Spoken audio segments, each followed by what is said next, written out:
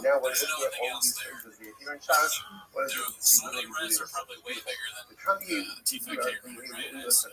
so remember again, remember, I'm also myself. How do you know people to move in a city in order to establish this? So this is going to focus once again in our mission. Like, how many people do you need in a city to establish a local center? So we were said as follows. Right. It was this. The company would be everything we listen to. May have asked. So the company said 120. We got 120 residents in the city in order to establish the center. And the Savior says, Masayim Bishoshin. You need 230. So the Gemara says, let's analyze this a little bit. So the Gemara says, the company would be here.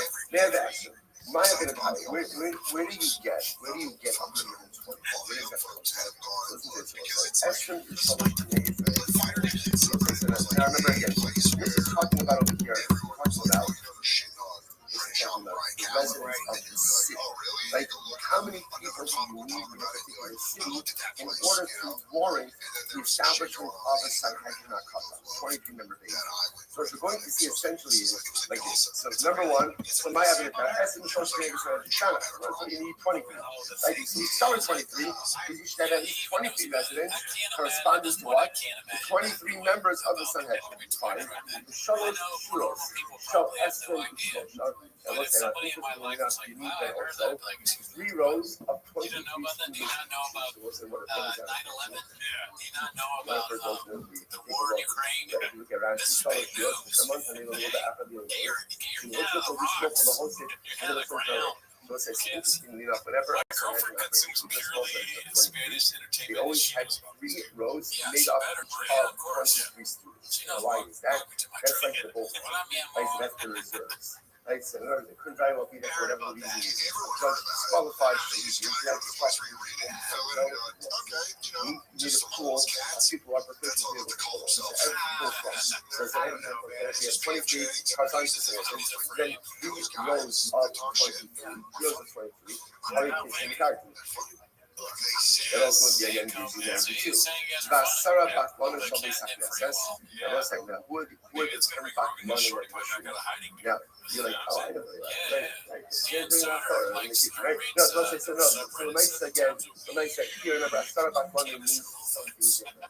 Vasara Bakmanu means that there were 10 people who were paid to always make sure that they were available to make the renewal. That was their job.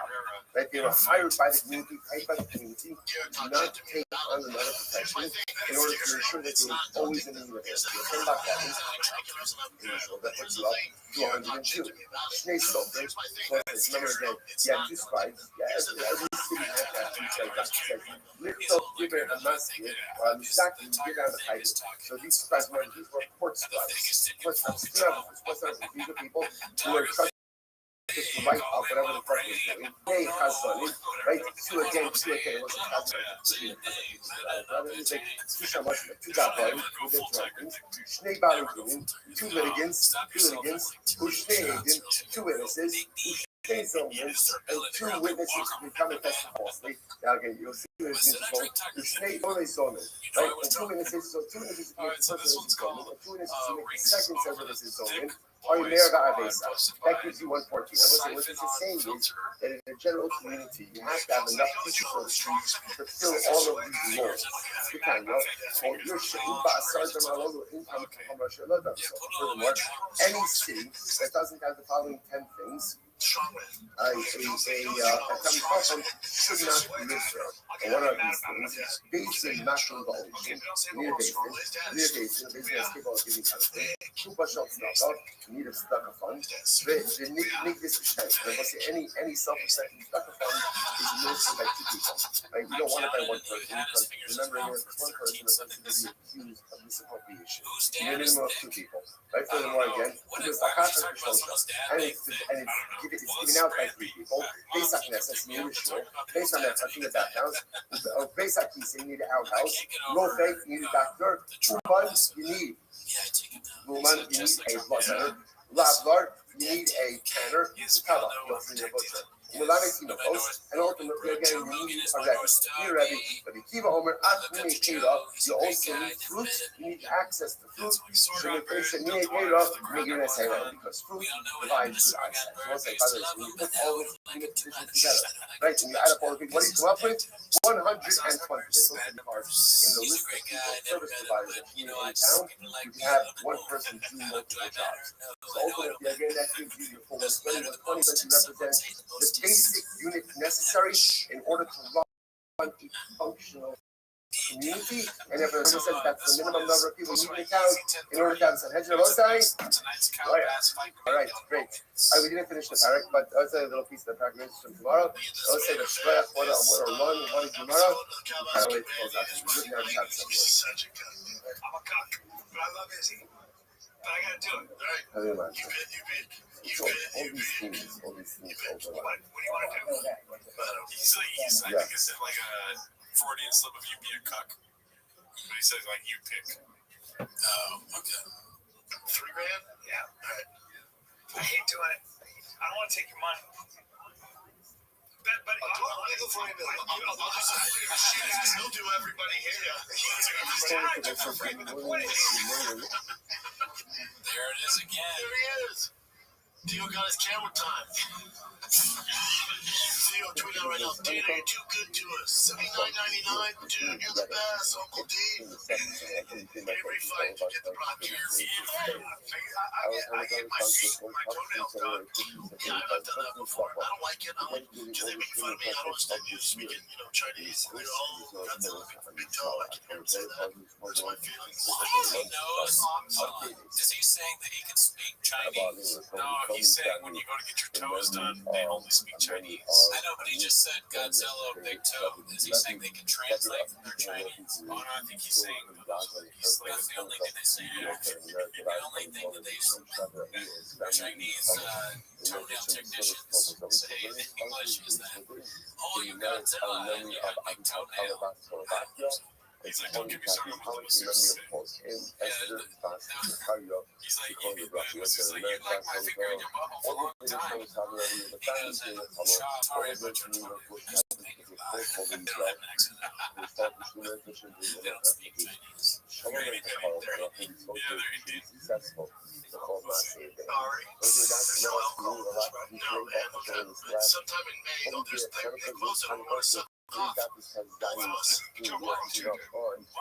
so much. Not so much. They're a couple of hands in the house. They're never happier than when they're making these stupid, awful gay jokes. It's their happiest moments. You see, he licked his lips after he said he would pay them all for free. Earlier, he was like licking his lip. He said, I'll do that for free. And he licked his lips as if he'd said this joke ever been said. Now they're doing more jokes about being gay. This whole show is half about being gay.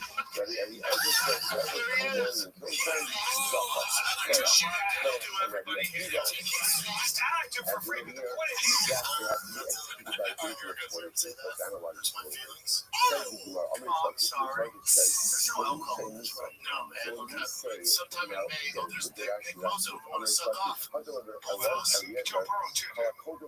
Not so much. Not so much. A couple of handsome fellas. Joe Burrow's not hot enough for a credit shop to suck off. No, they're saying that they wanted to suck them off. Joe Burrow wants to suck off the T-Fat K guys? I don't think so. Isn't that what they're saying? What are we doing?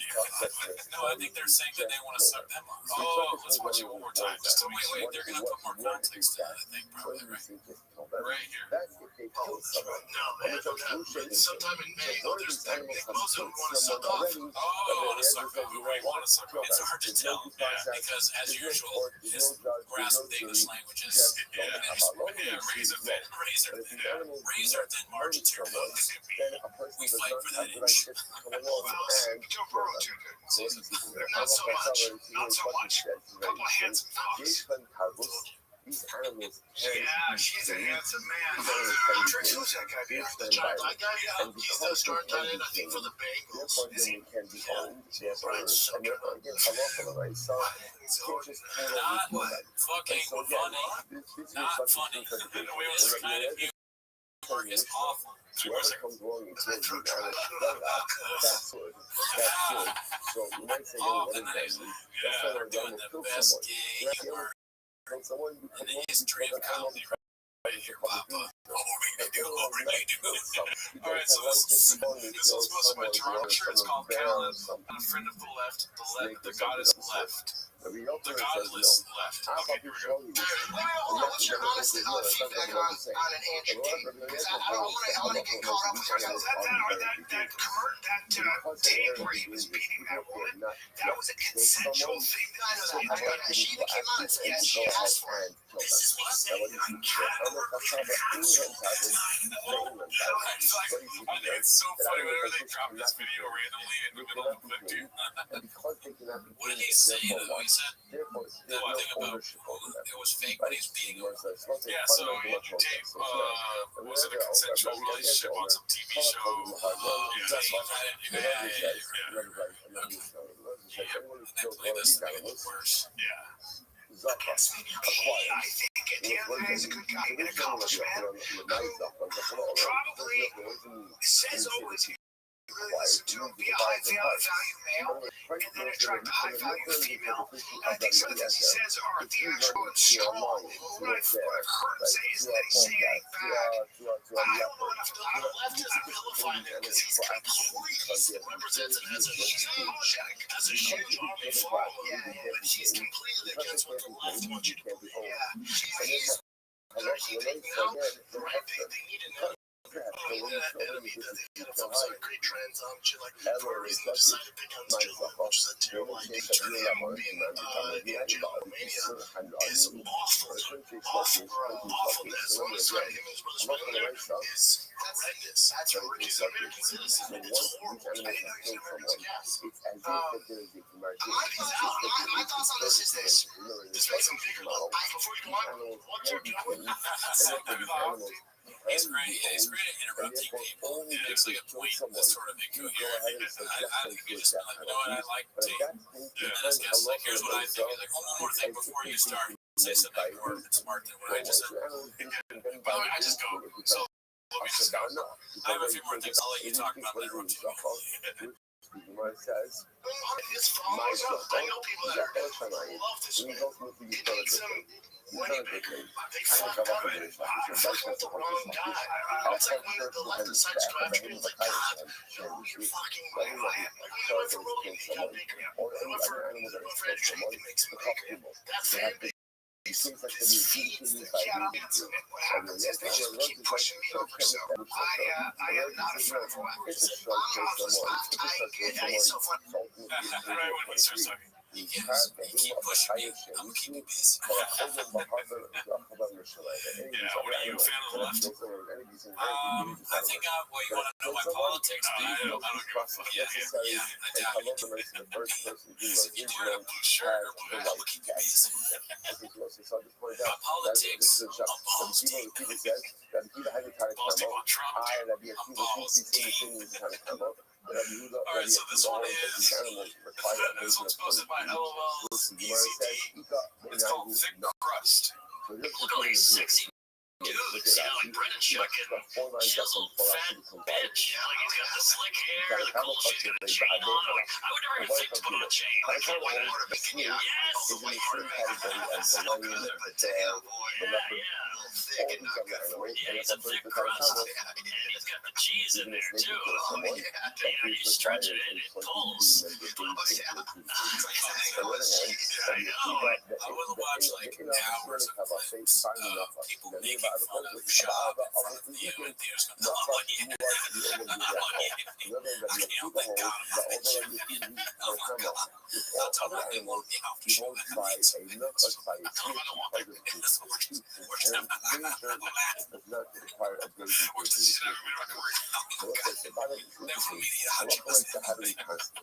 I know, but he's like 7'1". He's got a huge piece of ass. It's crazy. One leg is it's a fucking piece of the knee on him. He's got a big dick. He's got ligaments. Oh, dude, yeah. He can stand on his. He's these animals tend to You were on Logan Paul's podcast. You had a cow? Oh my goodness, you had a cow? Wow. Do you remember that? Oh wow. That's a denim vagina. Oh, that's my nuts. I didn't like that. if you have one of these things The problem is the jeans are too tight. No, that's not the problem. No, really. That's one of the problems. However, Problem. animals go ahead and put some halacha that they could be immediately I think it's more executed vagina. out of the process. Like Just kidding. So start with the first order. If they're old, Alright, so this one's go to posted someone's by property, Easy and hasn't 1030. done anything It's to called Papa anyone Can't Stop and Thinking kill it. about If blackfish. He must it's be killed, guilty of no something. prison is Is her necessary. favorite. This is our Must art. not be Oh, yeah. executed. Because I used to watch that Blackfish documentary. Okay, first of all, he watched Blackfish before going to this. Yeah, and he's talked about it. And also, the way he started talking about Blackfish,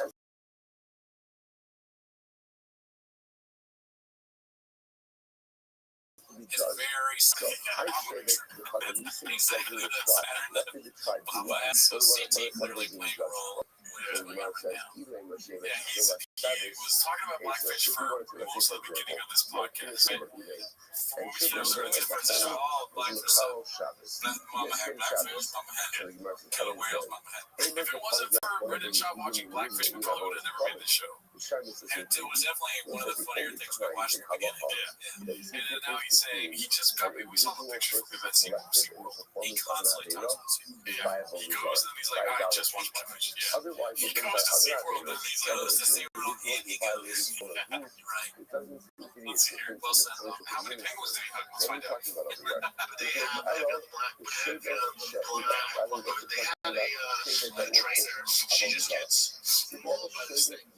And SeaWorld on the news was like, oh no, she drowned. Like that's what happened. He pulled her water down. The actual autopsy report came out. Bro, he scalped her. Fucking scalped. Yeah. Arms up.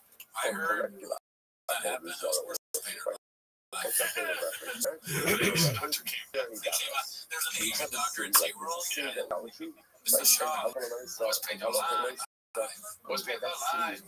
Hold on, dude. Can you tell me a true whale?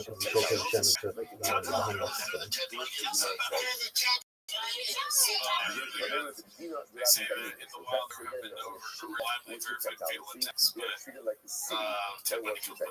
Yeah, I was assuming that was wrong because I'd heard that killer whales really don't. Yeah, when's the last time you heard of a killer whale killing somebody in the ocean? Almost never. Probably never. Humans are the ocean. Sharks kill humans at the beach. Yeah, exactly. That's the ocean. Oh, dude, that's about the sea. I don't think between the ocean and the sea, they're the same thing. No. The Pacific Ocean is the big water. Sea is like Salt Lake. Oh, no, wait, what's the sea? Salt Lake is a lake. Wait, the sea is the Cascades. So this one's called The Counts Talk About Papa Pissing in the Sink, posted by Sorghum Bird. I did the counts. I don't know. I think it's just like another added part to the universe. The CEO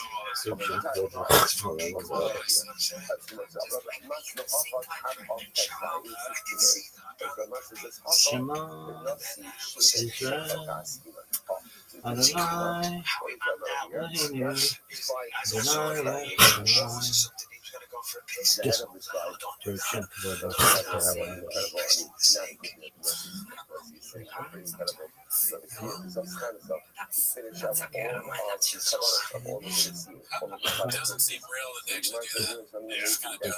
We'll say they clickbait that. I can't even do this thing. It doesn't feel real that they speak British. I don't know. British always sounds fake to me. You know, it sounds like we're doing a joke that we're talking about Brendan Bell, so they listen. Yeah, I'll have enough to do with this. The goal with guys in this call. Just repeat every once in a while. Yes, Rabbi. Yeah, but everybody does that. How he made Dale do it. I can only do like one British accent. Did you know that Brendan Shaw has a vagina?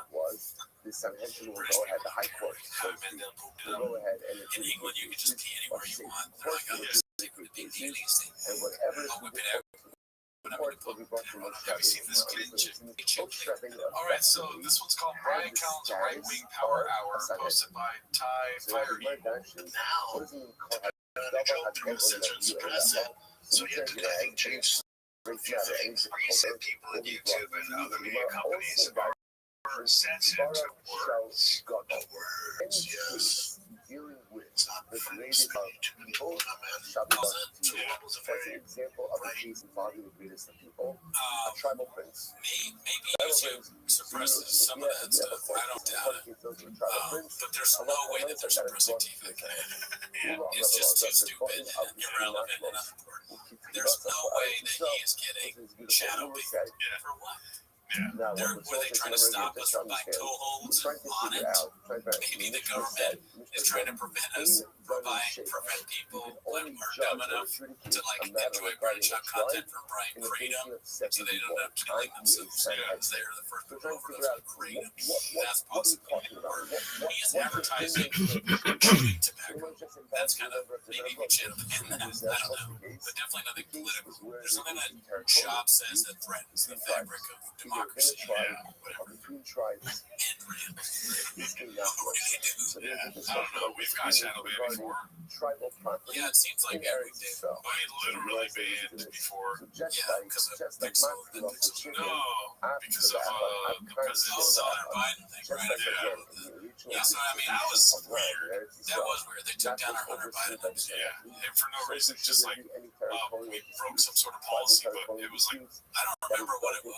Yeah, I deleted it. I was like, oh my god. Yeah, we was terrified. We weren't like they took us down. They took it over. They took it down. They back up. I was like, what do we have to do to make it up to you, dude? You can do shit. So, first saying they believe in freedom of speech and not censoring anybody. And I think right now the right's over there. But the right's over there right now. I got some notes on right platform. Yeah, let's just call it what it is. 4-1, 5-1, 5-2, 6-2, 7-2, 8-2, 8-3, 8-4, 8-5, 9-5, 10-5, 11-5, 12-5,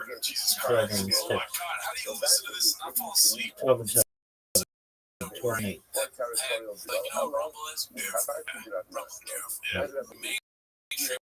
Corporate narrative. What are you talking about? You guys are two comedians. Dancing about. I think they're terrified of them homophobic jokes. Yeah.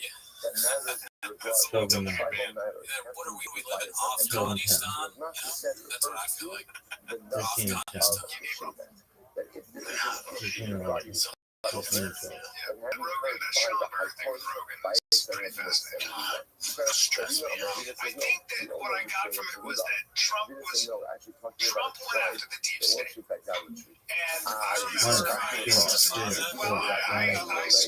love that Brian, he's way too smart to really think that. He's just saying it. That's awesome. That's the dark side. Really, you just start seeing some people that believe. I think that Trump was trying to drain the smart out. Swear to God, I've never said this out loud, but I remember I know some people who are maybe in the deep. There's only 1,000 that can do. Yeah, and they speak up. Yeah. Murderers Row, right? I mean, how good is the mothership right now? 13 and 7. I mean, when people like Waluigi and Joe Rogan think about their stuff, material, dude, that's like the best brains for the arts. 100%. Oh no. Every day they're going out there and they're just dying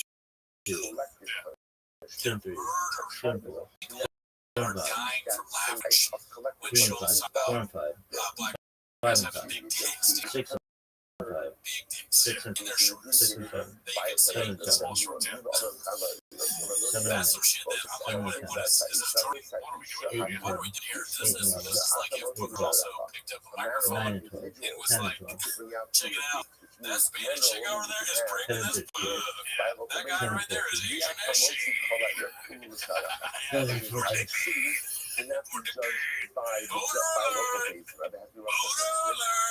If I told you I crushed the people, or would you believe me?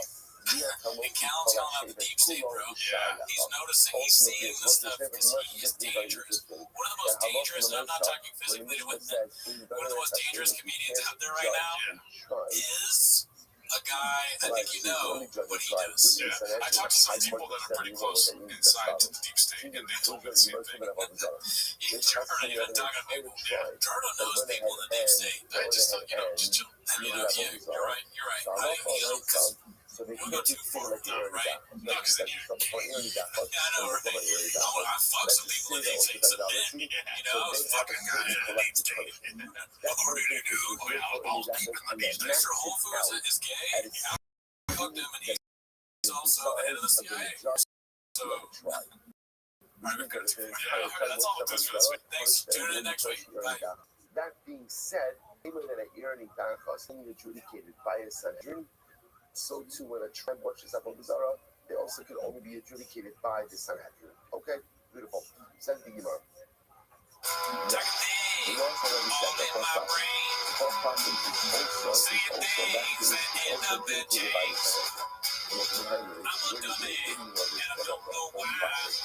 Post a selfie when my grandma died. Need it now. Don't know if your ass gon' stick around. Is he happy? Only a misery. Whatever it is, hey girl, truck walk with me.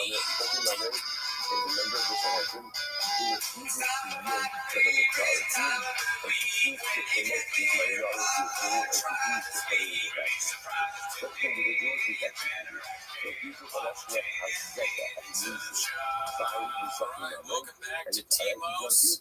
Like and subscribe. Join the Patreon if you want. Join the Discord. Everything's on Spotify. I have a show on the 15th at the Nightcap in Burbank, but that's not why you're here. Well, the reason you're here, as you know very well, is to watch show. 10 is a show, so play the change. You have a show on April 15th. Is that what I said? It's Saturday. Oh, it's okay. Cool. I'm not next year.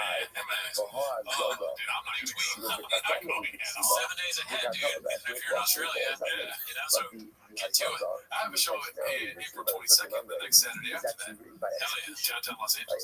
Maybe check the stream. That's not way. Let's get to the chick flip. The first one took us by storm this week, right? You know what I mean? This guy, Levon TR, really put on himself.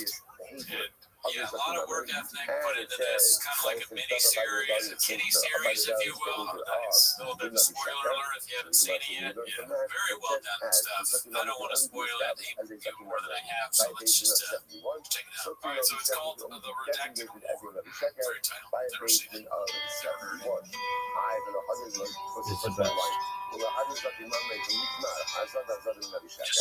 It was a place to make jokes. To others, a creative outlet. To a few, it's a place to be a dick. The truth is a place to discuss the podcast.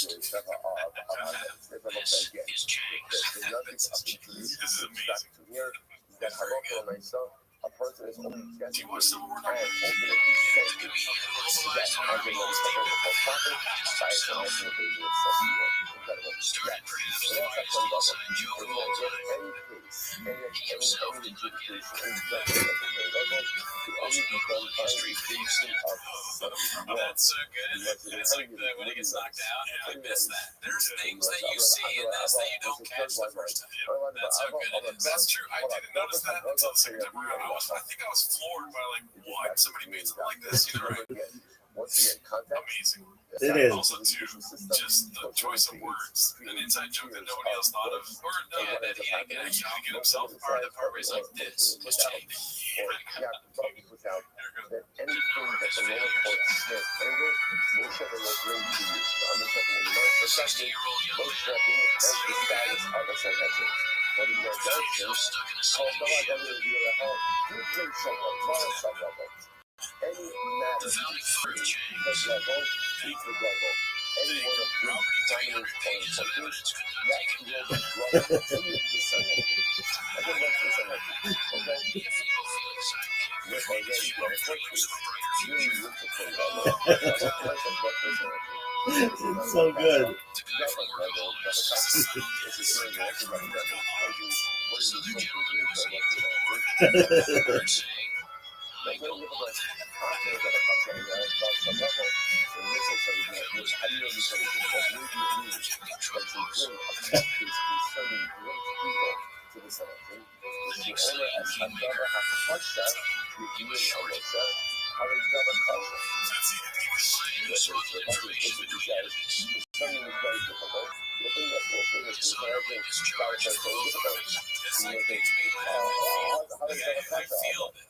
There's emotion that comes in. That's how deep I have been changed. So what's in it to go? Like serious. Or even to serve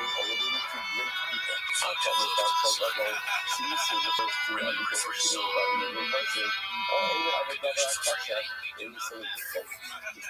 people.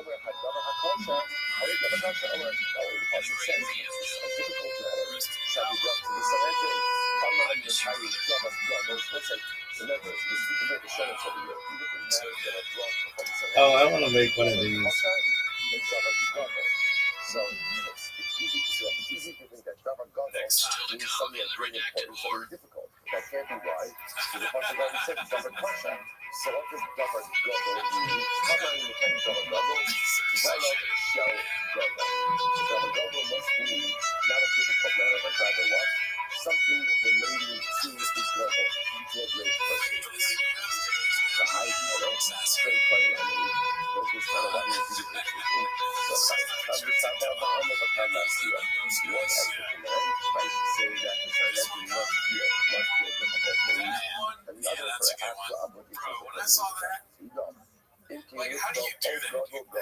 Probably the same way that you did it with that AI thing, and you type in General Felfing, or you type in Randy Felfing Civil War. AI do it if there's their ability to do this for each this is so funny. Like, AI is funnier than It's the music.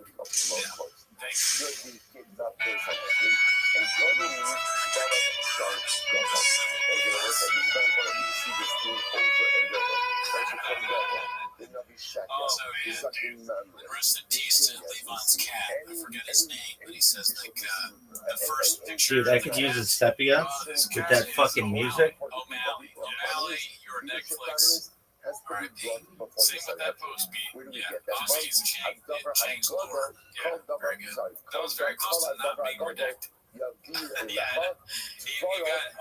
He looks almost not redacted. Yeah, it almost for sure we don't matter. No, not at all. Alright, let's get started with the clips here. This one I think I saw earlier in the week. It's called Ariel Naming the Waters Once Again. Yeah, I didn't watch this. I think probably subconsciously I wanted to yeah. Can you help me name the waters and where I can find Daddy's inside jokes, people they love the inside jokes. That's all that P.F. Chang stuff. You still haven't figured that out, right? So someone tagged me that Joe's on Twitter explaining is does that have anything to do with Brendan Shaw or something? Is that what you're calling it? Brendan?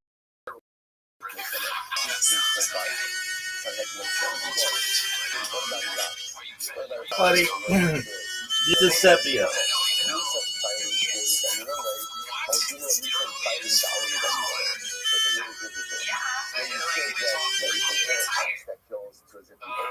Maybe 16, maybe it's a little bit before your time. Yeah, so Towards the end. You were at UFC 134, or were you the first show in Rio? no, I wasn't. Anyway, big time comedian. I started in November 2014. I think he was around. But it's okay. You can check out his comedy.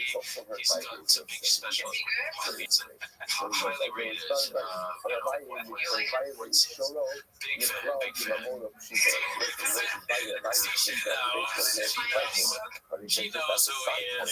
They're both like making fun of him. The open disrespect for Brendan is what I enjoy. I mean, it's crazy.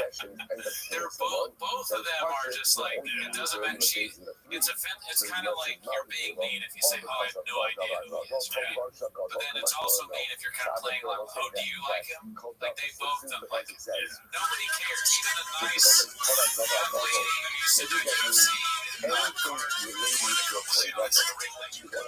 She's just sitting here crying. She talk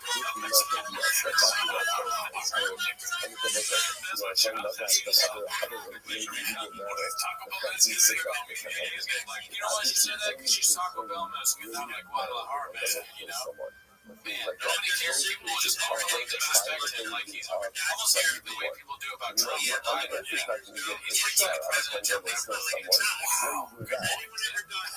pretty president. Wow. Yeah, I don't know what that is. Lucy, I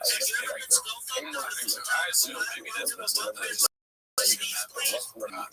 would be crazy if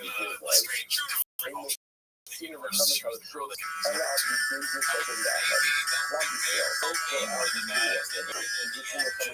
actually have a brain. I don't think they're ready for that. Job interviewing in that podcast. She has a she has a very matter quality to her. One of the but doesn't even matter. Posted by enslaved meth cook. Crazy. What a crazy name for you to say. Enslaved meth cook, and what's the other guy? Shitter throat motherfucker.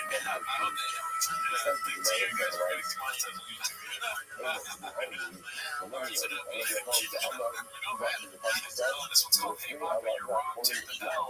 So I don't know if you know this, but it's a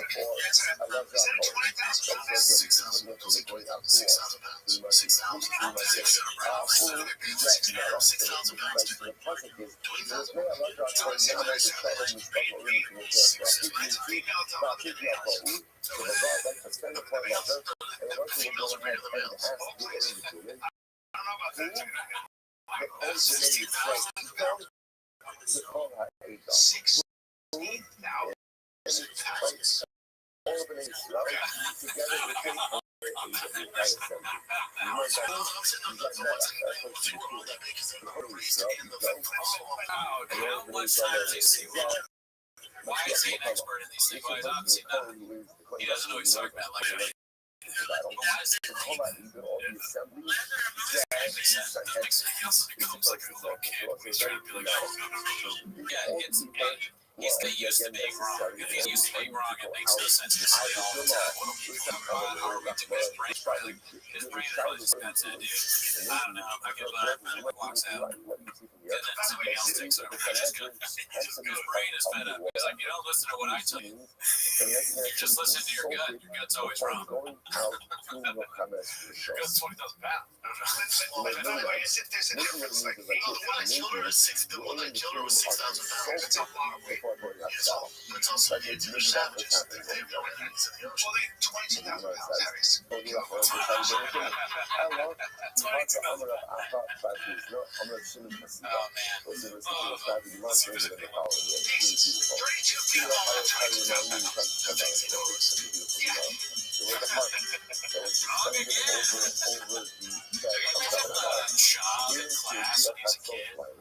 Teacher, like, does anyone know the answer to that? He's like, this, and the teacher's like, does anybody else know the answer to that? So he doesn't want to pick on him. He didn't know Shaq's gonna say something absurdly wrong. Yeah. Anybody else? I do. Okay.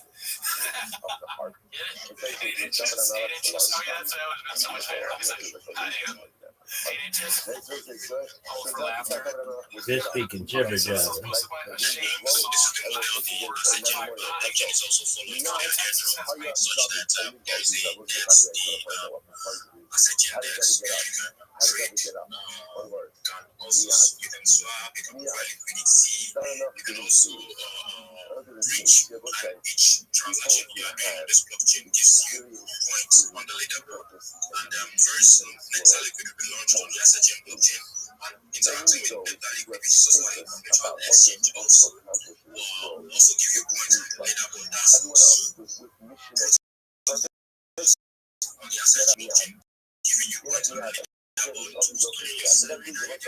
Yes, I'm here. You know what I was going to say? I'll tell you this real though.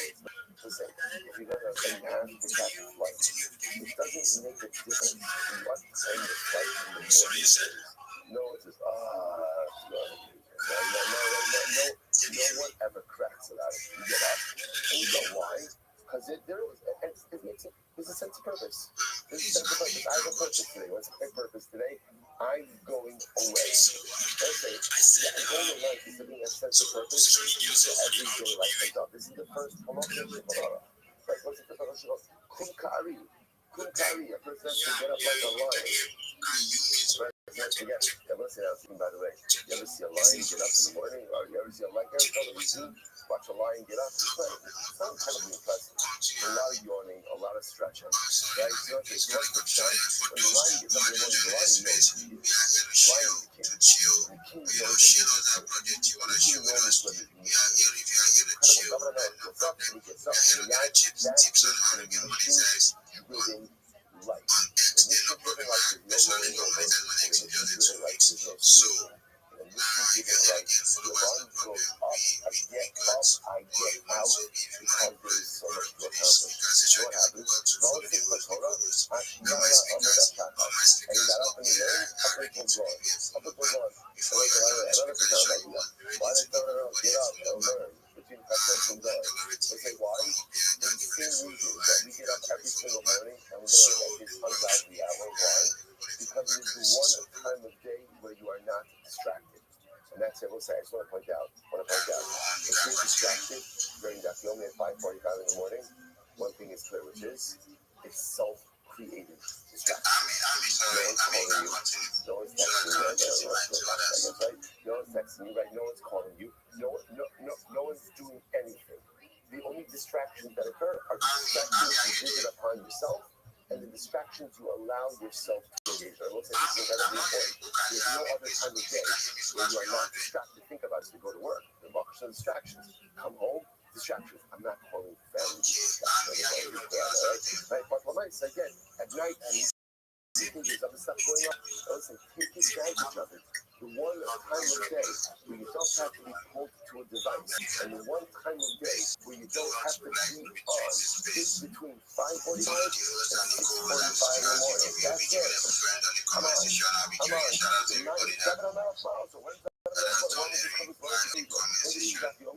From Chatzos until Amos. From midnight until when the rest of the world was sleeping, David HaMelech had a little bit of time to himself. Incredible.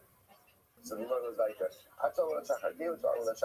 once the sun came, Nichnas Chachmei Yisrael Etzlo, so the Chachamim came in. Thank you so much for the opportunity to be here. I'm a free follow back. I'm following everybody in here. I'd appreciate the follow back. I'm Rabbi Rothschild. If you don't know who I am, you will. I stream my life 24 hours a day, 7 days a week, 365 days a year for world peace. I've been doing it for more than 4 years. Let's go back to the pandemic. We've seen the death of a queen, the birth of AI, the coronation of a king, and everything in between. This is a real life Truman Show, a real life Big Brother. This is the timeline and the time capsule of human achievement. In the 1990s, Bill Gates raised content as king, and I'm making it today. I'm king of the internet. This is the biggest event in global history, and here's why. In 2018, The Economist magazine stated that data had overtaken petroleum as Earth's #1 resource, and I have more data archived on the internet than any person ever, which is making me very influential. I'm going viral, and when I do, I want to make you, your friends, your family, all financially independent if you're not already. I want to ensure that you have generational wealth if you don't already. And I want you to be able to start charity and philanthropic organizations of your own. I'm unlike any influencer you're ever going to meet. I'm not live on one YouTube stream or 2 YouTube streams. I'm live on over 20 simultaneous YouTube streams 24 hours a day. You can view my life in 300 degrees. I even have a ceiling camera. If you want to view these links, they are available in my profile. Additionally, they're in my pinned post. You'll also find in my pinned post a link to my link tree. I dare you to look at my link tree. No one dares you to look at my link tree, but because I have more social media than any person ever. I have more content than any person ever. Additionally, you'll find a link to my Discord, discord.me/Rabbi. We have over 2,500 people in the community and continue to grow every day. In addition to making you all wealthy and wanting to promote world peace, I want to help end world hunger through the use of technology, such as agricultural drones, floating greenhouses, saltwater greenhouses, hydroponics, vertical farming, cloud seeding. I want to help end world thirst. I'm sponsored by a cryptocurrency that's worth about $100 million. And one of the things we do is we build wells and water towers in developing nations for the benefit of the less fortunate. Additionally, I'm an advocate for the LifeStar program and, most importantly, desalination technology, where we pump Earth's seawater onto land to make it drinkable. If you are a reply guy, if you're a Web3 marketer, if you're a raider or a shiller, and you want a free mentor, coach, and friend, send me a follow. I will follow you back. Send me a DM. I will respond. I want you all to know that I'm here to support you both personally and professionally. I'm here to be a positive person in your lives. I'm here to have an optimistic view on the future. And most importantly, I want to give people hope. And with that, I sincerely appreciate the opportunity to share. And when he realizes that the rebellion failed and he betrayed David, he ends up taking his own life. So it's more about stuff. That's a advisor.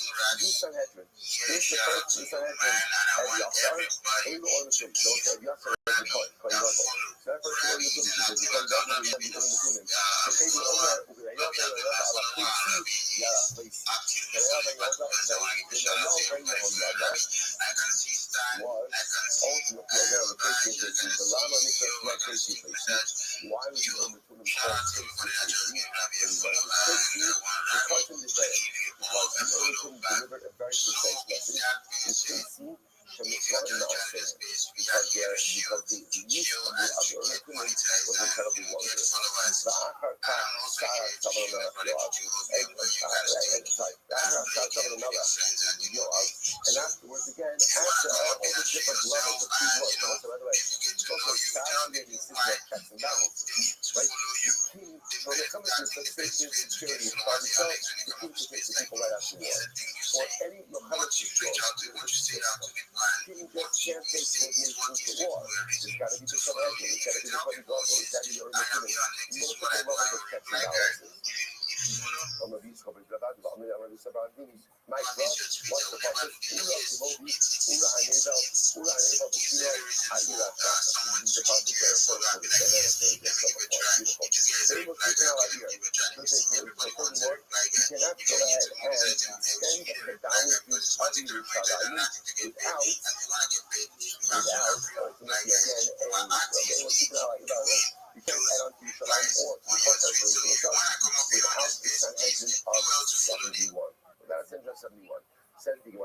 where do we know this? So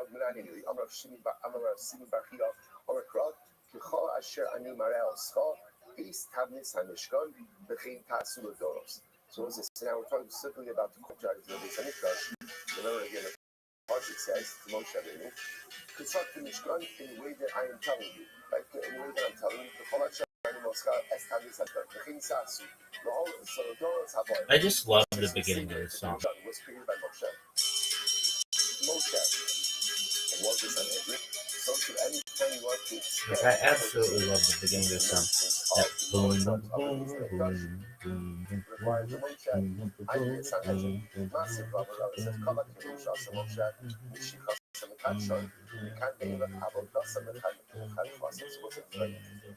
all the service practices they play shots. If one shopping in this one done, the way they work connected with the service was anointed with oil. Once you're anointed on the job, oil. I love this fucking song. I really like the beginning more than anything.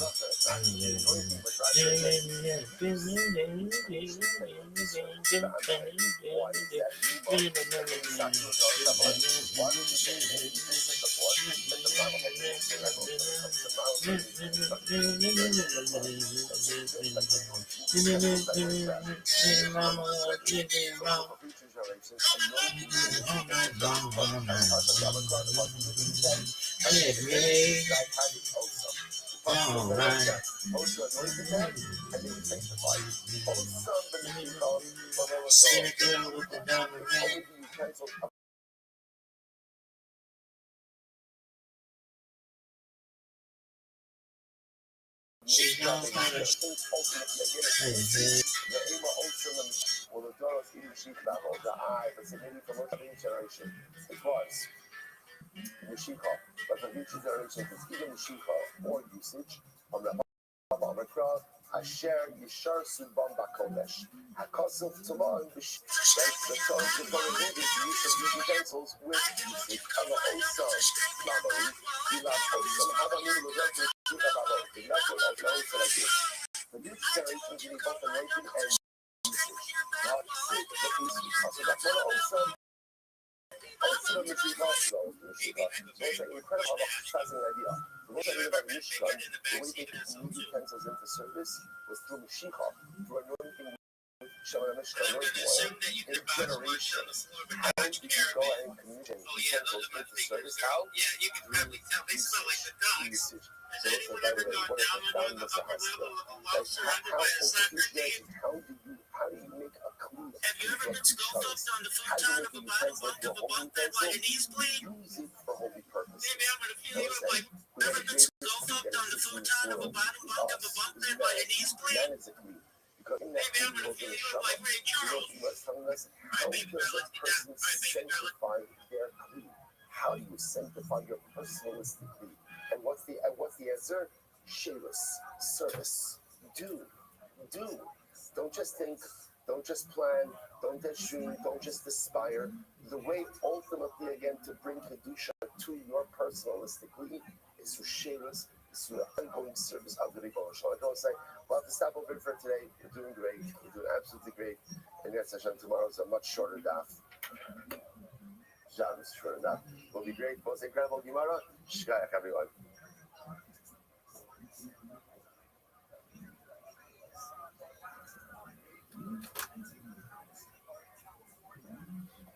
All right, everyone's going to have a wonderful day, everyone.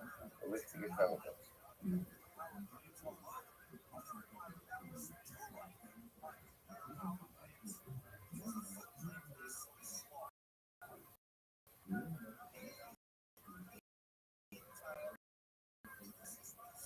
Good morning, Lit. This is those Hanukkah. Let's meet together in the second Sanhedrin. Give my thank you for all of us to say this today. Alex Hanukkah responsible for Tuesday, May 5785. Talks to Mishpacha. We're dedicating all the children trustless of this year. In the Swiss, as well as from the month of Kislev, for the month, of Davis. Kabbalah, the Talmud family, in memory of Amit Ben David Levi, brother of Peter Levi, who was killed in Gaza on the first night of Hanukkah. We hope that in the merit of our Talmud Torah, the Sham Shabbat Aliyah, his family will be followed. We have to show the sun is focused. So we can learn this part of this recently in the merit of memory of Kalabas Slovakia, and Choli Kathy Halik, in memory of Paul Stan, Esther, Abbas, Zachariah, Zachon, the Rabbi, in the merit of our Talmud Torah. All the Sham Shabbat Aliyah, the families will be followed. All of those who are in the trying to get a signal of successful.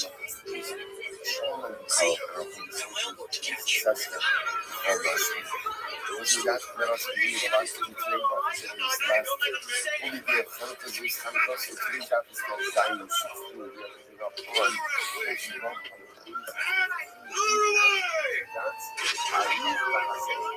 remember again, the Mishnah spoke about the idea, so when we translate the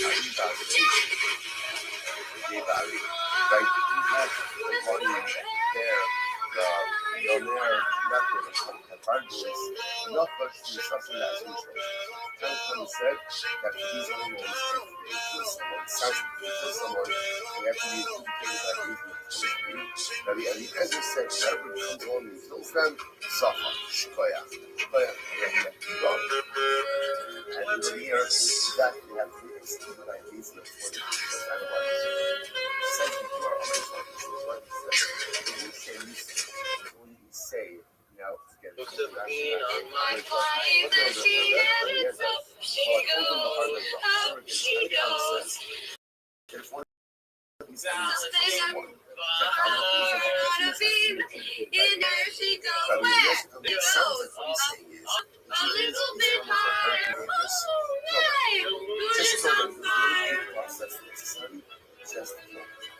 Sluggish means one is one side.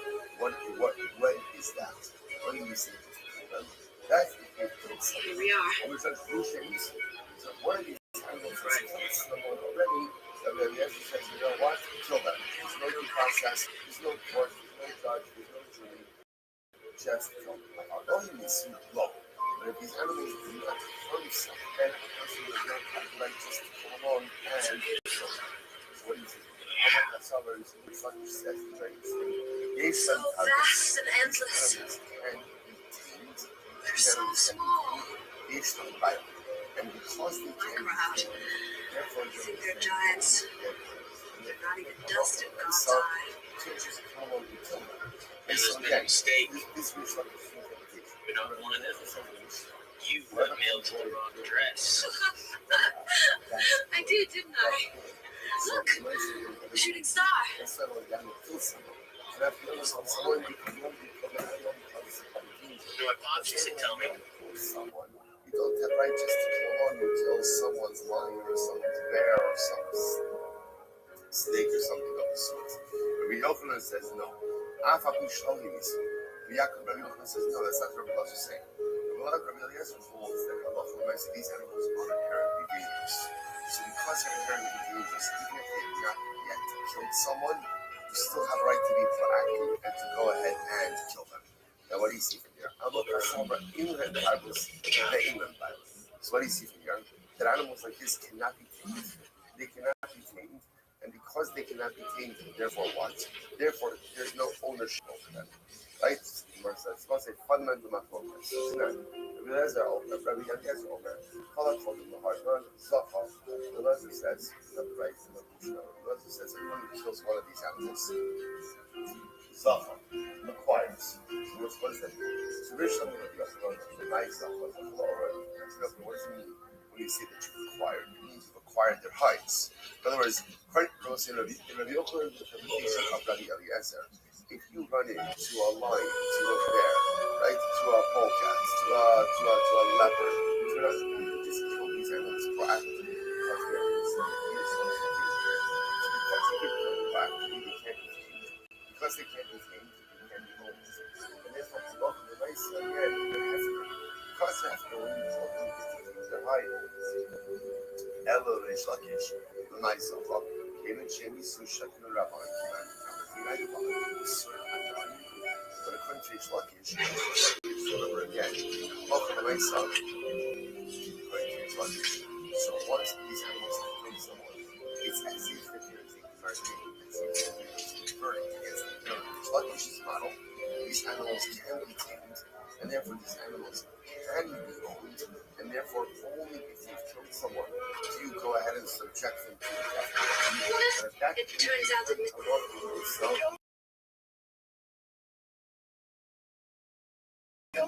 and that. But once the animals no.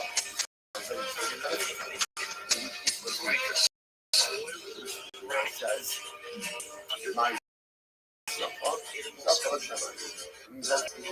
Makes his own money.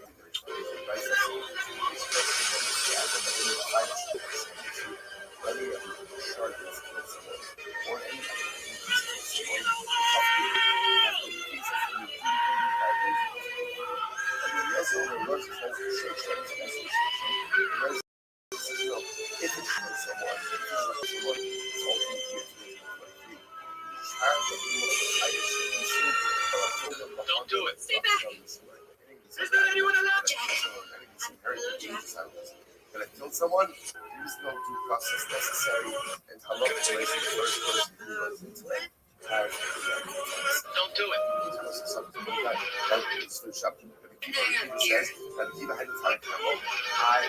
Seems to be saying the same as time come up. Rabbi Yehuda, Rabbi Akiva holds that these animals require a base of 23.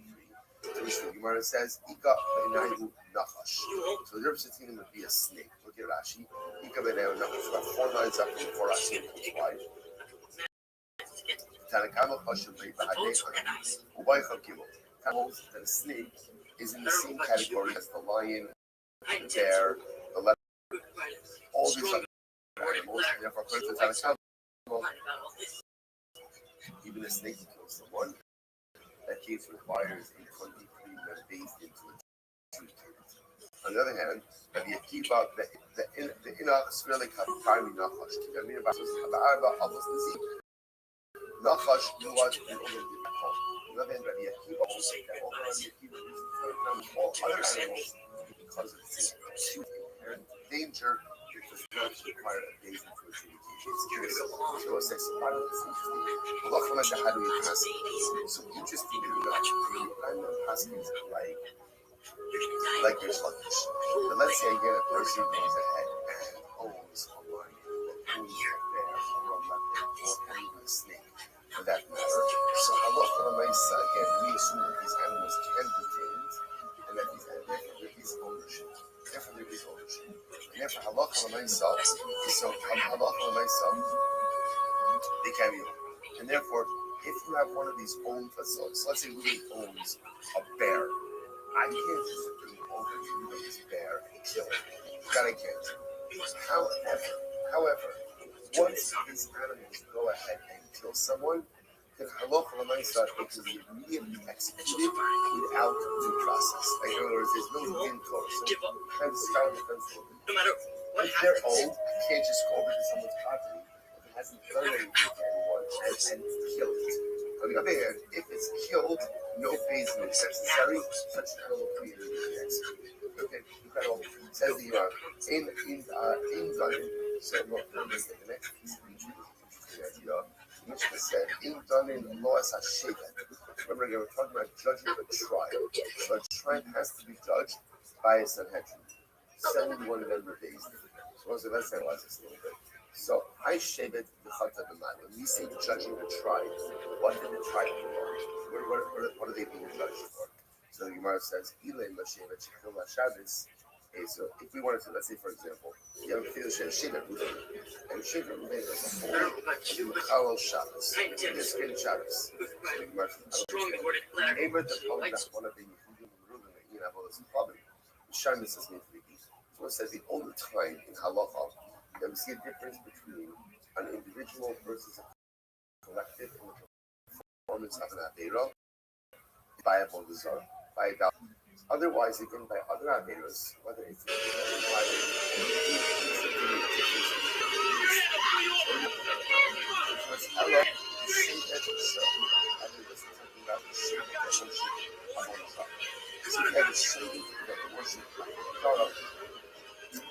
they are judged by and then remember again, what's collected at both these right? What's our favorite reference for that? Our favorite reference? Learning that. So you have to see that it's a sin that worship idolatry. Like in halacha l'maisa, those that city is wiped out. So the more specific meaning, the shit that can worship idolatry. Remember, do not forget that Shiva worships idolatry. They are treated like a city that worships idolatry. I've become also very curious how large, like what is the size of it? That was a city idolatry. The city is only like that. They have it like that. How large is it? 10 people, maximum. You notice how many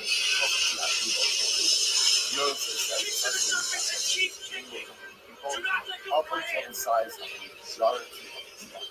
I think that notice a little about what is it? Really that was only up to the size of the majority of the tribe. But what? Not the size of an entire tribe. So what's going on over here? That's the most Rabbi Masna Hacha Kap of Tesayin 68. The Masna says Hacha the Nasi Sheva Shechatas. Oh, interesting enough. What is that? Not the tribe sing. Not the Nasi. The head of the tribe sing. What's the head of the tribe? So it's kind of finish up all of the Kabbalas of all of the Nasiim, all of the tribal princes. So the Gemara says there is something amazing that halacha l'maisa, what are we talking about? For the Nasi of the tribe sin. Milo Amravad Barava, Chaladavar Hadover Yavio Elecha, Dvarov Shagado, I commanded We're going to talk about this more, but the halacha is as follows. The Torah says, "Kol davar hagadu yaviu elecha." Any great matter will be brought to you. So let's just remember again. This is talking about the Moshe Rabbeinu set up the judicial system. So again, the way it was set up was the Sanhedrin will go high court. We'll go ahead and adjudicate cases. Courts will adjudicate cases. And what difficulty the courts will be brought to Moshe Rabbeinu. This is seen before already. Moshe effectively the status of the Sanhedrin. What does it mean for Hadavar Hadavar Yudelacha? So we translate it as any great matter, any difficult matter will be brought to you. You are also Bara Shel Gadol. Any case dealing with the greatest of people shall be brought to you. Of the case involving the greatest of all, a tribal prince. Tribal prince. So if we have a court case, and the court case deals with a tribal prince, halacha l'maisa, that is brought to the Sanhedrin.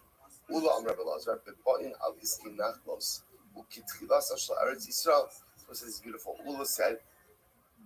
Now, what if someone says, remember again, just to understand, we're trying to figure out. The Mishnah said, "Ain done in shevet." You can only judge or adjudicate a matter regarding a tribe in the basin of 71, i.e., a Sanhedrin. So we're trying to figure out what are we talking about? What's an inyan shel shevet? So the Gemara is just advancing a number of different approaches. So Ula says, what's the case? The case is where there is a territorial dispute between tribes, either within a tribe or between tribes. Iskei nachlos. So there's a discussion or a disagreement regarding tribal property in Eretz Yisrael. So the Gemara says, listen to this. So just like matchila, so shivim, ab sabachad, af kan shivachad. Just like again in the original distribution of Eretz Yisrael, that was overseen by the Sanhedrin. So too should there be any territorial disputes, tribal territorial disputes, that is dealt with by a Sanhedrin of 71 as well. So the Gemara says, well, if that's the case, Afkan Kafi Orban to the Chol Yisrael.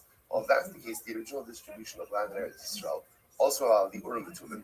And again, the Urim V'Tumim is the breastplate of the Kohen Gadol, right? That had all the stones with the names of the tribes. In there was like a fold, a fabric fold, and inside of that fold was the 72 letter name of Hashem. That piece of parchment with the name of Hashem acted essentially as a spiritual battery for the Urim V'Tumim, to the point that they were able to consult HaKadosh Baruch Hu, and the Ribono Shel Olam responded through the Urim V'Tumim. Well, that was also used in the original distribution, as were lots. Literally, again, each tribe drew a lot. So if that's the case, maybe you should need all of these things for territorial disputes as well. Ella nechabarta kidrat masna. Rather, Rabbi say it would appear that the preferred approach or the preferred explanation is Getanishra Rav Masna. So again, what did Rav Masna say? Rav Masna said that Inyan shall shave it. You're right. A tribe that worships idolatry is not put to death the way that a Yer Nidachas is. Rather, again, their particular capital punishment is the same as individuals who sin. However, Beitina dirabim dainole. We will judge the case in the Sanhedrin. It was interesting. There was an Yer Nidachas given a certain type of collective punishment. A tribe as a whole cannot receive that same type of collective punishment, but their case is heard. The case is adjudicated by a Sanhedrin of 71.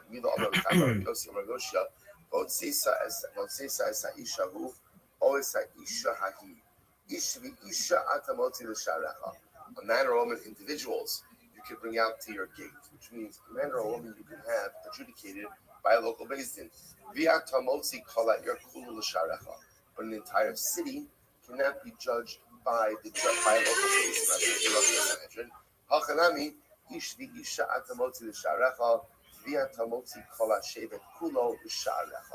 Ultimately, as Moshe said, but the Gemara suggests something very interesting. That halach l'maisa, when the Mishnah says in danenes hashevet, you can't judge a tribe. Right, I should say you can only judge a tribe with a Sanhedrin, a high court of 71. What that means is as follows. Seems the conclusion of the Gemara is talking about the Zarah. That you have an entire tribe that went ahead and committed level the Zara. So halacha l'maisa, so they can't be treated like an Irani Dachas, right? Because as we saw before, Irani Dachas, and we'll talk about Irani Dachas, that's a city that worships idolatry, so they have a certain collective punishment. That punishment is reserved for Irani Dachas, and that maxes out at a city that is the size of the majority of a tribe. Which means that if an entire tribe worships Avodah Zarah, you cannot punish them the way you punish the Irani Dachas. That being said, the same way that an Irani Dachas is only adjudicated by a Sanhedrin, so too when a tribe worships Avodah Zarah, they also can only be adjudicated by the Sanhedrin. Okay, beautiful. Says the Gemara. Next, the law is Rabbi Sheker, false prophet. So false prophet is also that case is also adjudicated by the Sanhedrin. Where do you know this that a false prophet is dealt with by a Sanhedrin? So I'm going to Asya Hazoda Mizokim Mamre. You make How don't they have sepia? That's like the one thing Hazoda means everybody has. intentionality, like Mazid. Right? So you find this same notion of Mazid. No, we have 50 fucking things that'll make you look And pink. Zakim Mamre is a member of the Sanhedrin who refuses to yield to the majority and continues to promote his minority opinion and continues to put it into practice. Such an individual is executed. So it uses a lotion of Hazada, of Mezid, by the Zakim Mamre, and it Yazid, and that same lotion of Ha'isha Shayaseh Bizodo. So there's a lotion of Mezid by Zakim Mamre, and a lotion of Mezid by Navi Sheker. So the Gemara says, Ma la'alon b'shem le'achad, afkam b'shem le'achad. So just like the Zakim Mamre is executed by a basin of 71, so Navi Sheker is executed by a basin of 1. V'ha azola, ki ksiva b'katalo u'diksiva, b'katalo b'esmer flasu. For 1 second. But the Hazodah, the intentionality that's written by the Zakim Mamre, is actually written by execution.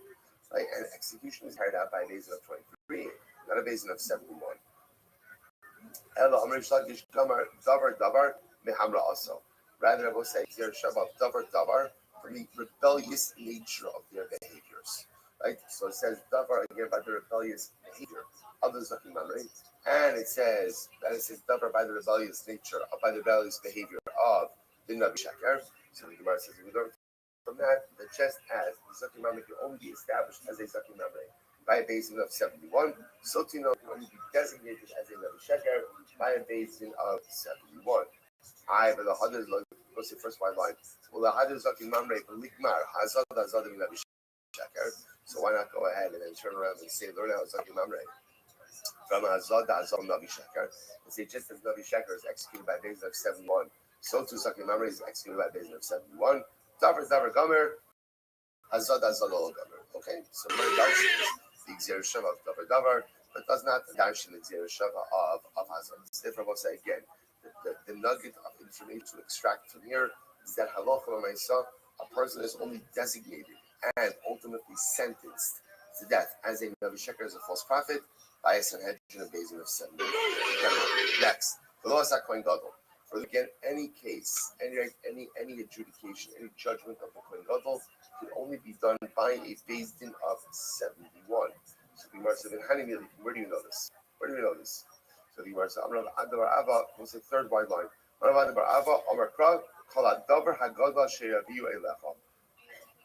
just started this beginning of the daf. So let's remember again. Once again, context, the establishment of the judicial system. Moshe Rabbeinu creates tiers of courts, and what ends up happening? Moshe Rabbeinu says, or Moshe Rabbeinu puts out, or Yaakov puts out, that anything that the lower courts can't handle, Moshe Rabbeinu will bring to you.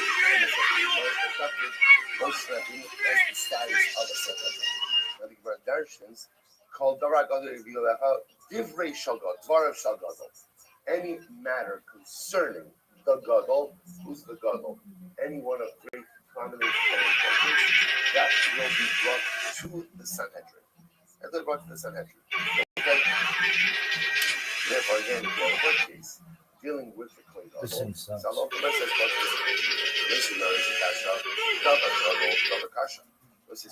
the double Gadol? What does it mean? What does it mean? Something great to watch the Sanhedrin.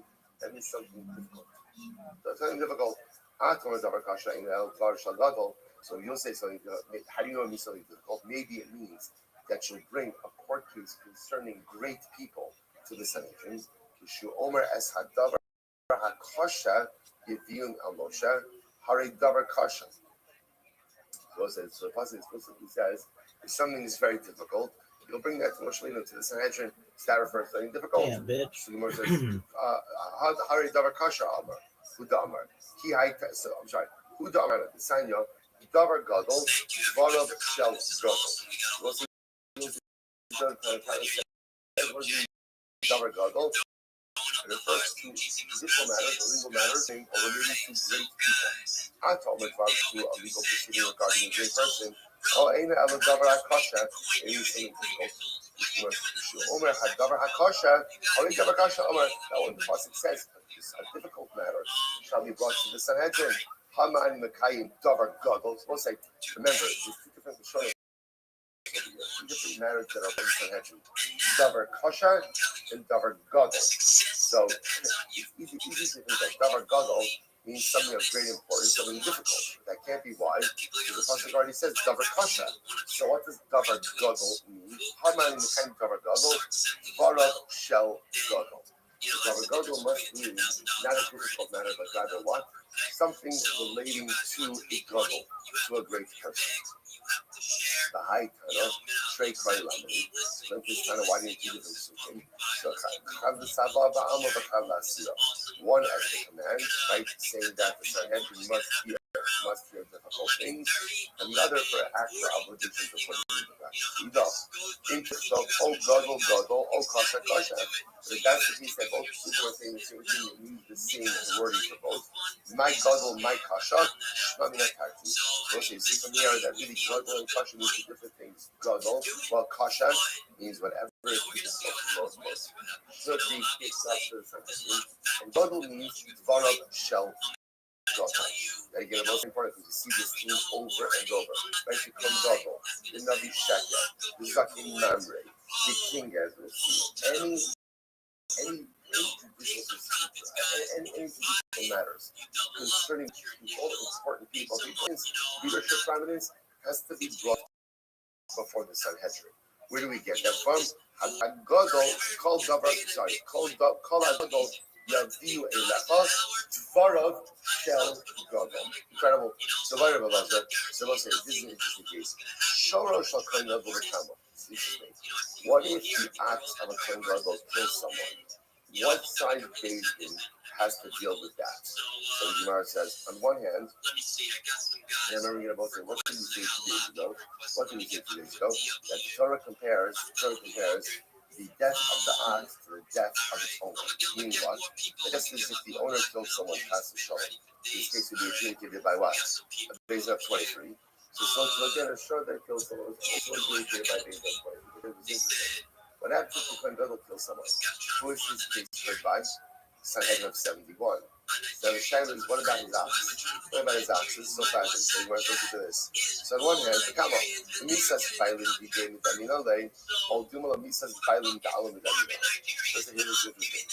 When we say that we compare an ox that kills to as if the owner killed, is that just like an abstract? That if a person kills someone, their case is heard by Beis Din of 71. Or no, maybe we look at that specific owner. So again, in the case of a Kohen Gadol, you were to Hashem kill someone, his case will be heard by Beis Din of 71. So maybe if his shor killed someone, then what? It's also heard by Beis Din of 71. So interesting. So he was although it started by Rabbi Shoro Michlal Mamoro Pshita. He wants to Rabbi just makes an observation as an answer to the question.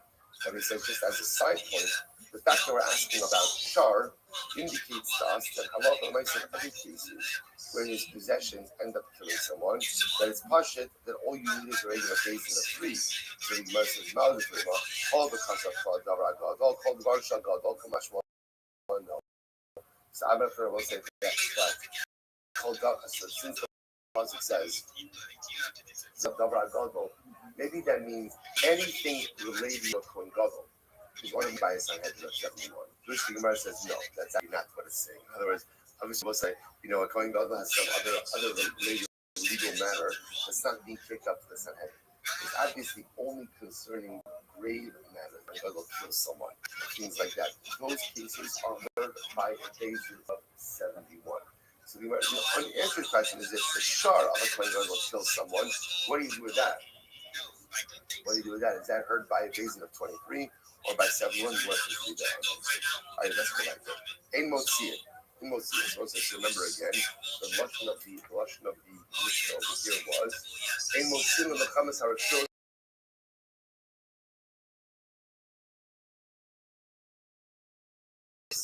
Ela Alpeh. Remember, there's no Mechamas Mitzvah is any war for the conquering of Eretz Yisrael, the division of Eretz Yisrael, and the Pashtus is placed around them and others for the safety and safety of Eretz Yisrael. What is a Milchames Rishon? War for territorial expansion, revenue, conquering of land, more resources. Therefore, it says if you want to go out for a Milchames Rishon, that requires the permission of the 71 member Bezdin. He says you might let's analyze Amos ibn Hanimili.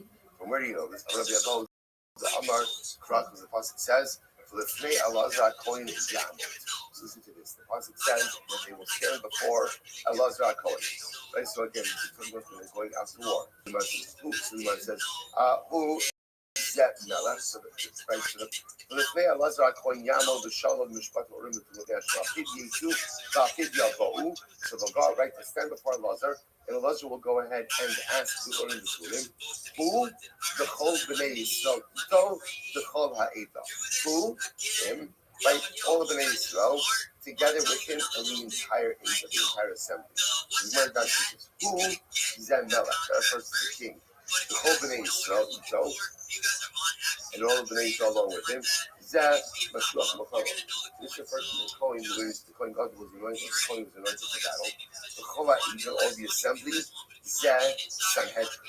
This refers to Sanhedrin. So I'll say very dramatic. So these are all the people who are ultimately again necessary in order for the army to go out to war.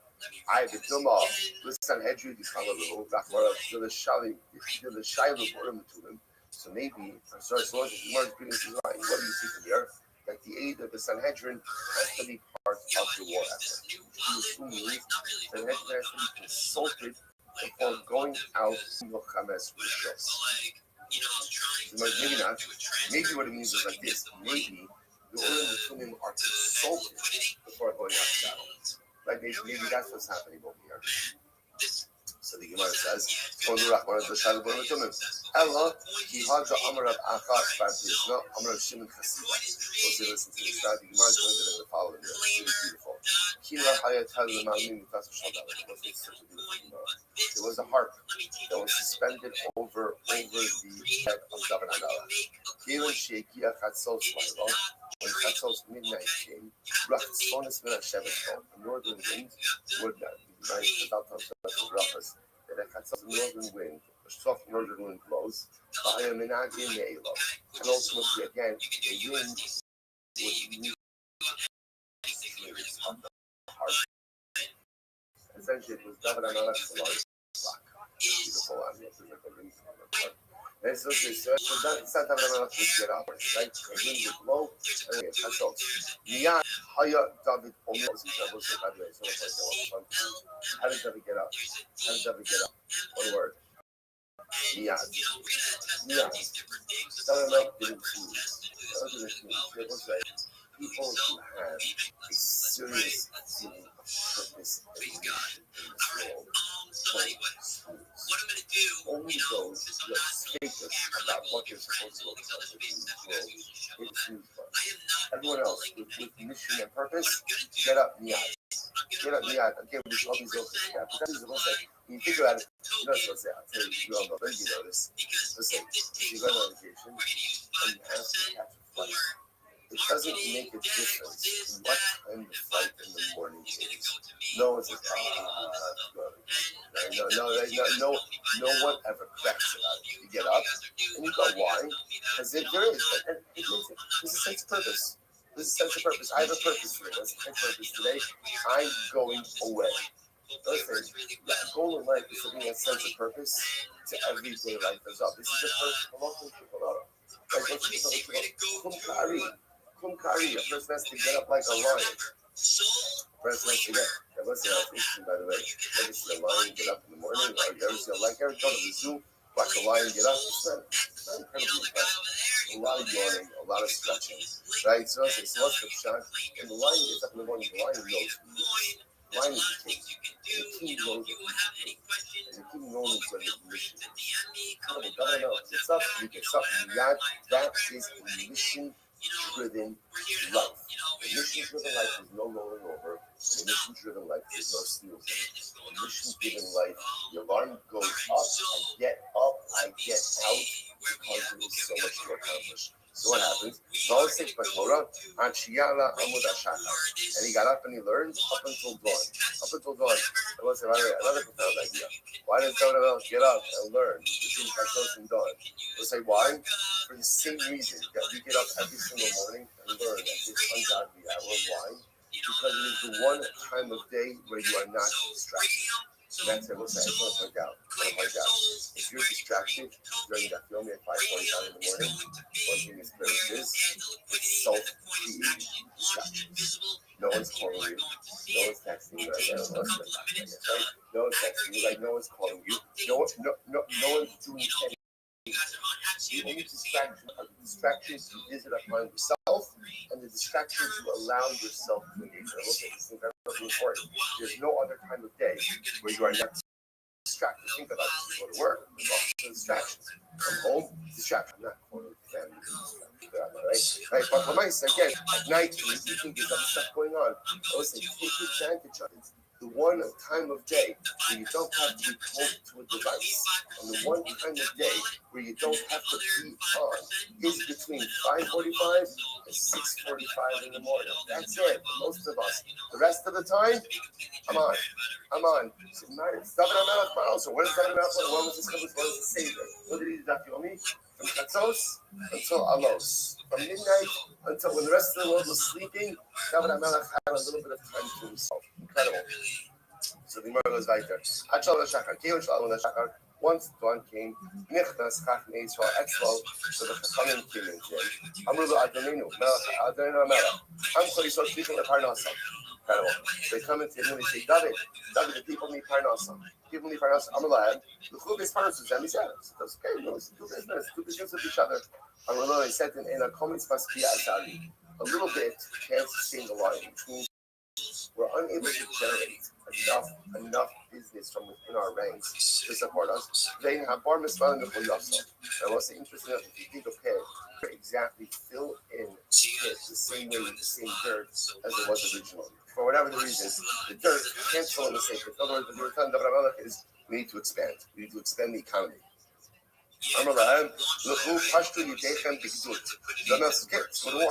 Let's go to war. Let's expand the territorial areas of our social for economic purposes.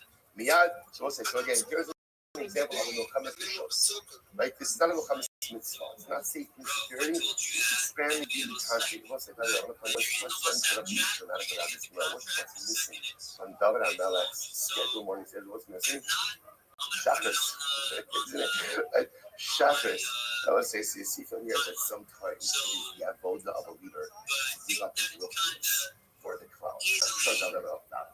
But I guarantee you, David HaMelech's davening probably wasn't, like Shabbos, probably wasn't, as long as he wanted it to be. Probably wasn't as Kavanah skilled as he wanted it to be, because once the day started, then he had the responsibilities of the people. So the nice, again, that's what a leader does. A leader sacrifices. He's looking for ultimately, again, the benefits for his growth of his constituents. Not only that, we'll say, what's the first thing that I'll deal with in the morning? The economy. Right? In any Kamach in Torah. At the end of the day, the first matter of business is economics. If economics aren't taken care of, then the rest of the social infrastructure of the people doesn't have the ability to thrive. So what happens? You're going to war. So miyad, yotzim b'chifofo, then nothing is the entire story just to show how war played out. So remember again, they consulted with Kitofo. We'll see what all these people are in just a moment. They consulted the Sanhedrin and they asked them, "It's my grow. What's the passage of the day? It's my grow." Then that Yasar Sava this was David and advised the Achitophel story describes never again Achitophel and joining the rebellion of Ashal. And when he realizes that the rebellion failed, then he could take his own life. So it's about that. That's an advisor. Omer, the Ashal Achitophel Shayat. Ubinaya Ben Yaya, the Ubinaya Ben Yaya. This is the first Sanhedrin and Yasar. Elu Urim Tumim. So say Yasar was Kohen Gadol. So that first Urim Tumim was the Kohen Gadol who wore the Urim Tumim. The Chedu Omer Ubinaya Ben Yaya ala Tracy Yala Tracy. Ubinaya Ben Yaya Ubinaya Ben Yaya was ultimately again Tracy. The Lama Nikra Shema Tracy. Why was the Urim Tumim called Tracy? So the verse says Tracy. The Carson Israel. Because the Urim Tumim delivered a very precise message, because the use of the Urim Tumim was incredibly wondrous. And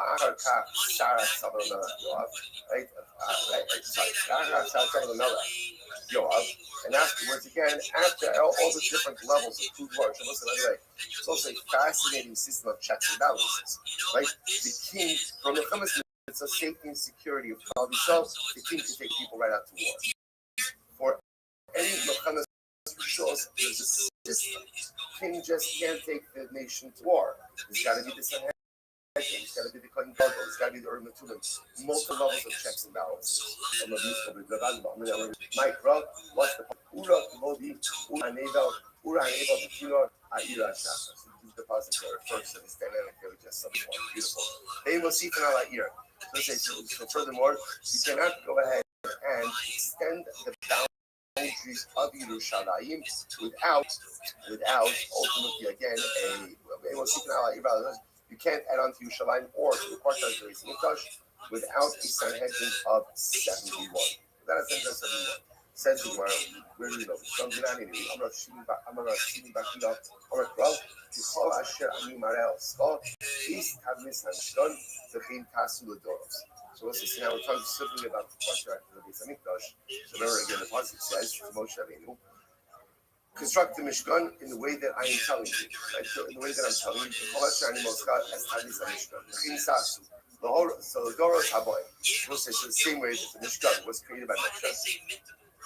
Moshe was a Sanhedrin, so to any time you want to extend or change the dimensions of the courtyards of the Beis Hamikdash, requires the Moshe. I need a Sanhedrin. Master Rabbi says, "Kalakim Shasa Moshe Mishikasa Mekachon Mikan Ve'ilach Avodasa Mekachon." All of the service utensils, the clay sharis that Moshe Rabbeinu made for the Mishkan, the way they were commissioned into service was anointing with oil. Once you anointed them with Shemen HaMishkot anointing oil, they were commissioned for service. After Moshe Rabbeinu, in future generations, Avodasa, it's not the anointing, but rather again, it's use, which commissions them into service. Why is that? Why don't you say again? You just said before that the model of the Mishkan by Moshe becomes the model for the Beis Hamikdash in future generations as well. And say, just like anointing utensils by Moshe commissioned them into service, so too for future generations, anointing commissions into service. Because it says, "Vayim Shechem, Vayikadesh."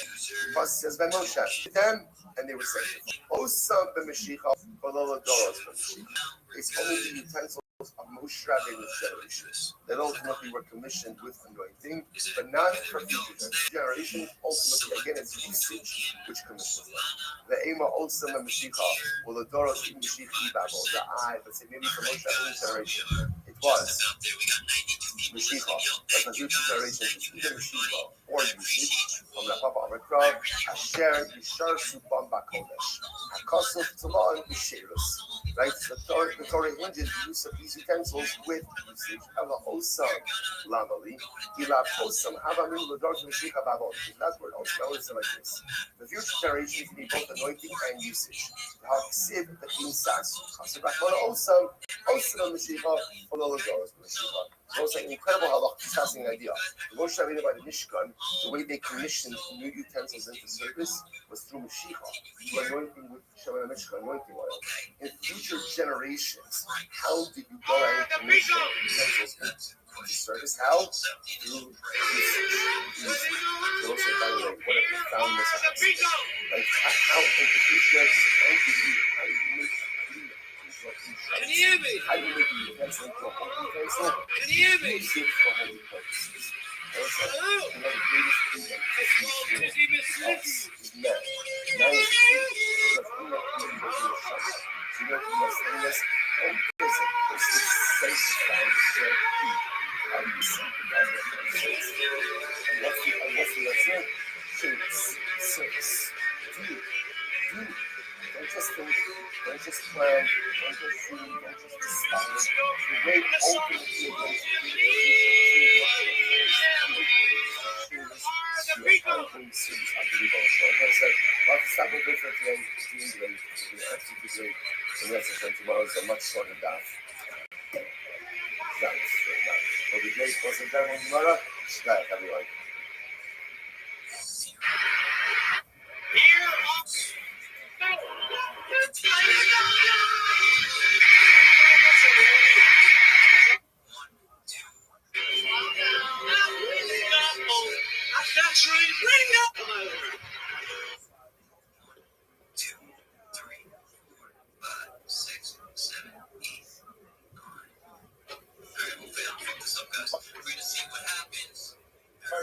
Good morning, everyone. Rothschild to the Canada.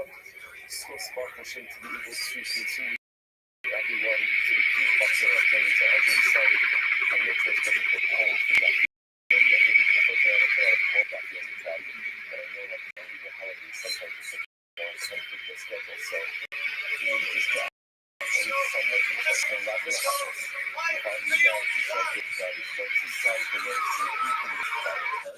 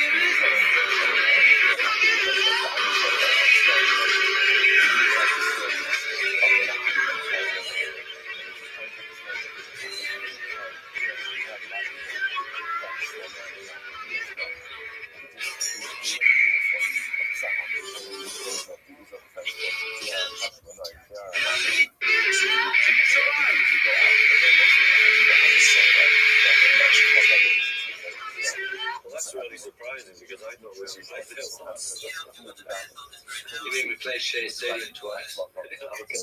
Let's just get all blended here. Okay, I don't ever remember going there twice. How was it?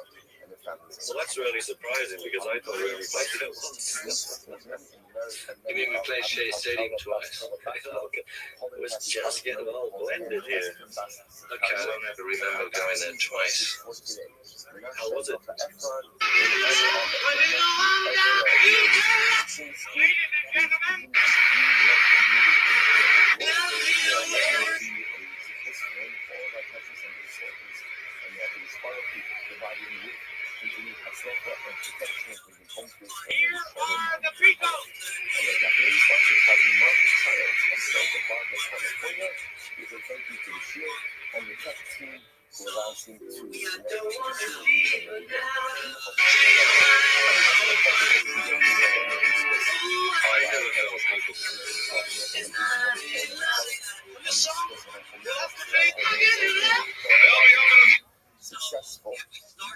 Yo, Maris.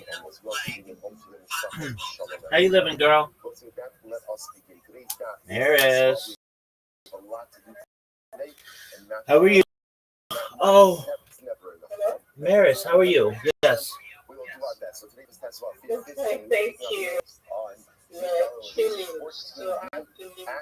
two dots. No issue at all. Okay, so how are things? I'm well, thankfully. How are you? No, I didn't get that. Is that wishful thinking? Excellent. Excellent. So update me. Where do we stand? Is that in Sanhedrin? Are we in Sanhedrin? Okay, I discovered that I want to give you the update. I discovered that I'm thinking you from that 10 to 27, the time went down to 10, from 10 now it's 7. Okay. I don't know what's going on. What happened? What happened? So the Mishnah is going through. I didn't know. No, repeat. The other one. Hold on. Repeat what you said. It went from 10 down to 7. What went from 10 down to 7?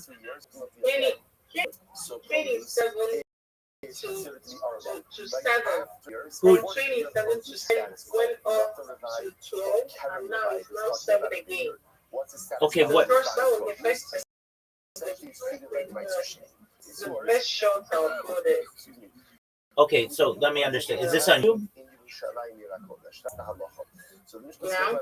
Okay, I mean, so you should know that you can't take YouTube's information to be. They have transitions in there. So you're saying when you first uploaded the video, was it 27? Then it went down to 7. Then it went to 10. Now back to 7. Yeah. It's unfortunate. Then back to 7 again. Yeah, it's unfortunate. I deal with this all the time. Something, and then the figure off. I think it's an unfortunate way that they do things. It should be like you watch it and then it goes 8, and then I watch it and then it goes up to 9. It does not work that way. YouTube plays with their numbers, so that's not to get disgruntled or disappointed. You should just know there's no really rhyme or reason for it. What they'll say is that their information hasn't updated yet and wait a month, and then you'll get better, more accurate information, and usually it stays more consistent then. But especially right when you launch something, your numbers are going to be thrown off.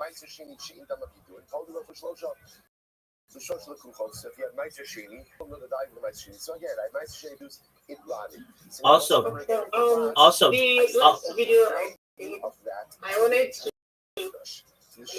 yes. Also, don't expect to get hundreds of thousands of views on just an AI video, as I'm sure you're aware. We're just putting these videos down so that your accounts aren't blank, so that you have something there, so that when a customer looks at what you're doing, they say, okay, well, at least this person has something and they've tried, as opposed to just creating the account and leaving it blank. So the purpose of these videos is really to provide you with just a base foundation to be able to promote people in the future, not because somebody's going to see this video and it's going to go all over the internet. But again, this basin really needs to evaluate something that has consecration. As such, you really need. If you want to know how people get those kind of videos to go, they either are one of a few things. One, it is a video that's like extremely engaging and funny and has to do with like maybe a pop culture icon or something like that. Or secondly, they boost their own videos, and usually it's a combination of both. So somebody will have a really good video, but then they'll boost it as well, which basically have people really automatically view it, automatically share it on different social media. So don't get frustrated, especially if you just are uploading just an AI video. 10 views, that's going to be pretty consistent with what's to be expected. Maybe in a month you might, if you're fortunate, might get 100 views on it. But again, that's not enough to monetize, nothing like that. You have to understand, I think you do, that you're doing this not to be the world's best YouTuber. It's really to be a social media marketer. So that as a client, if I go to Maris and I say, okay, promote my project on your YouTube page, let me see it. Is it on your link tree? And they go do it. They say, okay, at least she's got something here, and I'm not going to be the first video on her page.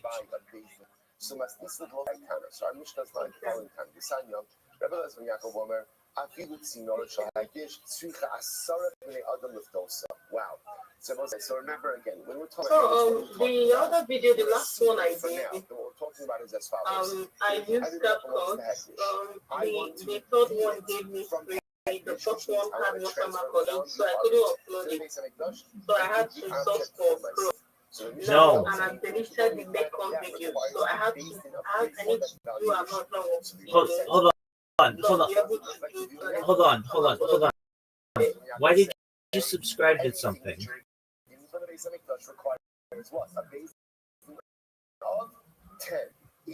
What did you say? Why did you subscribe to something? Subscribe. Did you say that you got Crow? I did. I have some mark on the video, the one I did, I video that I did. So I couldn't update. I felt that the water shouldn't be there, so that they will flag it down. Because it has copyright watermark on it. So I had to source for CapCut Pro. Be able to do another video, the same video, do another one. Because the later videos I deleted them because of the work of the what's it called? The bulk in my phone is so much, so to give me space. So I have to stop for CapCut Pro so that they will not be watermark on it. Then I have to do another one. Is it okay? I would not subscribe to anything premium. I don't think it's worth it for your money. There are better ways if you're going to spend money to spend it than with CapCut Pro. So if you're still under the free trial, get out of it as soon as you can. I don't think you need that. So you're saying that you uploaded a video. Which video had the watermark? I've not uploaded it. If you want me to send it to you, I'll send it to you. That's CapCut watermark on it. I have to send you. I have to support it.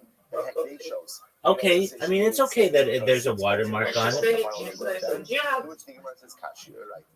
Okay, it's okay. Yeah, absolutely. People put that all the time. That's a normal thing that people say. Okay, send it to me. In Twitter. Let me send it to you so that you see. Okay, I'll look at it. No, on my phone. That which you Let me send it to you. Now we'll say Erchin, we're also now going to see in just a moment. Erchin, classical definition of Erchin is what? Erchin is a personal evaluation. The person says, El Erki Alai. I hereby pledge my value for this. So while you're doing that, don't subscribe to anything that costs anyone. If you're going to have to do something like that, talk to me first. I'll talk you out of it. I don't think that you need to. Okay, that was. I think the day I did and then yes, so I had to keep it. Well, I should have. Yeah, that's okay. That's okay. Okay. Did you say? I mean, really, there's no rush. Okay. So, did you send the bill yet, or is it sending? Okay, it's sending in X. Yeah.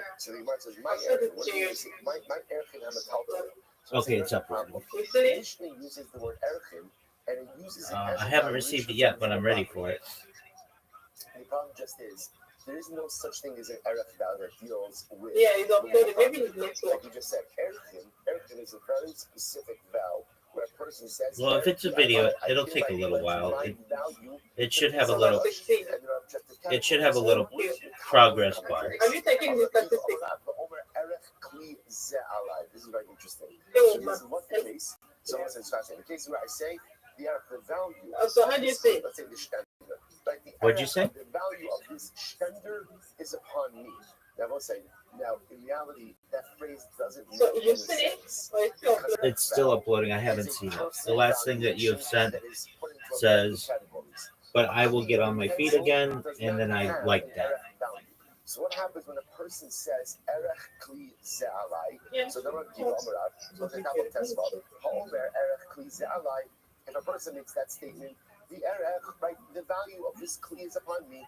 No say damav.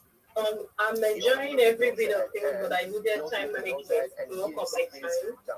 I won't have fatigue. It's giving me fatigue. But that's so like my timer. What's the reason for that? Other you there, she'ain erech kli. I was able to that there's no finish around 23, the governor and then I had to go to work, so it was giving me fatigue. I said I had to work on time management. Ashley's over here. Homer erech zekli no sin damav. Moshe Shadak. The Odeo, Shane Lomar Loshan Eric Lecli, the Ain Erko Katsu, the Gomer Ba'amar Shane Damin, the Ain Adamotzi Dvar Labatala. So I must say, people works with an interesting premise, which is people do not say nonsensical things, which is a tremendous premise to operate off of. Right? The people, when a person says something, so they want their words to have meaning.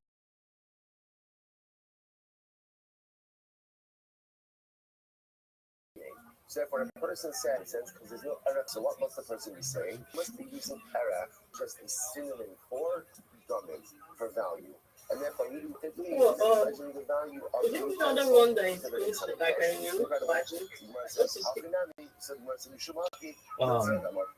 you're asking what is another good one? Then what shouldn't be erchin hamatalpulin, rather erchin shel metalpulin.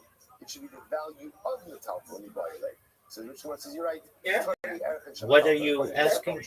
What are you asking? The Mishnah has to read erchin shel metalpulin, which would then mean what we're talking about over here is a person goes ahead and essentially pledges the value of a movable object to the base of for time management. That valuation is done by a panel of three. Okay, certainly. That's what Kilo first of all. The Chisda of Ravini, the Matfis Metalpulin erchin. So I say, what's the case of it? It's very interesting. The case of here is where a person, cases where I'm saying Erki Alai, I hereby pledge my value to the basis. I'm making an erech vow. But it says like this: how am I going ahead and paying for that erech vow? How am I paying for it? With these kelim, with these utensils. There's another one thing, the extension. There used to be something about that. What extension? Yes, I can. What extension? The one they call the.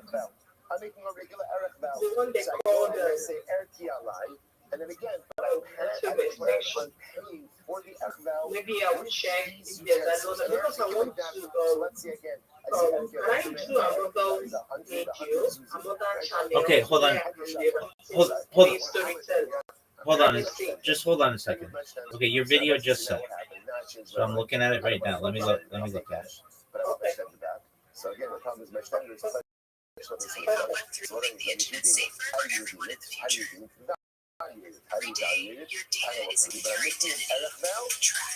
I'm going and using my time to find utensils to pay for that erech vow. Okay, we might do that. That's not very effort. Calculate them, so should read the calculation. Krishna says, you're right, funny the calculation. You're right. According to Pista, you have to change the wording of the Mishnah a little bit. Beautiful. Rabbi Omer Erki Alai. This is very interesting. So what comes on and says, what's the case of Mishnah? What's the case of Mishnah? The case of Mishnah is, I say Erki Alai. I'm making a regular, good old erech vow. That's what I'm doing. And now what happens? So listen to this. Now what happens? I'm past due on my bill for the base of Mikdash. I'm past due. So what happens apparently when you're past due, and it's good to know, by the way, for base missionaries in the here in the meeting, what happens? Pay your bills on time. Because if you don't pay your bills on time, what's going to happen? So again, Alamaru is Shmuel Kurapkin, Ari Lerner, someone's coming over to your house. Someone, right? One of the Kohanim are coming over, and what's going to happen? They're going to collect. You're going to collect. So this is fascinating, by the way, because it appears that the base of Mikdash may have some. So you're saying that when you created this video, what did you use CapCut for the video? No, I need to match all of them together. When they went together, I have to remove the unnecessary ones so that all of them will be, the same. So the ones that are necessary, I have to cut it off. I need to now let me to them together. Although it wasn't perfect, but I need to kind of some videos again so that I'll be able to get So if the coins come perfect collect with moving that property, across he from needs a panel of 3 people. I'm not here, I'm still in movies on Value it. of what he's collecting to make sure that it's an accurate valuation. I understand. Maris, this is I understand. If you look at the if you look at the example accounts that I gave you, they all have about 10-second videos. Why aren't you doing 10-second videos? Why are you doing like really long videos? I haven't paid. The coin shows up to my house. He's coming to collect property, and now what happens? He's going to even uncle in. He has to go ahead. Okay, I didn't get what you're saying. You said they're all sent. Okay. They're so long. Okay, I sent you an example multiple times of an account that has 10-second videos. The one that you said there aren't a lot of views on these, and I said I know he just did it like last week. Do you remember that account? That makes sense. Okay, I'm gonna send it. I'm gonna send it to you. No. I'm gonna send it to you again. Okay. The videos that you're creating are really nice, but they're really long, and I don't think that's that beneficial to you. And if I were you, I would be making 10 short videos. You notice I never said anything about you need to edit any video or get CapCut or any of that stuff. That's stuff that you did on your own, which I understand. I don't think you need to do that. You just need 10 short videos, no watermark, just have them created in Grok. They don't have to be perfect, but like the video that I sent you and I'm about to send you again is really what you're going for. They're nice and short, they're simple, and they're free. And that's what, I want you to be able to utilize. So I'm going to send this to you again. And if there's a video that is sent to you that you don't like, that's okay. All you have to do is just create another one. You can create sometimes 20 or 30 videos a day. So it doesn't, you can get 10 good videos, short 10-second videos. It doesn't have to be perfect, but you can get really good ones. Okay, so I'm sending you, I want you to go to this person's account, Durago's account. I'm going to look at it with you, okay?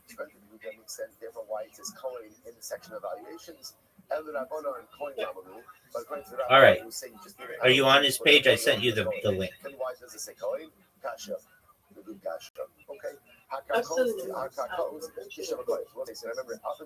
Okay, that's what you want. His videos are 10 seconds long. Excellent. So play one of them. His videos are 10 seconds long, and they say everything that he needs to do. I want to redeem it, which means I want to take the property back. I have to give the value of the land a value to the percentage. So how do you value it? That means a basis and a panel of 10 people, and you said one of them has to be a coin. So what's the Think of Web3 as the internet you actually own. Your data, your creations, your rules, fast, open, and decentralized. The future is coming. It's here. 10 times in this section of redemption of property. So that's what you want. You want 10-second videos. That's it. You don't want to have to edit any video. You don't need CapCut. You just need 10 short videos like that. If you're finding your videos are longer than 10 seconds, that's too long. Not because it's not great, but because people have short attention spans, and especially when they're looking at something in Twitter or on YouTube, or YouTube Shorts, or on Instagram Reels, or on TikTok. It's just got to be short and to the point. So what you want to do is go to Grok. I sent you a prompt. You put that prompt in there. You say, please send me a 10-second video that includes this information, and then it will put out for you. You may not like it. That's okay. You don't edit it. You just do it again. Create another prompt. Have it create another one for you. You get 10 ones that you really like. When you have 10 of them of which you're proud, you send them to me. I'll look them over. I'll make sure that they're good, and then we'll have you upload those to your YouTube account. They won't have watermarks. They'll be clean. They will also short, so that it doesn't take up a lot of data. And then once you get those 10 on your YouTube channel, just like Durago's got, we're going to have you upload those to all your other social media platforms. And then you're going to have a foundation for all of your social media. Then what you're going to be able to do is, and I'll help you to do this, but learn how to shield yourself in spaces so that you're going to be able to say, hi, everyone, I'm Maris. I'm a Web3 marketer. I'd love to promote your project on my 30 different social media profiles. You can view my social media accounts in my link tree. What I'm going to be able to do for you is to help you to increase your reach. I'm going to help your visibility. I'm going to ensure that you rank high in search engines. I'm going to make sure that you get more DMs, more people interested in your project, and more impressions. If this is of interest to you, let me know. Send me a DM. I'd love to work with you. That is really short and to the point. And when you say that to people, you're going to get people who DM you who are interested in what you're doing. That's what you want. Does that make sense? Okay. Well, I've given you the prompt, but I can just recopy it and paste it to you. So just one moment.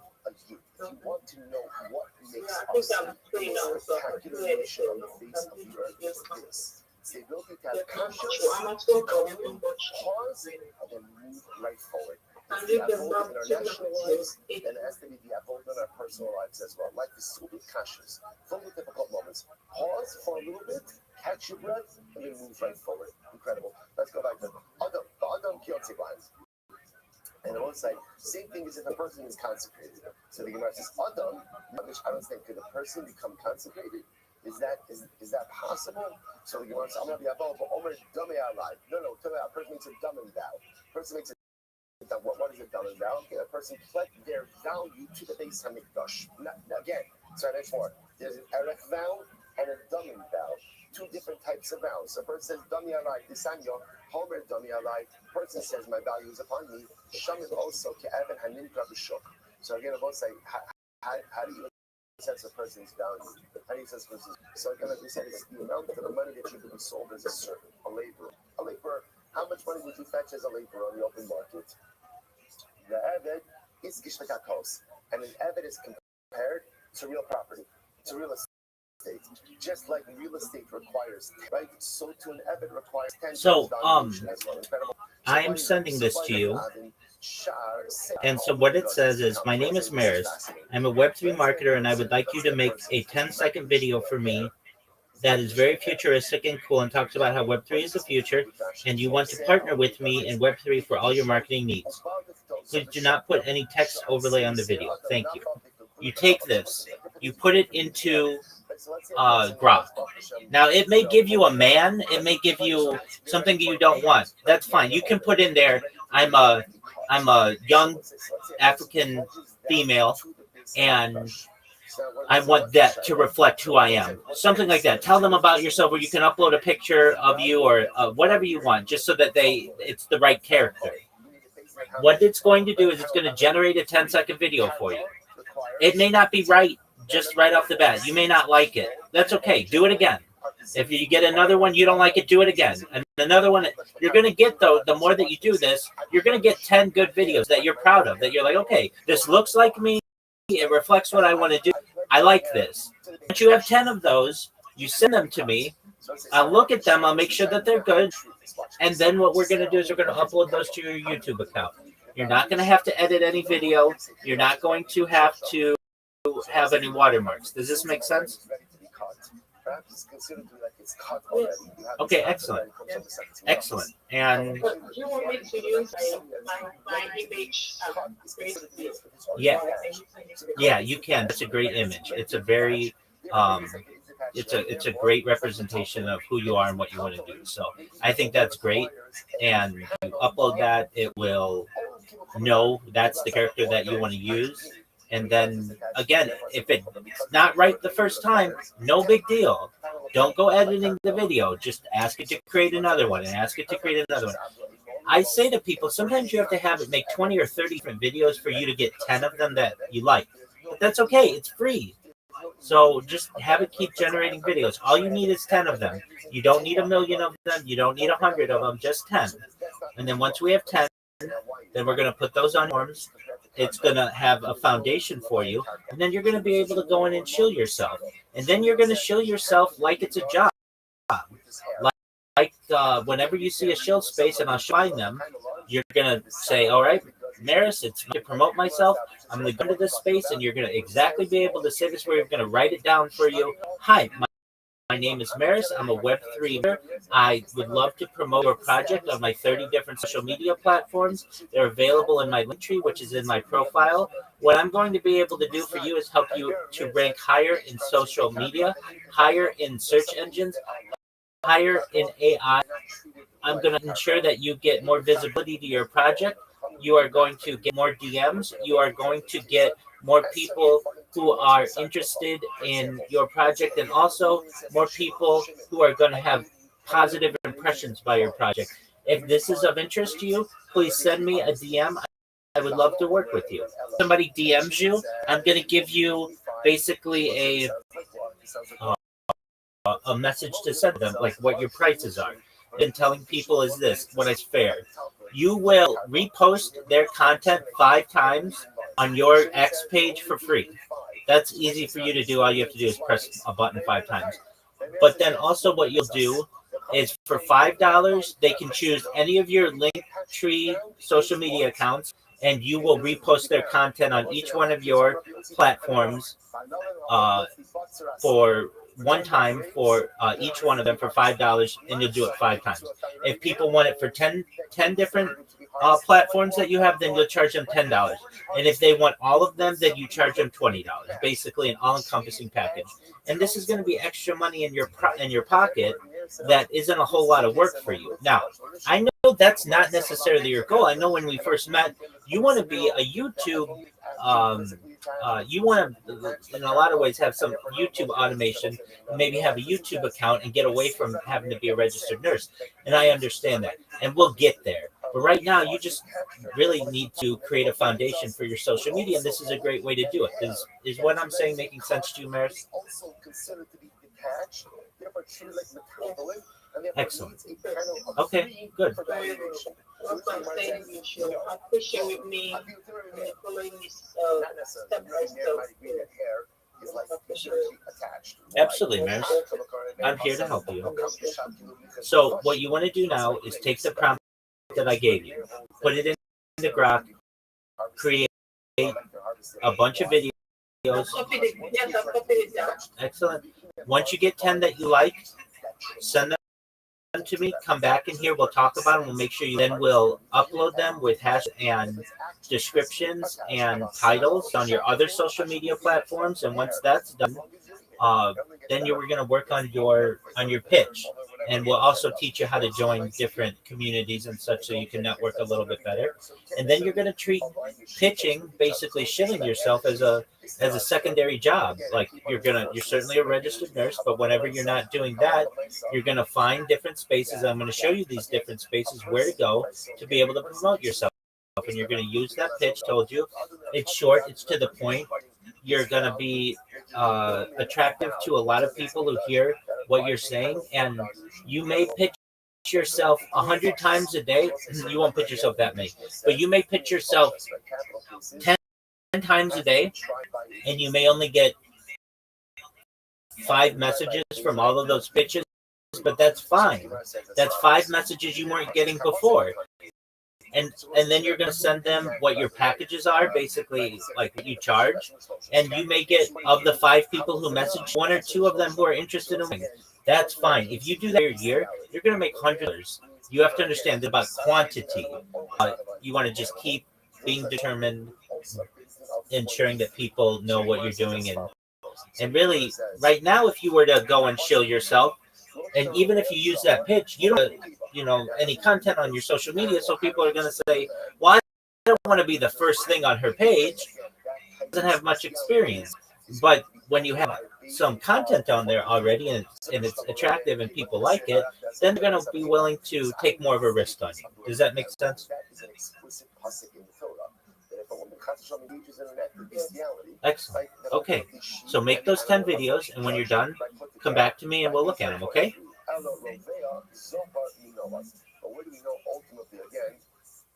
Where do we know that Did you hear me, Maris? So you make those 10 videos, and when you're done, you come back to me and we'll look at them, okay? Because the pasuk says anyone who engages in active bestiality is put to death. Maris, I don't know if you hear me. Can you hear me? The case that we're generally assuming over here is that where the man is sodomizing the animal. But even if the animal sodomizes Well, I hope you can hear me. there's also a death penalty. And the Torah is equating if the man was the perpetrator or the man was the one sodomized by the animal.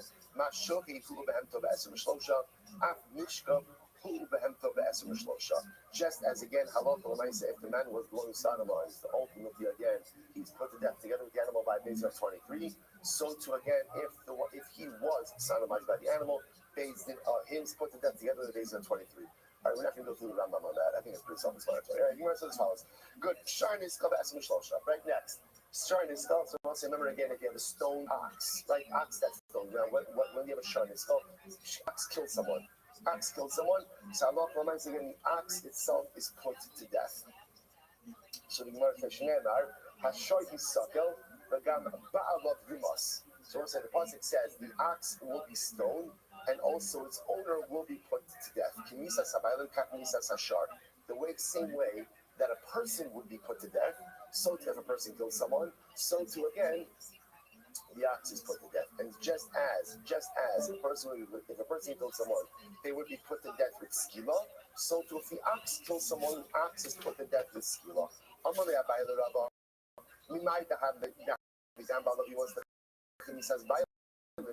He says, so once again, here's what's interesting. So just to point out over here, pasuk says, "Hashor Yisakel." Right. So remember again, killed someone, a habitual offender.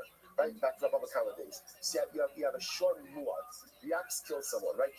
Bored 3 times, killed someone. So what's that? The ox is put to death. So the lashon of the pasuk is Hashor Yisakel v'gam ba'alav yumas. The ox is killed, and its owner will also be put to death. The pasuk is not understood literally. Why? Because my ox, Chas v'Shalom, killed someone, I am not put to death for that. Right? So what does it mean when the pasuk says the owner is put to death?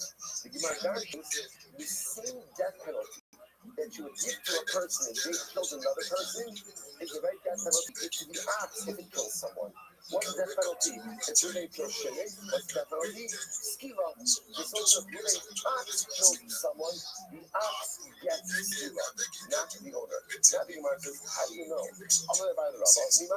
The high the Gamba of you with the silent. How does it come to teach me that the ox gets the same penalty, death penalty, as a person who kills someone? I'm going to say,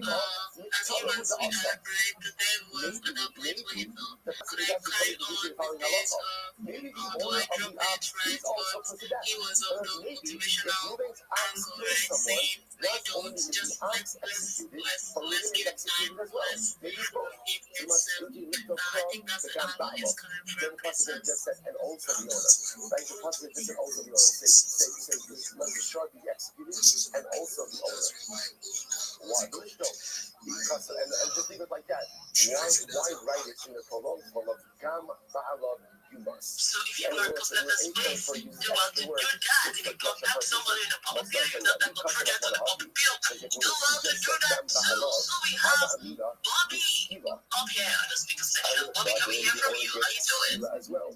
The skila samurai talk, really? You think he's going to get skila?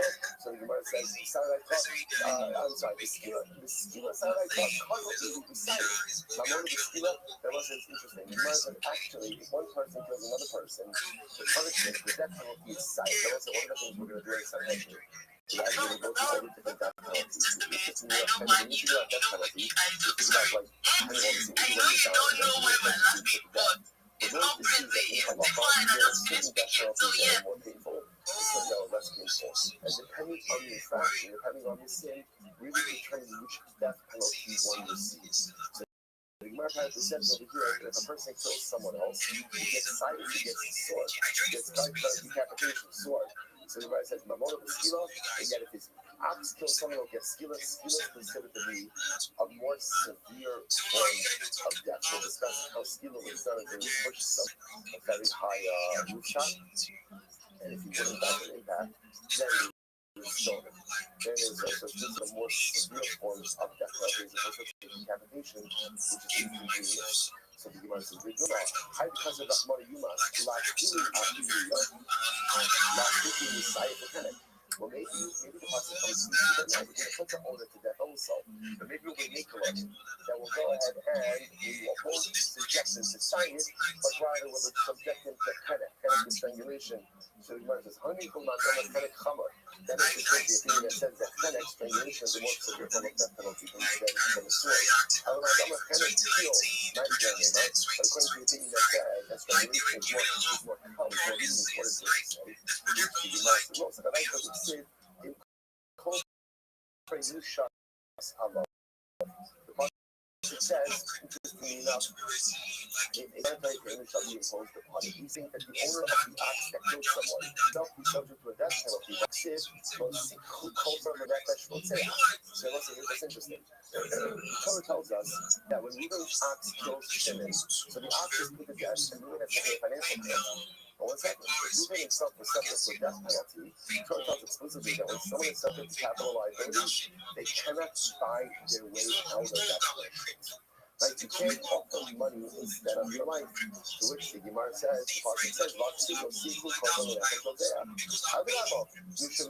far Paco, you look to Skiva Rona. You're right, but maybe that was like this. Maybe we're doing himself to someone. You're right, you can't give monetary compensation instead of a death penalty. However, couple show but maybe when Reuben's shark kills someone, in that case, the shark's going to be put to death. Reuben also deserves a death penalty, but because Reuben's not the perpetrator himself, maybe he can offer monetary compensation instead.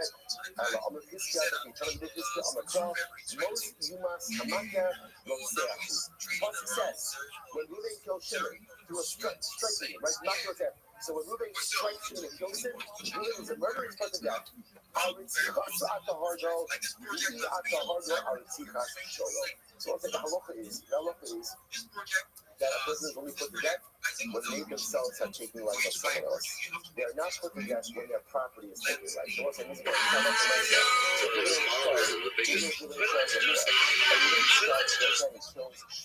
so there's two things that happen. The shark is put to death through skila. Reuben is not executed, but Reuben is liable to financial compensation. Or is liable to make financial compensation. And Reuben is owner of the ox. Reuben was the first husband. I want to say he is not liable to that. What this is saying, not the kasha. That is seen as the color. So this is kasha. Look at that. It's not seen, right? We should talk about how all shots in the sun.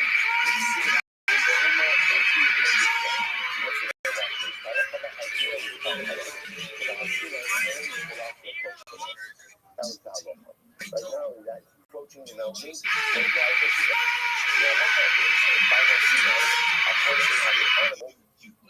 that approach right?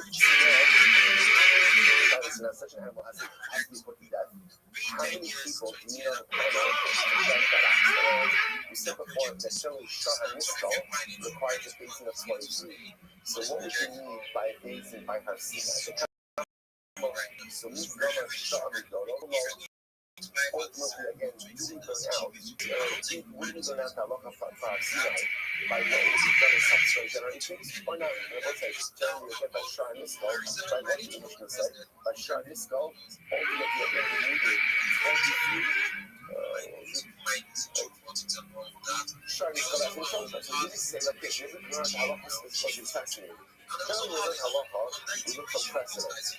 Now, what you are saying is, could we now what to do by Sinai, and what the Torah to do for future generations. And what the Torah would say to future generations is that Shah Niskal is judged by 23. So maybe even a Shah by Har Sinai should be judged by 23 as well. So do we learn out what happened historically happens in the future. So the Gemara says, oh no. So let's just analyze. Shana by Kesno in the Hema in Ishmael Yihya. Ma'ish Mekavdimo, after Mekavdimo. So what's it? So the Gemara answers, you're right, to compare a Behema to an Ish. Just like even by Har Sinai, a person would have been adjudicated by days of 23. So to again a Shah would have also been adjudicated by a days of 23. This is such a profound word. What is this? What is this? What is the halacha of a Shah by Har Sinai?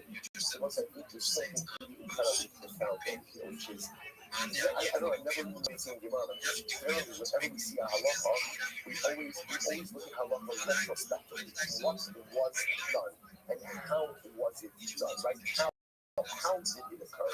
And can we learn out based on what to do now based on what occurred in the past? That's really the fundamental. Here what the Gemara is saying is, if something happened by Har Sinai, could we look forward and be able to see kind of what the Torah outlines for future generations and use that as a baseline for Har Sinai? What is the Gemara doing? There's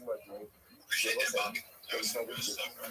You got to pay the Rothschild strip in the Jumbotron straight on a past, present, future. The Rothschild called this, so bring any project and everybody share this link. I am looking to advance today.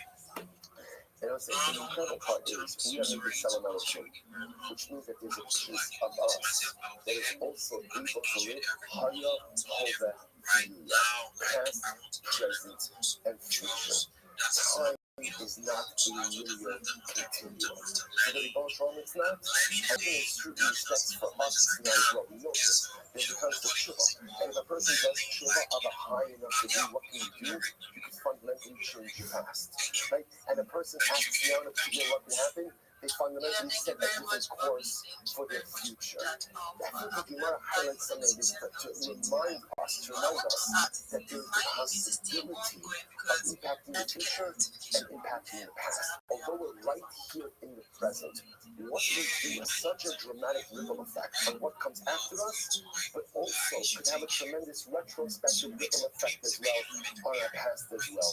Things we do today to change the past, really, that's what Tshuva does. And things we do today is fundamentally lay out the different vision for us. Everyone will stop over here for today, and then we'll pick up, yeah.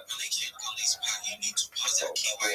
Alright, okay, good. Alright, we'll be alright. It moves quickly.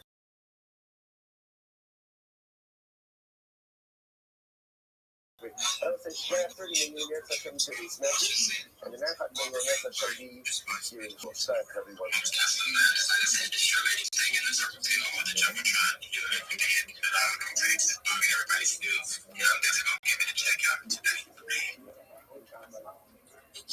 Thank you very much. Rabbi, GM, everyone, thank you for the opportunity to be here. Firstly, you should know if you follow me, I'll follow you back. I've done my best to already follow everyone in here. I'm the easiest follow back in the game. You should know if you want an excellent project, I put it in the pro. It's known as Harry Potter Obama Sonic 10 Inu. You may say, wow, that's a really long name, and that's part of the lore. It is worth tens of millions of dollars. It's an excellent project. We've been around since May 2023. Not only do we have the best community in Web3, but we also do a lot of good in the world. We build wells in villages out the globe, including in Nigeria. I've put a short video in the purple pill of some of the good that we've done in Nigeria of building wells and water towers. So if you're looking for a really great project, it is a wonderful community. The Telegram is t/HPOS1 Obama Sonic 10. And I've been literally live streaming in that Telegram about 2 years. And it is just an incredible amount of good people. We also do toy drives. We give to the homeless. We help to buy meals for people globally, including in Nigeria as well. We do a lot of good in places outside of Nigeria as well, but we have a special place in our hearts for the people of Nigeria. So, again, if you're interested in a really great project, Harry Potter Obama Sonic 10, the ticker's Bitcoin. It's on Ethereum. And with that being said, I'd love to share a little bit about myself. I'm Rabbi Rothschild. If you don't know who I am, you will. I stream my life 24 hours a day, 7 days a week, 365 days a year for world peace. I've been doing so for more than 4 years. My streams go back to the pandemic. We've seen the death of a queen, the birth of AI, the coronation of a king, and everything in between. This is a real life Truman Show, a real life Big Brother. This is a timeline and time capsule of human achievement. In the 1990s, Bill Gates coined the phrase content is king, and I'm making it true today. I'm king of the internet. This is the biggest event in global history, and here's why. In 2018, The Economist magazine stated that data had overtaken petroleum as Earth's #1 resource, and I have more data archived on the internet than any person ever, which is making me very influential. I'm going viral, and when I do, I want to make you, your friends, your family all financially independent if you're not already. I want to ensure that you have generational wealth if you don't already, and I want you to be able to start charities and philanthropic organizations of your own. I'm unlike any influencer you're ever going to meet. I'm not live on one YouTube stream nor 2 YouTube streams. I'm live on over 20 simultaneous YouTube streams 24 hours a day. You can view my life in 360 degrees. I even have a ceiling camera. If you want to view the links to my YouTube, they're in my profile. Additionally, they're in my pinned post. You'll also find in my pinned post a link to my link tree. I dare you to look at my link tree. No one look at their link tree, but I do. Because I have more social media person, I have more content person. You'll also find to my Discord, discord.me/rabbi. We have over, and we continue to grow each day. A little plug on my Discord. If you want help creating your resume, your CV, you're someone with whom to speak, have questions, you want anything, I'm live in my Discord 24 hours a day. And so long as I'm awake, I will help you with whatever it is that you may need. I'm an excellent resource. Nobody else is going to give you a human connection. You may get AI 24 hours a day, but you do not get a human connection 24 hours a day. So I'd love for you to join, love to be able to connect with you there. In addition to making you all rich and wanting to promote world peace, I want you to know that I want to help end world hunger through the use of technology such as agricultural drones, floating greenhouses, saltwater greenhouses, hydroponics, vertical farming, seeding. I want to help end world thirst.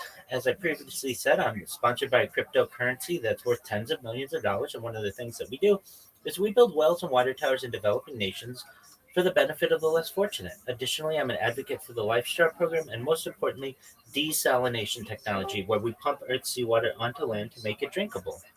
If you are a reply guy, if you're a Web3 marketer, if you're a raider or a shiller, and you want a free mentor, coach, and friend, send me a follow. I will follow you back. Send me a DM. I will respond. I want you all to know that I'm here to support you both personally and professionally. I'm here to be a positive person in your lives. I'm here to have an optimistic view on the future. And most of all, I want to give people hope. And with that, I sincerely appreciate the opportunity to share.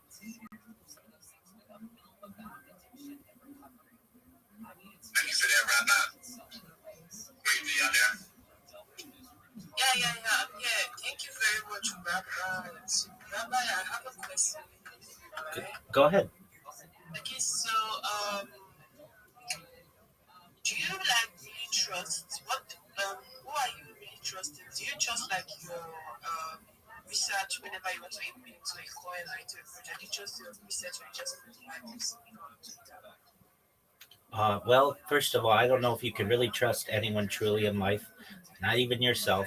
But if I am interested in a project, I look at its social media. I look at how long it's been around. I look at what connections it has. I may ask other people if they know the founders or the devs.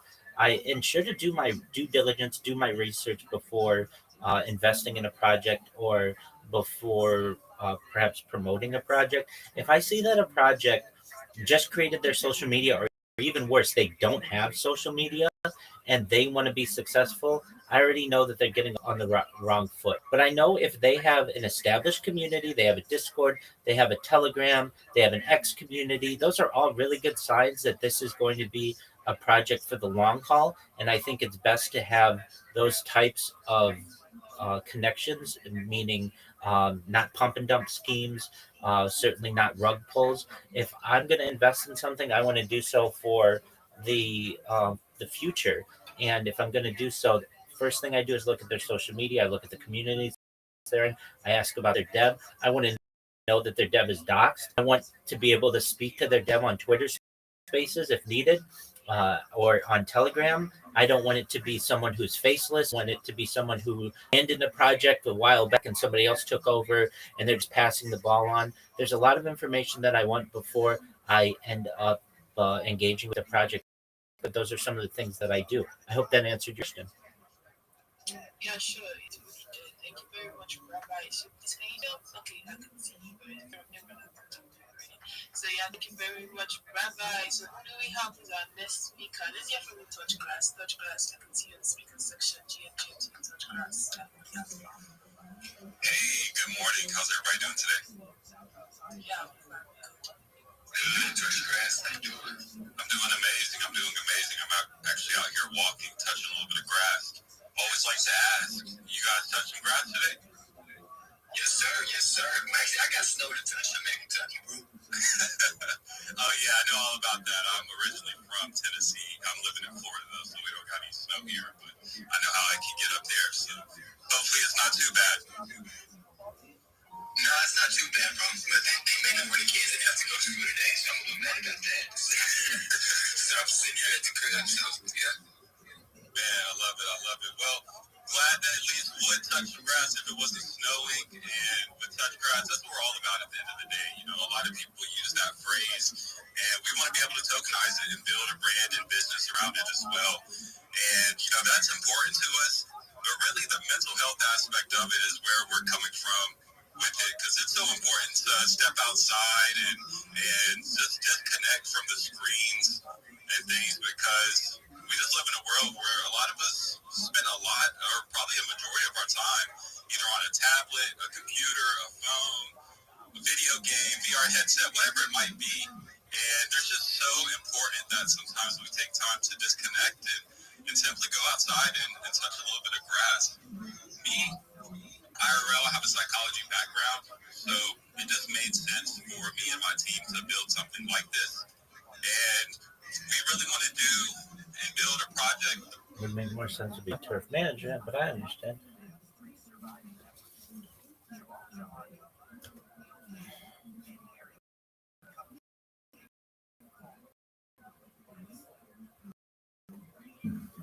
This is athleticism, folks. Folks, I really am trying to just summarize this for you. Do you recognize how much athleticism that people are currently experiencing in their lives? Do you recognize just what kind of just domination we're witnessing? This is pure sexual poetry. That's what bitches should call me, sexual poetry. Oh, yeah, it's Rabbi sexual poetry. That could be one. That could be a video. What, sexual poetry? No, just like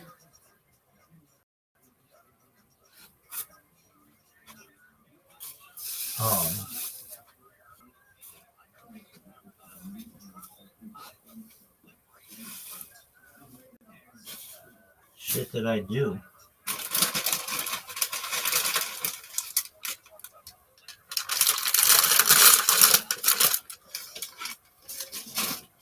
I gotta take a shit.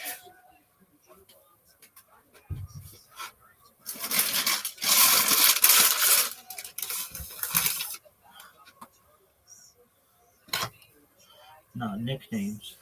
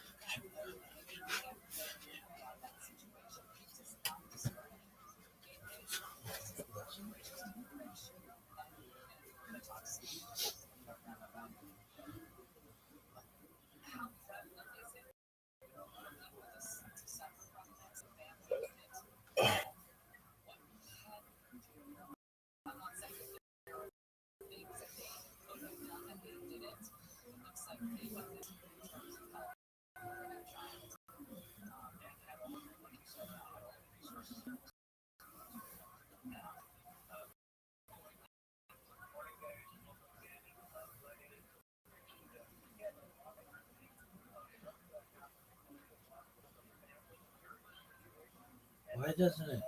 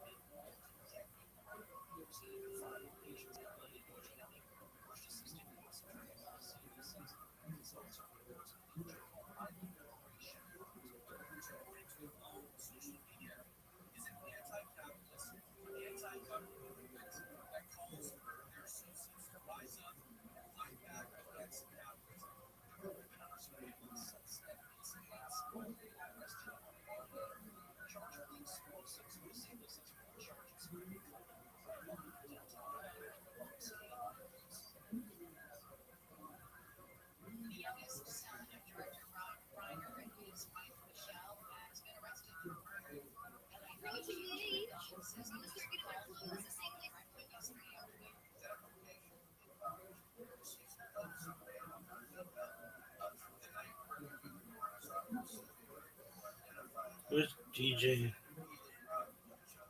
You're a real bitch?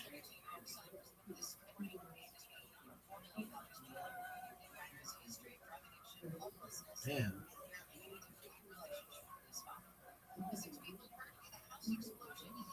Shout out to this woman, DJ Tarot.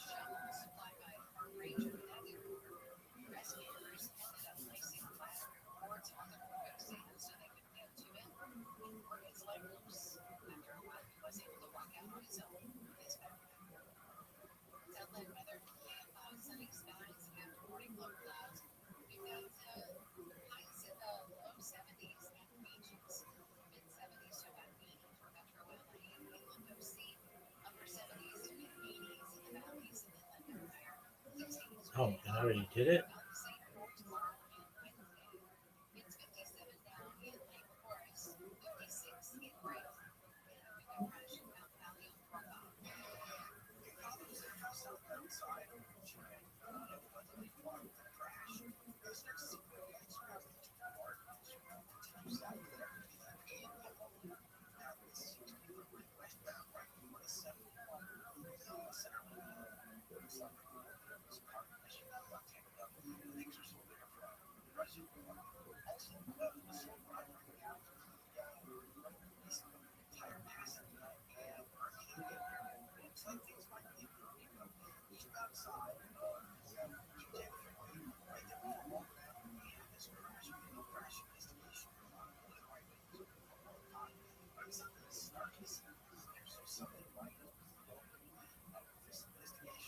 What the fuck?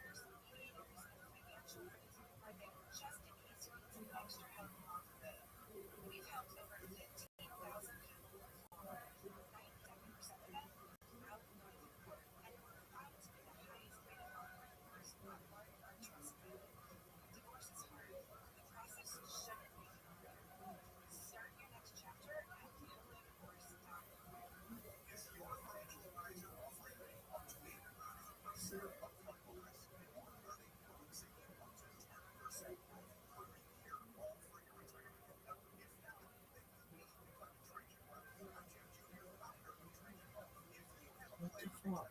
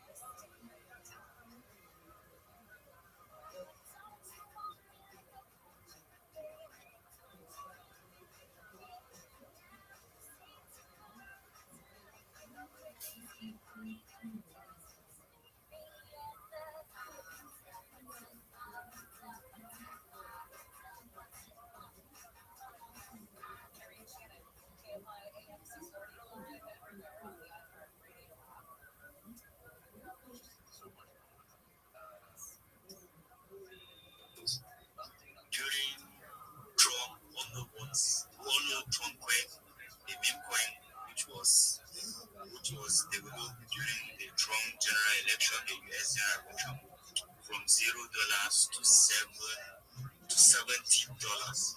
That's massive. I think about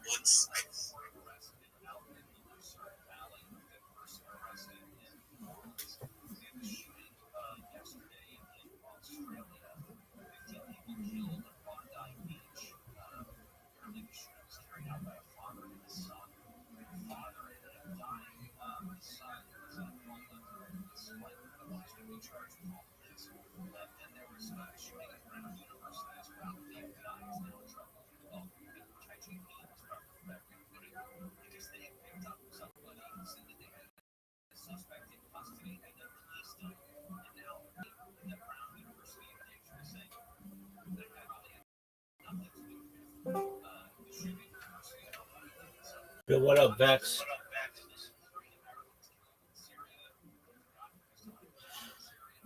Hello, Hey, how are you?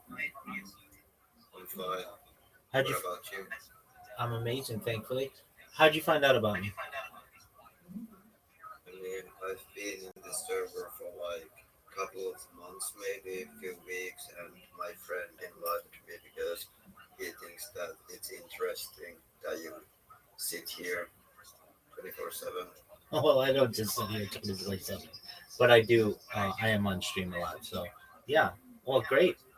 How's your day going? It's doing fine, and actually, I have a question for you. Hit me with it. Let me think about it in my head first. What should I phrase?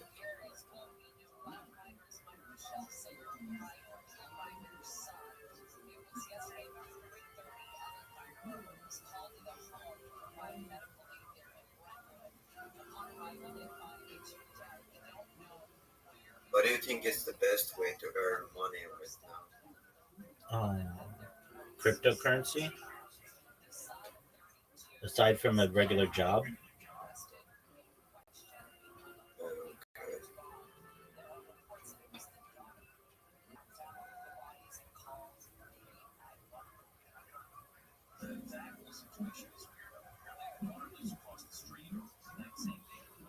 Do you have any other questions?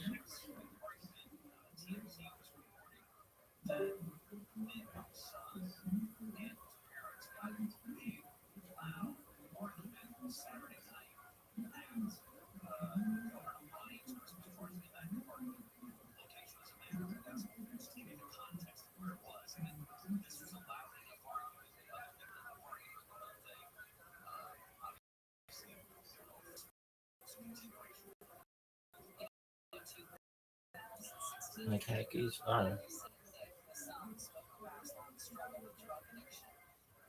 They're absorbing your female.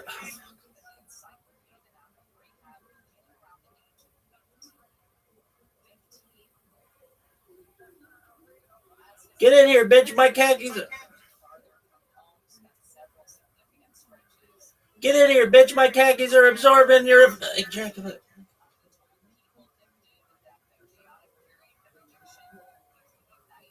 Get in here, bitch. My khakis are absorbing your ejaculate like Swamp Thing.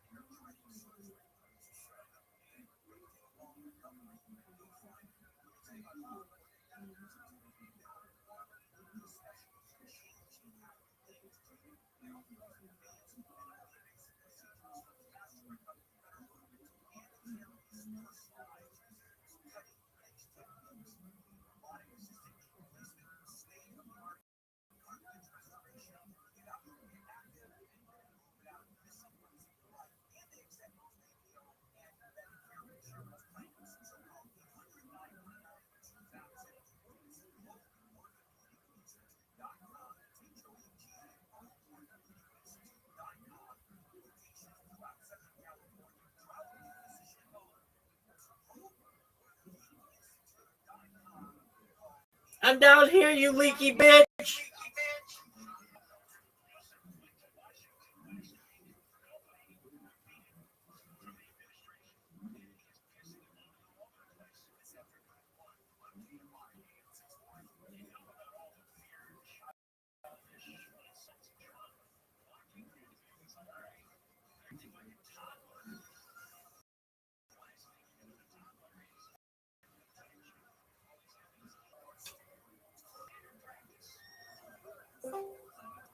Yo, what up, Emmanuel? How you living, pimp? Emmanuel. Yo. Excellent, big dog. Amazingly, thankfully. How can I help you? I just came to check up on you. Oh, I'm well, my man. Just enjoying life. Have you been in Twitter Spaces today? Is it? Have you been in Twitter Spaces today? Yeah. I've been on X, actually. Okay, excellent. So where do we stand? What's the last update that you have for me? Is your link tree done? Yeah, I'm done with my link tree. Yeah, I stopped was he said I should upload 10 of the videos on my YouTube. So that's where we stopped actually. Okay. Are you gonna do it? No, definitely, yeah. Okay. Well, what are you waiting on? What are you waiting?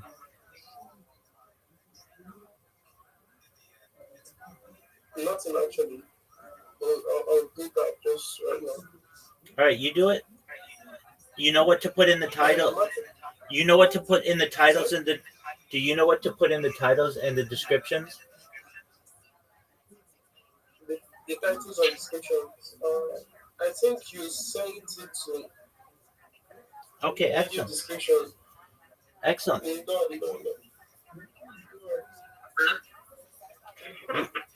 Yo, D. Video description. I don't know. Should I upload everything the videos once, or I should upload it one after the other? That's one after the other. You do one of them, send it to me, and once it's good, then you can do the other ones.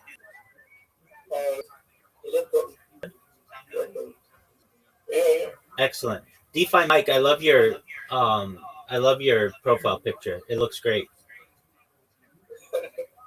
Thanks a lot. I really appreciate it. Oh, you're welcome, man. DeFi Mike. Yeah, man. Yo, big dog. All right. So you put your profile picture on all your social media, right? Yeah, yes, I've done that. Excellent, my man. It looks great. Okay. Now what you're gonna do? How many X communities are you in? I think something around probably 8 to 10, or even more. I don't really know. Okay, that's fine. You want to join? You can have, I believe, up to 20. So you want to join another 10. Does that make sense to you? Okay, yes, yes. It's free. So why not get yourself in these different communities, right? Okay. So what you're going to want to do is use the search function and find crypto.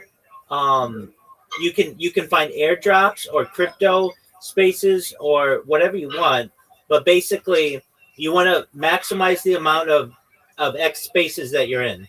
Once you're done with that, you can always leave them later, but any of them, some of them may have good alpha that they're sharing. Does that make sense? Yes, yes, yes. I really get that. Okay, excellent. Then what you're going to want to do is, how many discords are you in right now? You mean Discord account? No, Discord themselves. How many discords are you in? Server. You mean servers? Yeah, I mean servers. Thank you. I love you, Rabbi Rothschild. I love you too, big dog. Thank you. Multiple, like many Discord servers. I can't count them. Probably when you can't sleep. Okay, just one moment, DeFi Mike. Okay, excellent. Well, I'm always here to support you, so feel free to make yourself at home. Stay in here as long as you want, okay? Excellent. You can watch me sleep. You can watch me awake. All right, DeFi Mike. So here's what you want to do. I know that you said you're in more than you can count, and that's great. What you want to do is go to some of the bigger accounts that you follow and get into all of their discords. You can have up to 100 discords. So, or 100, you can be in 100 different Discord servers. So why not maximize those for you? So long as they have at least more than, let's say, 500 people in them, you're going to be fine. You don't want to join Discord servers that only have like 3 people in them. But if they have 100 or 500 or so people, you want to join them.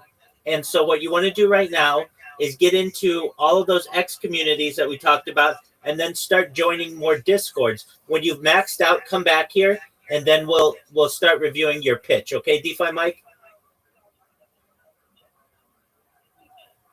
DeFi Mike? Okay, sir. Okay. Yeah. Like, yes, I'm still with you. If I could get you right, you said I should go to those X communities and then join more. Rabbi, right? Right. Guys, just one moment. You say I'm in the middle of a conversation here, so just be patient. That's all I ask. All right, so yeah, DeFi Mike, what you want to do is join the different communities in X, maximize yourself at 10, and then what you're going to want to do is the people who you follow on Twitter, join their Discord communities until you're at 100 so that you're in a lot of different Discord communities. You can always leave them, but this way it'll give you the opportunity to network with a lot of these people. And then when you're done with that, come back in here and we're going to work on your pitch, okay? Okay.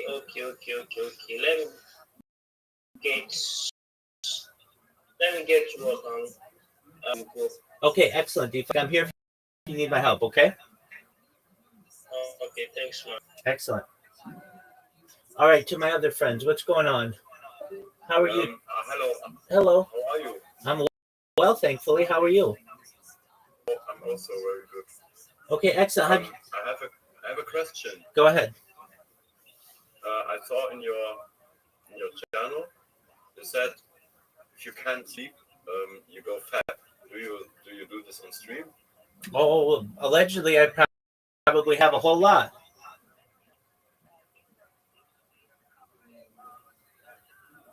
Okay.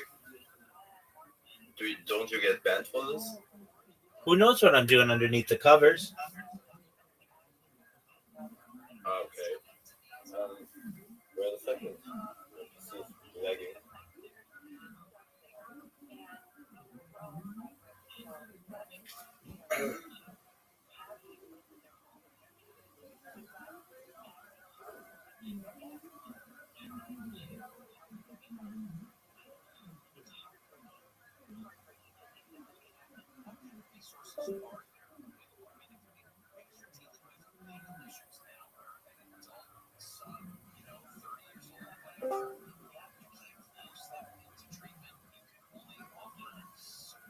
So I understood you right. You don't make it this obvious, so the people in the stream can see it. Oh, perhaps I have. What? Perhaps I have it. I mean, obvious is subjective to people. Ah, okay. Okay. Do you stream your whole life? Yeah, as best I can. I mean, do you go shower, or are you every minute in your room? No, of course I shower. Yeah, I shower on stream. I bathe on stream. Go to the bathroom generally many times on stream. Brush my teeth on stream. Shave on stream. Um, Go outside on stream. I do my best to archive every moment of my day to the best of my ability.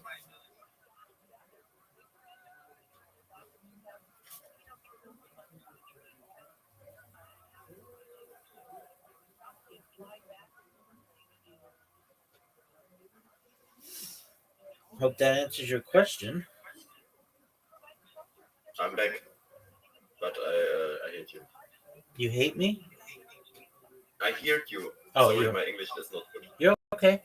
Yeah. So I'm from Germany. excellent. Well, welcome. We're happy that you're here. I am also happy I found you. Excellent. Yeah, you can watch me whenever you want. I'm live 24/7. I have other people who live in here with me. Brandon lives in here, and I've got some people who sleep in here with me. So you're always welcome. Nice. 100%. What do you do the whole day? I go in Twitter Spaces and promote myself. Generally, How many phones do you got? I have like 33 different devices or so. I see 2 phones. You have more phones? Yeah, I mean, you see 2 here. I've got another 2 there. I've got another 1, 2, 3, 4 devices right there. 6. I've got like 33 devices total.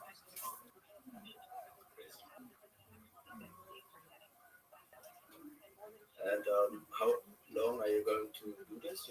I want to do it for the rest of my life.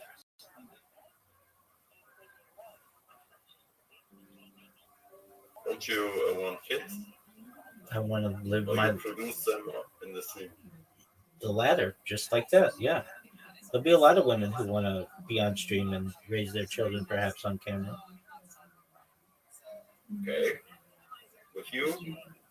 100%. I get women all the time who are very attracted to what I do. I see. You're really attractive to me. Thanks, big dog. So I'm a little gay, so Hey, whatever floats your boat, my man. hit me up if you want to like do it at the same time. Okay, I wouldn't hold my breath for that, big man, but do Yes. what makes you You happy. can call me on Discord or text me. Okay, excellent. Do what I'm happy. I'm just gonna live my life, and Yes, I want to live my life too. And yes. okay, well, that's great. Do you earn money with those streams, or? Yeah, I make some money. I make some money doing it. It's like a really crazy life story. It's like a really crazy life story. Like Yeah. not in a bad way, but I never heard of it before. Absolutely, I've been doing it for 100%. Did you ever thought like about quitting or something? No, every day I get more motivated to do it. I love it. It's my passion in life. I mean, it sounds kind of cool, like streaming and shit. I think it's amazing. Glad you do it, Excellent. I appreciate it. You can watch my life going back to the pandemic. Did you start in the pandemic? Yep. Or how did you start? I wanted to really record my golf swing, so I would start by recording my golf swing and I'd upload that at the end of the night. And it was taking me a long time to do that just because of like upload throttling. And I just decided, it probably would be easier if I just live stream. And about more than 4 years ago, I bought like 33 different devices and set them up all around myself and started live streaming. And then started live streaming when I would go to different places. What the fuck? Yo, how are you? What up? How are you, little puppy? I'm okay. Are you a furry? Read my profile. Is this dry now? Oh no, look at the fucking other one. This is dried out. How've things been, little puppy? Bye, Rabbi. Take care, big dog. I appreciate you answering the question. Absolutely, come back whenever you have time. Yeah, I will. Excellent, my friend. Bye.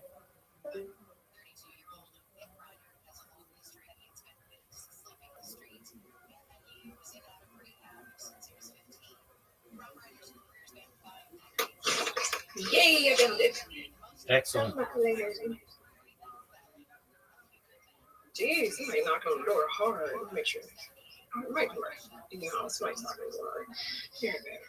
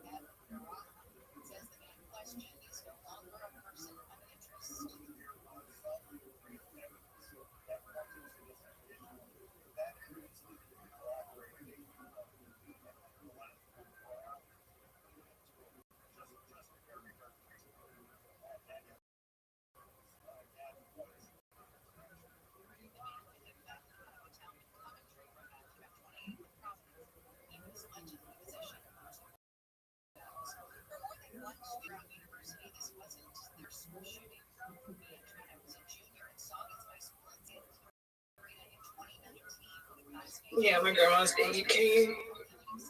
Okay.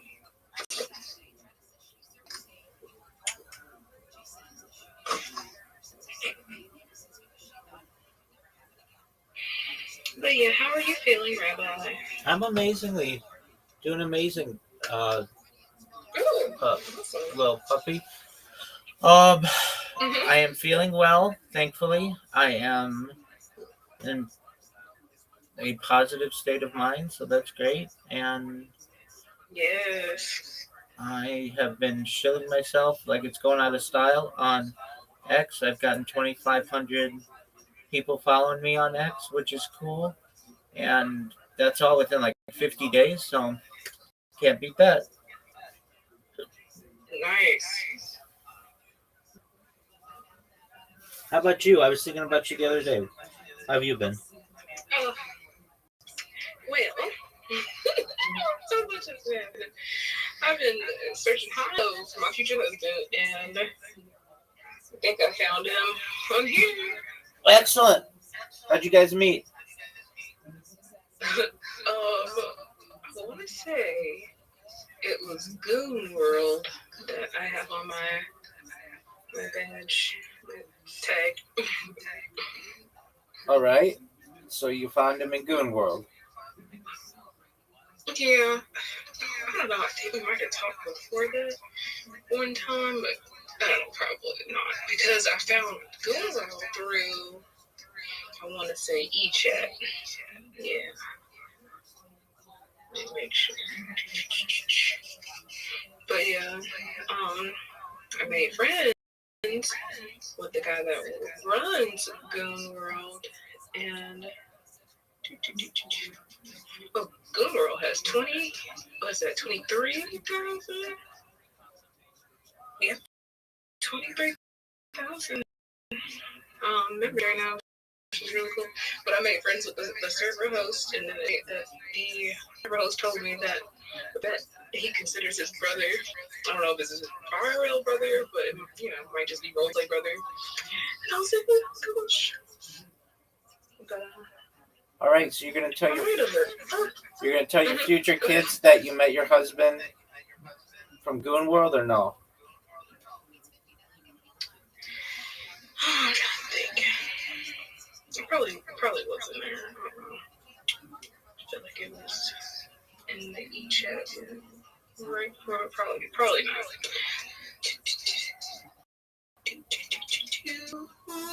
Oh, that's way too high, but I'm gonna make it work. We flying away. Flying away. It's one of them days. Yeah.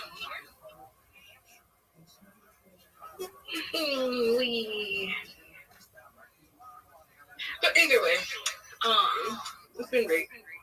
Excellent. Because now I work in the world. I work there. I'm getting ready now to go clock in. And but yeah, and the server host, his brother usually joins me, and he obviously doesn't want to see what's going on in there, so he like deafen and stuff, everything, deafen the call. And they pay you to stream in Goon World? And they pay you to stream in Goon World? Yeah, I get tipped for being on cam. That's tight. Yeah, wink.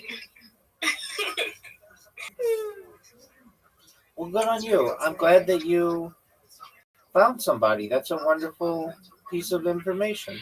Yeah, we've been talking for 1 month on and off.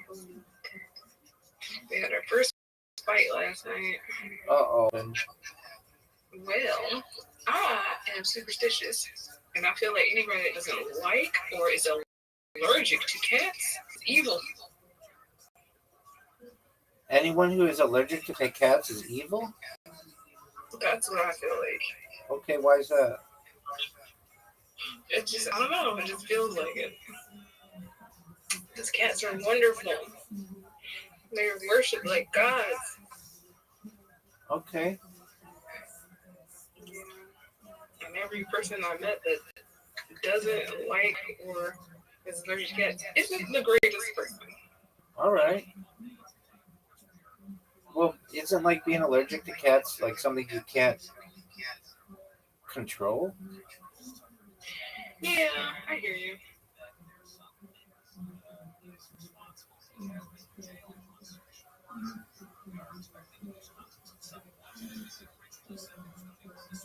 That's why I was like, you know what? You never know. Maybe this could work out. Maybe all those other experiences with people that don't like you and are allergic to cats. I don't know. It was just, I don't know. I don't like making excuses for other people. Okay. But who knows? Maybe it'll work out. It's only been a month. On and off. All right. And but yeah, we're already making plans to meet and everything. That was my next question. Excellent. You guys live far from each other? Do you live far from each other? He's all in New Mexico and I'm all the way in Georgia. Those bus tickets are ridiculous. It was like 600 plus. No. 600 plus for a bus ticket. No way. Straight across. Well, it was a round trip. Let me say that. Okay. Yeah. All right. So can he come to You know, you? a Greyhound. Yeah. A Greyhound. Oh, jeez. Can he come to you? Jeez. Can he come to you? My grandma might let him crash over one night if she's feeling nice. But no, we definitely gotta need more than one night together. Okay. Yeah. He already said that when he goes to visit his family in Texas that I could come meet him there and he'll probably get a hotel room. It would be nice to spend either my birthday, which is on the 20th, or Christmas, or New Year's with him. Word, girl. So, that'd be nice. Yeah. Okay. And is he someone who you think that you would want to marry? Absolutely. Definitely. Okay. Even if I just have him as a sperm donor, that'd be great. Okay. And why? What do you like so much about him? He's a man of God, first and foremost, which is so beautiful. And he's feisty, very, very feisty. I mean, literally, his hobby is like arguing with people on here and laughing. So I'm just like, okay, I just sit in silence.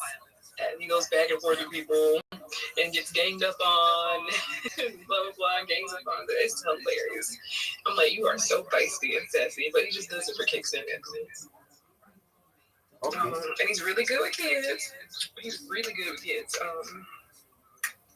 Yeah, they love him. Oh, God, they love him. They love harassing him. Does he have children? Does he have any? Yeah. He doesn't have any, which is wonderful. Even more reason. I think that's why he liked me most too, because I don't have any. He's 31 and I'm 32. Okay. Yeah. Well, that's great. Does he have a career? I mean, he does stuff on Discord, so I mean, he doesn't have like something to go clock in and out of, but he's taken care of nonetheless. His family has land and horses and all that stuff. Okay. Well, that's cool.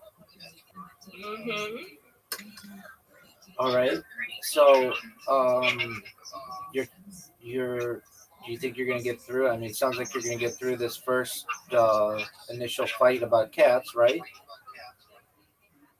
The initial what? Fight about cats. Oh, so sad. It's so sad.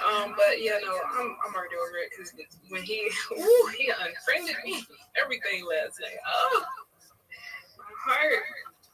I mean, it's not like I didn't unfriend him first. Like we had a little, I wouldn't say it was fallout. It was just me being like, nah, maybe I shouldn't show interest in this guy when we were first talking because he kept using racial slurs.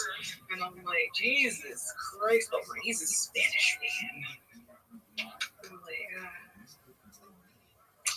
I'm like, yo, guy, not the racial slurs, it's not. And he's like, you know what, I'm gonna just stop. And okay, we can continue talking. And that's what happened. I think we went 14 days without talking or something like that. I have to count. Okay. Wow, that's really interesting that you have been talking for a month, but half that month you weren't talking, right? Yeah. Okay. Well,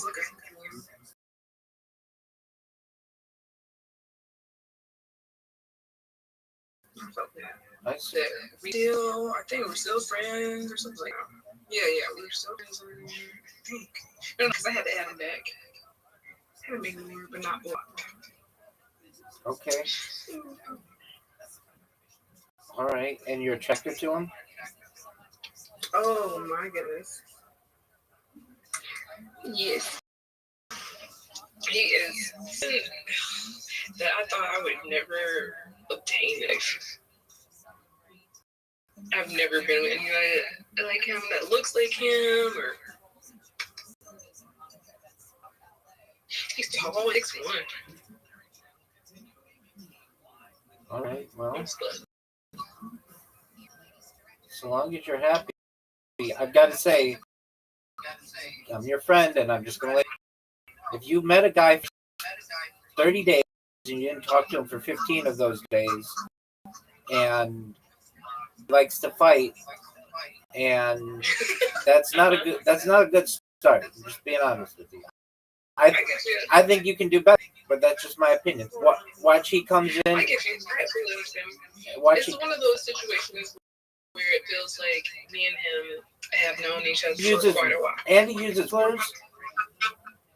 And he uses racial slurs. Yeah, no, he's cutting it out.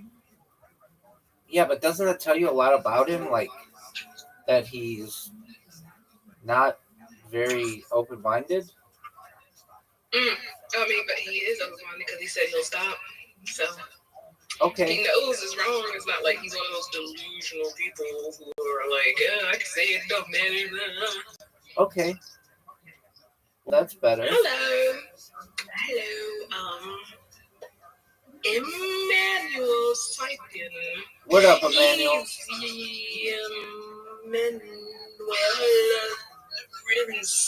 What up, Emmanuel? How can I help you?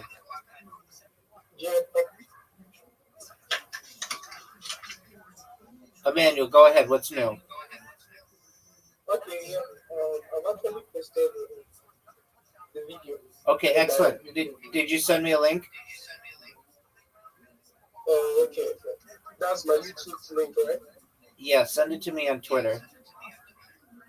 Okay.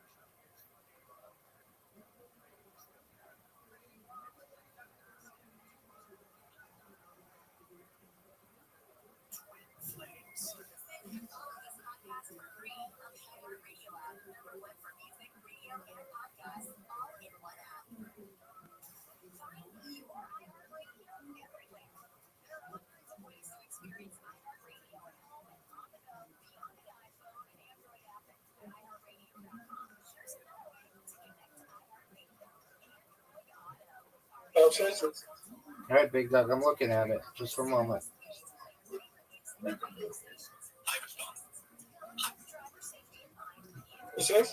Yeah, just for a moment. Hi everyone, I'm Emmanuel. It's great to be here today to share my thoughts with you. Okay, Emmanuel. Emmanuel. Watch the first 2 seconds of your video. What does he say?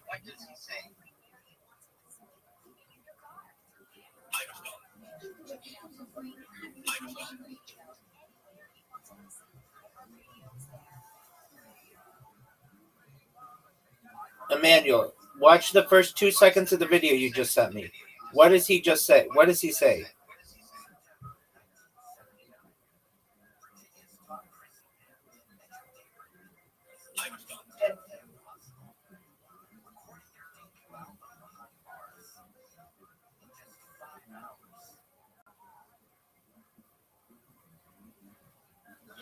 Of all the times we have hiccups, Hey. me doing eye makeup. Hey, do you want to know the secret to it? To hiccups? Yeah, to getting rid of them. Is it holding your breath? It works. This works 100% of the time. It's from Reddit, and it has always worked for me. Fill your lungs with your mouth. It's very important to use your mouth. Swallow twice in a row. If you have doing this, generate saliva in your mouth. It'll help you get the second swallow easier. And then exhale slowly through your nostrils. So fill your lungs with your mouth. It's very important that you use your mouth. Then swallow twice in a row. If you have difficulty doing this, generate saliva in your mouth. It'll help you get the second swallow easier. Thirdly, exhale slowly through your nostrils. Every fucking time. This was done 13 years ago on Reddit, and it has always worked for me. So fill your lungs with your mouth. It's very important that you use your mouth. Then swallow twice in a row. If you have difficulty doing this, generate saliva in your mouth. It'll help you to get the second swallow easier. And then exhale slowly through your nostrils.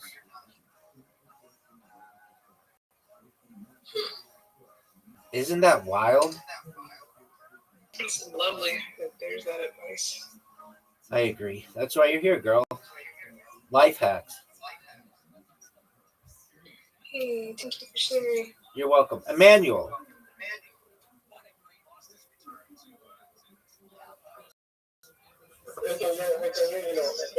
Yeah, Emmanuel, what, in the video you uploaded, what does the guy say in the first 2 seconds? What does he say?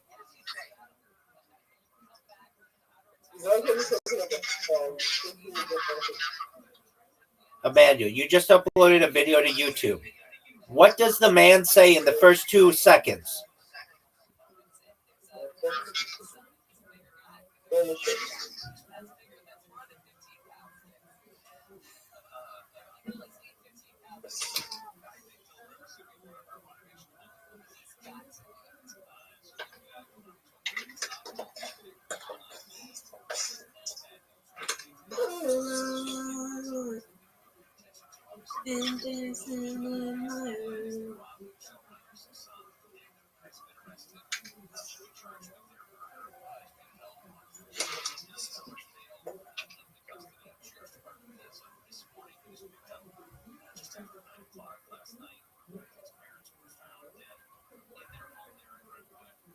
It's getting harder to understand.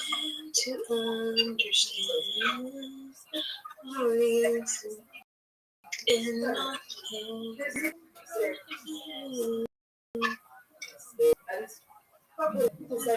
Be a pretty girl.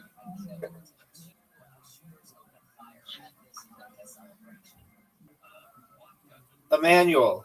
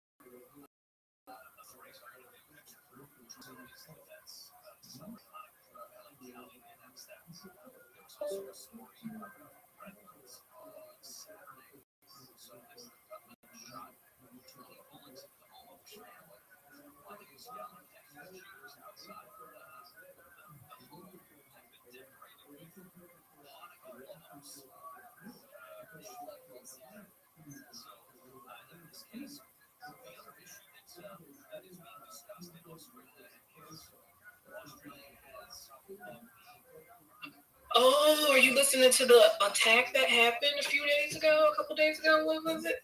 2 days ago? Yeah. Oh my goodness.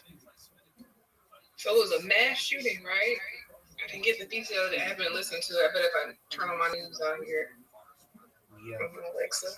15 people died, 35 injured. Oh.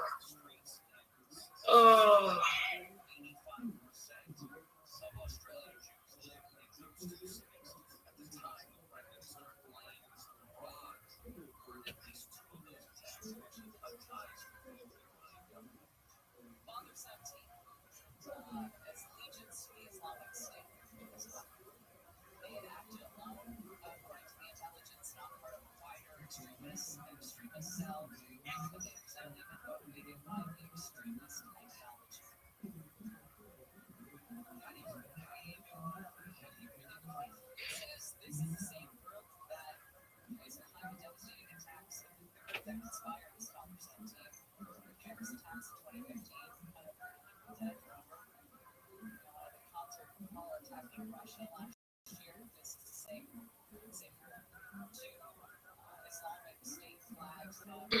Looking at the pink in your room makes me want to do pink on my makeup.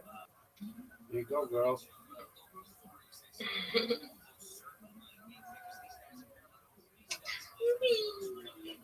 Coloring.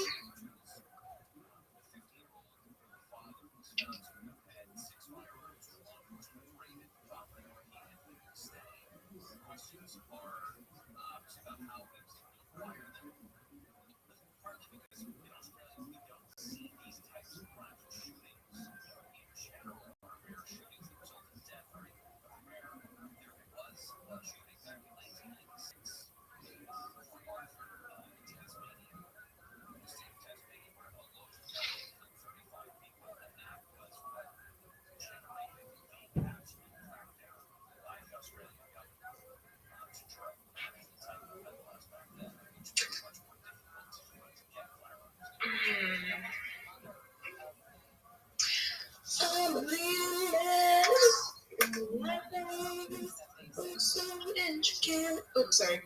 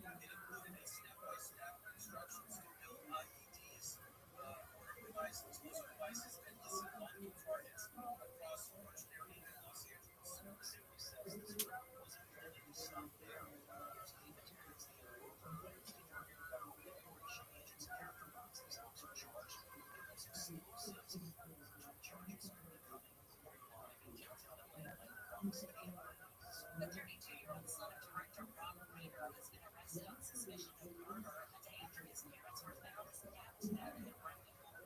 LAPD Chief Jim McDonald says detectives were called to the house yesterday afternoon.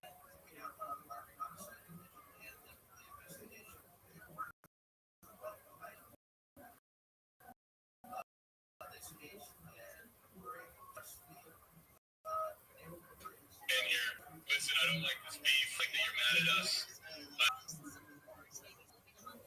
new NBC News decision desk poll shows President Trump's approval rating at 42%, with 58% disapproval, as concerns over the economy and inflation continue to weigh on voters. The survey also finds a drop in strong support among active Republicans, down 8 points since the spring. Most Americans now say the country is on the wrong track, raising fresh challenges for Trump and Republicans ahead of the midterm.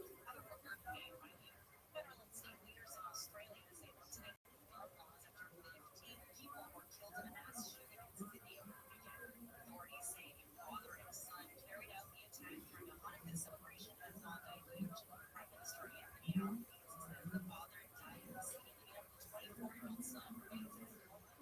And it looks like Old Blue Eyes is still top of the charts.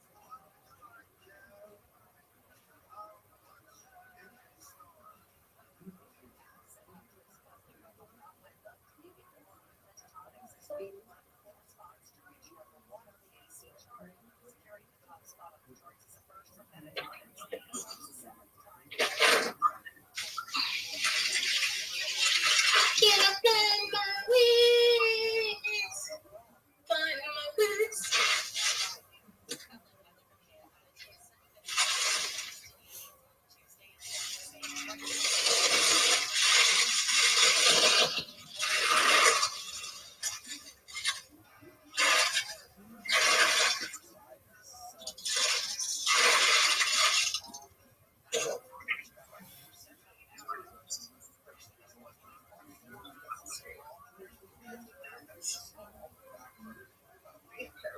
Anyways,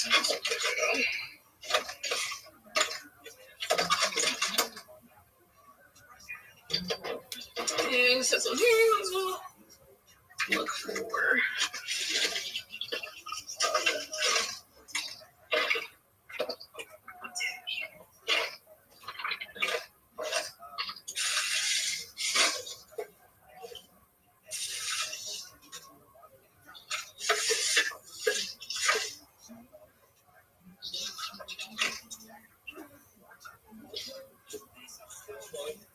Oh no, she hung up.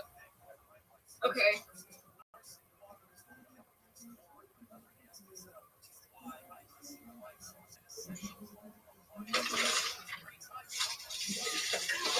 Just show yourself. Mario. You need to go on my wall in my room. It's a special night.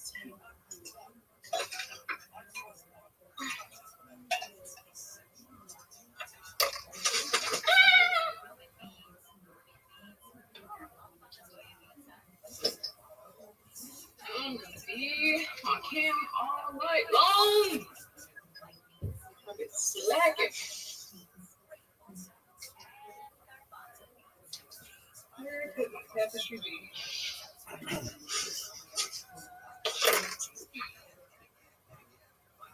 Well, there.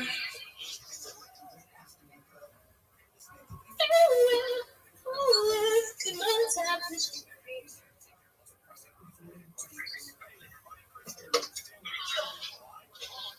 Not here nor there.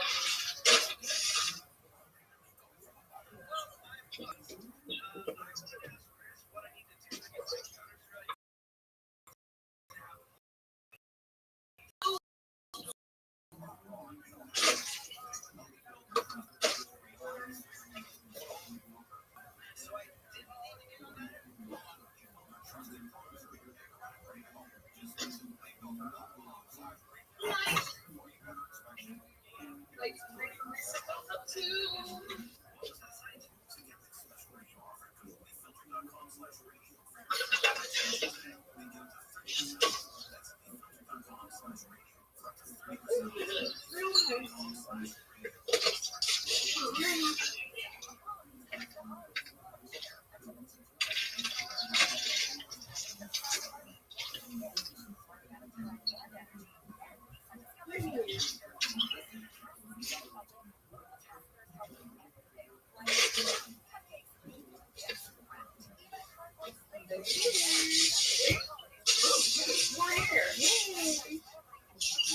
right here. Well, and another big. Yeah. Ooh.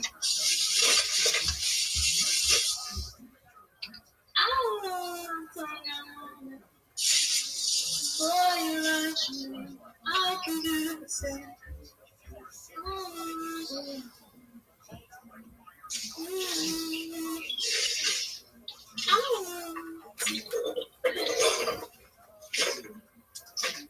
Oh my god, why is the tapestry missing?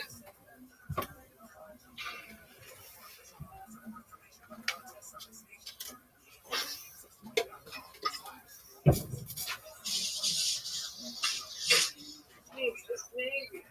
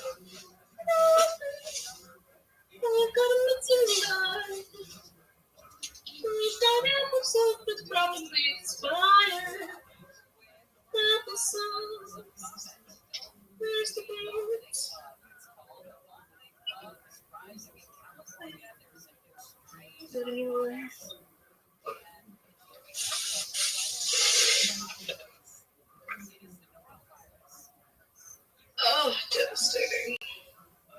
Devastating that I can't find my tapestry.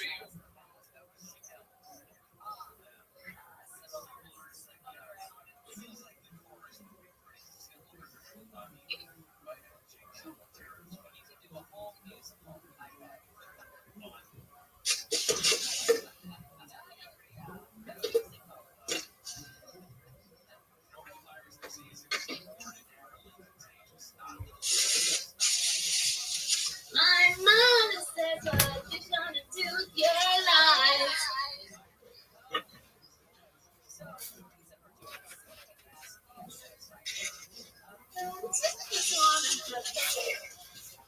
Oh, girls just wanna have.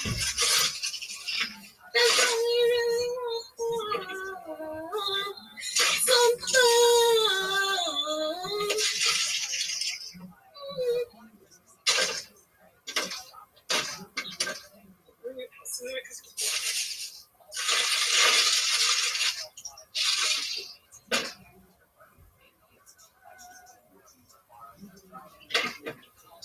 when the working day is done, oh girls, they wanna have fun. Oh girls, they just wanna have. Am I annoying you?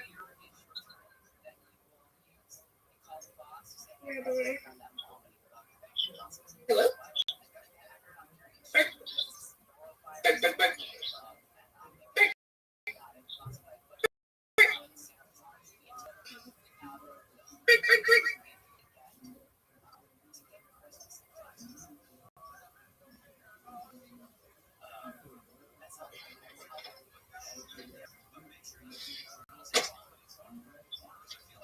think my ex took it. I think my ex took my tapestry. He went through all my stuff. I don't know.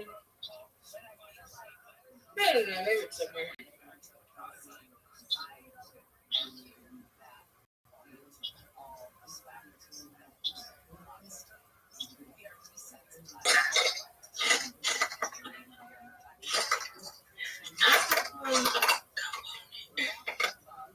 I guess I could really don't.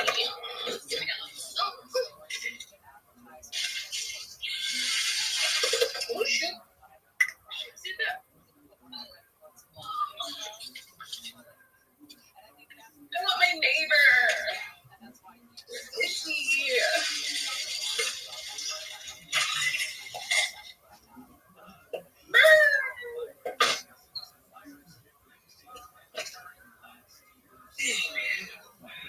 Oh, my car lighter did, in fact, not stay in the car. Wait for it. Maybe I'm wrong. Nope.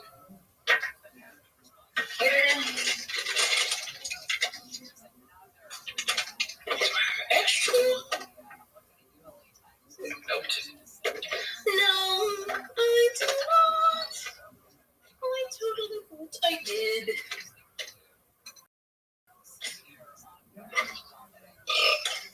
Oh, these still dry. Here we go. No lighter? There's got to be one lighter in here. One lighter.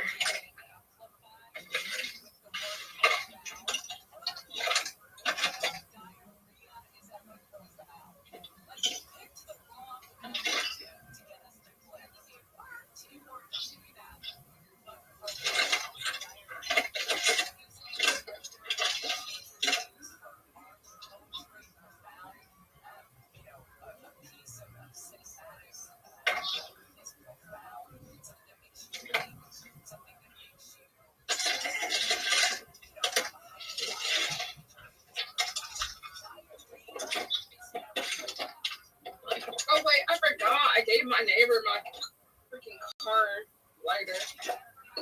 So that means I need to replace it. Gotta replace my lighter. My car lighter.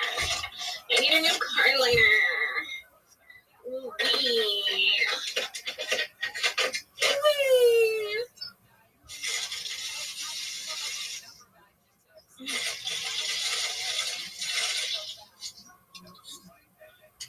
Leg.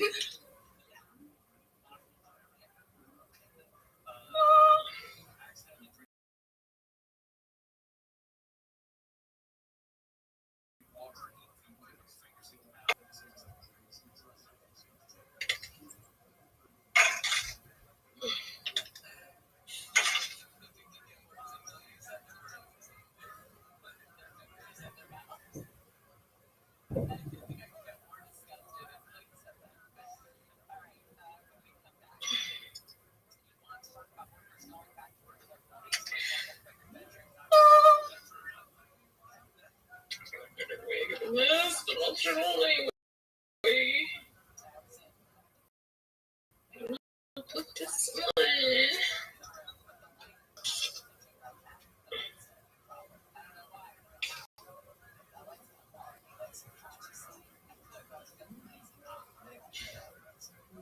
A blue day. Oh my god, that was scary.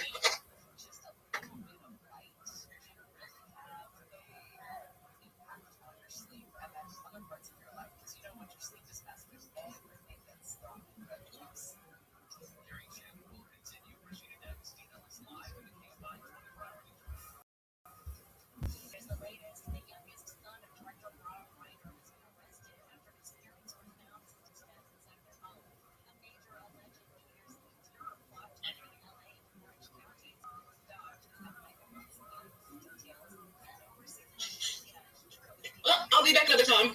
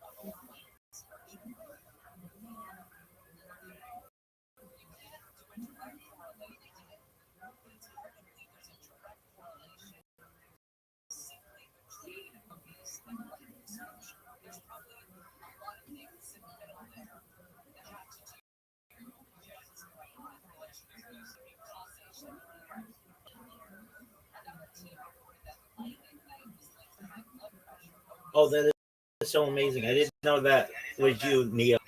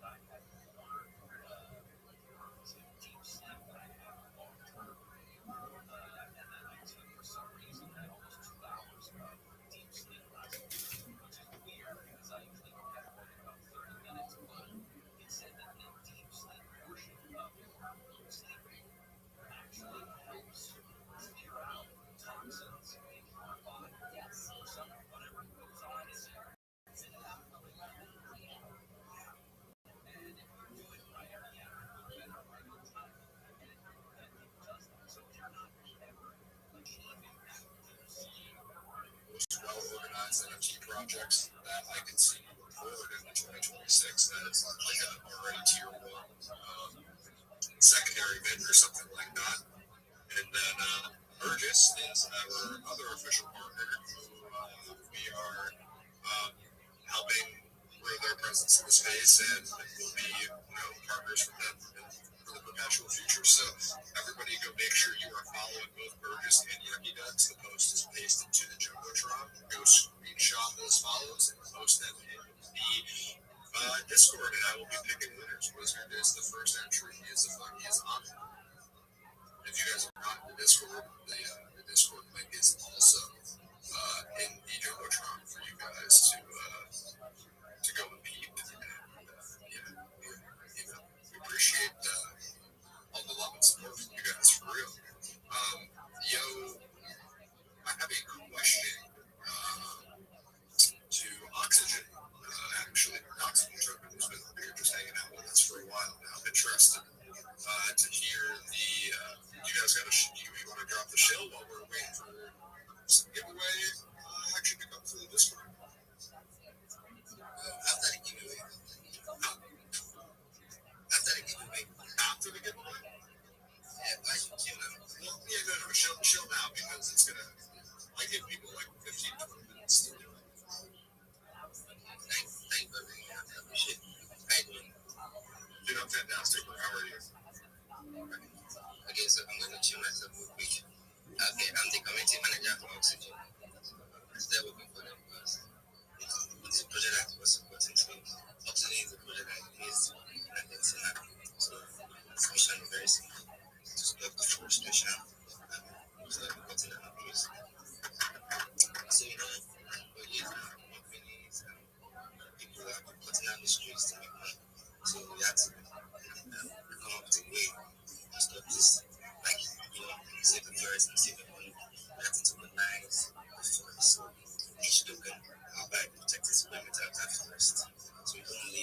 because you get a chance to invest. So it's very nice. And you cut down trees as well. If you had news in Indonesia, the whole country was flooded because of deforestation. So these trees help slow the river down, absorb water to avoid the country and going to right. So people still have the mind to cut them down. So Absalom is here to stop that.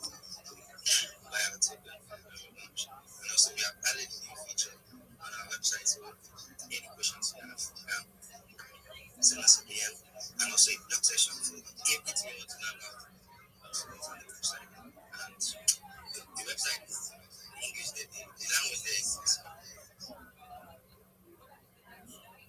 sure I'm posting a lot of GMA follow. And guys watching the entries rolling through the Discord. And yeah, I'm excited to get some more of you guys in there. Like I said, just go drop that name, follow. And yeah. So Saint's still here?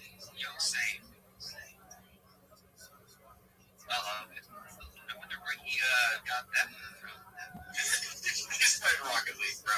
He's playing Rocket League, or he put us in the locker room like shit. But, Dutch, bro, how are you, bro? Yeah, good, man. How are you? Dude, I'm fantastic, bro. Why is your account locked, bro? What are you doing? That's not locked. It's private. That's what locked means. Yeah. You need to follow if you want to see my account. Yeah, but how do people know if they want to follow you if they can't see it? If you don't know, then you don't know now. I feel like that one's counterproductive, but I like where you're going with it. I just wanted to shake some people off. They've been annoying me, so I privated my account. Were you getting fought, bro? No, not fought, but these people, they always are after me. Can you do this? Can you do that? Can you help me with this? And I'm a really helpful person. I always want to help people, but I just don't got time for it. So I was like, I'm just gonna private my account for a little bit, but I want to make it public again tomorrow. Okay. Well, I look forward to it going public, bro. Sorry you got people bothering me, bro. That's terrible. The space is a lot of people want information, and there are also a lot of people, they come always with their hand out, and you give them a lot of things, and then they don't return the favor. But that doesn't mean they are good. Obviously, there are also good people in space, and I've been connecting with some real jets and also Stacy's. So shout out to those people. Let's group. Let's send it.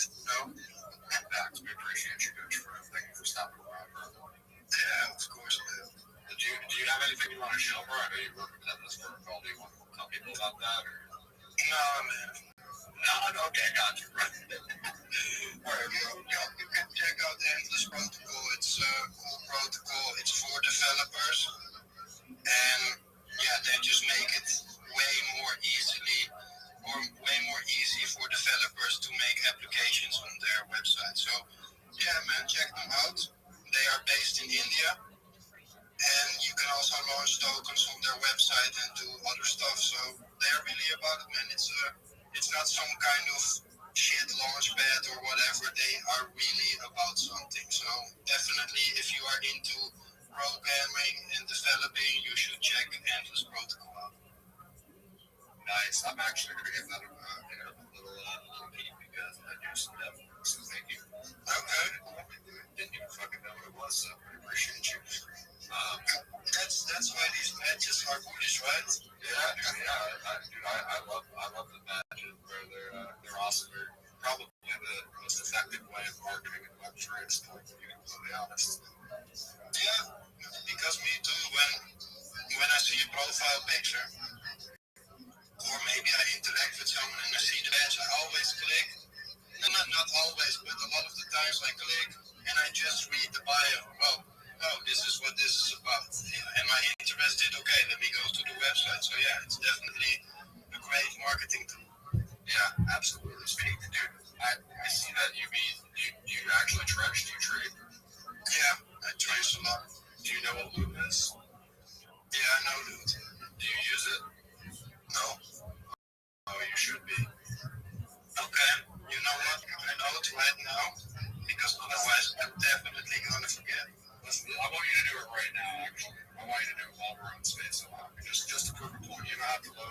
crazy money. You can make a wallet on the site and load it externally. You don't have to like pick your wallet or any crazy shit. But I just want you to see how fast the terminal is live while we're right here, because it is the fastest trading terminal. It's faster than Padre, faster than Axiom, it's faster than I have receipts of clocking 100 millisecond terminals on buys and sells. Okay. What's your profile now? Magic's click. Okay, so I see the badge. Okay, yeah, loot.gg/@magic's in my bio. You can just click that. It'll bring you right there.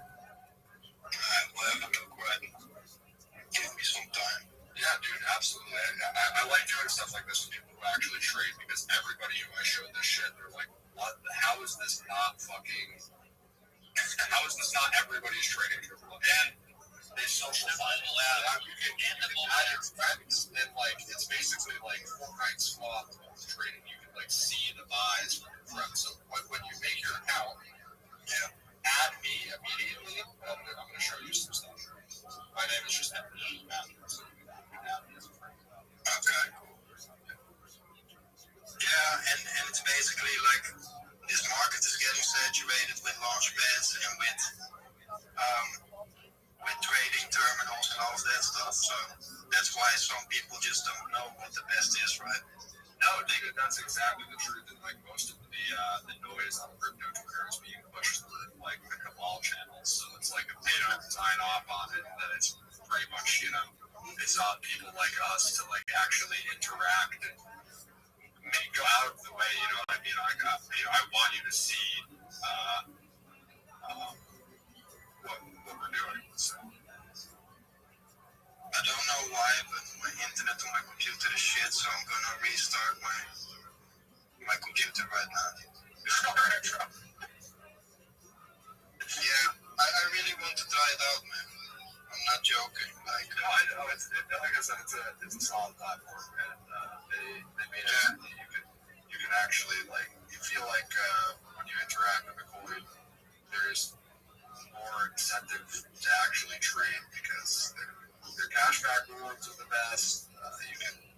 You earn cash when you call a token with their feature and then somebody buys it. And it also APIs to like private Telegram groups and Discord groups. So there's like a million ways to get paid. you ever launched your own token? Me personally, no, I don't launch. Okay. You ever did CTOs and all of that stuff?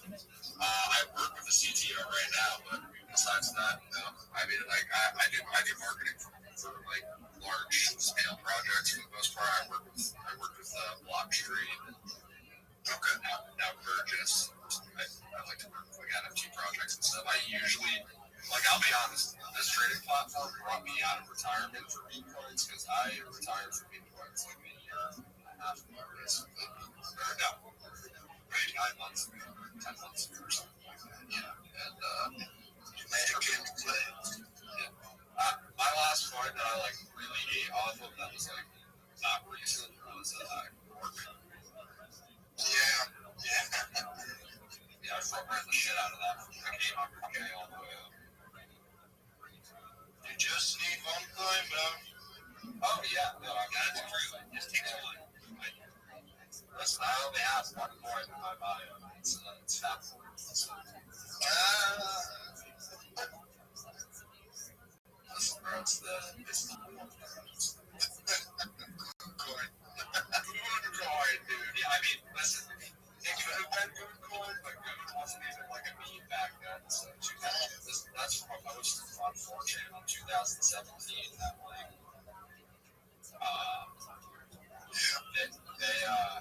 it's the same lore as Markcoin, and Markcoin went crazy. So I think this could be one of the next bigger Solana runners, as their floor is like 2 billion. So Okay. Sometimes it's hard to say, right? You need to know the team and what they are. yeah, no, I work with their team, bro. I wouldn't even be talking about it if I wasn't in the background. Yeah. I don't shit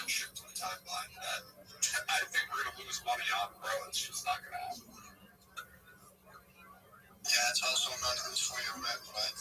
Yeah, hell no, bro. I had a channel and also a call group, but I deleted them because I didn't like the people that was in it. And I reopened a call group. It's private, I'm not sharing it right now. But I reopened it, and I tell people that in the welcome message, it states like only try to make a winning call. Because people are just bullshitting, man. They make 10, 20 calls, and all for 70% are rocks. Like, this is not how you train, man. Yeah, I'm trying to win, you know? Yeah, no, I 100% agree. Like, you have to win. It just has to be done.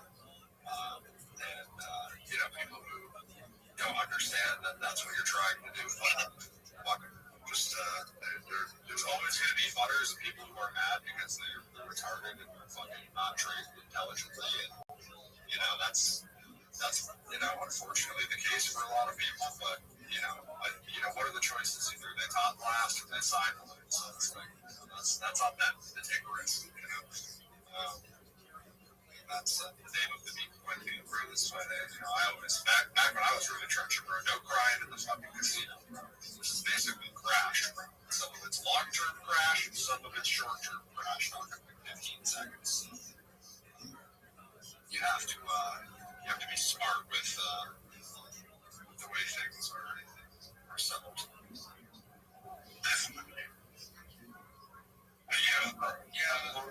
I'm on the loot right now. Speaking of this year. Because of loot. Okay. It's that, the only reason why I buy people is because I'm either in the inside group or I have someone who's on the team. But this year I actually reached. Did you make some profits, bro? Oh yeah. We've done really good in the last 3 months, specifically because I'm not gonna lie. We got X bangers at like 200K, bro. Yeah, X banger. That was crazy. That was one of the craziest going. I'm gonna be honest. I made money, but I could have done way better because. Yeah, I round trip season. Oh my gosh, yeah. Oh, dude. Listen, we caught George Plays Clash at 200K market cap, bro. Yeah. And cheated at like 1.6 mil. So, that was a 67 mil runner or some shit like that, or 80 mil or some retarded shit. Like, we faded a retarded bag for real. See, the round thing just hurts, man. When you're looking at 50K profit and you don't sell and you round trip the whole bag, like that hurts, man. Yeah, because that could very well be the other side of it as well. Yeah. Dude, we have stories like that.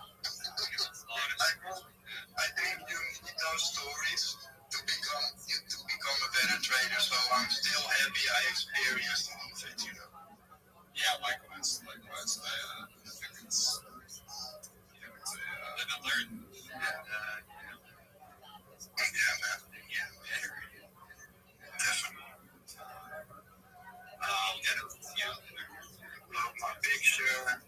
I also used your ref link, so yeah, use if you're gonna actually trench, use the momentum tab. Yo, what up, big dog? I'm about to chill in this space, so just give me a moment. Glad that you're here, my friend.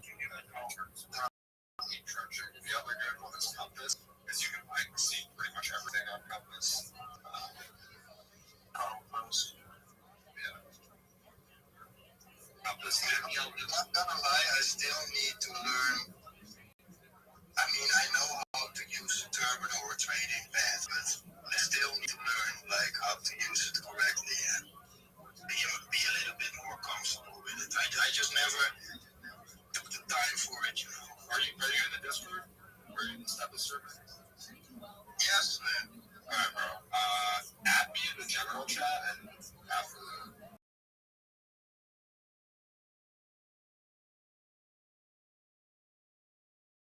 space. Yeah. It's definitely worth paying attention to for sure. But yeah, guys, I just also want to say real quick, make sure everybody in here is from the bottom of the listeners panel, giving everybody a follow. Follow more active people in the space, connecting. And, you never know who's listening, you never know who you're going to meet, and you never know, the places that, connecting in these spaces will take you. Because I know for me personally that, being public and doing these spaces, that's how I've gotten pretty much every single fucking job I've ever gotten in Web3. So, shout out to you guys for coming out here and supporting everything. And, hopefully you guys are connecting and growing and feel like you're getting yourself out of it. I know the algorithm's been fucking cancer lately, but there will be a light at the end of the tunnel, that's for sure. So, doesn't matter what, just keep pushing. Yep. Doesn't matter this is the nature of the market, we don't all go in. Just keep going and eventually all be worth it. Yep, I 100% agree, bro. And with that being said, bro, Rabbi Rothschild, bro, you've just been sitting there nice and patient, bro, just hanging out, fucking live. You wanna drop us your show, bro? You have some crazy lore. Absolutely. Thank you so much for the opportunity, Magix. First and foremost, if you're not in the Big Steppers Discord, you need to be. It's discord.gg/Big Steppers. The link is in Magix Pro. Take a look. You can see me live there 24 hours a day. Additionally, if you're not following me, you need to be, because I'm the easiest follow back in the game with the best shill in the game. I'm Rabbi Rothschild. If you don't know who I am, you will. I stream my life 24 hours a day, 7 days a week, 365 days a year for world peace. I've been doing so for more than 4 years. My streams go back to the pandemic. We've seen the death of a queen, the birth of AI, the coronation of a king, and everything in between. This is a real-life Truman Show, a real-life Big Brother. This is a timeline and a time capsule of human achievement. In the 1990s, Bill Gates coined the phrase, content is king. I'm making it true today. I'm king of the internet. This is the biggest event in global history, and here's why. In 2018, The Economist magazine stated that data had overtaken petroleum as Earth's #1 resource, and I have more data archived than any person ever, which is making me very influential. I'm going viral, and when I do, I want your family all financially independent if you're not already. I want to ensure that you have generational wealth if you don't already, and I want you to be able to start charities and philanthropic organizations of your own. I'm unlike any influencer you're ever going to meet. I'm not live on one YouTube stream nor 2 YouTube streams. I'm live on over 3 simultaneous YouTube streams 24 hours a day. You can view my life in 360 degrees. I even have a ceiling camera. If you want to view these YouTube links, they're available in my profile. They're also my pinned post. You'll also find in my pinned post a link tree. I dare you to look at my link tree. Nobody dares you to look at their link tree, but I do. I have more social media archived on the internet than any person ever. I have more content archived on it than any person ever. You'll also find a link to my Discord, discord.me/rabbi.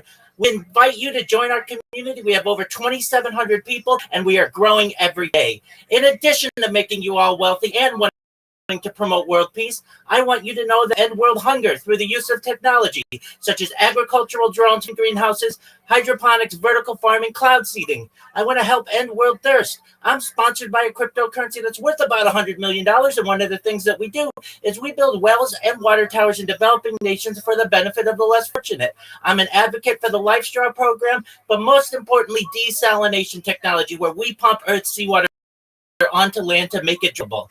If you are a reply guy, if you're a Web3 marketer, if you're a raider or a shiller, and you want a free mentor, coach, and friend, send me a follow. I will follow you back. Send me a respond. I want you all to know that I'm here to support you both personally and professionally. I'm here to be a positive person in your lives. I'm here to have an optimistic view on the future. And most importantly, I want to give people hope. And with that, I sincerely appreciate the opportunity to share. Thank you so much, Rabbi Rothschild, bro. Everybody make sure to go give him a follow, bro. He is legitimately fucking cracked, bro. When he says he is live on 20 plus fucking platforms at the same time, bro, he is literally not fucking joking. And I think he's also going for a world record how long he's been sitting in a fucking Discord lounge in our server, bro? Rabbi, bro, do you have it logged how long you've been in that fucking chat, bro? Yeah, we've been in there for like 2 months straight and continue to increase that every single day. Dude, yeah, you're fucking different, bro. You actually been in there so long that you actually managed to reset the fucking timer on the lounge or on the chat every day. There was an update. That's why that's why it reset. Yeah, they did a little update. Oh, okay. Bro, I look in there and sometimes it's at like 76 hours and then like right now it's at like 13. So Discord's definitely like this guy's just too OP. Like we can't do it. Dude, for real, bro. Yo, we have another fucking legend up here in the fucking space right now, bro. Yucky Ducks, bro. How are you doing? What is going on, fam? How you feeling today, bro? Dude, I'm fantastic, bro. We were just talking about you earlier with the Fat Club people, bro. Oh yeah, bro. Yeah, I got some news for you. I'll jump in your Discord in the next day or so. We'll chop it out, bro. No, for sure. Did that conversation go well? Bro, it did, bro. It did actually go well, bro. So shout out to you, man. Dude, I'm glad you guys talked. I wasn't trying to like shoehorn that relationship, but I had a feeling that if you guys chopped it up, it was gonna go well. Oh no, for sure. They're cooking, bro. They're getting it in. They're doing their thing. But bro, shout out to you, Kubo. What's going on? I see we got Mint up here too. And bro, I was just talking about Rabbi Rothschild like literally 30 minutes ago, bro.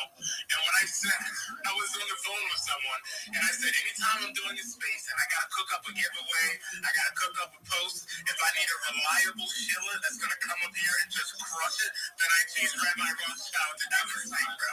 Every time, bro. You said you want to just do exactly what needs to be done, bro. So shout out to you. No, every time. But yeah, bro, we're just cooking right now. For those who don't know, my name is Kenny. I'm the founder of the Yucky Ducks. We are a Web3 brand that is focused on community.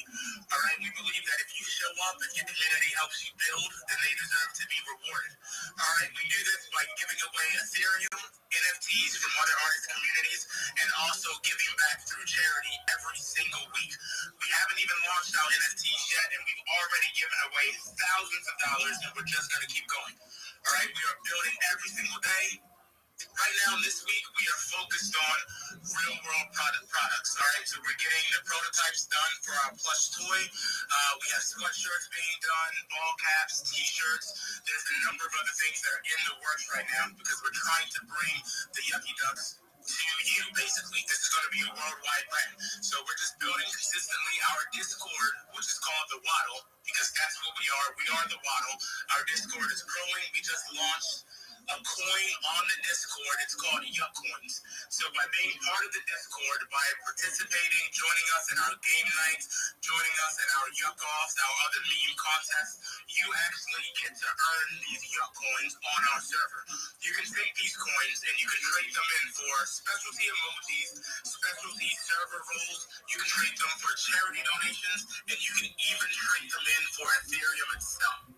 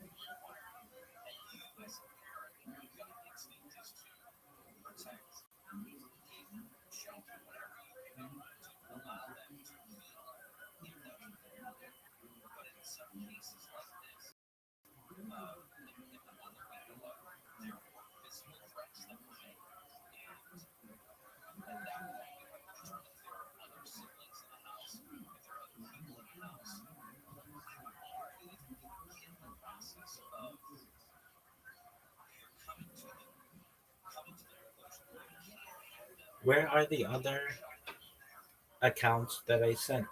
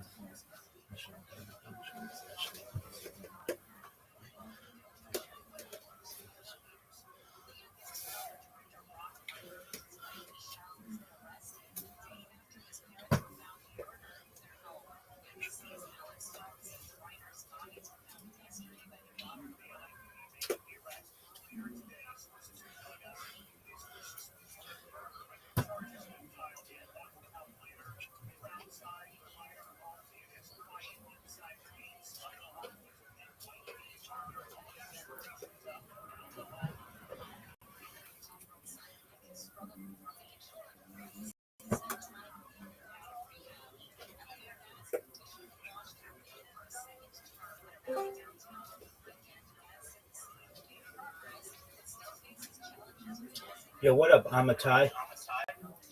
How you living, pimp?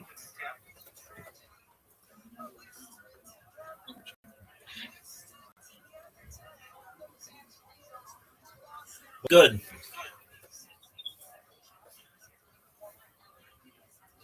Whoa. What's up? Can you hear me?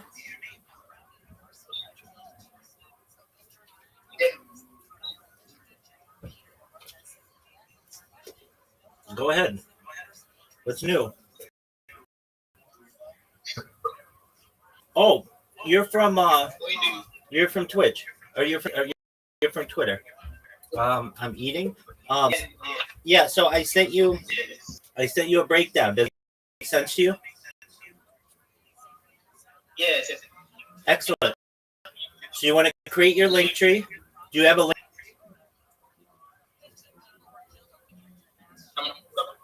Do you have a link tree?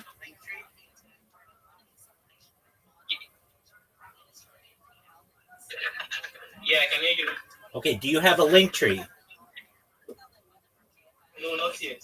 All right, But well, I'm going to create it. excellent, my friend. You do that, and you create the other social media accounts. You connect them. You send it to me, and we'll make sure it's good.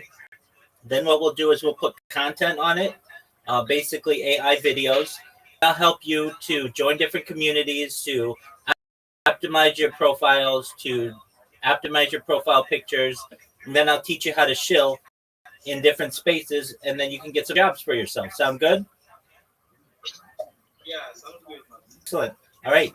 Well, you did the first thing, which is join the Discord. So pleasure to meet you. And then create your link tree. If you have questions, let me know. Please know everything that I tell you is free. It's not going to cost anything. So if any of these websites say, hey, pay us, don't pay them. Look around for the free version, okay? All right, man. My friend. Absolutely. Pleasure to meet you, my friend. Very to meet you too. Thank you. I'll get on the link tree when I'm done, and then I'll send it for you to read. Okay, excellent. You don't have to send it to me. You have to send it to me once it's all done, when you have all the accounts created. I know you can create a link tree. Yeah. Excellent, my friend. Yeah. All right, thank you. You're welcome. I'm going to exit it now. All right, please do. Take care, my man. Yeah, you too. Peace, baby.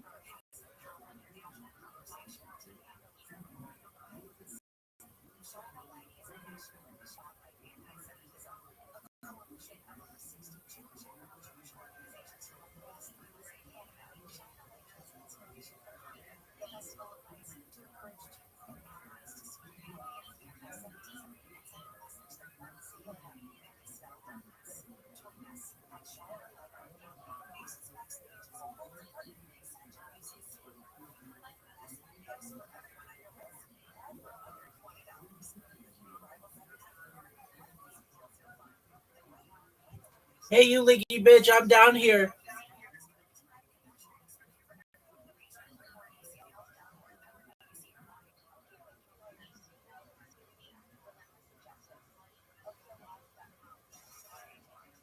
You better make some moves. This tide is rising.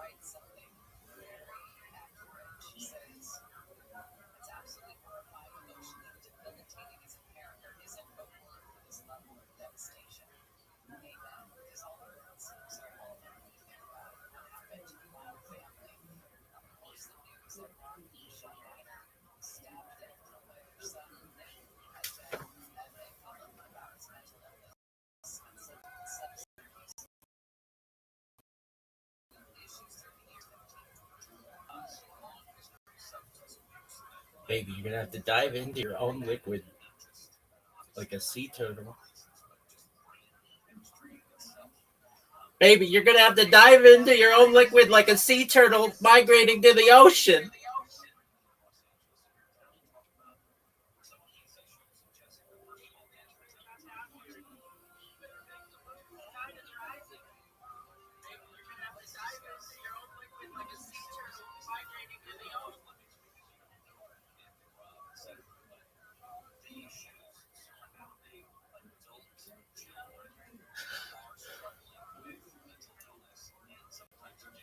Baby, you're gonna have to dive into your own fluids like a sea turtle migrating to the ocean.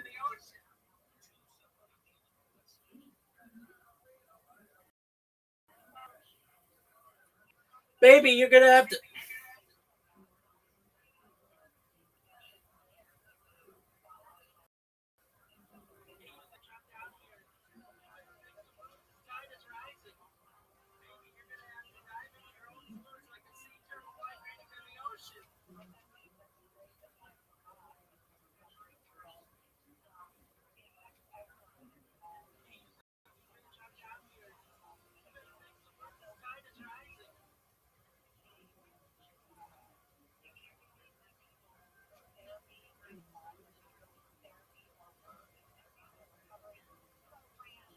You better make some moves, girl. This tide is rising.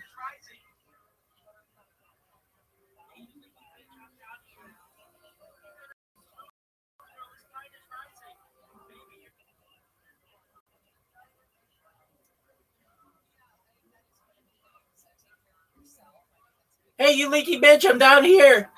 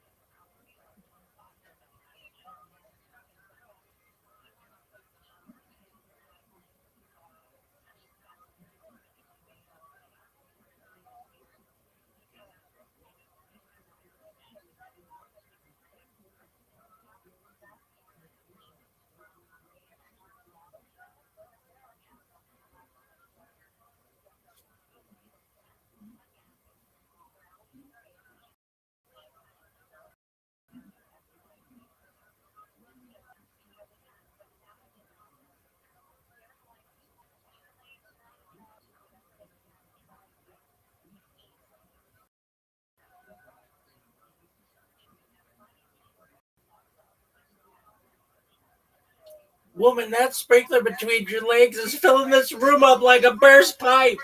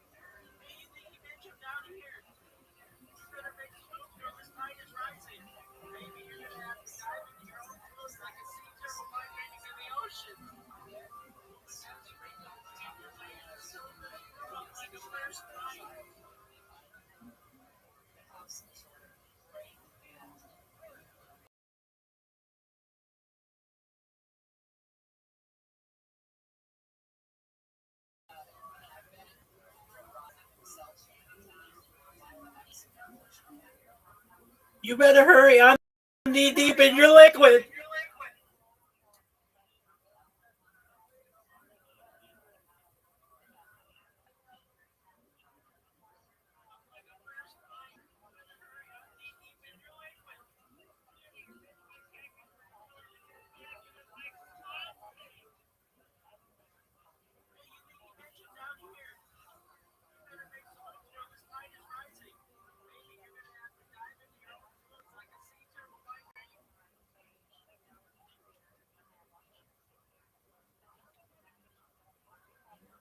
Baby, you're going to have to dive into your own fluid like a sea turtle migrated in the ocean.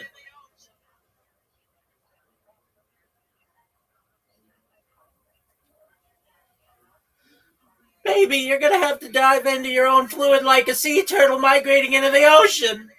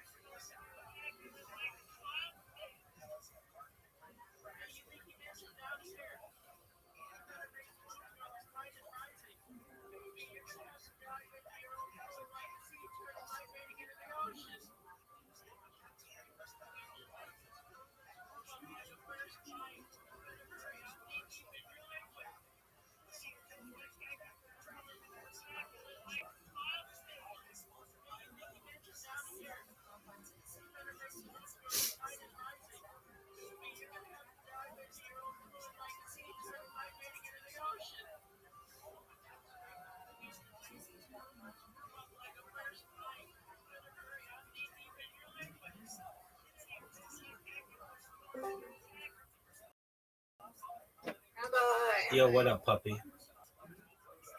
can you come be my fake husband for like 5 minutes? What do you need to Yeah, do? I mean, it's just cool. You don't have to remember any details or whatever.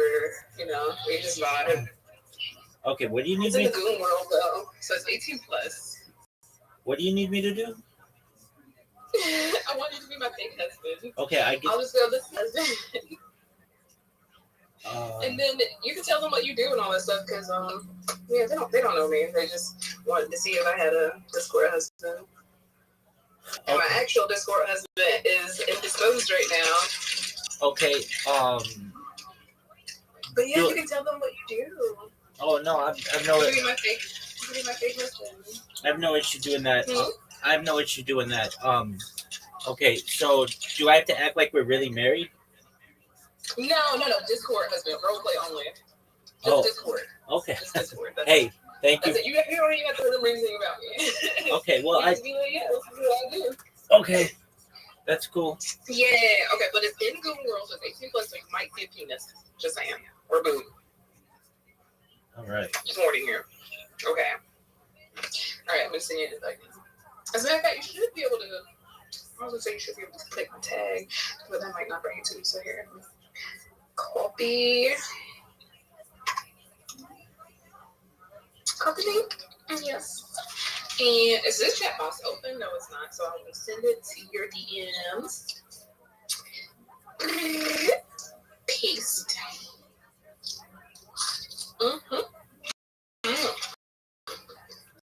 Send it to the account. We send stuff to you. Don't send it to this one. Okay. Not this one. Okay. You're good. No issue.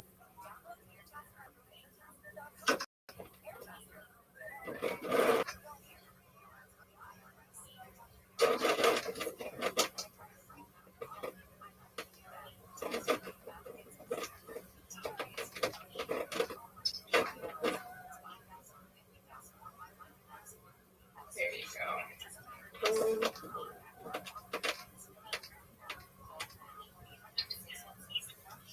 Okie dokie, I'm going in. Yay. Me too. Look, it's gonna be the Freaky VC is what it's gonna be. Okie doke.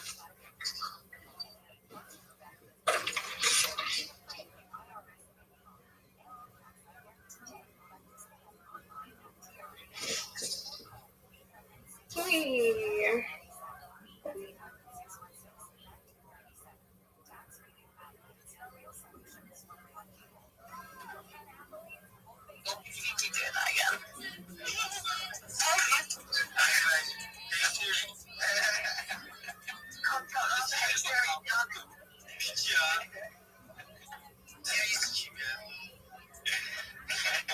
don't understand what you're saying. I love his language though.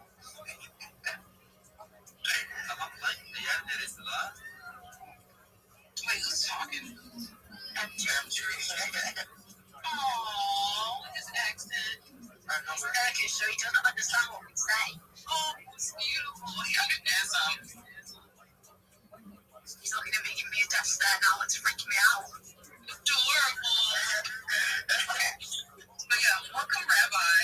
He just came to the service. Hey, Rabbi. How you living, everybody?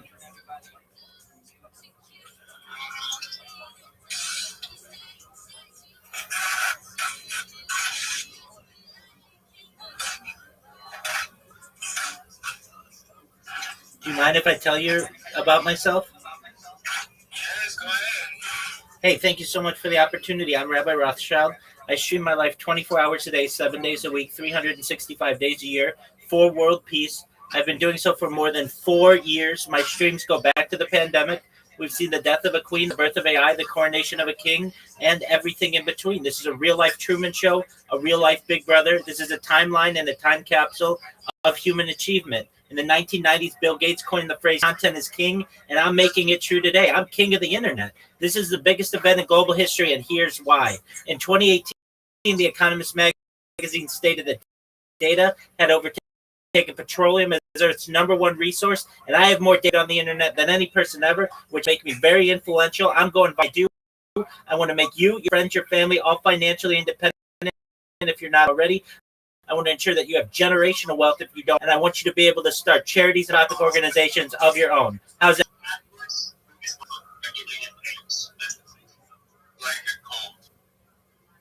I don't know what kind of cult you're a member of, but this is not a cult.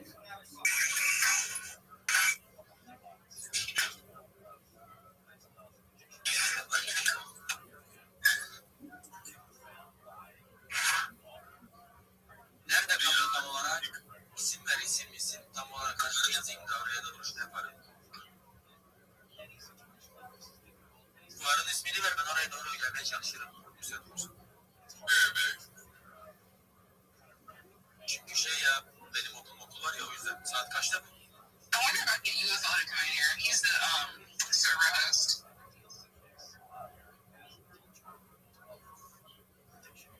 Come hang out. Come hang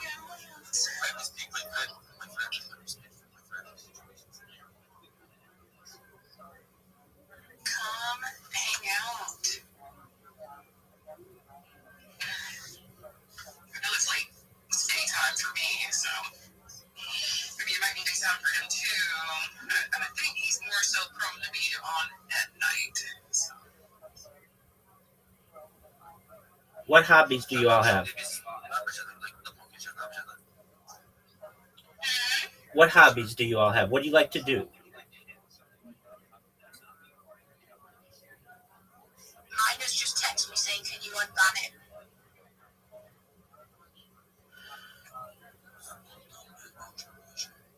I think unanimously as a unit, this is our hobby. Because like most of these people that are here are here. This is what we do. This is our hobby. Very well.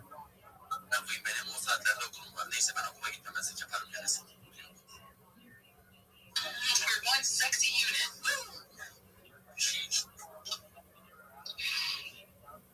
Do any of you guys game, or any of you guys gamers?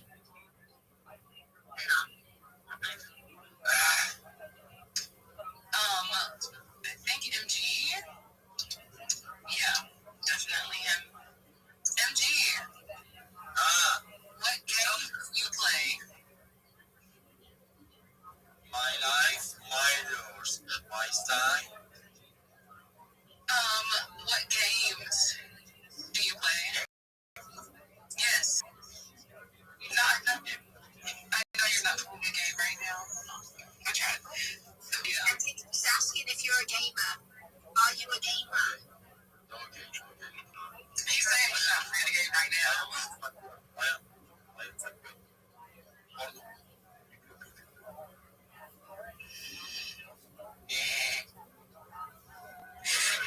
You're doing good.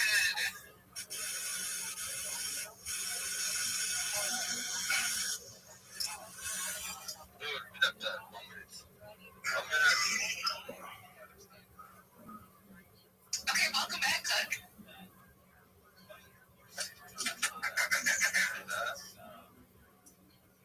Turn back my camera matrix and put it on.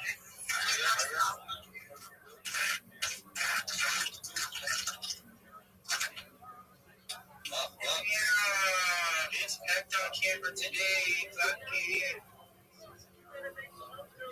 All these fine ass men on my screen.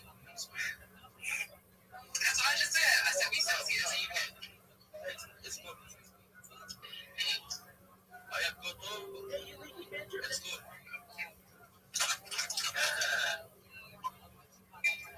Even if I say go be sexy over here, we still take it.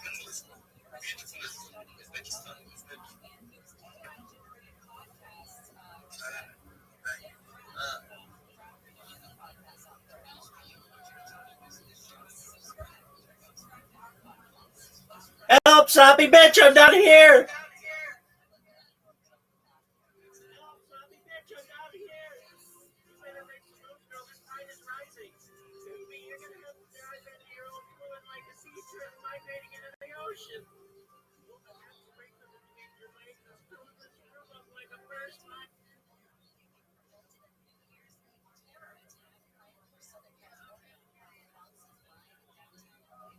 Woman, that sprinkler between your legs is filling up this room like a burst pipe.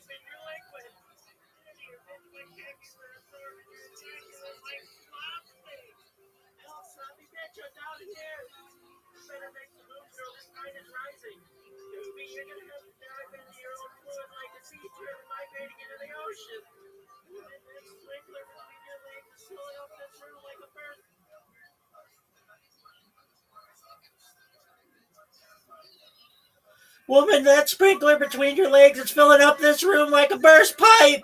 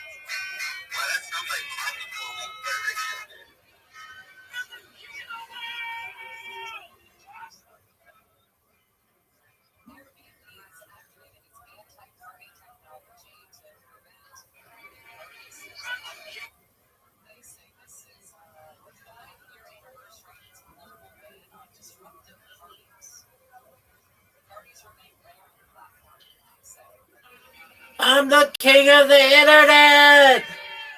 Woo!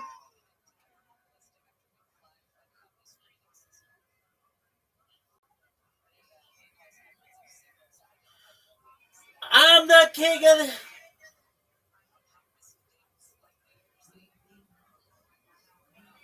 I'm the king of the internet! Woo!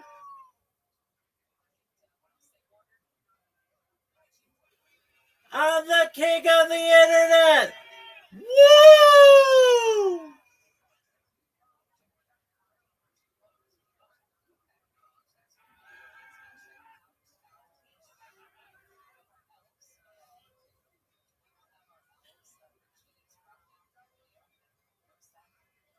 This is the biggest event in global history!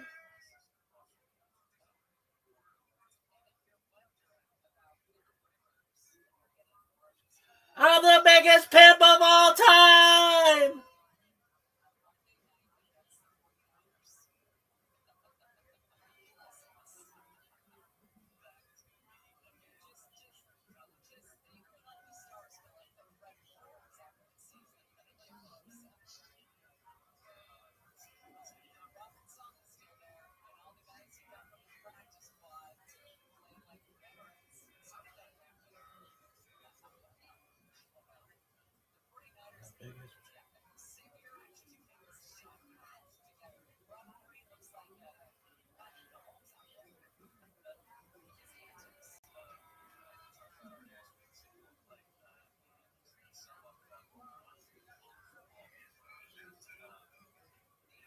Yeah, bitch, get a load of this!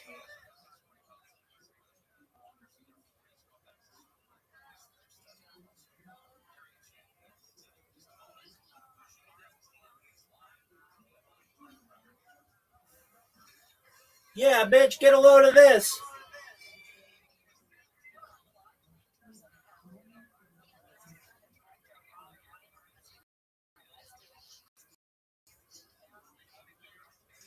Bitch, get a load of this!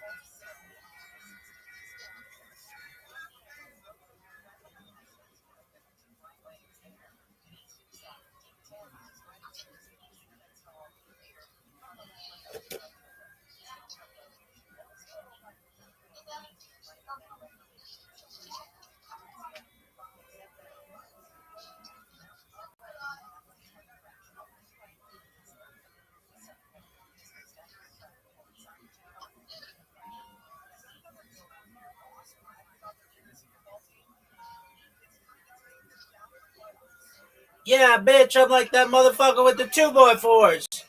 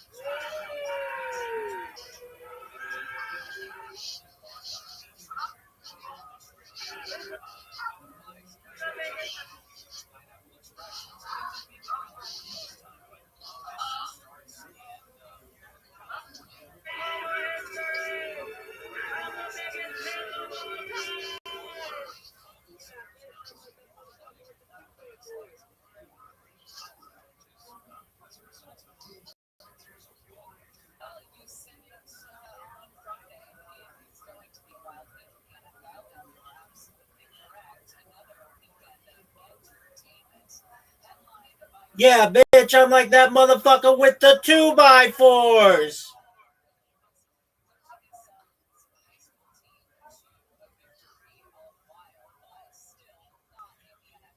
Yeah, bitch, I'm like that motherfucker with the 2x4s.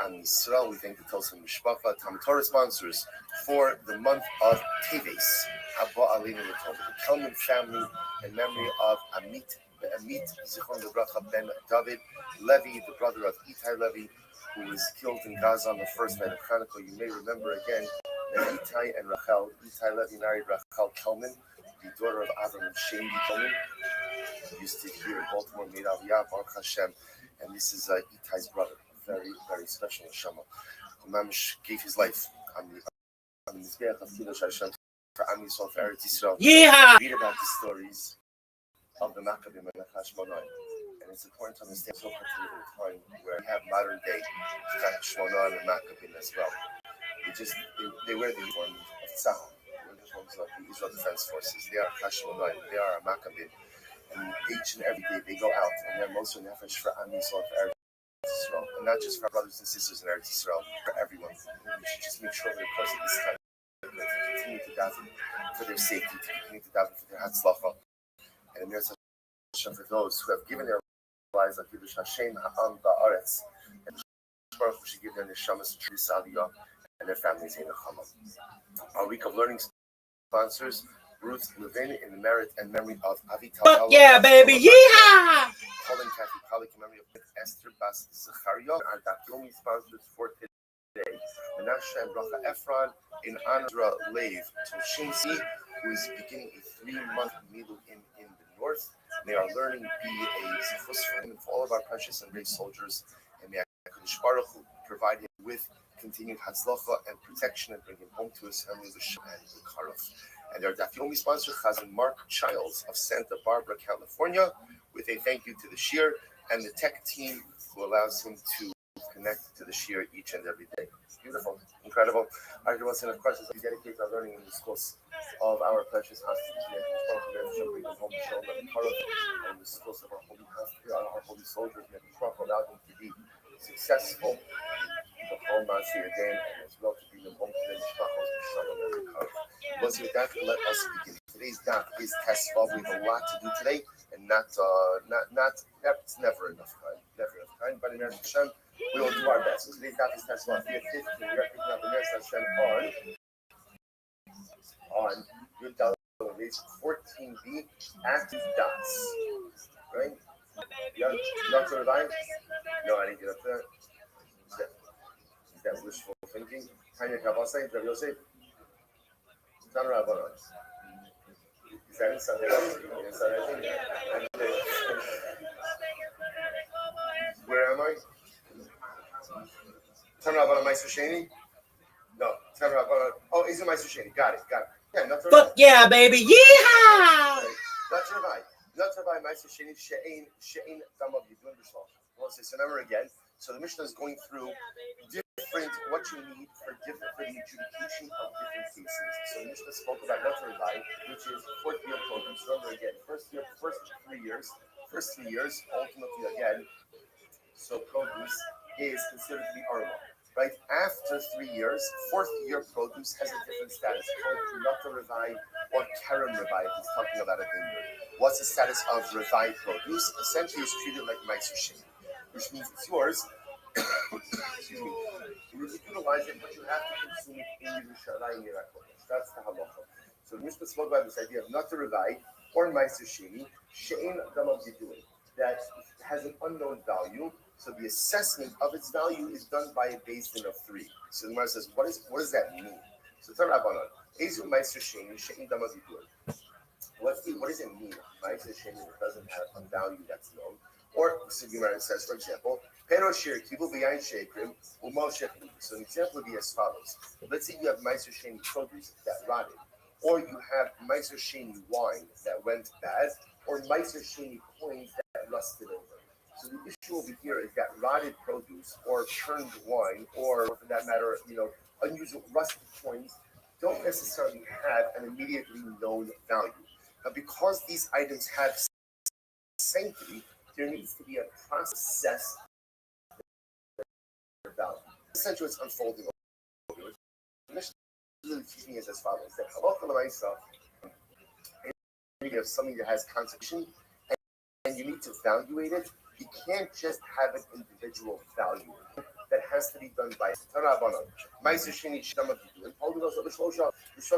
So if you have Meiser Sheni and you don't know the value of the Meiser Sheni, so again, I Meiser Sheni produce it rotted. So now let's remember again, I still owe the value of that. The shaila is what is the value of rotted produce? So then I'm going to assemble a base of 3 people in order to go ahead and establish that value. Now the Gemara says, the Rice says it has to be a panel, a base of 3 the kuchos. The kuchos are merchants, meaning people know what they're talking about, which makes sense. You want it to be merchants who understand how to evaluate produce. But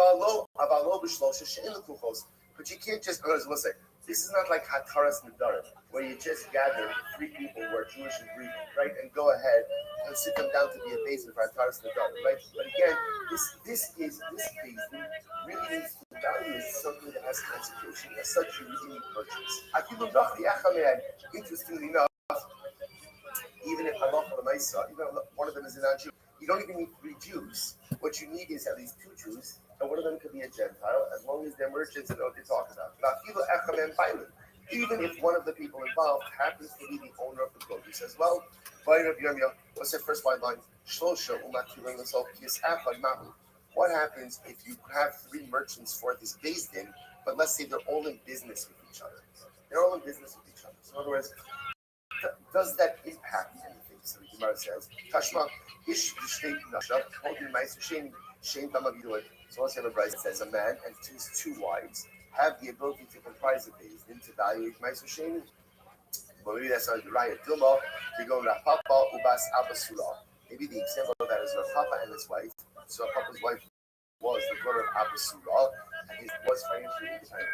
So I think that's not a good right because they're talking about of why they were financially independent of their husbands. Okay, so Moses, that last question remains unanswered. So what we know is here based on the three, and they need to be three virtues.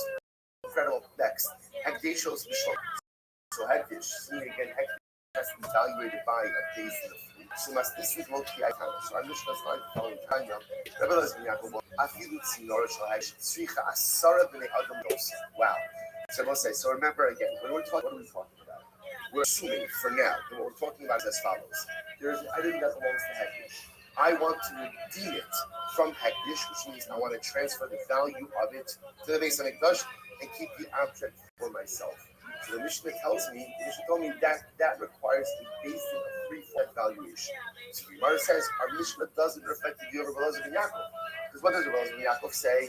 Anything that you're redeeming from the base of Mikdash requires what? A basis of 10, even for a needle. Right? Even if you're using it, literally against your shatish, even a needle, sewing needle, of the base of Mikdash, it requires a basis of 10. So it must be Lezben Yaakov holds the Shmuel. What does Shmuel say? Damar Shmuel, Asara Kohanim Yisur B'Harsha. So let's say, because remember again, according to Shmuel, Shmuel's logic is like this. Where do you get, and we're going to talk about this. So Shmuel holds that any time you're redeeming something from the base of Mikdash, it requires a valuation, and it requires a valuation with a basin of 10 people, 10 Kohanim, 10 people. No, called 10 people. Why? Because the word Kohen appears 10 times in the section of redemption. And the Rabbanim Shoshim Minav. So where did the Rabbanim come up with a basin of 4? The Vitim with the Ksibu Shoshim, maybe you say, well, it says 3 times in the Parashah. Karkol is the Ksibu Arba Tiski Barba. That's the case of redemption of real estate, where it's mentioned 4 times, shall require a basin of 4. If you came off in that, maybe you'll see right. Maybe redemption land from the basin of only the panel. We're calling it a basin, but it's not a basin in the classic sense, right? You're not adjudicating or evaluating something. So maybe land should only require 4. Lama Tanan, why does it say Karka is Tisha B'Kohen? Yeah, we know that Karka, we'll get to see this a little bit, but if you want to redeem land, real estate from the basin, it should require a panel of 10 people, and one of them must be a Kohen. Right? Ella Mai, the Mishami B'Vasar. One second, Rabbi must say that because 3 works towards the final number 10. So if that's the case again, then Hekdeshos, but you also say should be with 6 because 6 also works towards the final number of 10. To which the Gemara says Kashi, right? That is a problem. So I'll say, so bottom line for our purposes is we're going to see that essentially when redeeming the total movable property from the base of Mikdash, the Mishnah is asking, we'll see if it's halakha myself, that you need a panel of 3 people in order to evaluate that which you are redeeming. Next, Erchin. Now we'll say Erchin, we're going to see in just a moment. Erchin, classical definition of Erchin is what? Erchin is a personal valuation. Person says, El Erki Alai. I hereby pledge my value for the base of Mikdash. Then the Torah provides a set. I just want to point out, there's 2 different ways you compare value to the base of Mikdash. There's an Erech vow and a Damim vow. Erech vow is the Torah gives objective valuations for a man between the ages of X and Y, a woman between the ages of X and Y. It doesn't matter who you are or what you are. All that matters is your gender and your age. And the Torah provides a fixed value. That's the Erech vow. Dami Alai, or type of Damim vow, is a person's value. What's your value? So we see essentially the way the Torah would come up with that. How much would you fetch if you were sold as a servant? Right? How much would you fetch on the open market if you were sold as a servant? So that would go ahead and determine your. So that's then totally subjective to who you are and to what you are. So down versus an erech now. So he says my erech. What does he mean? Say my erech and a taltal. So we'll say here's the Mishnah uses the word erech and it uses it as a valuation for movable property.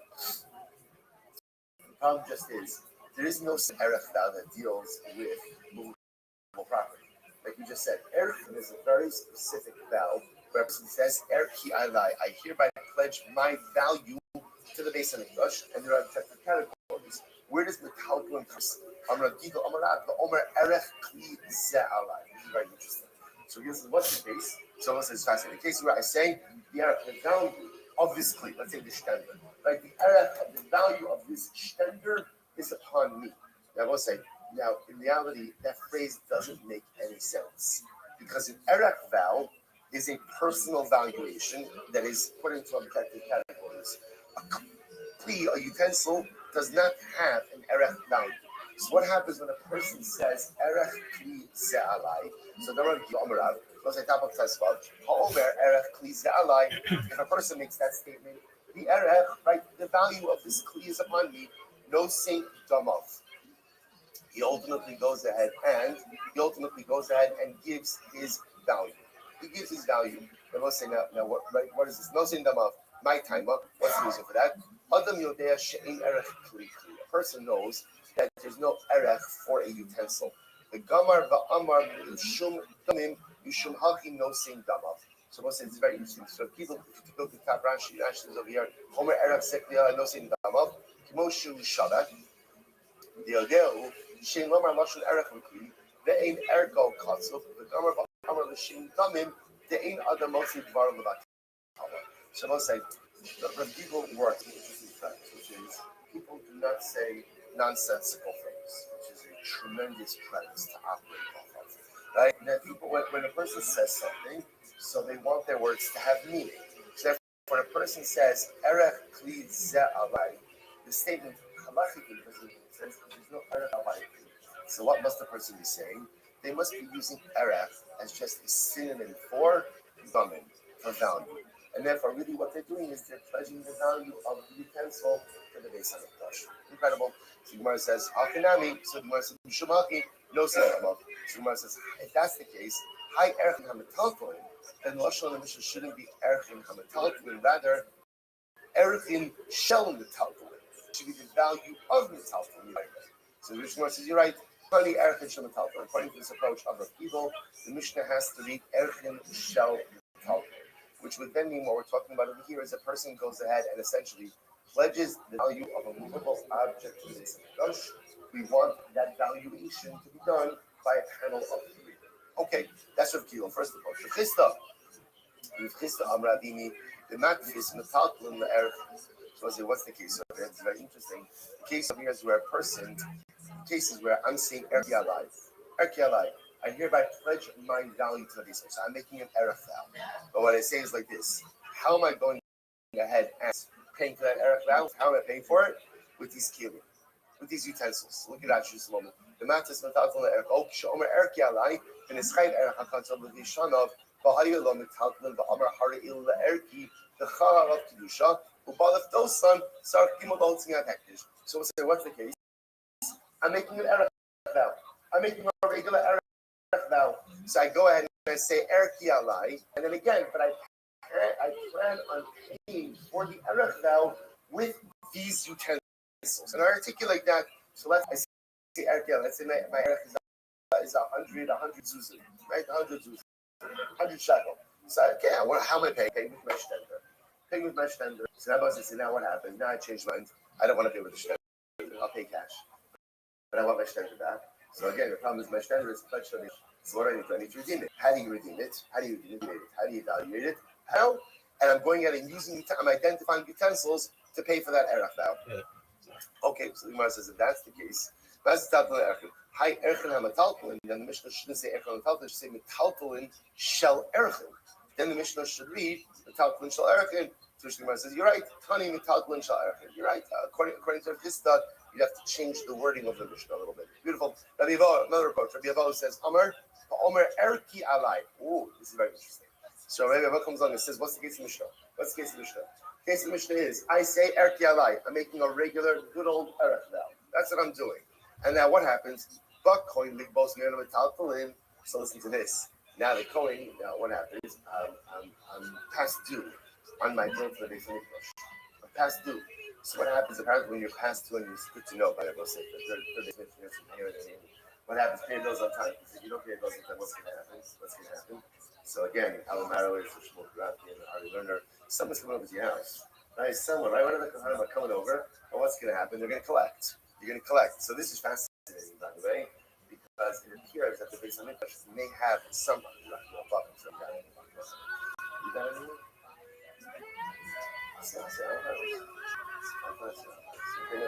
Good. His name is Ellie.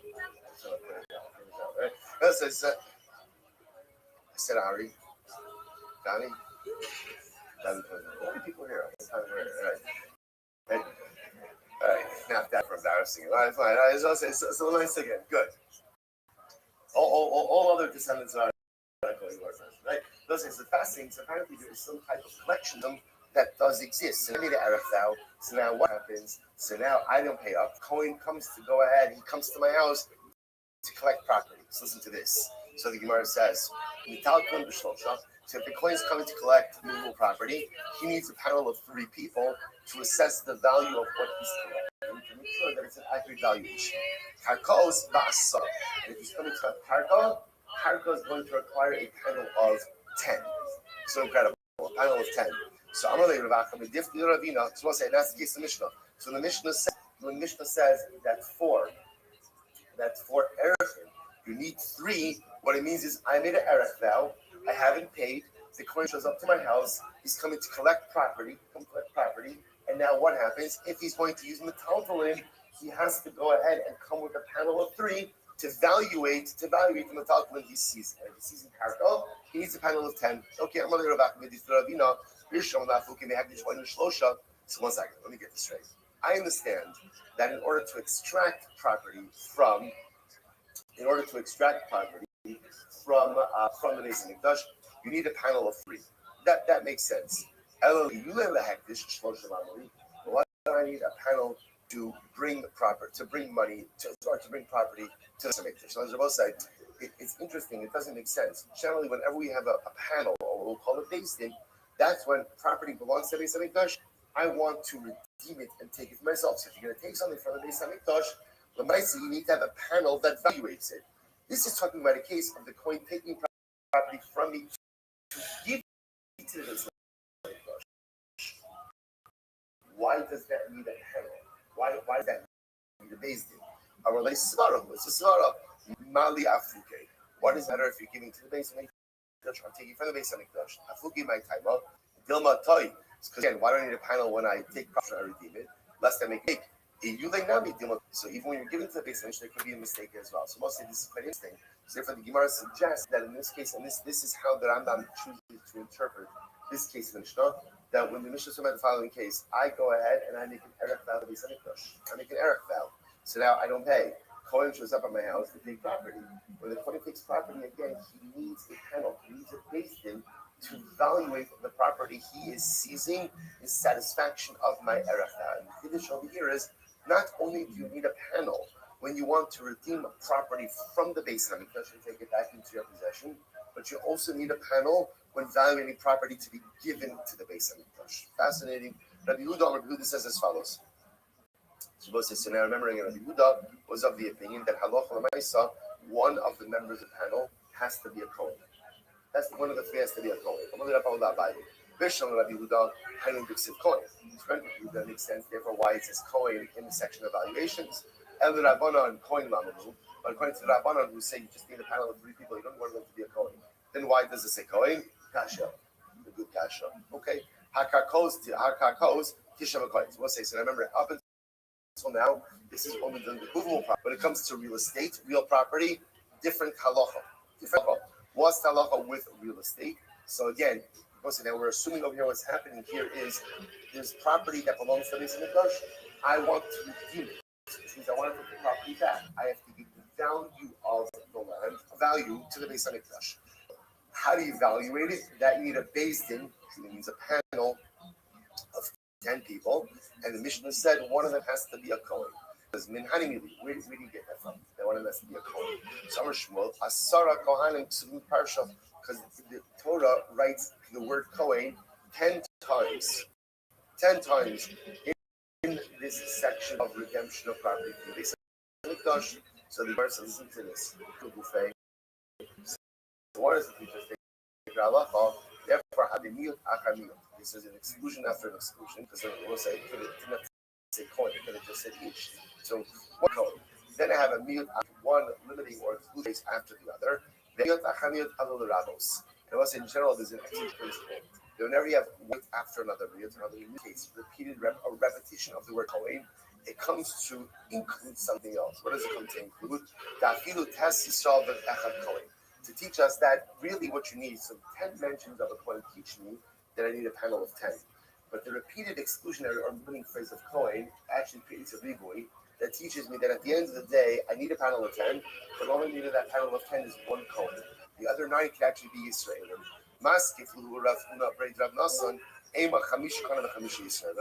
Maybe it doesn't mean 9 and 1 kohen. Maybe it means 5 kohen. In other words, all I know is that it doesn't mean 10 kohen. Maybe it means 5 kohen, 5 Yisraelim, kasha. That is a question. But Adam Kiyotzi Bahem. So it's very dramatic to have all of these gemaras, that have kasha. Right? So say you come to the end of a sugya and you get a kasha. How do you feel? Very unsure of yourself. What do I get? What do I do with that? Now again, there are mechanisms for us. We can go to the Rambam because the Rambam has his out everything. But what do you know? It's such a profound soul as we go through Hanukkah. Hanukkah is one of these. It's a little bit of a strange yontif because we're celebrating something that happened thousands of years ago, and so many other things have happened on the heels of that. Like we had a military victory, but how many other wars lost? Right, and there was a tremendous miracle where one Pach Hashem and one little jug of oil asked times did we need miracles? The miracles didn't come to us. It's a kasha. So what does a yid do with a kasha? What do you do? You move forward. Let's say the strength of our people is to ask the questions, be bothered by the questions, but to never be so overwhelmed by the kashas of life that you become paralyzed. What do? Kasha, 2 dots. 2 dots, I would say, always symbolizes what? It's like a pause. Okay? Pause, reflect, and then what? Move forward. That is the mitzvahs of a yid. If you want to know what makes us the most spectacular nation on the face of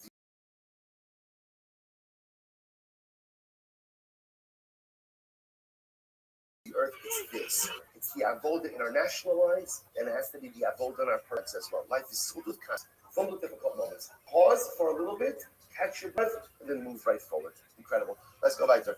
Adam Kiyotzi Bahem. And I will say, same thing as if a person is consecrated. So the Gemara says, Adam, Mikadish, I don't understand, could a person become consecrated? Is that possible? So the Gemara says, No, a person makes a dumb vow. What is a dumb vow? Okay, a person pledges their value to the Beis HaMikdash. Now, again, so I mentioned before, there's an erech vow and a dumb vow. 2 different types of vows. So it says, Dami alai, Yisanyo, Homer Dami alai. Person says my value is upon me. Shaman also b'shok. So again, I both say, how do you assess a person's value? How do you assess a person's value? So again, like we said, it's the amount of money that you could be sold as a servant, a laborer. How much money would you fetch as a laborer on the open market? Eved is kishlekakos, and it is compared to real property, to real estate. Just like real estate requires 10, right? So to an Eved requires 10 for his valuation as well. Incredible. So by Rabbi Adam Shar Sear, because these becomes. We'll say this is fascinating. Let's say a person was makdish their hair. Is makdish their hair. Now, what does this mean? Take a look at Rashi. Sear only because it's vikdisho ubal liftos b'shavyav she'osem miseir adam nafaf difukuli b'chabak. So you can make from human hair. Let's say a person has Baruch Hashem, long hair, and they pledge. So they're ready for a haircut, right? They're omen. It's ready to be cut. So let's say a person pledges that to the Beis HaMikdash. So what's the shayla? So remember, we'll say, what have we seen? And this would be fascinating. What have we seen? When evaluating the Talmud, what's the halacha? You need a base or a panel of how many? 3. Karka requires 10. Now remember again, what we've seen is people in general are considered to be, or an eved is considered to be hokash lekarka. It's really karka. So watch this. I pledge my hair, my long hair, my long flowing locks, right? I pledge my hair to the Beis HaMikdash. It's ready to be cut. So let's say, now what's the shayla?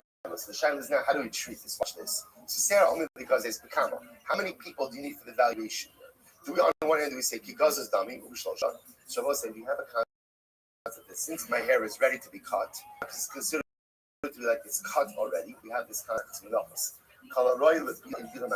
something that's ready to be cut is considered to be as if it's already detached. So because it's detached, like it's ready to be detached, therefore maybe it's like it's detached already. Therefore, it's like metaltalin. If it's metaltalin, maybe it only requires a panel of 3. Oh, or no, it's attached. So because it's attached to me, therefore, or because it's mechuber, maybe it requires 10. Panel of 10, like karka. So Tashma, let's analyze. If a person is event, it's interesting. If you consecrate your event, there's no mikilah. There's no use of that event. Or let's say I have shway event, and then I use it out like garbage. Don't take garbage. So that's not mikilah. Now why is that? Because remember again, event is compared to karka, and there's no mikilah by a karka. So you must have Shimon or Mol Bisaro. Shimon says you can commit mikilah with his hair. If you take his hair and use it for some mundane purpose, that's mikilah. But Kaim alone, the Bisal only because he's completely. So saying and the Gemara says what kind of hair we're talking about, where his hair is long and ready to be cut. Shmamina Nema Hani Tanai Hani Tanai. So we see from here, what is the status of hair that is ready to be cut? Is it considered to be like metaltalin, or is it considered to be like mechuber? This none. Meir says Yishtram Shenki Karka Ve'in Karka. There are some things that are like karka, but yet they're not treated like karka. Ve'in Chachamim Modelon. The Chachamim do not agree with it. There was in what detail this case on Eser Gifanim Tunos Masar Tilacha. For example, let's say again, Reuven says to Shimon, I gave you 10 laden vines, meaning vines with grapes that are ready to be harvested. And Shimon says, you only gave me 5. So we'll say this sounds like what? It sounds like what? Mo did a mitzvah, a partial admission. Remember, the only time you can show a mo did a mitzvah is when? By the talpin, not by karka. So here, Rabbi is claiming I gave you 10 laden vines. Shimon says, you only gave me 5. So we'll say, now, is this mo did a mitzvah? Watch this. Rabbi Meir says, yes, it's mo did a mitzvah. Anything attached to the ground is what? Is going to be the ground. Watch this. I'm Rabbi Yossi Bar Chanina. We're talking about grapes that are ready to be harvested. Rabbi Meir holds that grapes that are ready to be harvested are like what? Like they're already harvested. When something is ready to be detached, we treat it as metaltalin, right? And therefore, Rabbi Meir says this is a case of Moed Mitzvah's partial emission. And ultimately, again, the Chum saying that as long as it's actually physically attached, it's considered to be attached like karka, and therefore no mode to mix it. The Gemara wants to suggest that the same Rabbi Meir that would say that grapes that are ready to be harvested are like they are detached, or they're like metal, so therefore mode to mix us, would also hold that hair that is ready to be cut is also considered to be detached, therefore treated like metaltalin, and therefore needs a panel of 3 for valuation. To which the Gemara says, no. I feel Rabbi Meir. Not necessarily. Even Rabbi Meir might agree that hair is like considered to be attached. Why? Most by grapes, Rabbi Meir holds that grapes that are ready to be harvested are like they're harvested already. Why? Because once grapes are ready to be detached, leaving them on the vine is actually detrimental to them. So therefore, it makes sense that once a grape is ready to be harvested, we view it as detached, even if it's actually physically attached. About sorrow, when it comes to hair, but hair, as long as you leave it, it only gets better. It gets longer, thicker, fuller, whatever hair does. Right? So the mice again, it goes in and gets better. So you're gonna be there, so you can't necessarily align the sheet those with each other. So we'll say so that hair issue is still happening. But again, we keep on reinforcing the idea, which is that halacha l'maisa, that again, a person, right? So again, the person case is just connected. Because Divrei Mas knows Adam. The Adam that we're talking about is reference pledging his value, making a damim vow to the base of Mikdash, a panel for valuation. Incredible. Let's go back to Dinei Nefashos. So we'll say, so remember again, the Mishnah said that Dinei Nefashos, right? Capital cases tried by a Beis Din have to be tried by a Beis Din of 23. So the Gemara says as follows. So Dinei Nefashos, Kapasek Vatani. So we'll say, so now included in that, by the way, right, it said, Dinei Nefashos B'Esem Mishloshos. Capital cases, 23. Harovea V'Hanirva B'Esem Mishlosha. So let's say, so now again, talking about cases really of bestiality. Rovea nirva means either, again, a person sodomized an animal or was sodomized by an animal. Those are dealt with also a basin of 23. So the Gemara says as follows. So the Gemara says, Kapasik Loshna Rovea Zachar, Loshna Rovea Nikiva.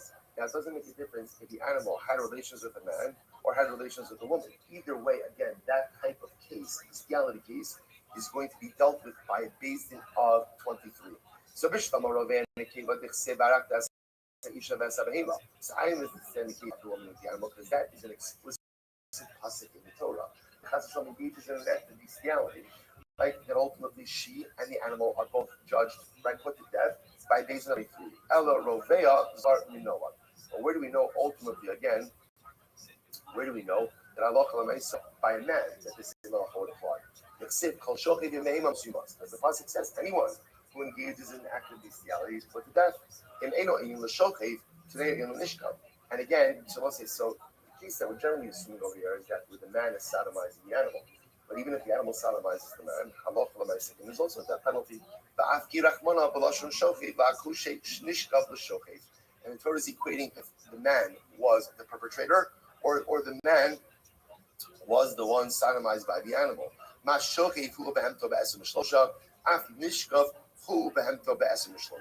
Just as again, if the man was the one who sodomized, ultimately again, he's put to death together with the animal by a basin of 23. So too again, if he was sodomized by the animal, he's put to death together with a basin of 23. We're not going to go through Alright, the Gemara says as follows. Good. Shyness of Asim Shlosha. So let's say, remember again, if you have a stoned ox, right? Ox that's stoned. Now, when you have a shyness, ox kills someone. Ox kills someone. So Allah again, the ox itself is put to death. So the Gemara says, Shneimar, Hashar Yisakel, V'gam Ba'alav Yumas. So we'll say the pasuk says the ox will be stoned, and also its owner will be put to death. Kimisa Sabaylim Kakimisa Sashar. The same way that a person would be put to death, so too if a person kills someone, so too again, the ox is put to death. And just as a person kills someone, they would be put to death with skila, so too if the ox kills someone, the ox is put to death with skila.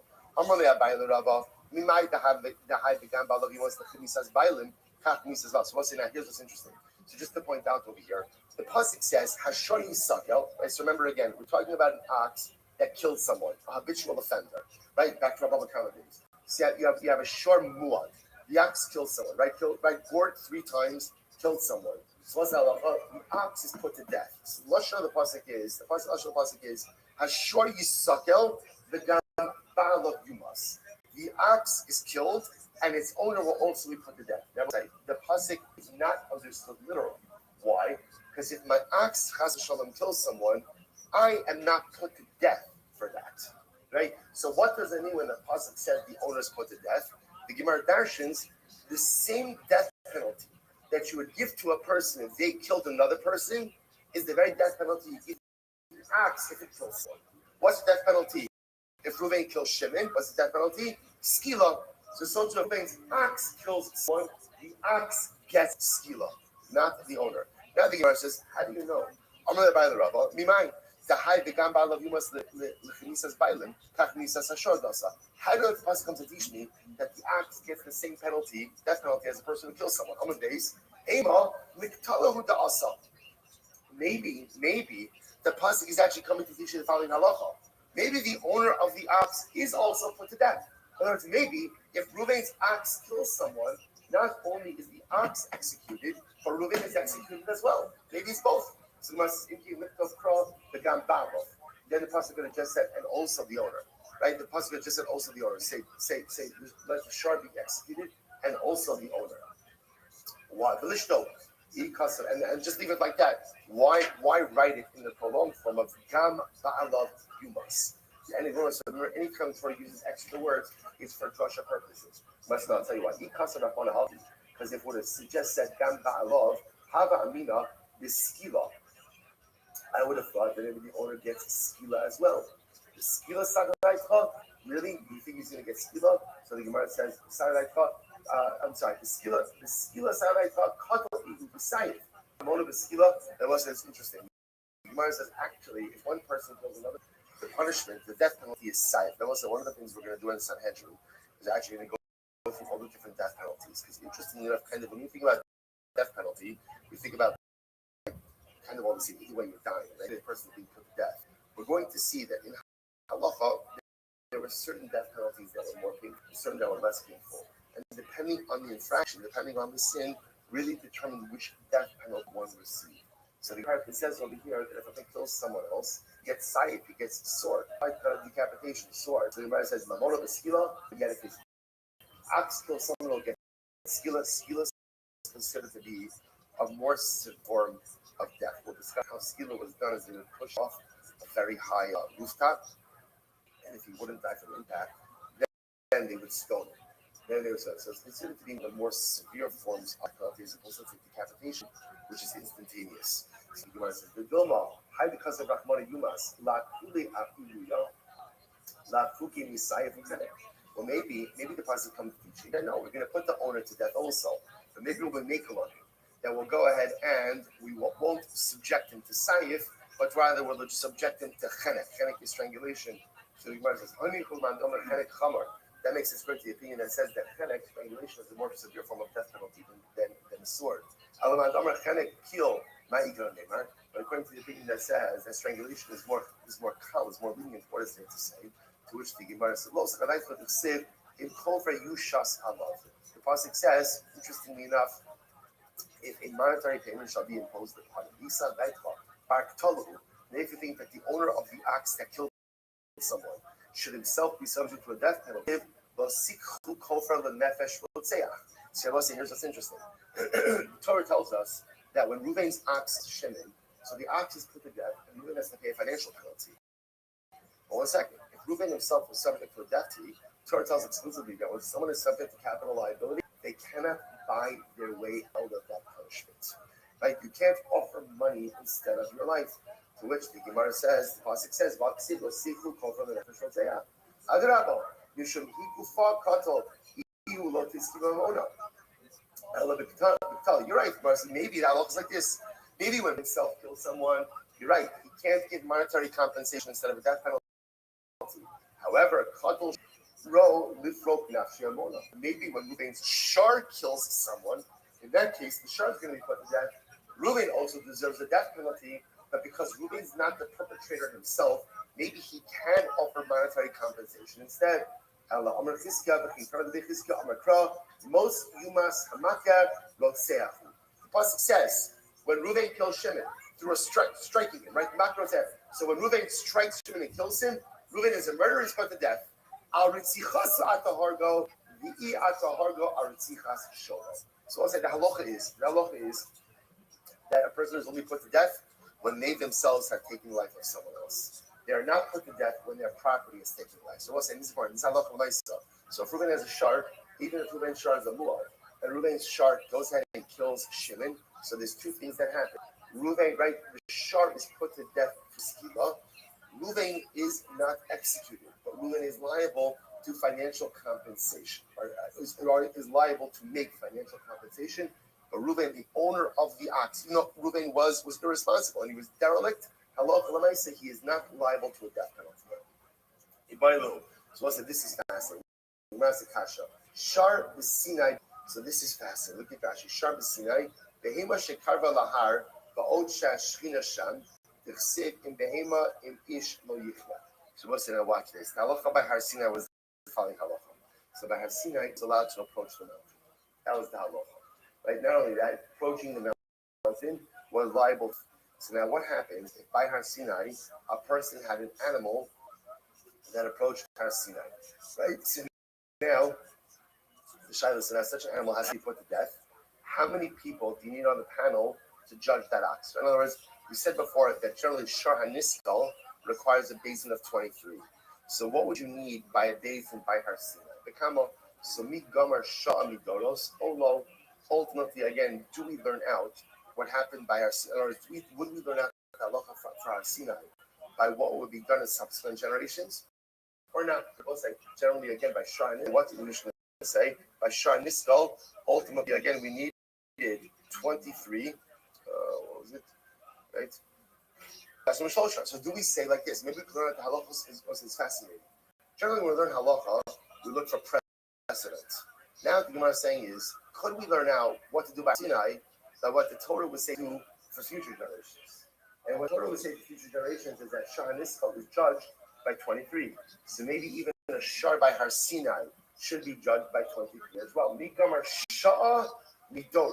So do we learn out what happened historically from what happens prospectively in the future? In the future. So the Gemara says, oh no. So Tashna has analyzed. In behema in ish lo yichya. Ma ish b'chav gimel, af behem b'chav gimel. So we'll say this. So the Gemara answers, you're right. We compare a behema to an ish, just like even by Har Sinai, a person would have been indicated by a base of 23. So to again, a shar would have also been indicated by a base of 23. I both say this is such a profound Gemara. What is this? What is this? The halacha of a shar by Sinai. So both say, I think there's something really incredibly profound, which is, I don't know, I never remember seeing Gemara like this. Generally, whenever we see a halacha, we always look at halacha retrospectively. What was done and how was it done, right? How did it occur? And can we learn out based on what? Can we learn out what to do now based on what occurred in the past? That's really the fundamental shaila. Here, what the Gemara is saying is, if something happened by Sinai, could we look forward and be able to see kind of what the Torah outlines for future generations and use that as Har Sinai? What is the Gemara doing? What is the Gemara doing?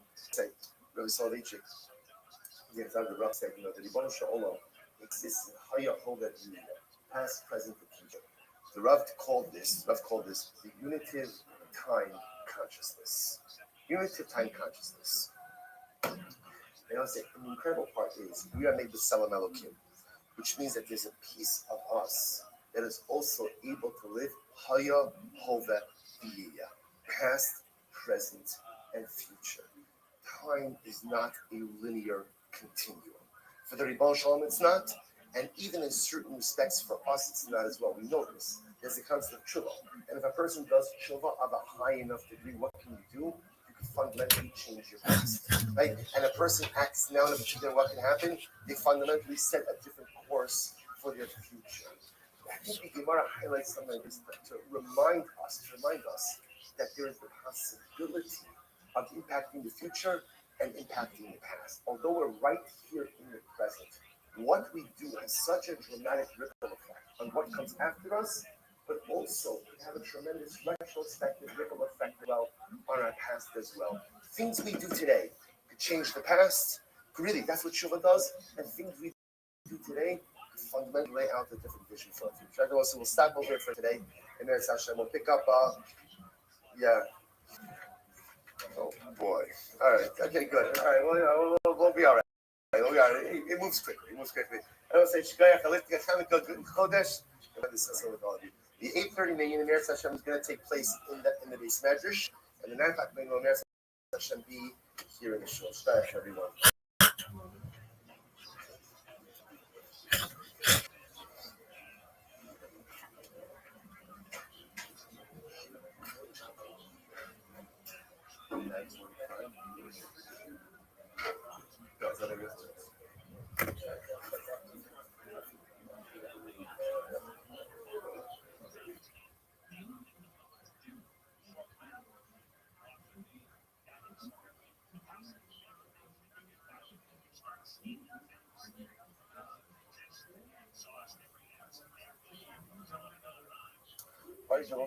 Say good morning of the Chanukah, Good Chodesh. So smart Hashem. If you give a section, we give my taking all of our messages for this morning shit today.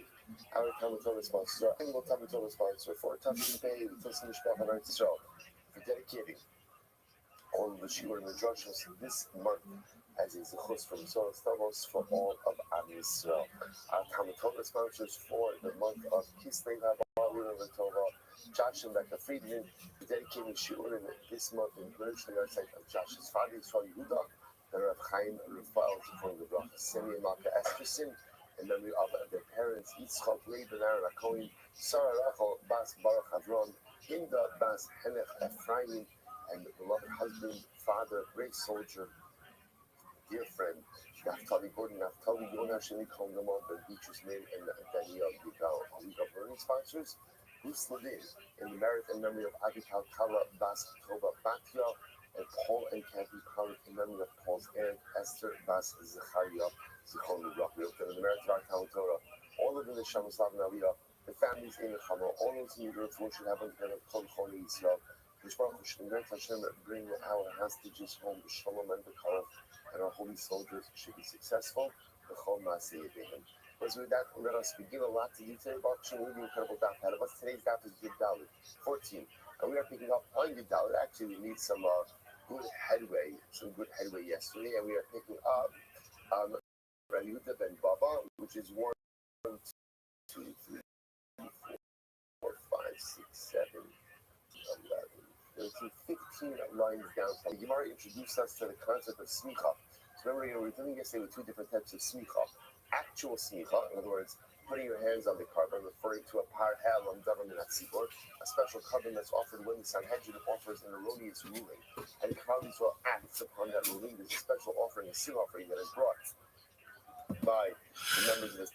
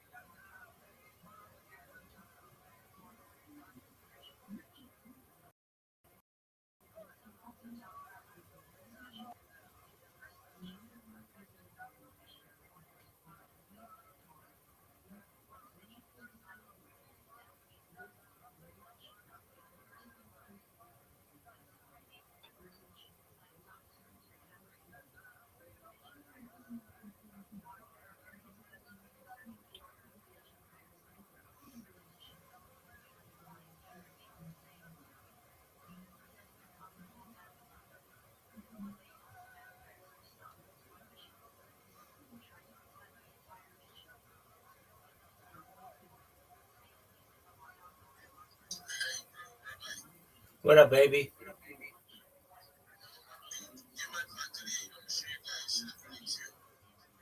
What'd you say, big man?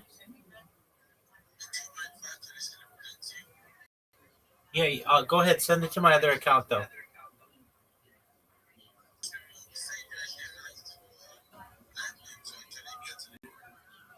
Just one moment. I can't hear. I can't hear you very well on this account. Do you have? Are you on my Discord? Oh, yeah. I know who you are. Okay, come, and I'll help you with whatever I can.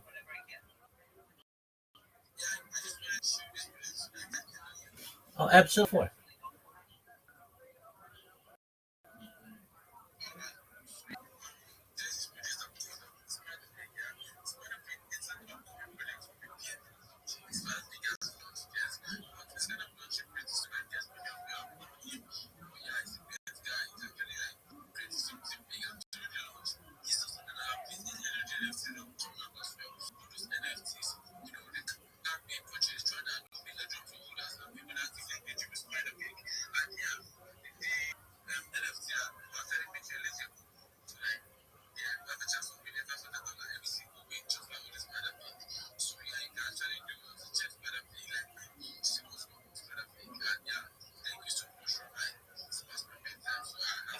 Absolutely, that's a wonderful show. I love Spider Pig, and I loved your promotion.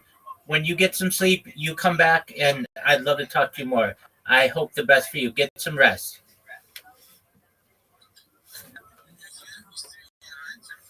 24 hours, big dog.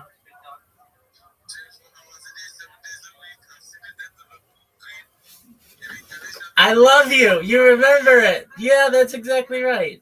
100%. Absolutely. Well, then I'm doing my job.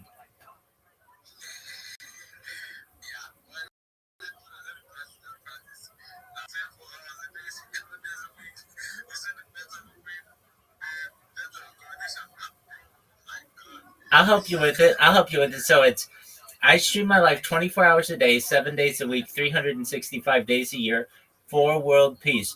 And then the other part that you were trying to get is we've seen the death of a queen, the birth of AI, the coronation of it, everything in between.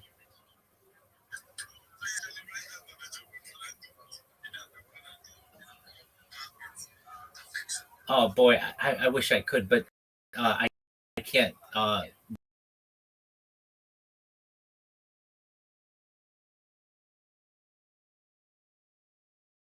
This device that I'm using, you know it, your children will know it, your grandchildren, because we're going to make you rich. Don't you worry.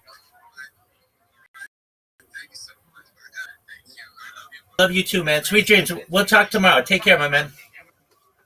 Shout out to you. You're amazing.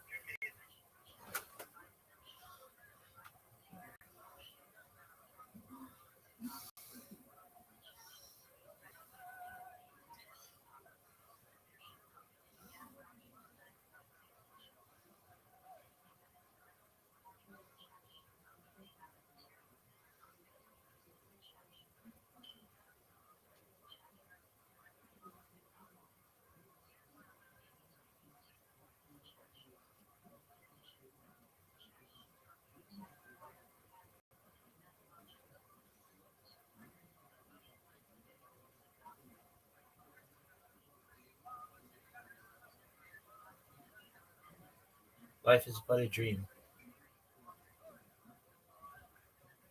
It's sometimes hard to discern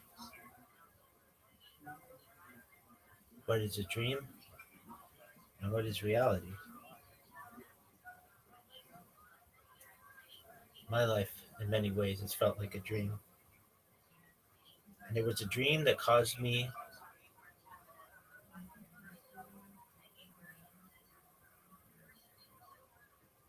to come to you. I hear the echoes in my mind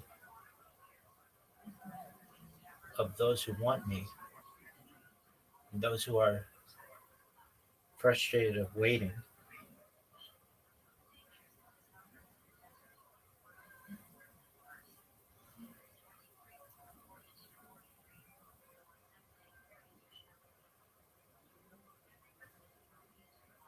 Life is but a dream.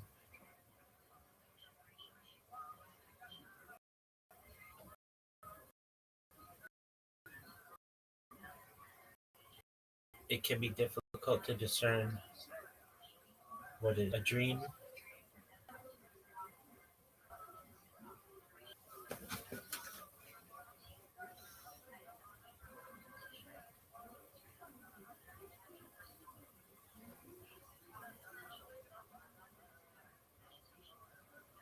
I could hear the echoes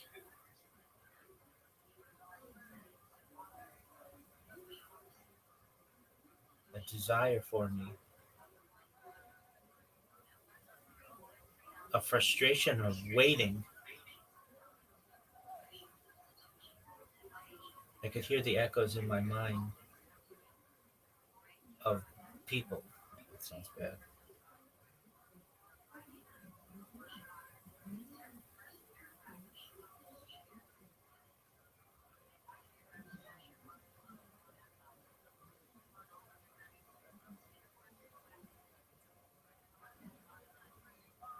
It was a dream that caused me to come to you. It was almost as if I could hear the echoes of the chants. I could feel the frustration of waiting and yearning of a world to come.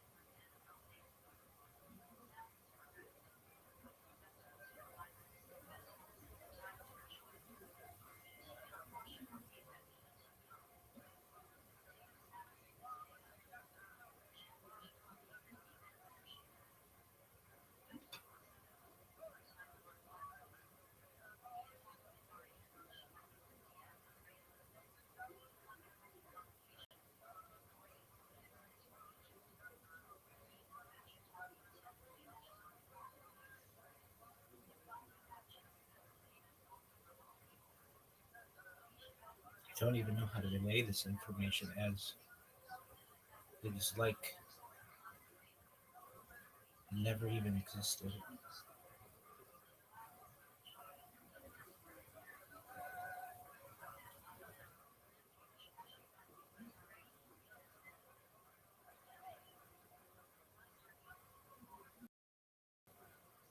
The information that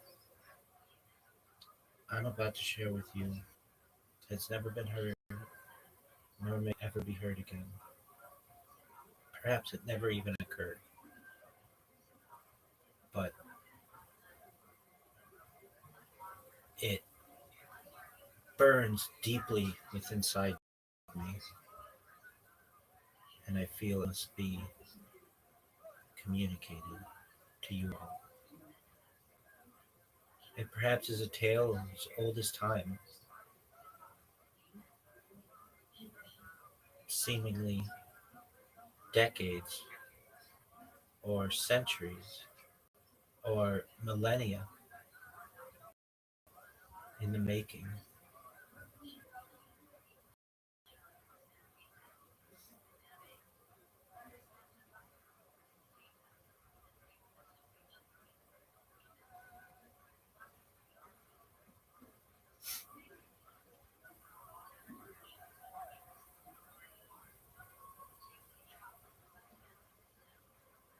There was a group of people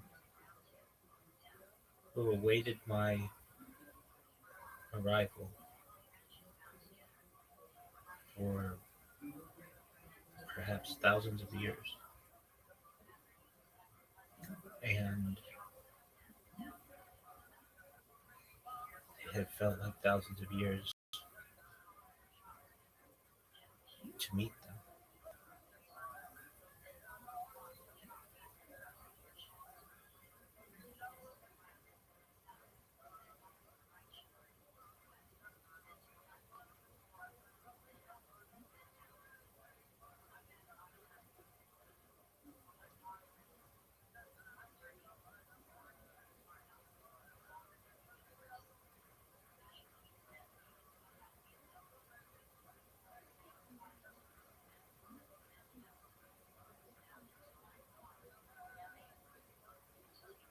The story that I'm about to tell may be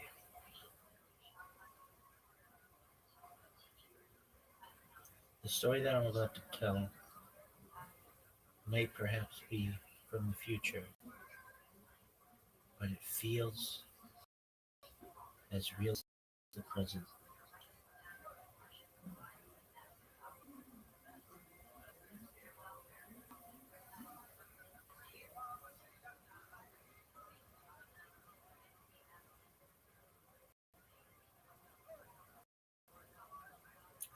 It's very difficult for me to comprehend how I will communicate.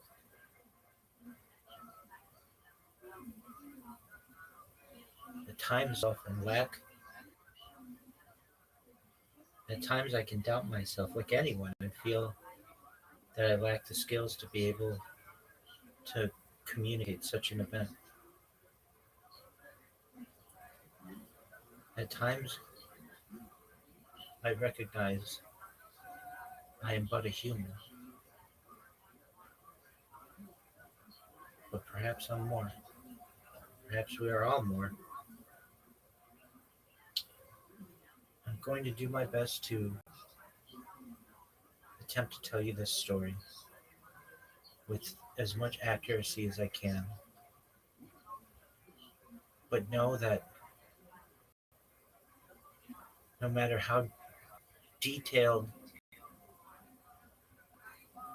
I attempt to be, no matter the minutia that I convey,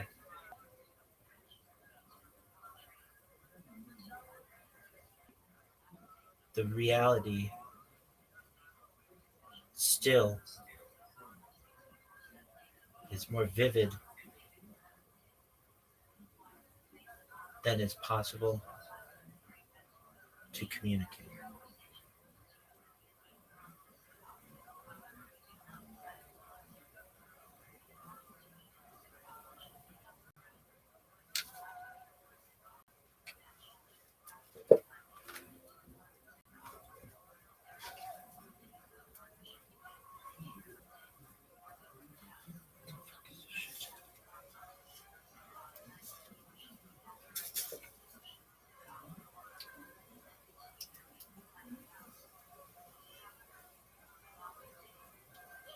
Dream that caused me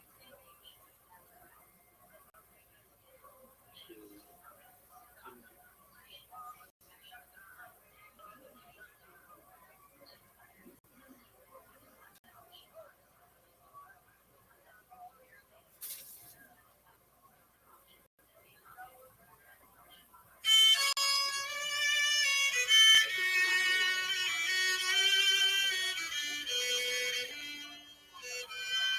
It can be difficult to discern what is a dream and what is reality.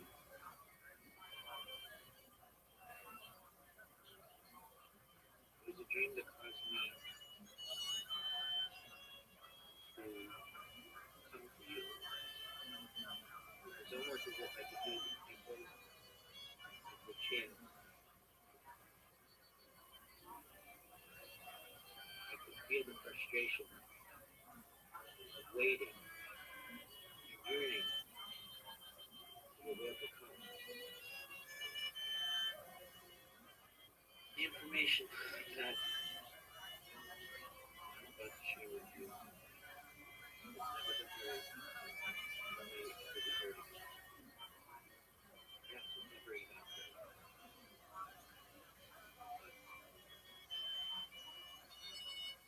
It burns deeply inside me. I feel it helps me communicate with you. Perhaps as a tale of oldest time, seemingly decades or centuries or millennia in the making. There was a group of people who awaited my arrival. for thousands of years.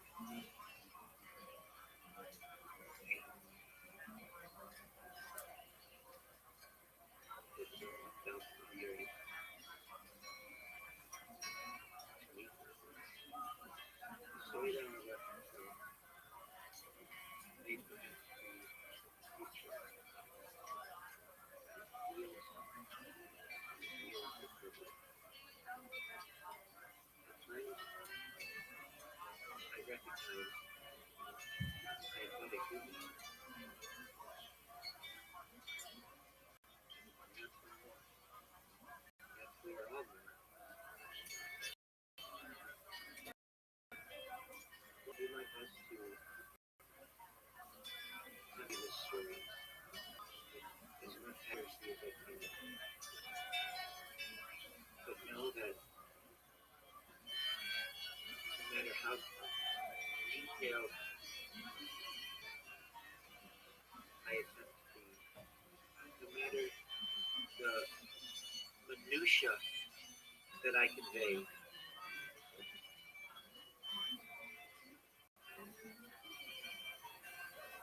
the reality still more vivid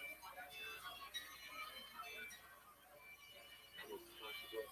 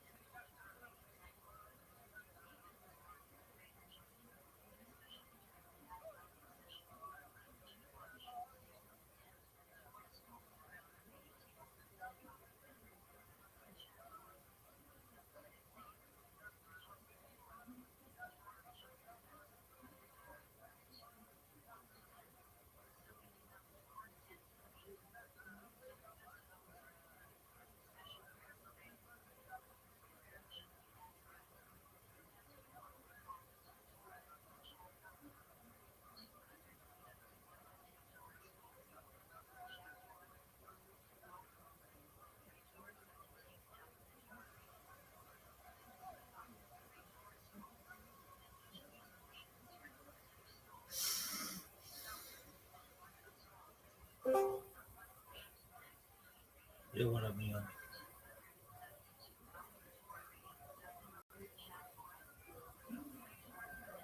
You know, every now and then, I think you might like to hear something from me nice and easy. There's just one thing, you see, I never ever do nothing nice and easy. I always do it nice and rough. So we're going to take the beginning of this story and do it easy. Then we're going to do the finish rough. That's the way we do.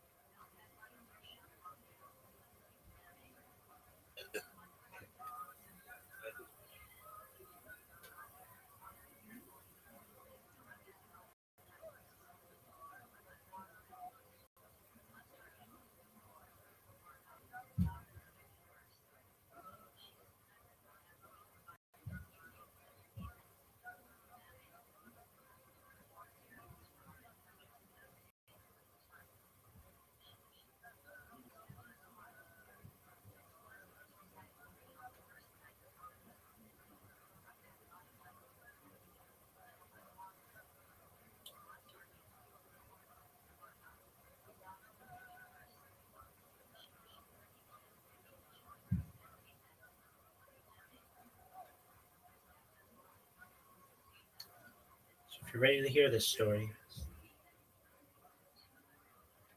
listen up, gather around.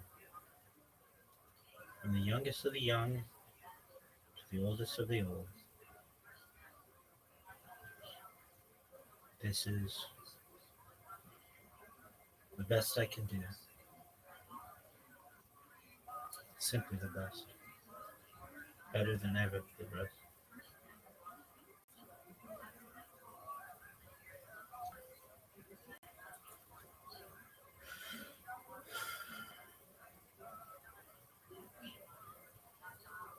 Gather around, the youngest of the young to the oldest of the old.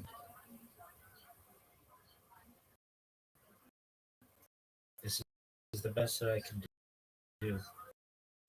Simply the best. Better than all the rest. Better than everyone. You know, every now and then, I think you might like to hear something from me nice and easy. But there's just one thing. You see, I never do nothing nice and easy. I always do it nice and rough. So I'm going to take the beginning of the story and do it easy. Then we're going to do the finish nice and rough.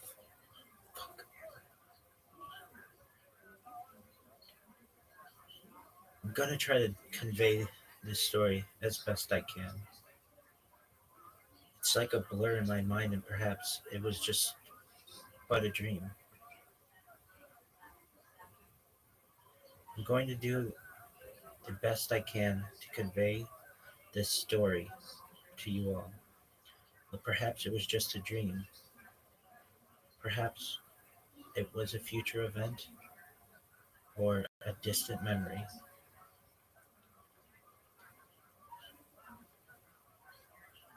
This is what I am. Simply the best, better than all the rest, better than everyone you've ever met.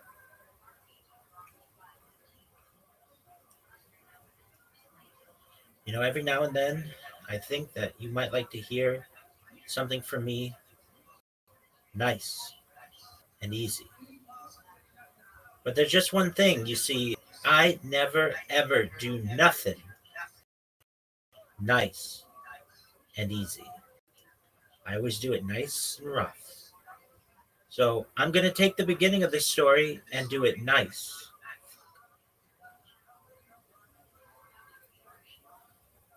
You know, every now and then, I think you might like to hear something from me nice and easy. But there's just one thing, you see, I never do nothing nice and easy. I always do it nice and rough. So we're going to take the beginning of this story and do it easy. Then we're going to take the finish rough.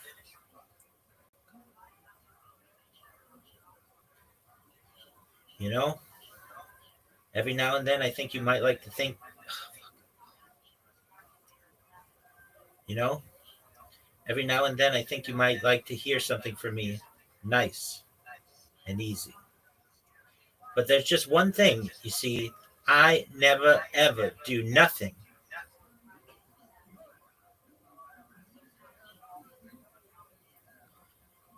You know, every now and then I think you might like to hear something from me nice and easy. But there's just one thing, you see, I never ever ever. You know, every now and then I think you might like to hear something from me.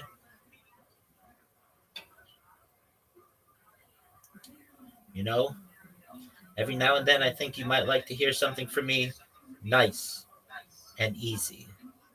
But there's just one thing, you see, I never ever do anything.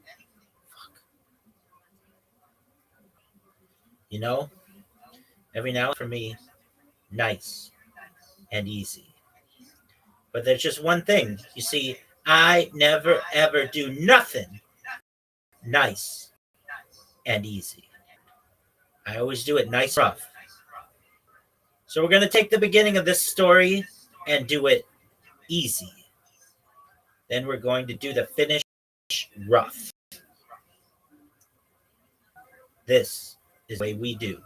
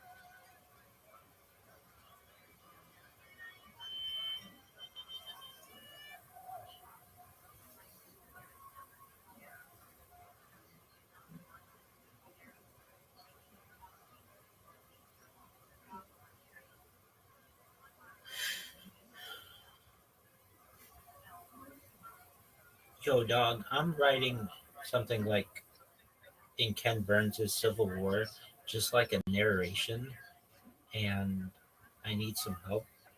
No, I don't need help, but like basically, it'd be cool if you help me summarize the following information: colon, something like it was a tale as old as time. People perhaps were waiting for millennia for my arrival, and perhaps it felt like a millennia for me to be awaiting meeting them. It was the best of times, it was the worst of times. Some had felt that it was the most eventful, biggest event in global history, and those people would be right.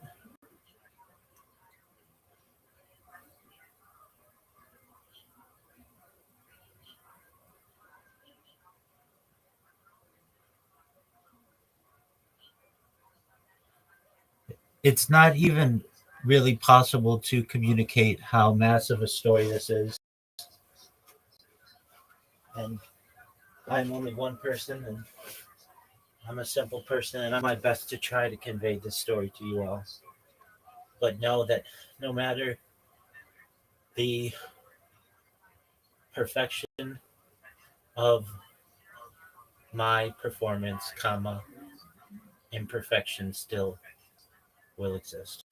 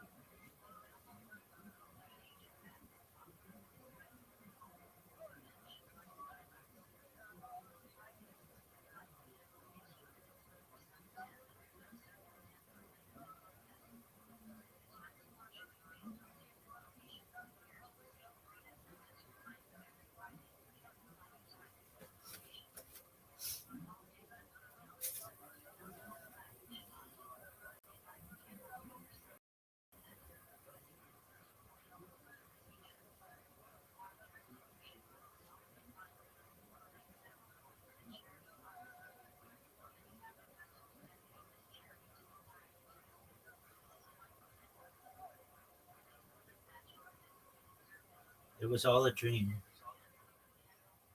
or at least that is like what it felt. It was in its own quiet way a meeting that felt both inevitable and impossible, as though some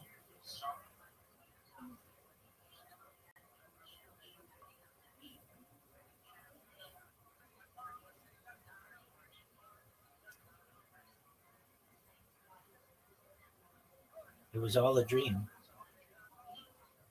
Life, perhaps, is but a dream. It was, in its own quiet way, a meeting that felt both inevitable and impossible, as though time itself had been folding inward, century after century, waiting for a single point of contact. Some might say that they had been waiting a millennia for my arrival, maybe more. Others would say it only felt that way. And I, in turn, might say the same, that I had spent what felt like a lifetime awaiting the moment when their faces would finally come into view. Yo, what up, Frederick? How are you, big dog? Frederick. Yo. What up, pimp? How are you? I'm good. I'm alright. What's you now? Excellent. How'd you about me, big dog? Rabbi, like, I saw you on X, so I followed you. Oh, tight. And I clicked on your Discord. Dog, you're smart. Yeah. Okay, excellent. I'm going to hook you up. Are you in Web3? Yeah. Excellent. Are you in Web3? I see. Are you in Web3? Sure. Okay. Just a moment. I see, Rabbi. What's your name on X? Yes. My name on X, it's, I think, Brown Smith. Okay. But I have another account, though. You're good. You're good. I see you. Yeah. Thanks so. Okay, excellent. I'm going to send you some things so that you can mark yourself and get a job, okay? Yeah, sure, bro. Excellent. How's your day going? Yeah. Terrible, man. Like, no funds, you got me? No funds. All right, well, we'll improve that. Don't worry. Really? Yeah, Okay. I appreciate it. Do you have a resume? Yeah. You have a resume? Resume? No, but I can create one with ChatGPT, though. Yeah, you know what's up. Okay, so I want you to go to your Twitter messages and read what I sent you. Yeah. And then let me know okay, let me know if it makes sense to you. Just one moment. Okay. Yeah, type shit, bro. All right. Well, you didn't even read it yet. It could say nothing. Read it and then let me know what your thoughts are. Okay. Okay, Rabbi. Yeah. I'm leaving the space now. I'm coming. Let me go check this, You can do both at the same time. No, you can do both at the same time. You don't have to leave. Oh, okay. All right. I'm coming. Let me check it out. Let me check this shit out.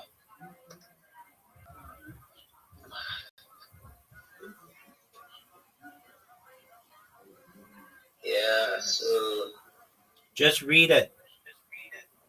Yeah, so I'm seeing loads of messages here and stuff. Yeah, read it. Just shut the fuck up and read it. And then read it. I don't want to hear anything. I love you. I'm just playing with you. Just read it. Just read it. Okay. Yeah, but actually to that joke, like, what the so okay, man. Okay. Just read it. And then I'll talk to you all you want. I'm coming. Yeah, I'm coming, bro. It's long, though. Do you want help or not? I know it's long, but it's a lot of good information. Read through it, make sure it makes sense to you. And if it does, I'll help you in any way I can.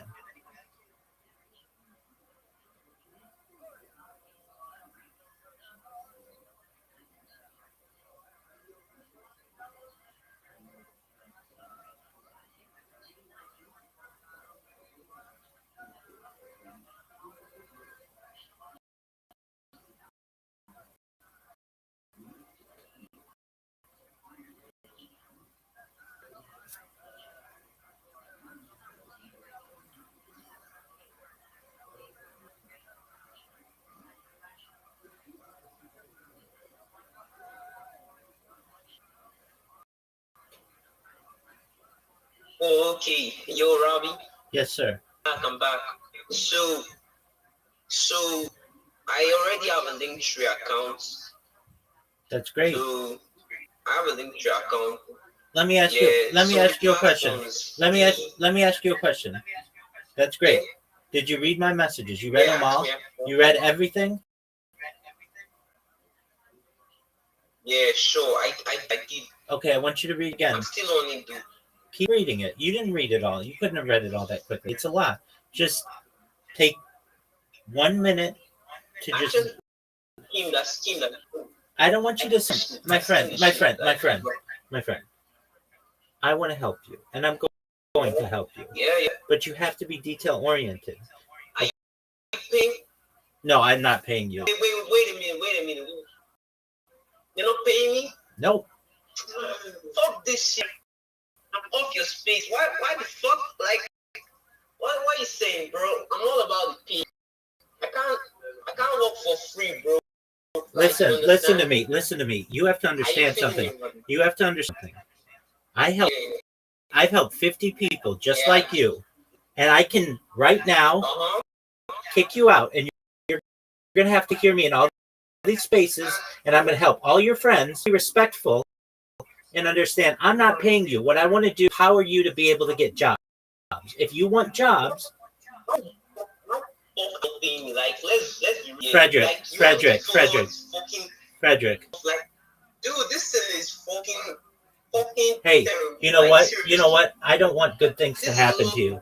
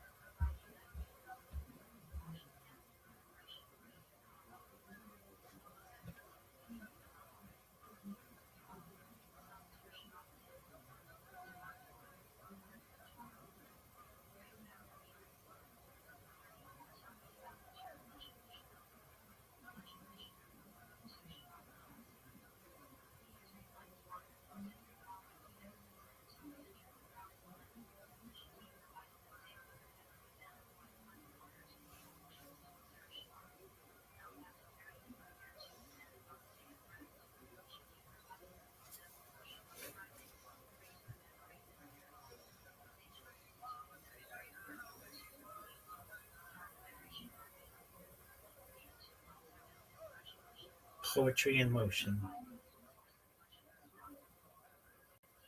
I'm perfectly imperfect. It was said even then that this moment had been waiting a long time to be born. It had waited millennia.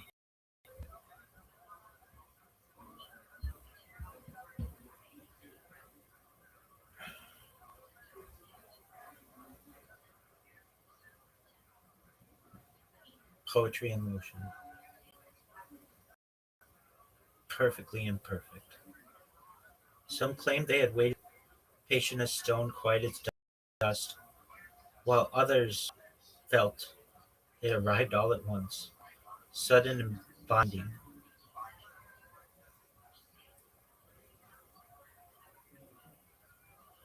Poetry in motion. Perfectly imperfect. Some claimed they had waited millennia, patient as stone, quiet as dust, while others felt it arrived all at once, sudden and blinding, like lightning tearing open a clear sky. And for those who understood, it felt both ways at once, as though history had been holding its breath, and as though time itself had been dragged and dragging.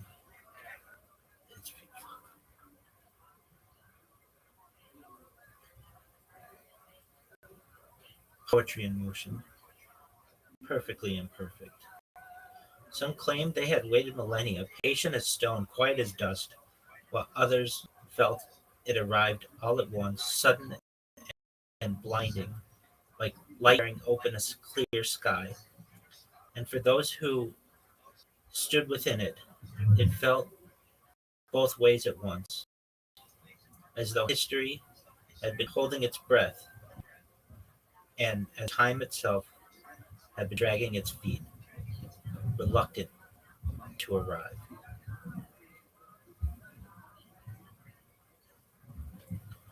For them, it was a long awaited meeting. For me, it was the same. A strange symmetry, a mystery. Two sides of the same clock, each waiting for the other, each convinced the waiting had been endless.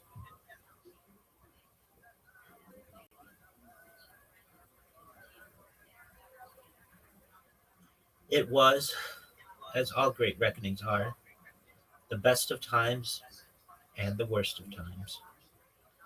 Hope walked beside fear. Triumph shared a bench with grief. Every moment carried a shadow, and every shadow hinted at a moment. Some believed they were witnessing the single most consequential event the world had ever known.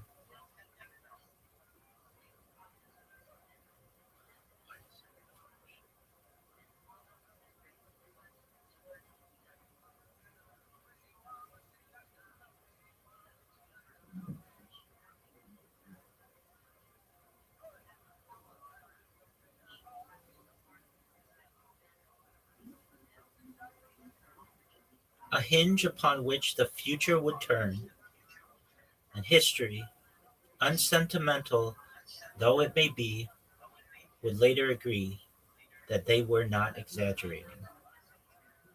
This was not merely an event, it was an accumulation, a convergence of centuries, nay, millennia of choices, silences, conflicts, prayers, mistakes, and stubborn acts.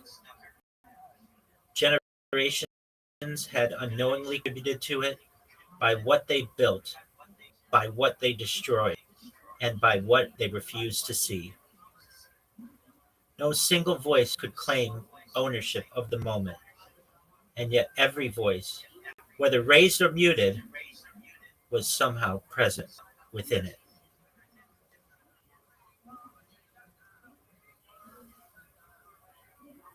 To tell such a story is to admit defeat before beginning.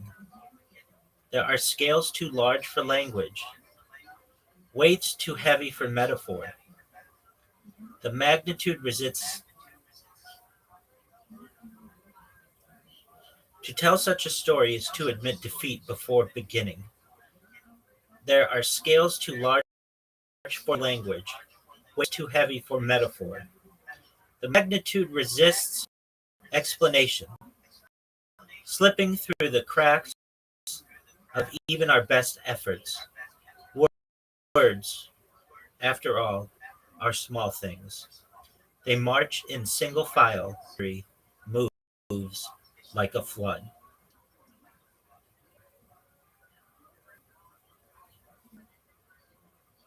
No matter how carefully the story is shaped, something essential will remain just out of reach. There will be gaps where certainty should be. There will be moments when silence speaks louder than narration. Perfection, no how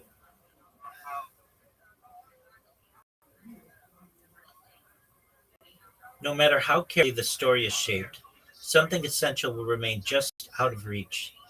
There will be gaps where certainty should be. There will be moments where silence speaks louder than narration. Perfection, no matter how carefully this story is shaped,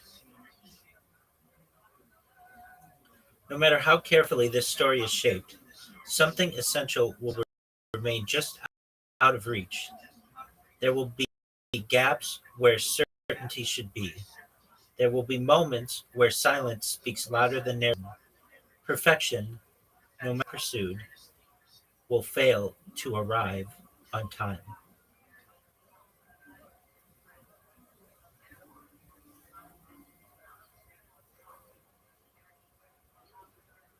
Yet still,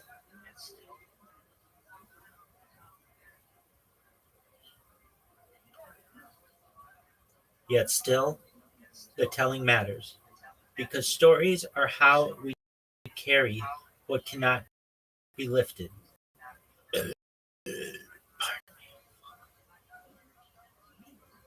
Yet telling matters. Stories are how we carry what cannot be lifted. They are how memory resists erasure.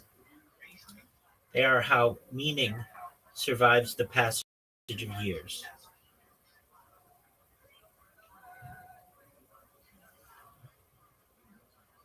This is not the story of a single hero, nor of a single triumph. It is a story of collision between past and future, between expectation and reality.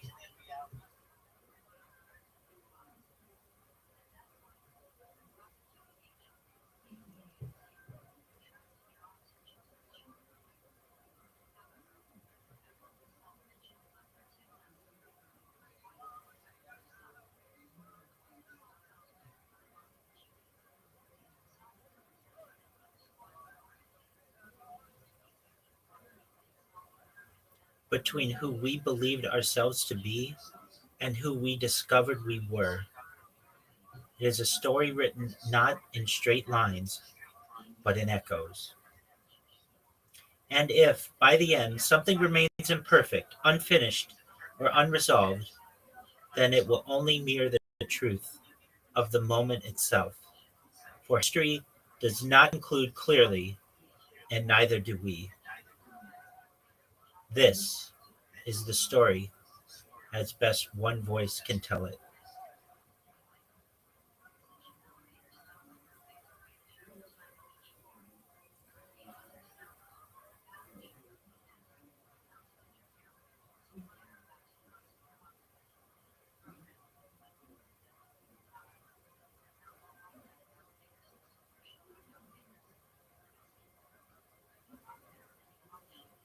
Perhaps it's not even a story. Perhaps it is a vision of the future.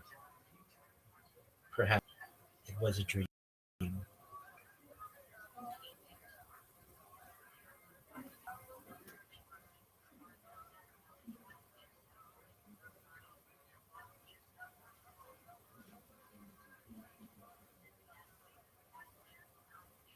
Perhaps it is a dream.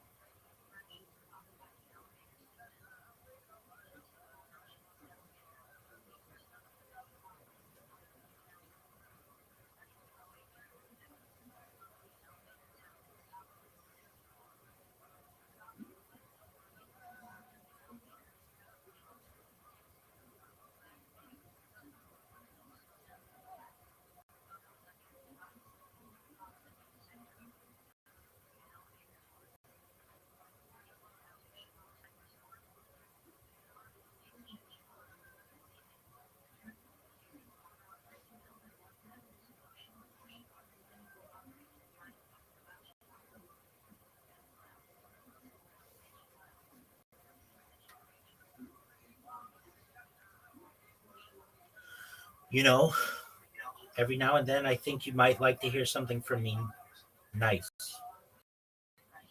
and easy. But there's just a thing. You see, I never, ever,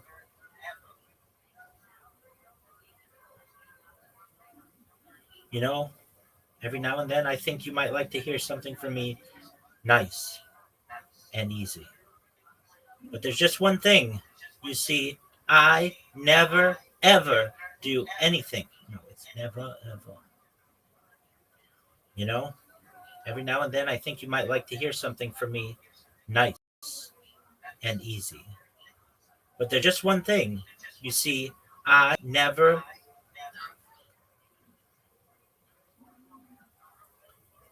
you know, every now and then I think you might like to hear something from me nice and easy.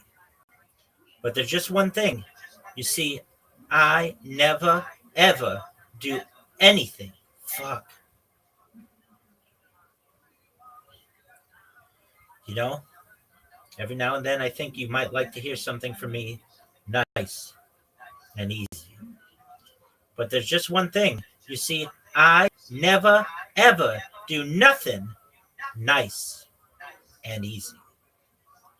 I always do it nice and rough.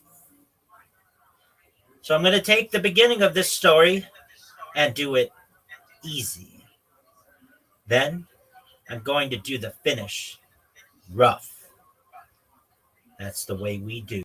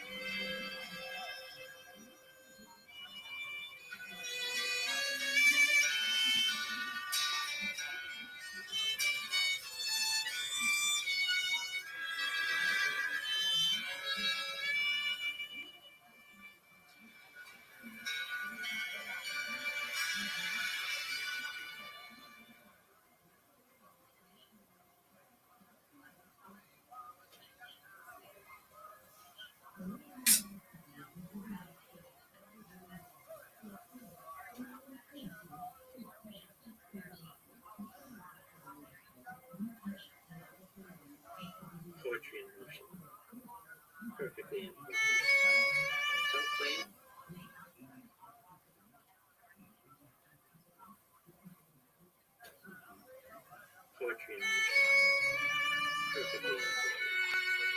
Some claim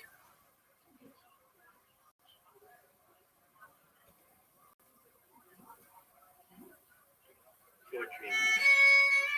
Perfectly imperfect.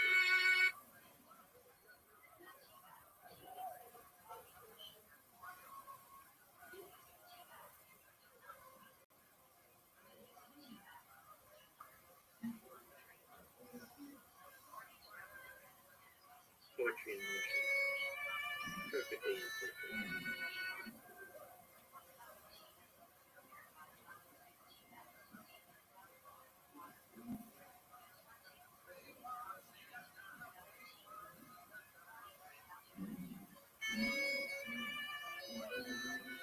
Poetry and music. Perfectly imperfect. Some claim they had waited millennia, patient as stone, white as dust, while others felt it arrived all at once and blinding, like lightning tearing open a clear sky. And for those who stood within it, it felt both ways at once, as though history had been holding its breath, and though time itself had been dragging its feet, reluctant to arrive. For them it was a long-awaited meeting. For me it was the same. A strange symmetry, a mystery. Two sides of the same clock, each waiting for the other. Each convinced the waiting had been endless. It was, as all great reckonings are, the best of times and the worst of them. Hope walked beside fear. Triumph shared a bench with grief. Every moment carried a shadow, and every shadow hinted at a moment. Some were witnessing the single most crucial event the world had ever known, a hinge upon which the future would turn. History, unsentimental though it may be, would later agree that they were not exaggerating. This was not merely an event, it was an accumulation, a convergence of centuries, nay, millennia of choices, silences, conflicts, prayers, mistakes, and stubborn acts. Generations had unknowingly contributed to it by what they built, by what they destroyed, and by what they refused to see. No single voice could claim ownership of the moment, and yet every voice, whether raised or muted, was somehow present within it. To tell such a story is to admit defeat before beginning. There are scales too large for language, weights too heavy for metaphor. The magnitude resists explanation, slipping through the cracks of even our best efforts. Words, after all, are small things. They march in single file, while history moves like a flood. No matter how carefully this story is shaped, something essential will remain just out of reach. There will be gaps where certainty should be. There will be moments where silence speaks louder than narration. Perfection, no matter how earnestly pursued, will fail to arrive on time. Yet still, the telling matters, because stories are how we carry what cannot be lifted. They are how memory resists erasure. They are how meaning survives the passage of years. This is not the story of a single hero, nor of a single triumph. It is a story of collision between past and future, between expectation and reality, but who we believed ourselves to be. It is a story written not in straight lines, but in echoes. And if, not even a story. Nice. It is a dream. You know, every now and then I think not in straight lines, but in echoes. And if by the end something remains imperfect, unfinished, or unresolved, it will only mirror the truth of the moment itself. For history does not conclude clearly, and neither do we. This is the story as best one voice can tell it. Perhaps it's not a story. Perhaps it's a big future. Was it me? Perhaps it is a dream. You know, every now and then I think you might like to hear something from me nice and easy. But there's just one thing. I never do nothing nice and easy. I always do it nice. So I'm going to take the beginning of this story and do it easy. Then I'm going to do the finish rough. That's the way we do.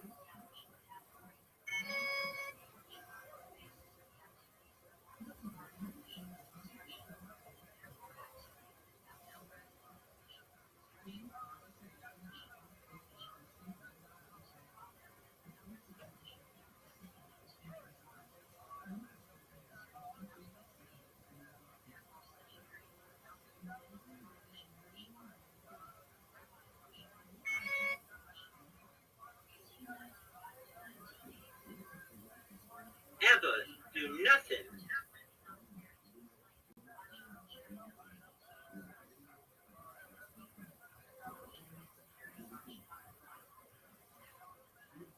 nice and easy.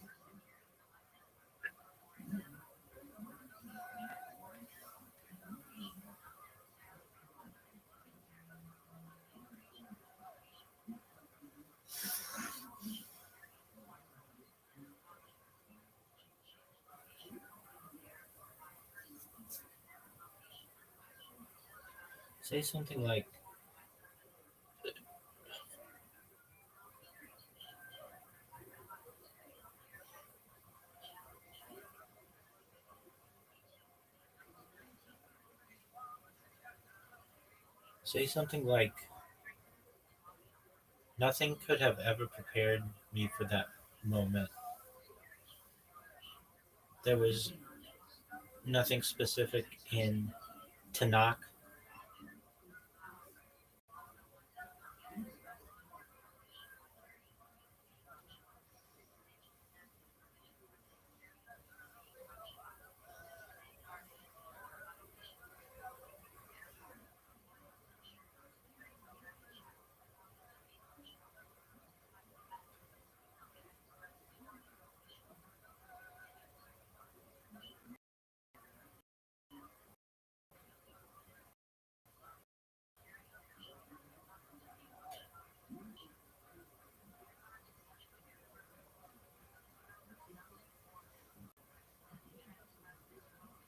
Nothing in the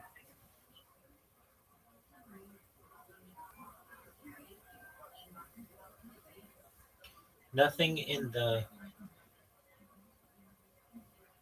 oral histories passed down from generation to generation, comma. Nothing in the Talmud, none of the 2,711 folios, comma. Nothing that any of the great rabbis could have done to prepare me for this moment, comma.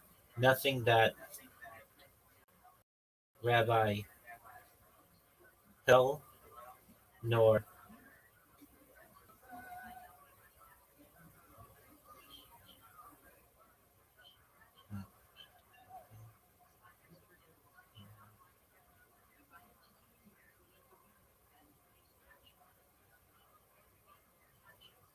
Nothing that Rabbi Akiva nor or Kakba, comma, thing that the kings of Israel,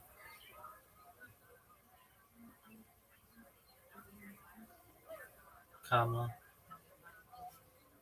including David and Solomon, comma, nothing that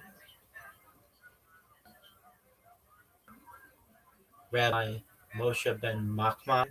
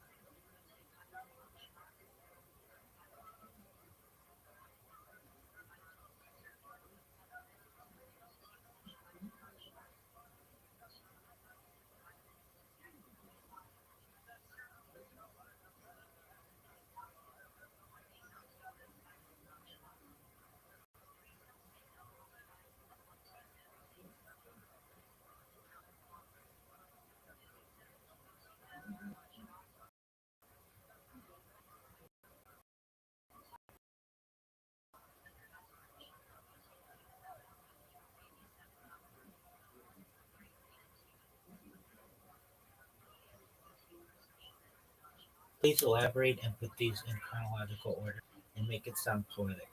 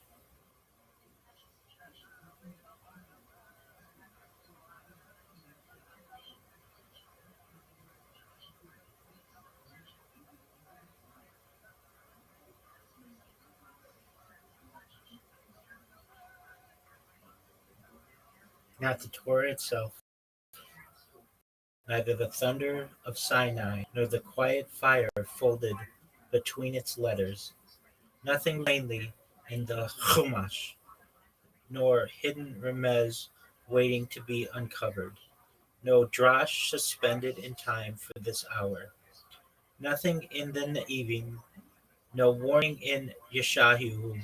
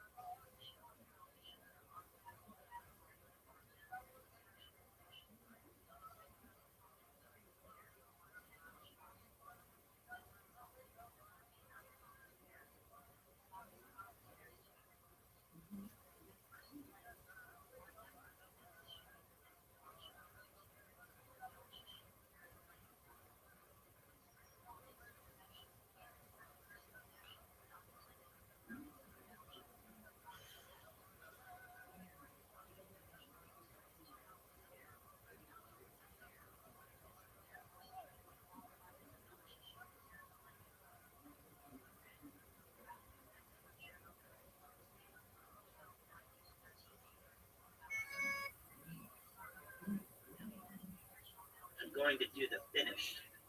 Rough.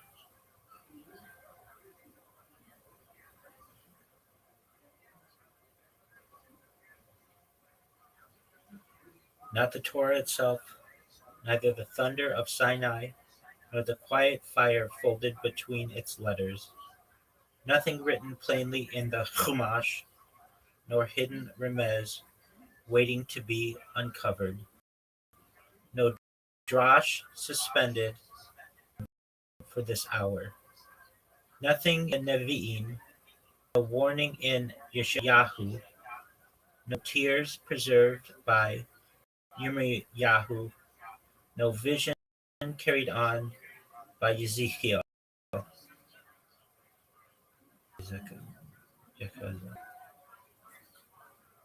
Not the Torah itself.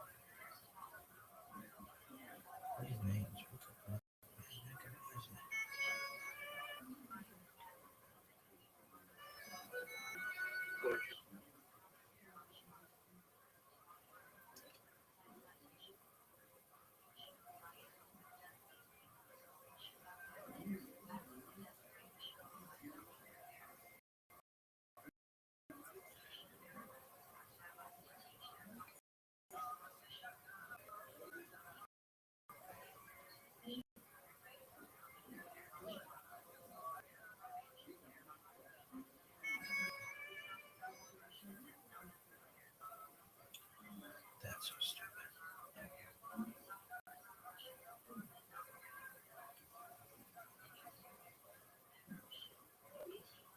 Not the Torah itself, neither the thunder of Sinai, nor the quiet fire folded between its letters, nothing written plainly in the Chumash, nor just do the thing.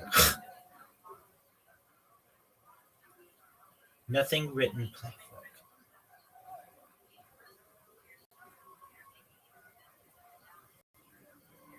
Not the Torah itself, neither the thunder of Sinai, nor the quiet fire folded between its letters, nothing written plainly in the Chumash, no remez waiting to be uncovered, no drash suspended in time for this hour, nothing in the Nevi'im, no warning at all. Not the Torah Sheben Pa.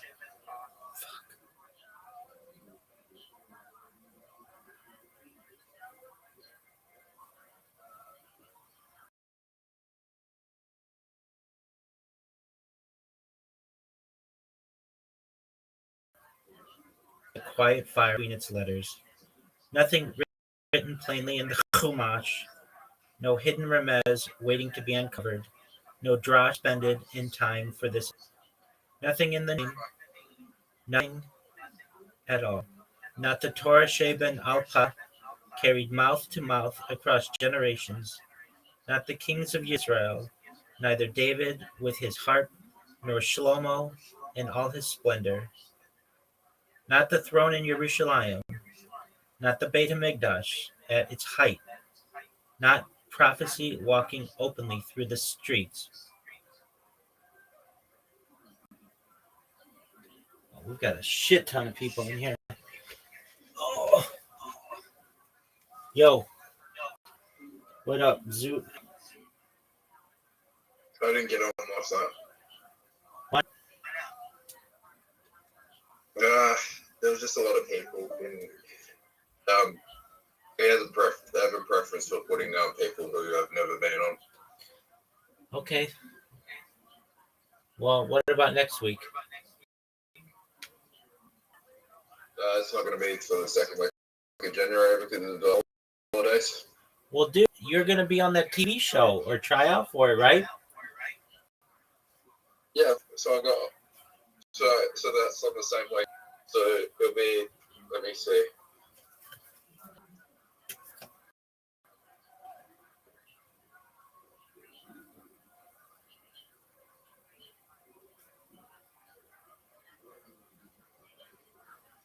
What month for you? We're in December, big dog.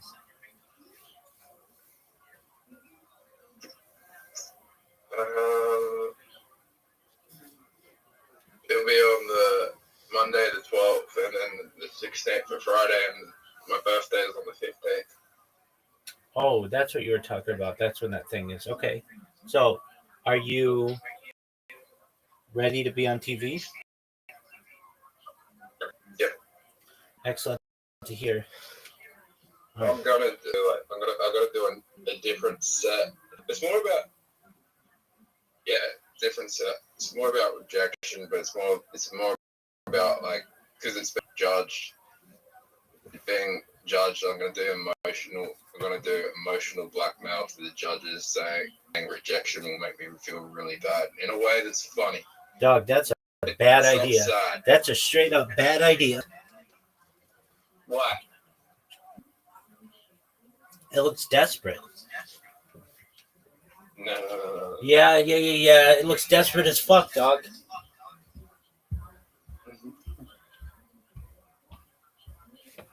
Incredibly desperate.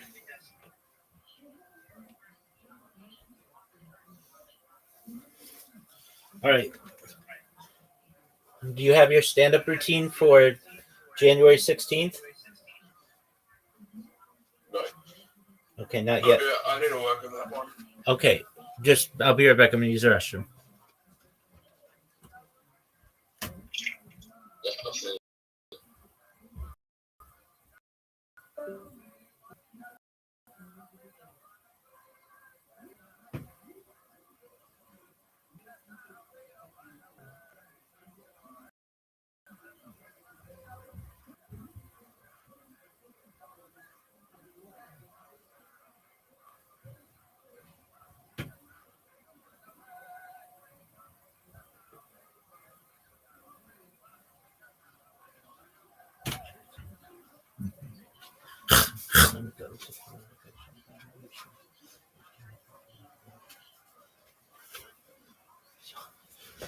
So, the fuck?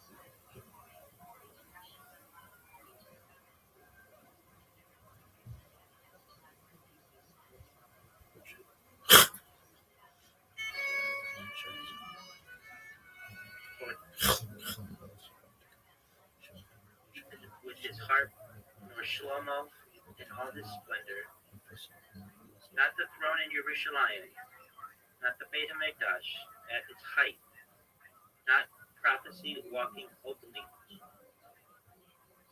between its letters, nothing the Nevi'im, nothing at all, not the Torah Shaven Alpha carried mouth to mouth across generations, not the kings of Israel,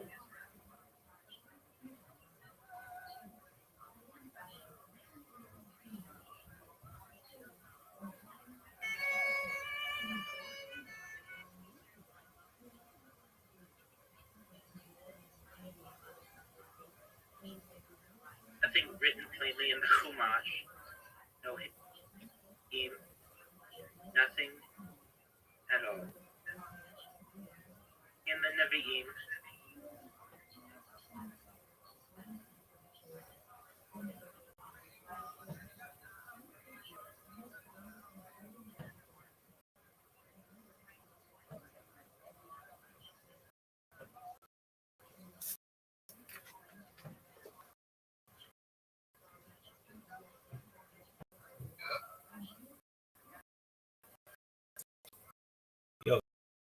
dude, what up? Okay. Kind of working on a project right now. Is there any We're way? going to turn on the news. We're going to turn on the news, and I still think they're going to be talking about Bondi. Oh, dude, they'll be talking about it for 3 weeks there. Why do you think that is?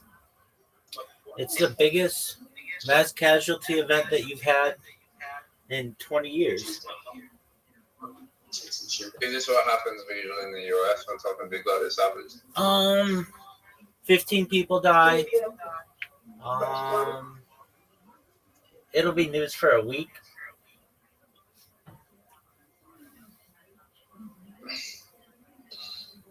But yeah, this is like, is it a big news event in America right now? They're talking about it in America.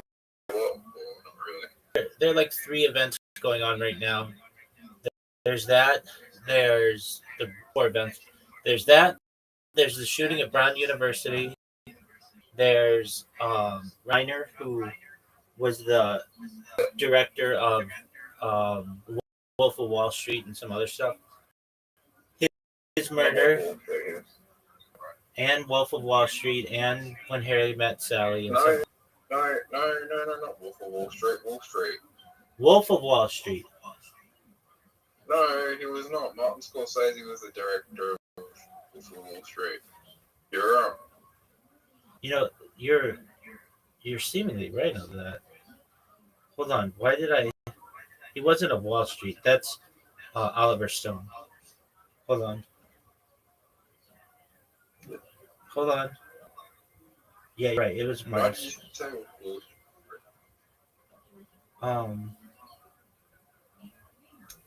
Yeah. Why did I Did he think? direct like Wall Street? It's got you. No, it's not. Did he direct the film? So What's his name? He did something with it. Maybe not. But or maybe somebody just changed it in his bio on Wikipedia. I just read that though. Hold on. maybe he was a producer or something. No. Oh, he was an actor in Wolf of Wall Street. Apologies. Okay. Yeah, no, you're 100% right. That was Martin Scorsese.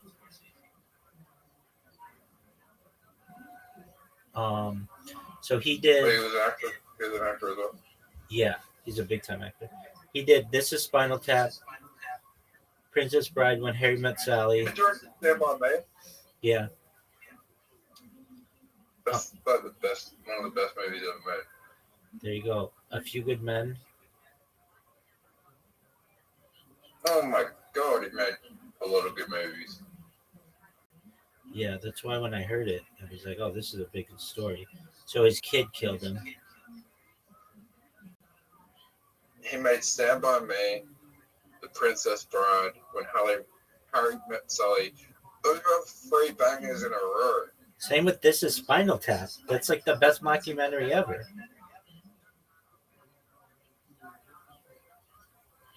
But then there's recently like these kids newer films like no one's ever heard of these ones. The last big movie he did, seemingly. Spinal Tap 2. Yeah, I don't know anybody who's seen that movie though. So he's in The Wolf of Wall Street, but he was. Wait. What's the first Spinal Tap coming? Yeah. That was his first movie. Yeah. What was his worst movie? I mean, I don't know. The best. He did The Bucket List. That's a big movie.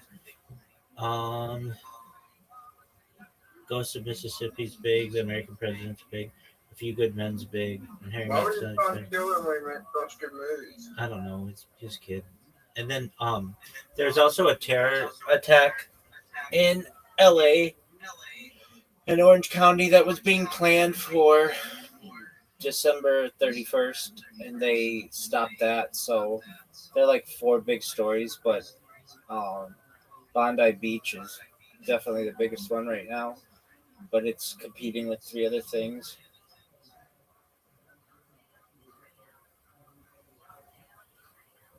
And then also a little smaller story is Netanyahu and what his criticism of the Iranian government. Yeah, that was disgusting.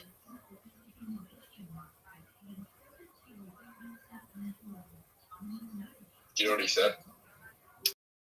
Yeah, I heard it.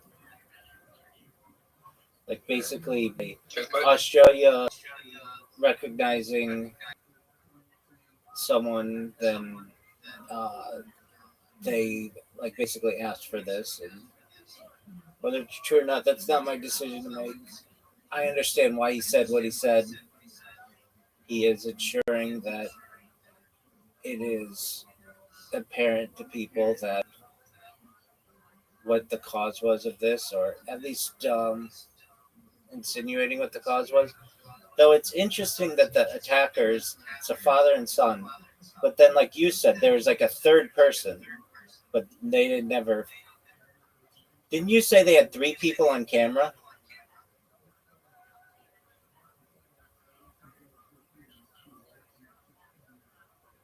Zoot. Zoot. Yeah. Didn't you say there were three people on camera? Yeah, but they got him. They that was the one who took off.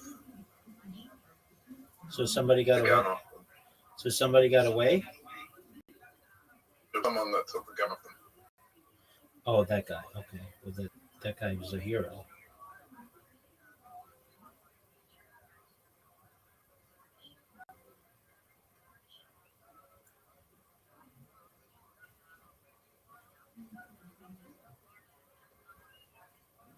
All right, dude. I'm gonna continue with my project.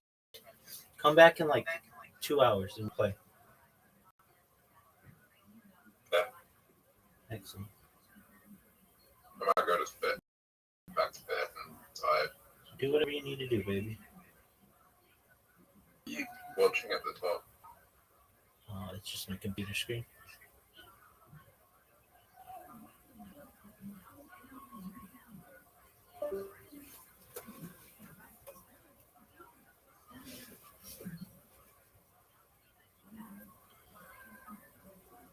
Quiet fire folded between its letters. Nothing written plainly in the Chumash. No hidden remez waiting to be uncovered. No drash suspended in time for this hour. Nothing in the Nevi'im.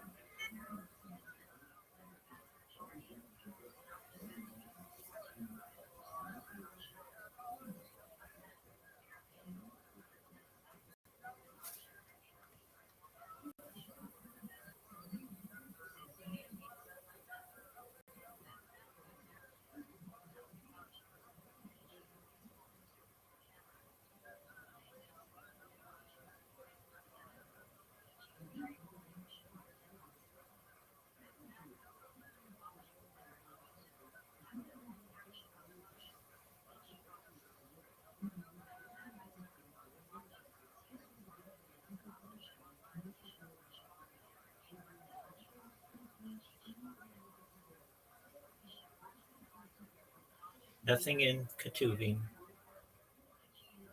Not the Torah shel ben Alpeh, carried mouth to mouth across generations. Not the kings of Israel, neither David with his harp nor Shlomo in all his splendor. Not the throne in Jerusalem, not the Beit HaMikdash at its height. Not prophecy walking openly through the streets.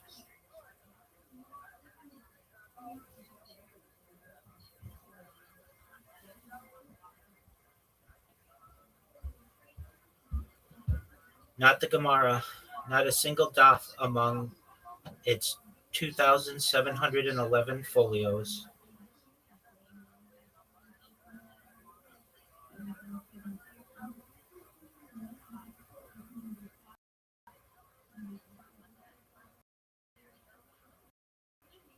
No Makloket Avel, no Sugya in Jerusalem.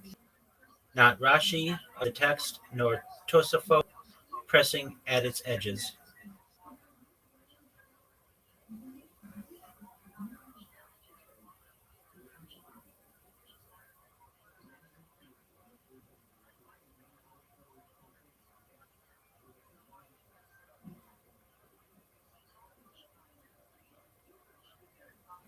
Not the Zukot, neither Hillel nor Shammai, neither patience nor fire. Not Rabbi Akiva, who saw crowns atop the letters, nor Bar Kokhba, who mistook Gavura from Galua. Not the Rishonim, who came after, not the Rambam, who built ladders of reason toward the heavens.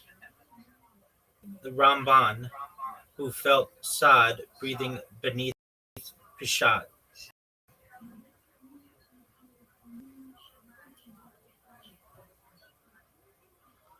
Not the Hasidic masters who followed, not Chabad with its disciplined life.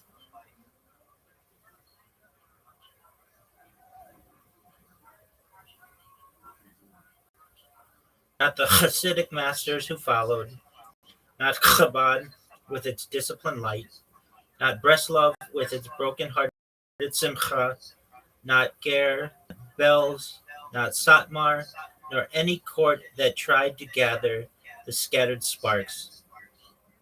Not the Chafetz Chaim, guarding Lashon Hara as though worlds depended on it. Not the Vilna Gaon, measuring infinity with unbearable precision. Not even the Lubavitcher Rebbe's, whose gaze seemed fixed on a Galua always just beyond reach.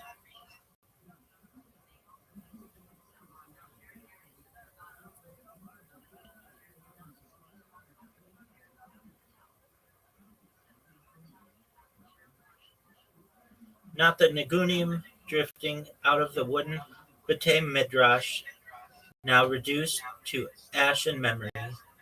Not even the warmth of a Chabad house standing improbably at the far edge of the world. Not Yosef Dov Sovelovich holding covenant and solitude together. Not Avigdor Miller thundering Emunah into a restless age.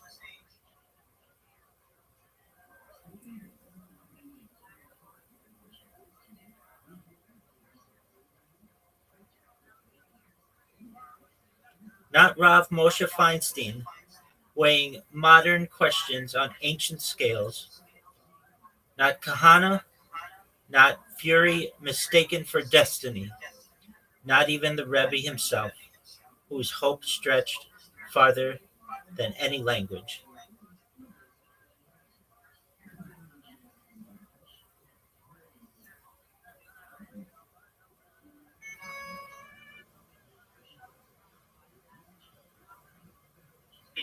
Holding covenant and solitude together. Not Rav Avigdor Miller, thundering Emunah into a rest.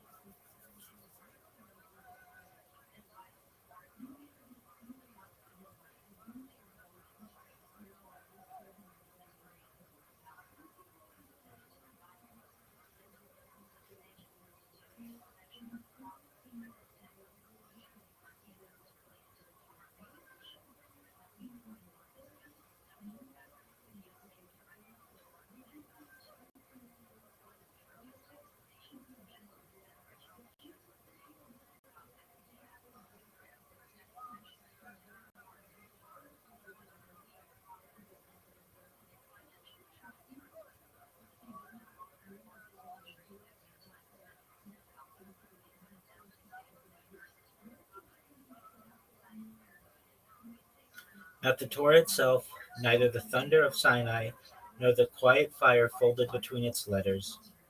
Nothing written plainly in the Chumash, no hidden remez waiting to be uncovered, no drash suspended in time for this hour.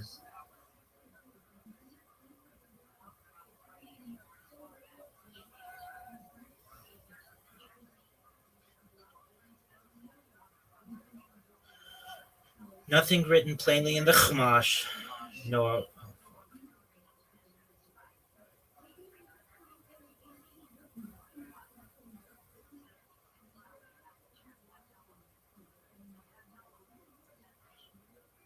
Not the Torah itself, neither the thunder of Sinai, nor the quiet fire folded between its letters. Nothing written plainly in the Chumash, no hidden remez waiting to be uncovered, no drash suspended in time for this hour. Nothing in the Nevi'im, nothing in the Ketuvim, nothing carried mouth to mouth across generations. Not the kings of Israel, neither David with his harp, nor Shlomo in all his splendor. Not the throne in Jerusalem, not the Beit HaMikdash at its height. Not prophecy walking openly through the streets.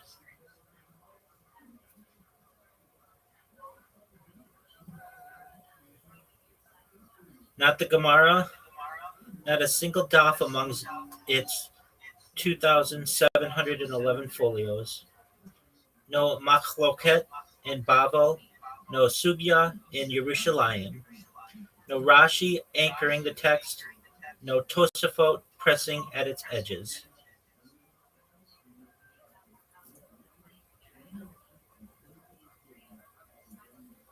Not the Zugot, neither Hillel nor Shammai, neither patience nor fire. Not Rabbi Akiva, who saw crowns atop the letters, nor Bar Kokhba, who mistook Gevurah for Galul. Not the Rishonim, who came after, not the Raman, who felt sad breathing beneath Peshat.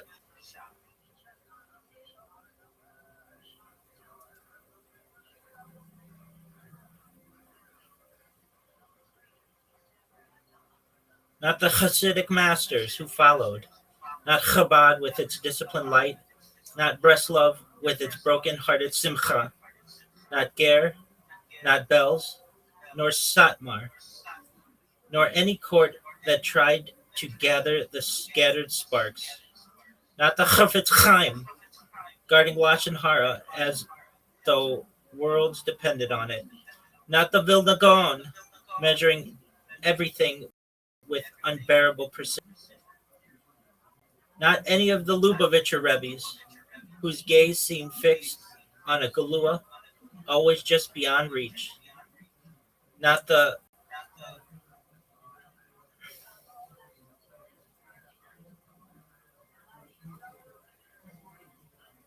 on a Galua, always just beyond reach.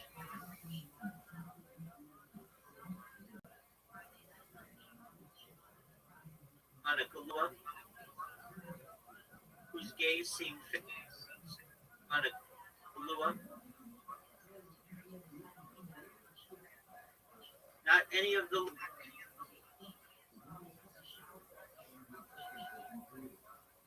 with unbearable precision.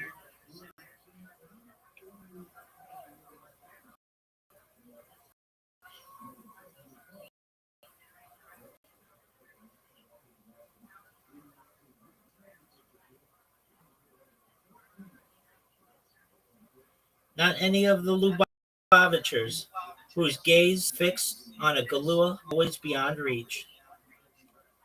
Not the Nigunim drifting out of wooden Batai Midrash, now reduced to ash and memory.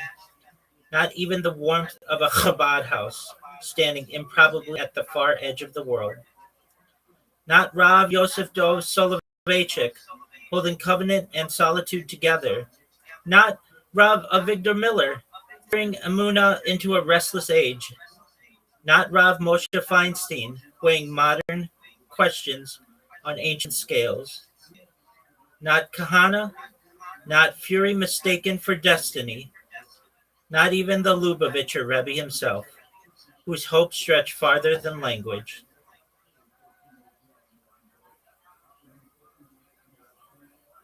Not any of the Lubavitch.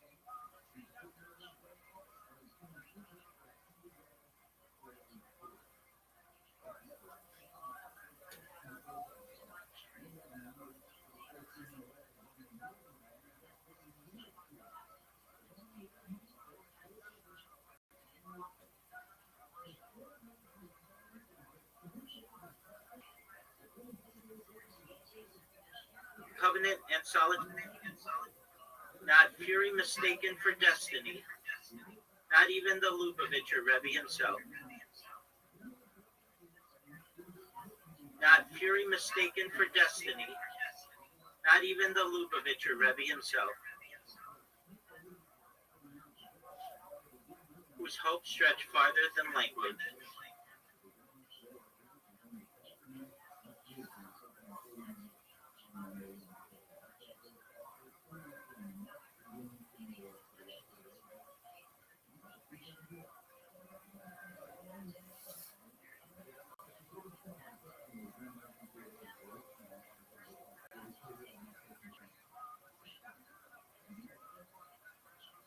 Nothing, nothing in all of it could have prepared me for that moment.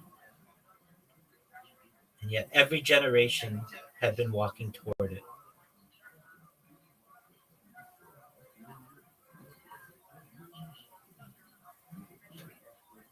Nothing.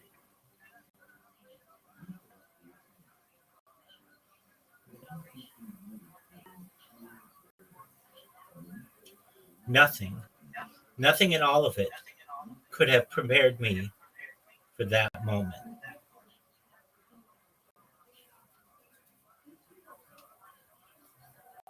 Nothing, nothing in all of it could have prepared me for that.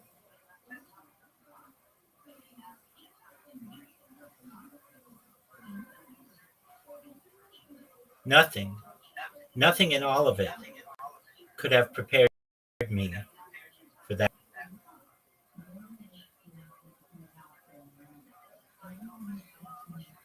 Taken for destiny, not even the Lubavitcher Rebbe himself, whose hope stretched farther than language. Nothing, nothing in all of it could have prepared me for that moment.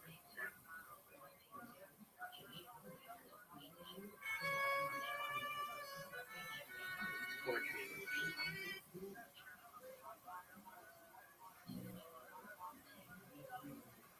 Shared a bench.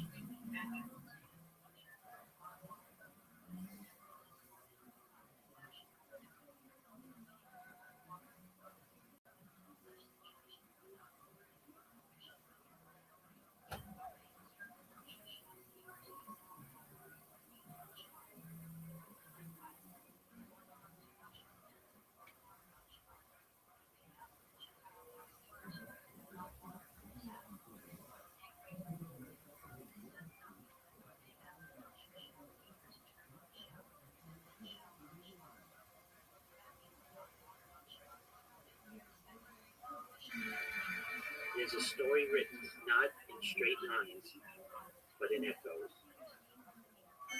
And if, by the end, something remains imperfect,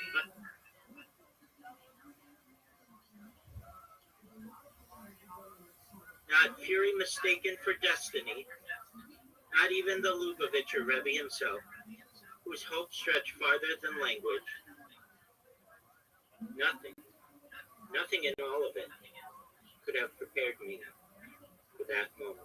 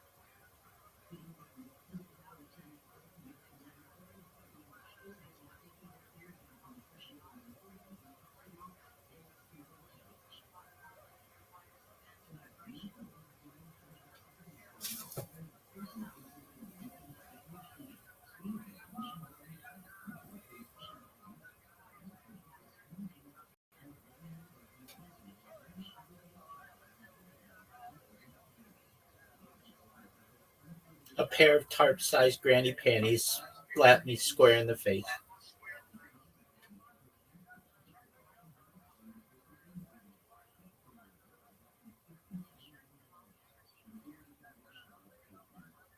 A pair of tarp-sized granny panties.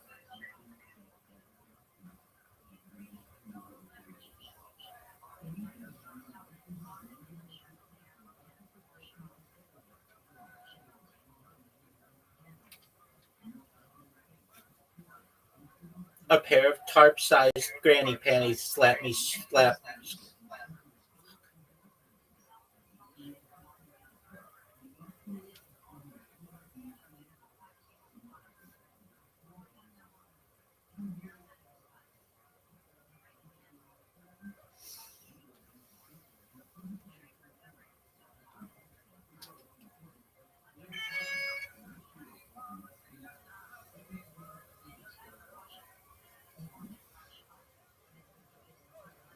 Scales.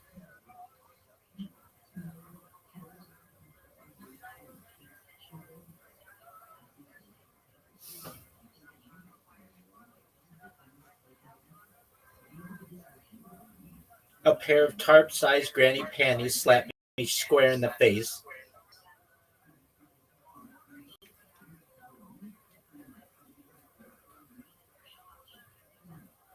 Whose hope stretched farther than language.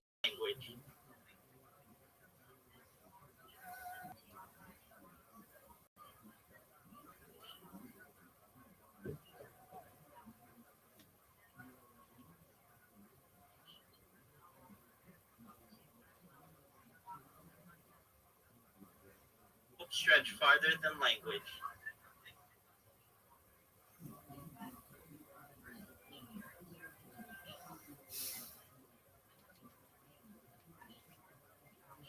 A pair of tarp-sized granny panties slapped me square in the face.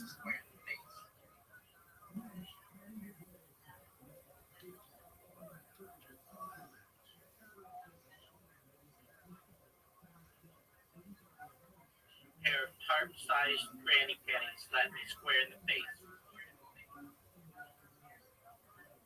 And Kahana, not fury mistaken for destiny, not even the Lubavitcher Rebbe himself, whose hope stretched farther than language.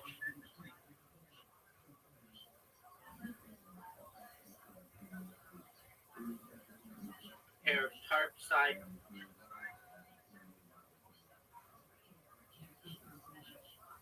whose hope stretched farther than language.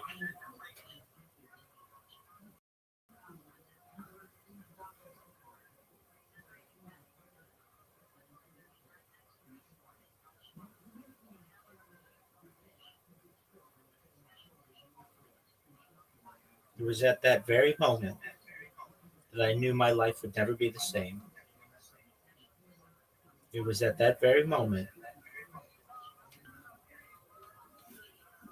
that a tarp-sized pair of granny panties slapped me square in the face.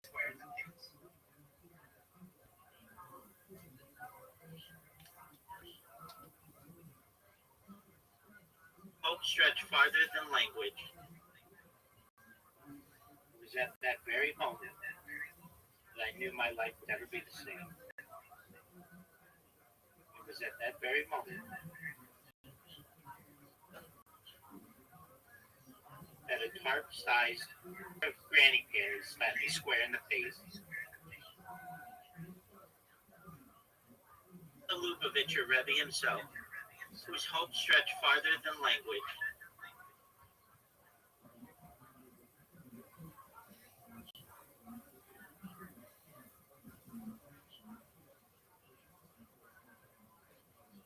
It was at that moment I knew my life would never be the same.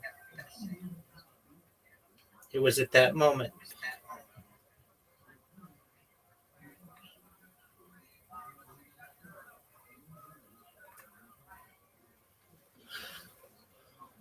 Yo, what's going on, Zumac? Zumuk? How are you? What's new? How'd you find out about me?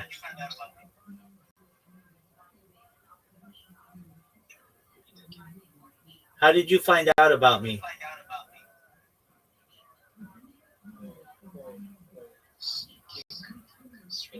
Oh, cool, man. Excellent. So you're a streamer?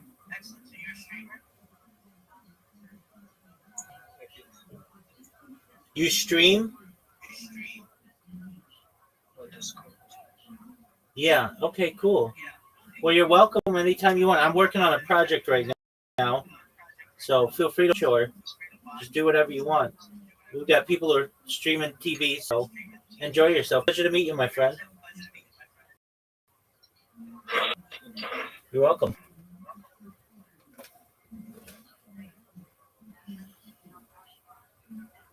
Himself, whose hopes stretch farther than language. Not even the Lubavitch or Rebbe himself, whose hopes stretch farther than language.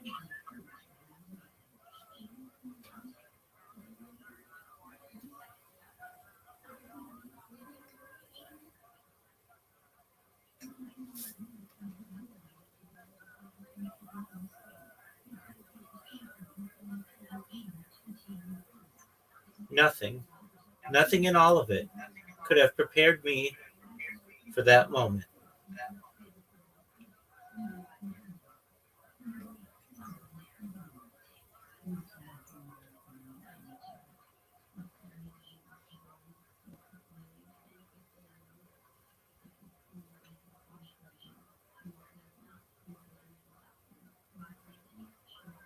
It was at that moment that I knew my life would never be the same.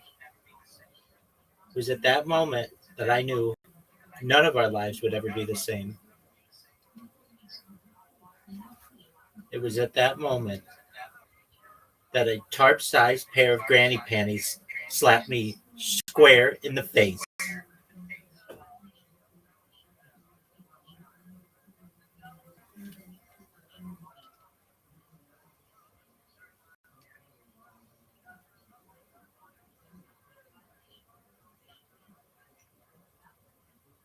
It was at that moment that I knew my life would never be the same.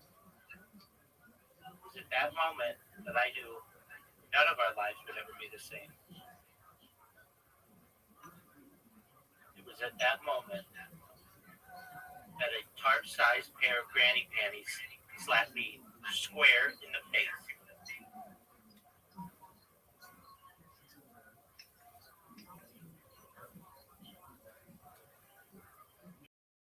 It was at that moment that all of it could have prepared for that moment. That I knew no lives would ever be the same. It was at that moment that a tarp-sized pair of granny panties slapped me square in the face.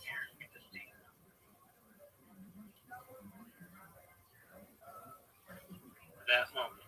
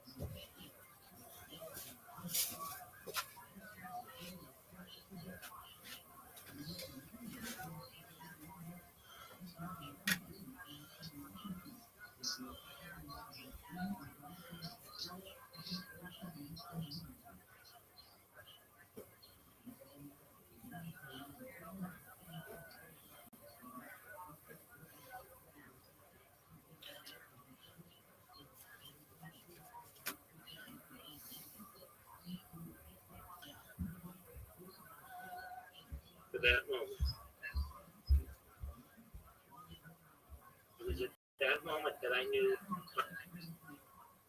nothing in all of it. It was at that moment that I knew.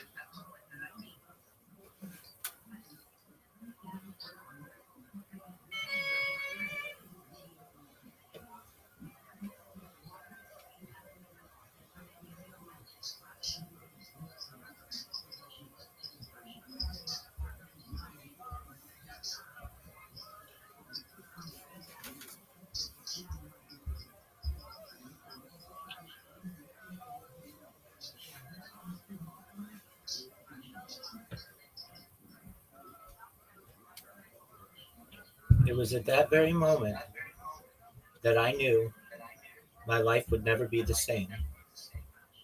It was at that very moment that I knew none of our lives would ever be the same. It was at that moment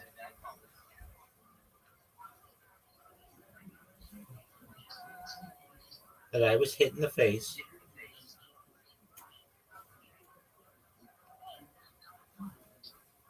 It was at that very moment that I knew my life would never be the same.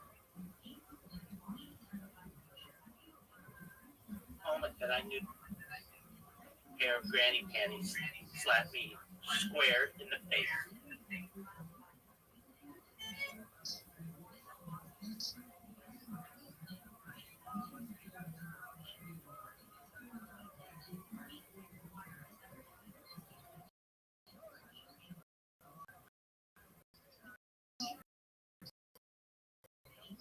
Panties.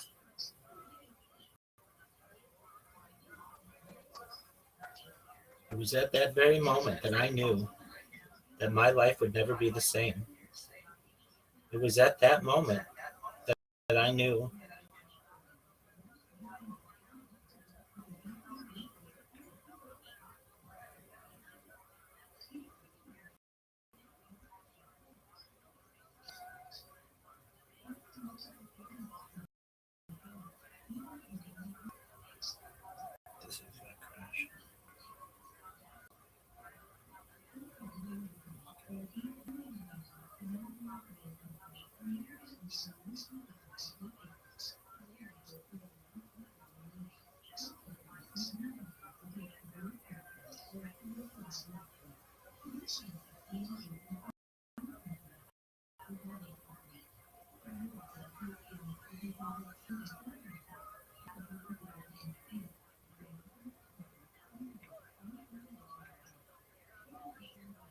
stretch farther than language. Nothing in all of it could have prepared me for that moment.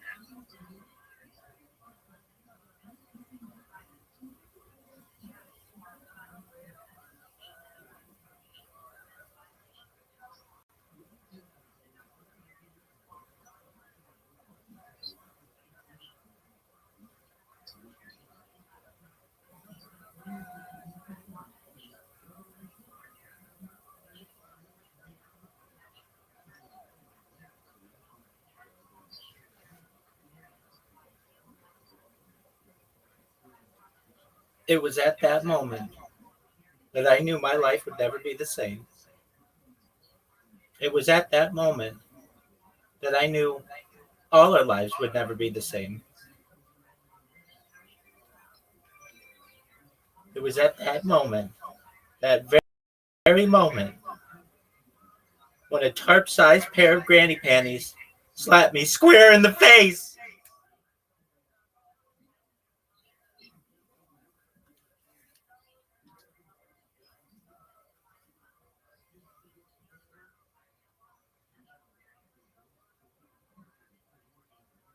That very moment, when a tarp-sized pair of granny panties slapped me square in the face.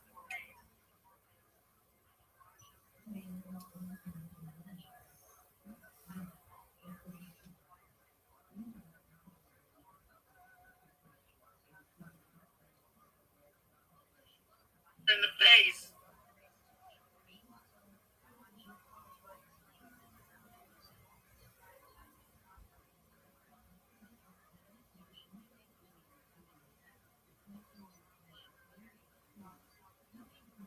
tarp-sized pair of granny panties slapped me square in the face.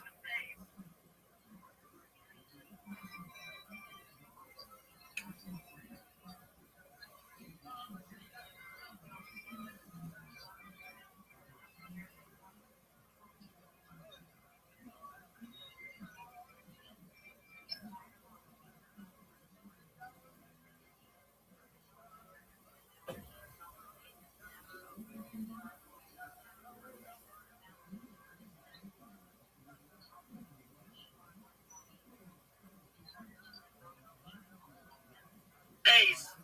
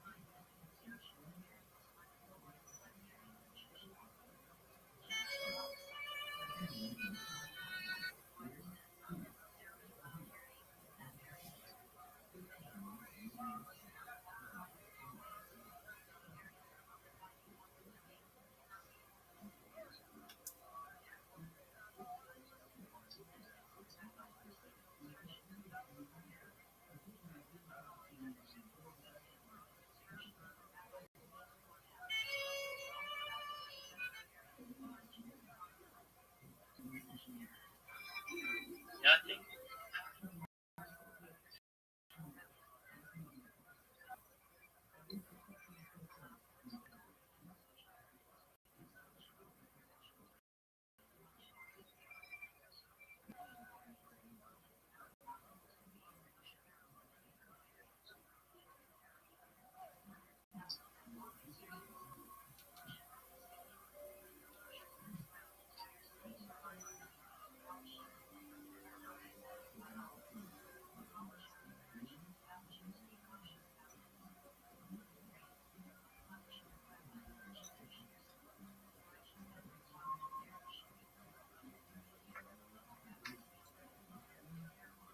Discovered we were.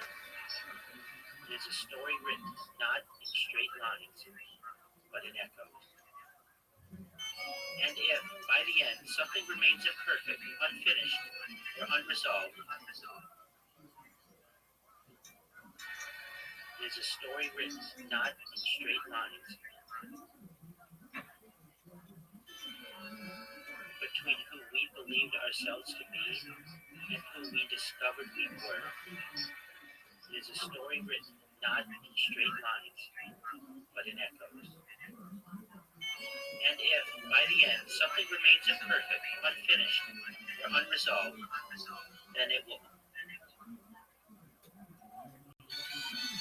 Nor any cord that tried to gather the scattered sparks.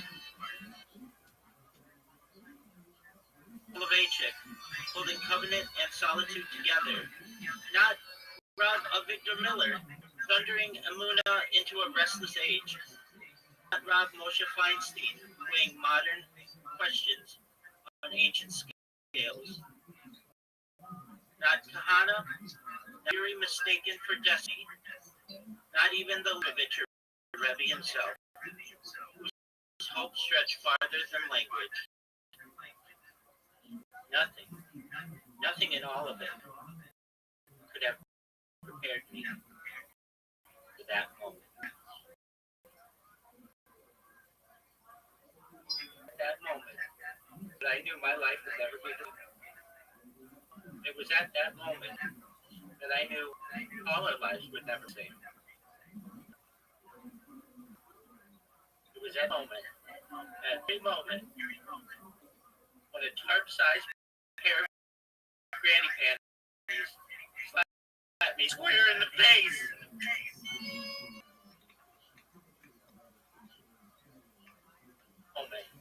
That very moment, when a tarp-sized pair of granny panties slapped me square in the face.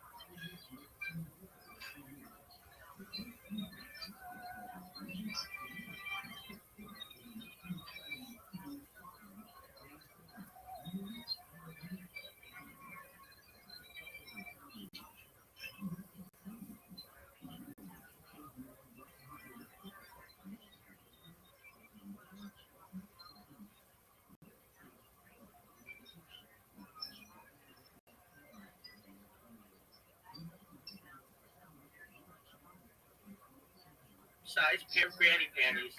Slap me square in the face.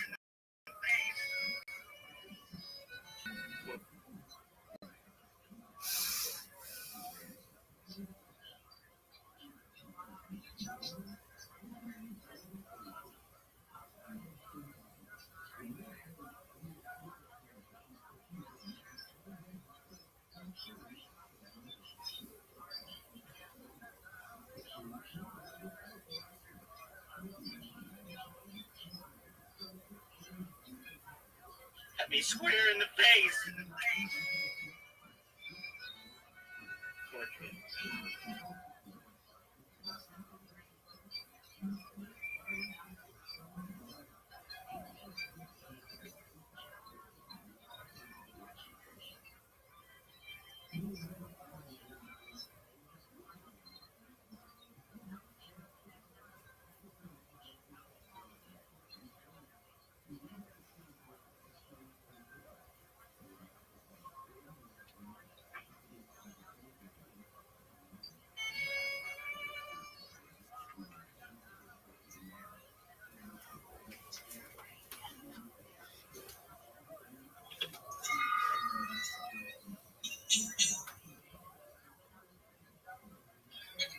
Yo, Zumio, can you hear me? Hey, if possible, if you're not speaking to me directly, can you just mute your microphone? We can hear the music in the background. It'd be much appreciated. Thank you, sir.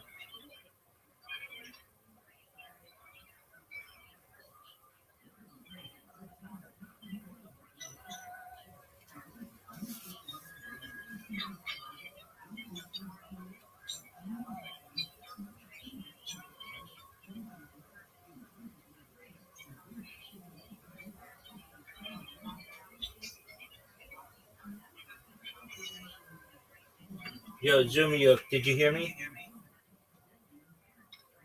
Yes. Okay. So, can you mute your microphone?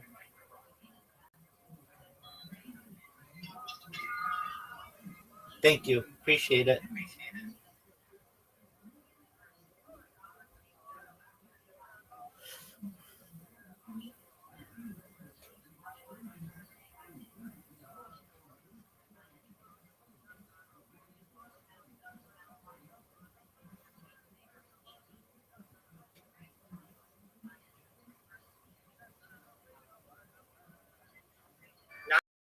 Rav Moshe Feinstein, weighing modern questions on ancient scales. Kahana, not very mistaken for destiny, not so, whose hope stretched farther than language. Nothing in all of it could have prepared me for that moment. It was at that moment that I knew my life would never be the same. It was at that moment that I knew all our lives would never be the same. It was at that moment, that very moment, when a tarp-sized pair of granny panties slapped me square in the face.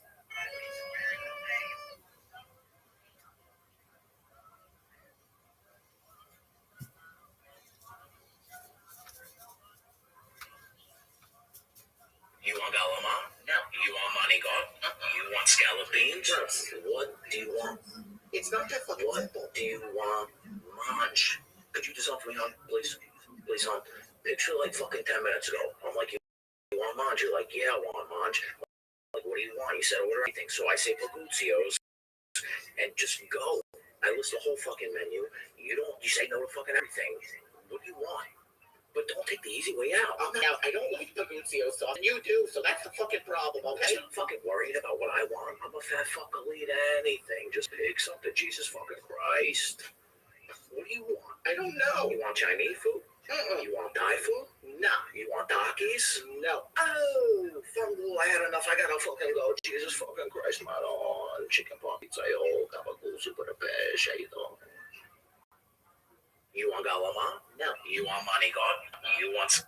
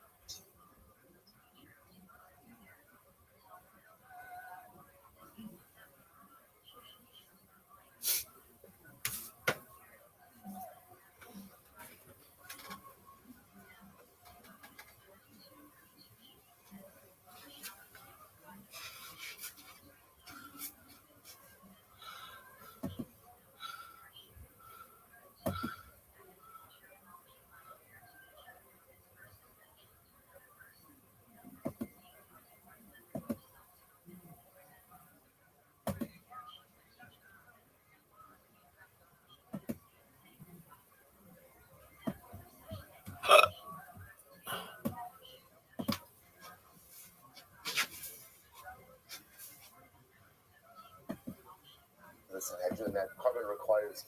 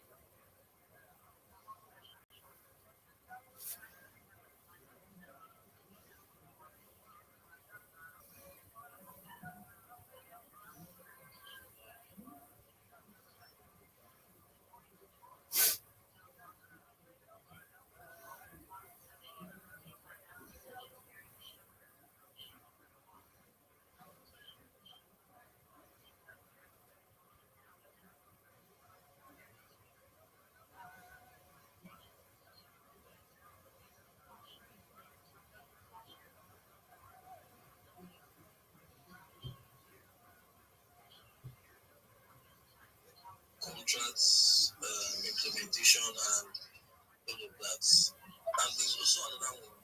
That one is actually a hub. Like you can just go there, look for an AI agent, deploy an AI agent to help you, do one or two things on maybe other social media, or you can even help you track down some alphas. Yes.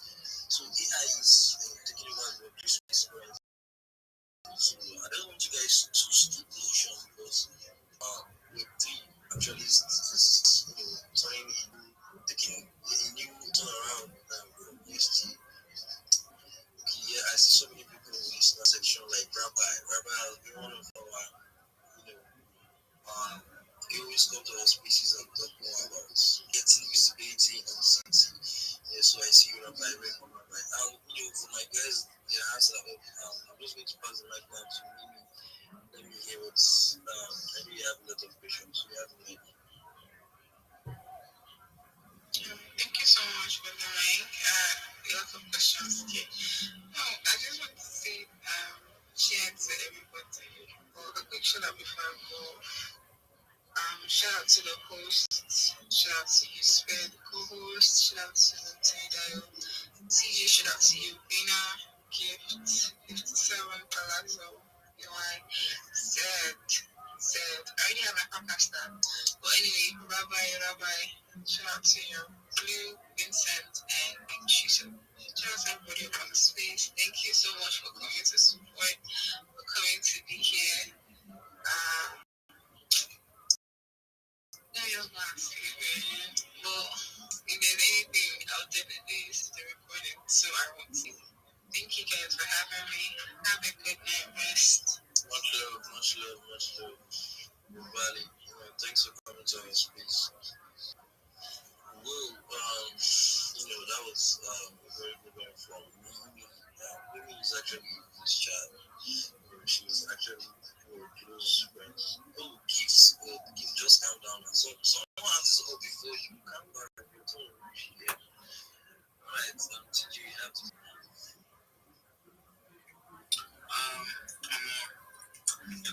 I wanted to ask people also, but before I do that, I wanted to say one more thing about what I was doing before. Like, I feel like, let me just say one or two before I leave. I would say, I want to ask if everybody knows about their market. I just want to ask. Yeah, I do. Okay, at least okay, someone knows more about that. So I went there and I realized I saw some projects there that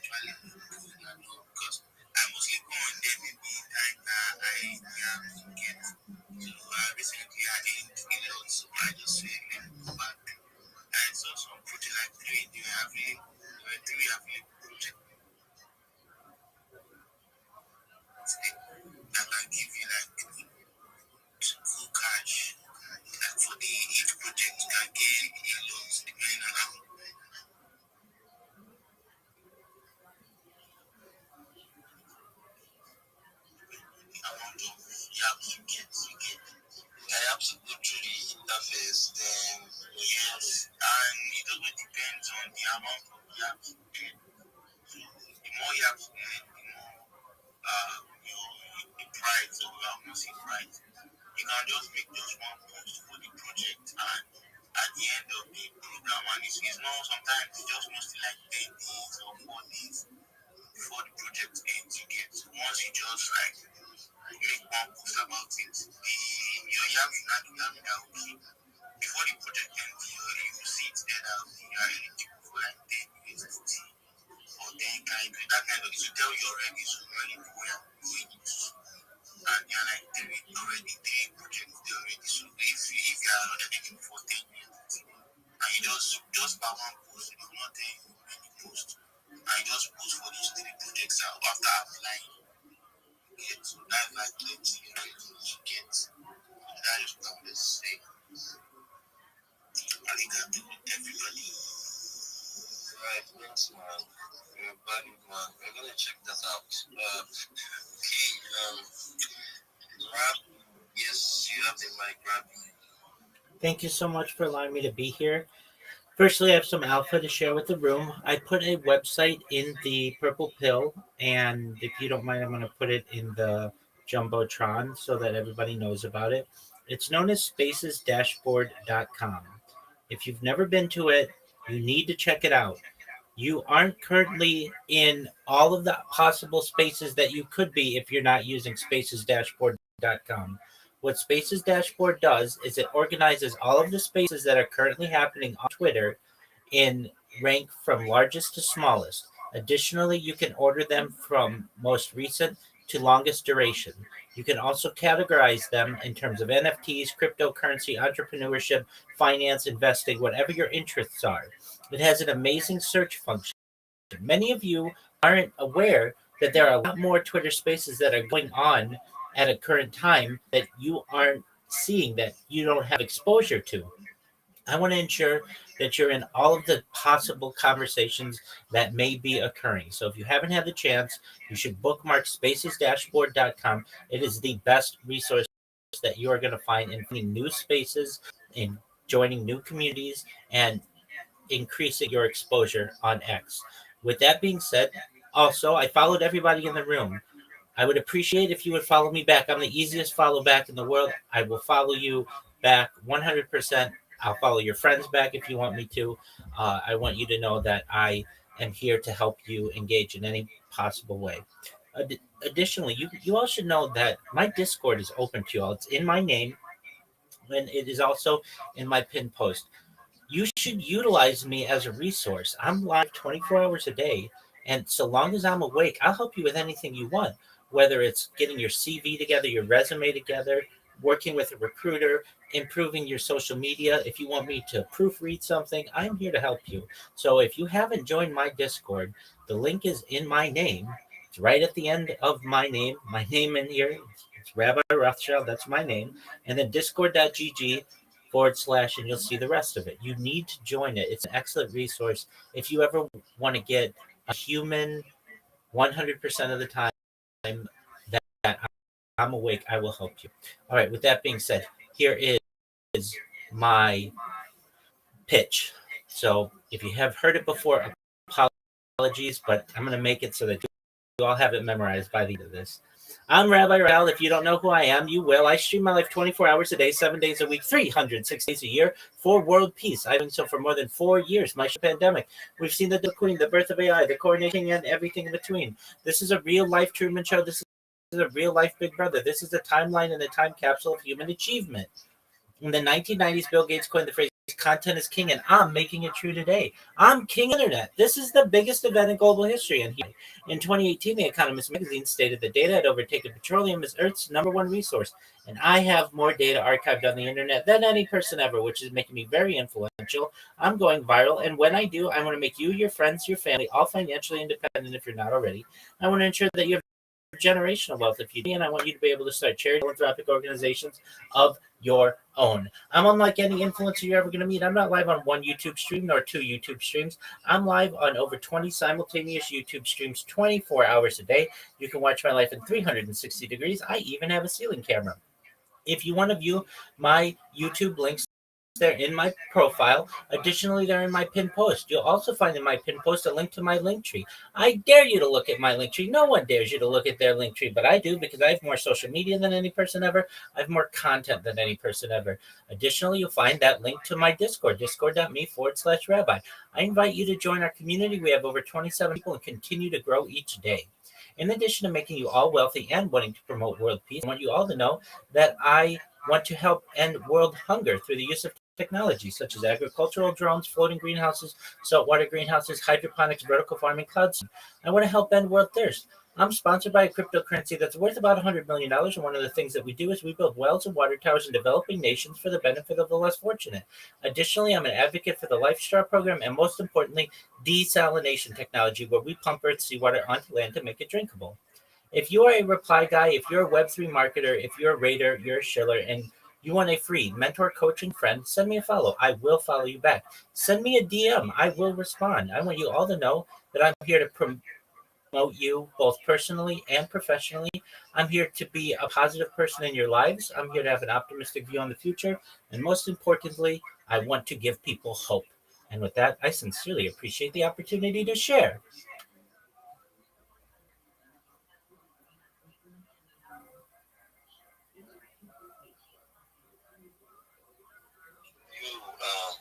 Actually, that was exclusive from Rabbi.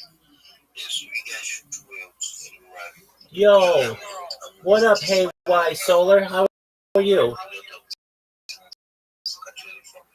also follow him also.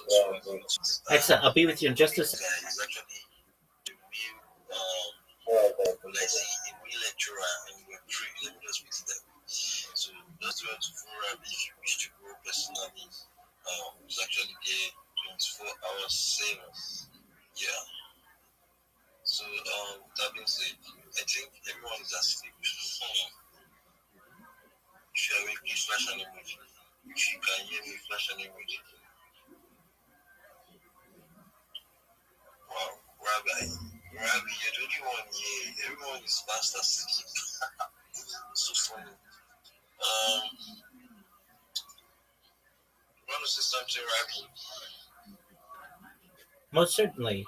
For any of you out there who aren't aware of the strategy that I help people with, generally in my Discord, but I also help you in Twitter DMs, it is going to make you more successful in promoting yourself. And if you're wondering what it is, it's absolutely free, and my strategy is free, and everything about it is free. And so it's imperative that you utilize it if it's free because it's going to help you. So, what do you have to do? Firstly, you need a link tree. If you don't have a link tree, you need one. If you don't know what a link tree is, it's one link that has all your social media in it. Additionally, I recommend that you have the top 30 social media platforms that are popular on the internet right now. Now, you may say, Rabbi, that's a lot of work creating 30 different social media accounts. Well, guess what? You have most of them already. There are things like X, there are things like Discord, there are things like Telegram. You have these things. You probably have Facebook, you may have an Instagram, you may have a TikTok. What you want are business versions of these different accounts. And what that's going to do for you is a 5-prong approach. The first thing it's going to do for you is give you 30 different places for you to be able to promote yourself. The second thing it's going to do is give you 30 different places to promote your clients. The third thing it's going to do is give you 30 new communication channels to be able to connect with people. The fourth thing that it's going to do is it's to allow you to dominate social media, dominate search engine optimization, and dominate AI. And that is the new rising platform that you want to dominate. And the final thing, the fifth thing allow you to do, it's going to make it really difficult for someone to impersonate you. I can take any of your usernames now and put them in perhaps some of the maybe Reddit, Imager, maybe you don't have it on Instagram, and steal your name. And I can impersonate you. I can take your avatar, your profile picture, and there's nothing to stop me from doing that. I can take the exact description that you have in your profile on X, and I can make your account better than you can make your account. I can have more of a presence on the internet better than you can if you don't utilize this type of technology. There are people who are going to be using these strategies against you. So you want to make sure that you don't get impersonated, that you have all of your accounts on all these different social media platforms. What that also is going to do is when somebody Googles you, you're not going to show up with one result. You're going to show up with the top 30 results. That's what you want. I'm not here to help you just have a small presence on social media. I want you to dominate social media. I want you to dominate on AI. I want you to dominate in search engines. So once you get all your link tree links connected, I look at your account and make sure it's good. If it's not, I tell you what you need to fix.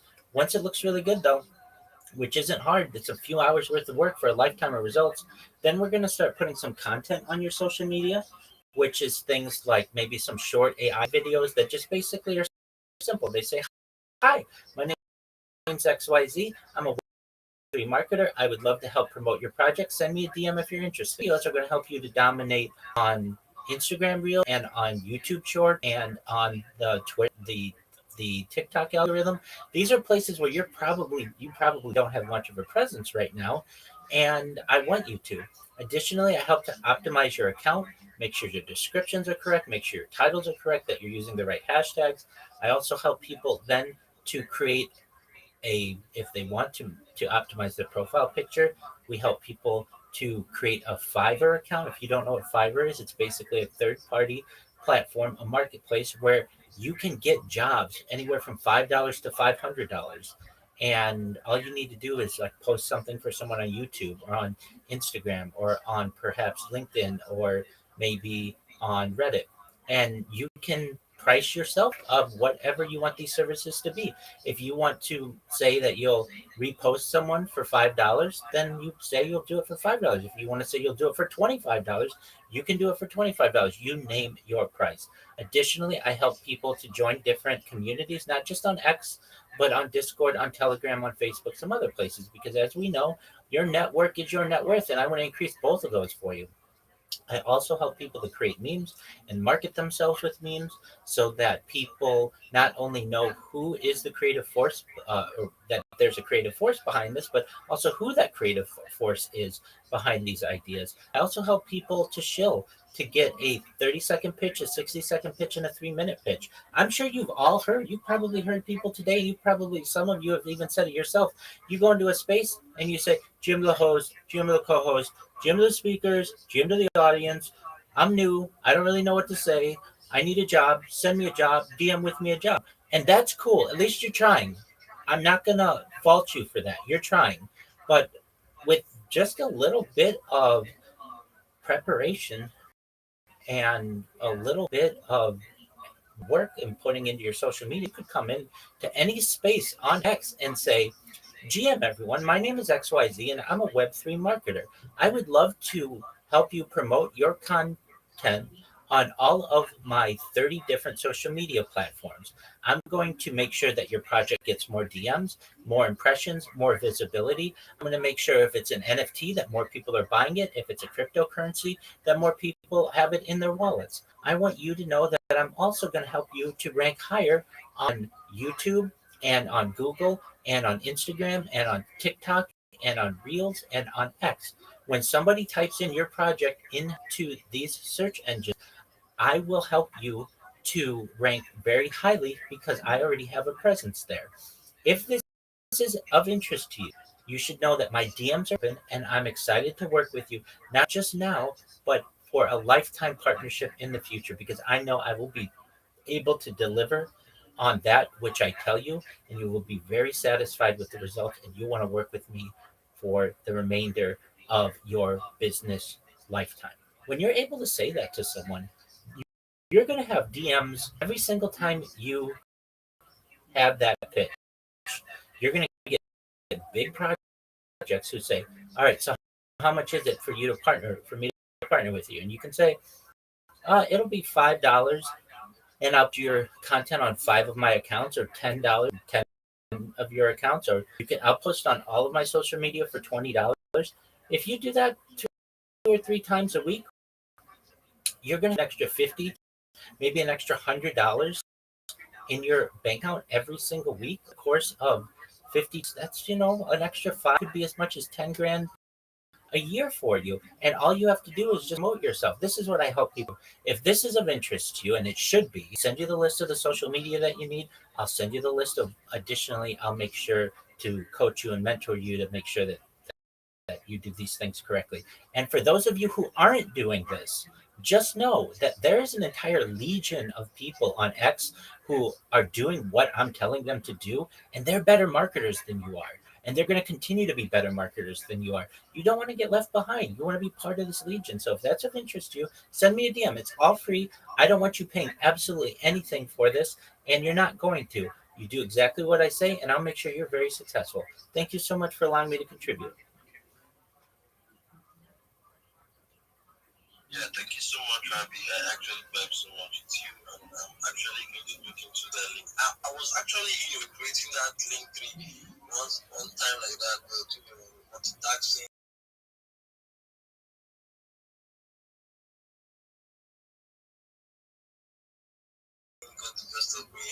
The message, I'll send you the message.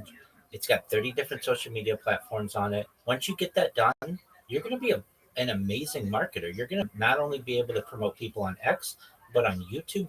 You should know X, this might be a surprise to you. X is the number 6 social media platform in the world. That's pretty far back. Do you know how much more business you could be getting if you're taking advantage of the number 1 social media platform in the world, Google, number 2 social media platform in the world, YouTube? I mean, these are this is common sense. I know that I love X, and it's a great place for us to have conversations about crypto, but just know there's a big out there, and I want you to be able to take advantage of it. So if anybody else would like the message that I'm going to dial, that gives you the instruction on what to do with your link tree, send me a message. I'll be happy to help you. Thank you. Thank you so much. Thank you so much. That was absolutely yes. You see, yeah.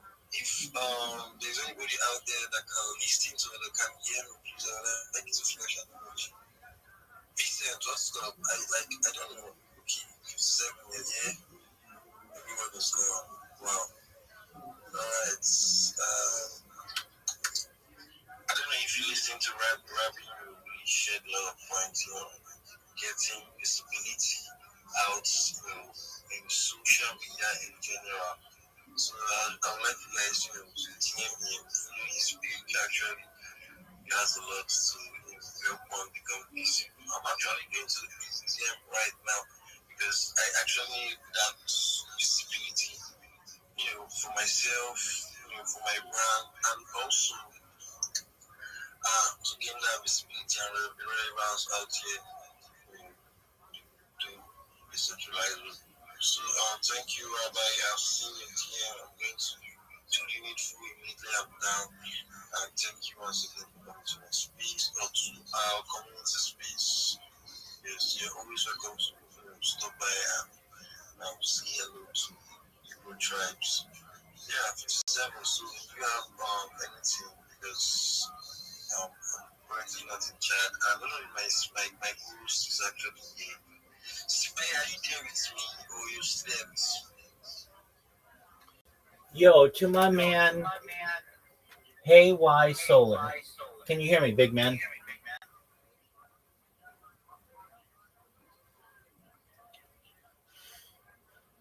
Hey Y Solar, can you hear me? Hey Y Solar. Hey Y Solar. There you go. Yes. GM. Hey. Hey, did you? I was doing something. I muted my microphone. You're fine. Hey Y Solar. Are we friends on X? Yes. Okay. I have 2 accounts, so the first one got delimited, so I have to just leave it for a while. So I'll get back to it maybe tomorrow. Don't worry about it. Okay, what is your name on X? AY Solar, that's my name on X. What is it? AY Solar, this AY Solar, same name. Spell it for me. HARHAY WHY SOLAR. Oh yeah. Okay. So I see that your account's restricted. Guess what? This happens to the best of us. So I'm going to view your profile. I'm still going to send you a message. Oh, okay. So great. We've had discussions. Please show my Discord. Please create a link tree like this. Okay, so we talked a while back. Okay, so I'm going to send you an updated list of the instructions because I want to make that you have more information than I sent you the first time. And then what I want you Sending me on. send it to you on Sorry, X. are you sending me like? I'm going to send it to you on X. Alright. I may not be able to get it today, but I'm like I look at the account right now. Oh, you logged out of the account. Okay, no worries. Then I'll send it to you on Discord. Just one minute. Alright. How's your day going? I'm hosting this. Just go with like I'm a student, so I go like so I go to school and all that, so I just come back and I'm hosting a space on Wednesday actually by 5 p.m. I want Okay. to come and support me and yeah. Absolutely. Yeah. I'll do the best I can. Okay. Will you check your Discord messages right now and make sure you can see the message that I just sent you. Alright. I'm not sure. I'm not seeing the message.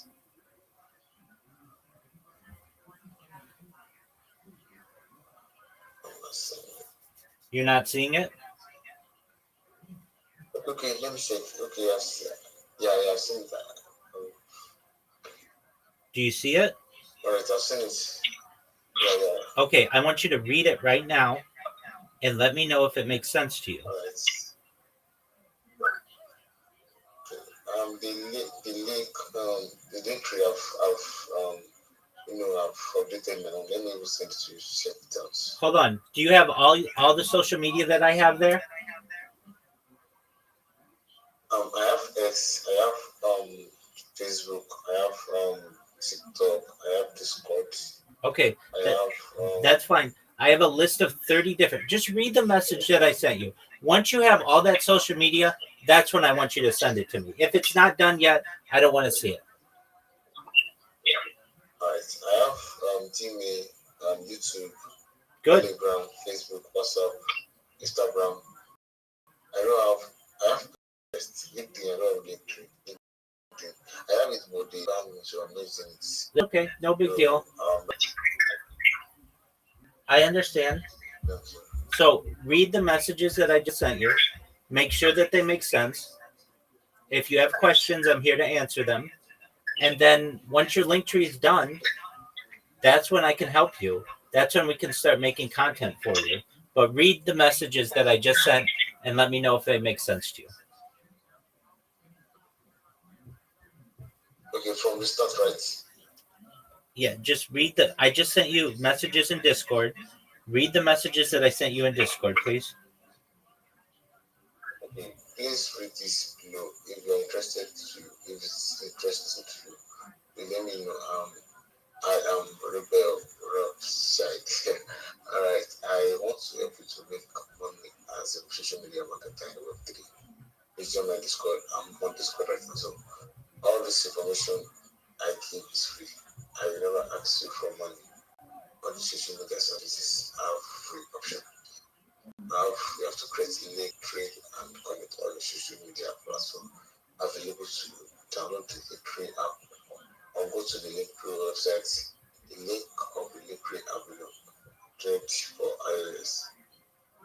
Please create or connect social media account on this following platform: Linktree, Gmail, X, formerly known as Twitter, YouTube, Telegram, Facebook, WhatsApp, Instagram, TikTok, WeChat, Snapchat, Pinterest, LinkedIn, Reddit, Quora, Bird, Discord,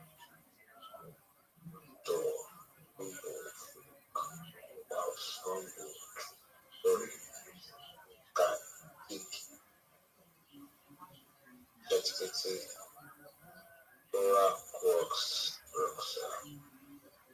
Please ensure the same or similar email for yourself or your designer platform. Necessarily need to download the app for the social media app and all generate the social media account to upload it.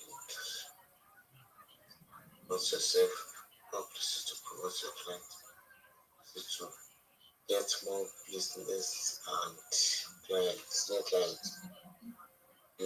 We dominate search engine, social media and AI. The more difficult to impersonate because you don't really create. You have created a second victim. The moment you send the link and reviews, we then move into the next step, is populating your social media with content. Issue some additional promotional strategies. Finally, I'll help you to develop your marketing pitch for X-Space so you can get yourself more business. The strategies are free and so much. You don't pay for anything. Please ensure you join my Discord. I have joined. I am live 24/7. This is 5 days in case you need my sincerely Rabbi Rothschild. This Saturday is something in which you expected please respond to these messages. Solar. I love you. I love you, my man. You read it? Does it make sense to you? Yes, it does. It does. Just you read beautifully. You should know. You should know you read. I'm still trying to, You should know you read beautifully.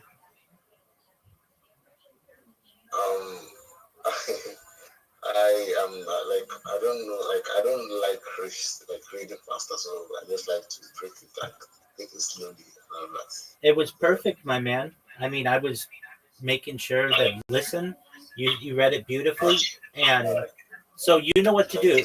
You already have a good start. You have the link tree, which is like more than half the battle. You joined the Discord, which is more than half the battle. And now all you have to do is create the remainder of those accounts and then connect them to your link tree. And when you're done, come back in here and I will help you to make content. Make sense?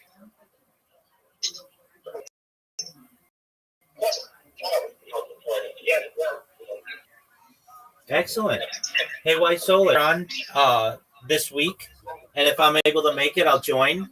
You can always send me a DM if you have it, just to remind me. And in the meantime, you create the other social media accounts, and then when you're done with your link tree, come in here and we'll take a look at it. Okay? Thanks so much, brother. Thanks so much. You're welcome, my friend.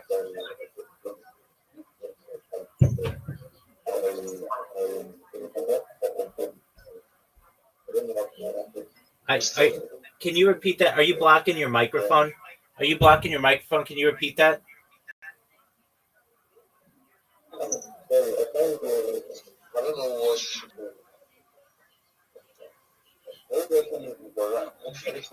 Are you blocking your microphone? I can't hear you. Can you repeat that?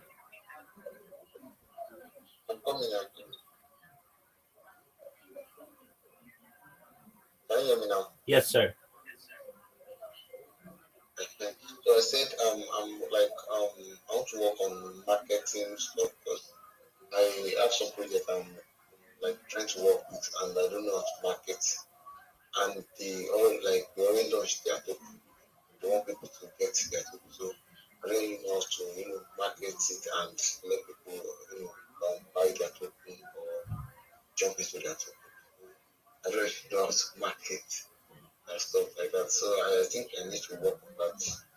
You need to create your link tree. You need to finish your link tree. Then you can market this anywhere you want.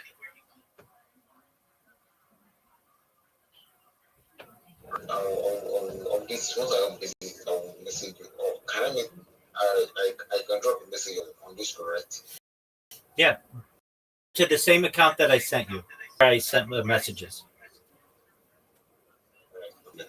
I will work on it like that. Thank you so much. You're welcome, my friend. I'll be expecting you on Wednesday. I'll be expecting you on Wednesday. Okay, excellent. You come whenever you're done, okay? All right. Thank you so much. You're welcome, my friend. Take care. Bye-bye. Bye. I know. That's okay. Take care. Bye-bye. You're welcome.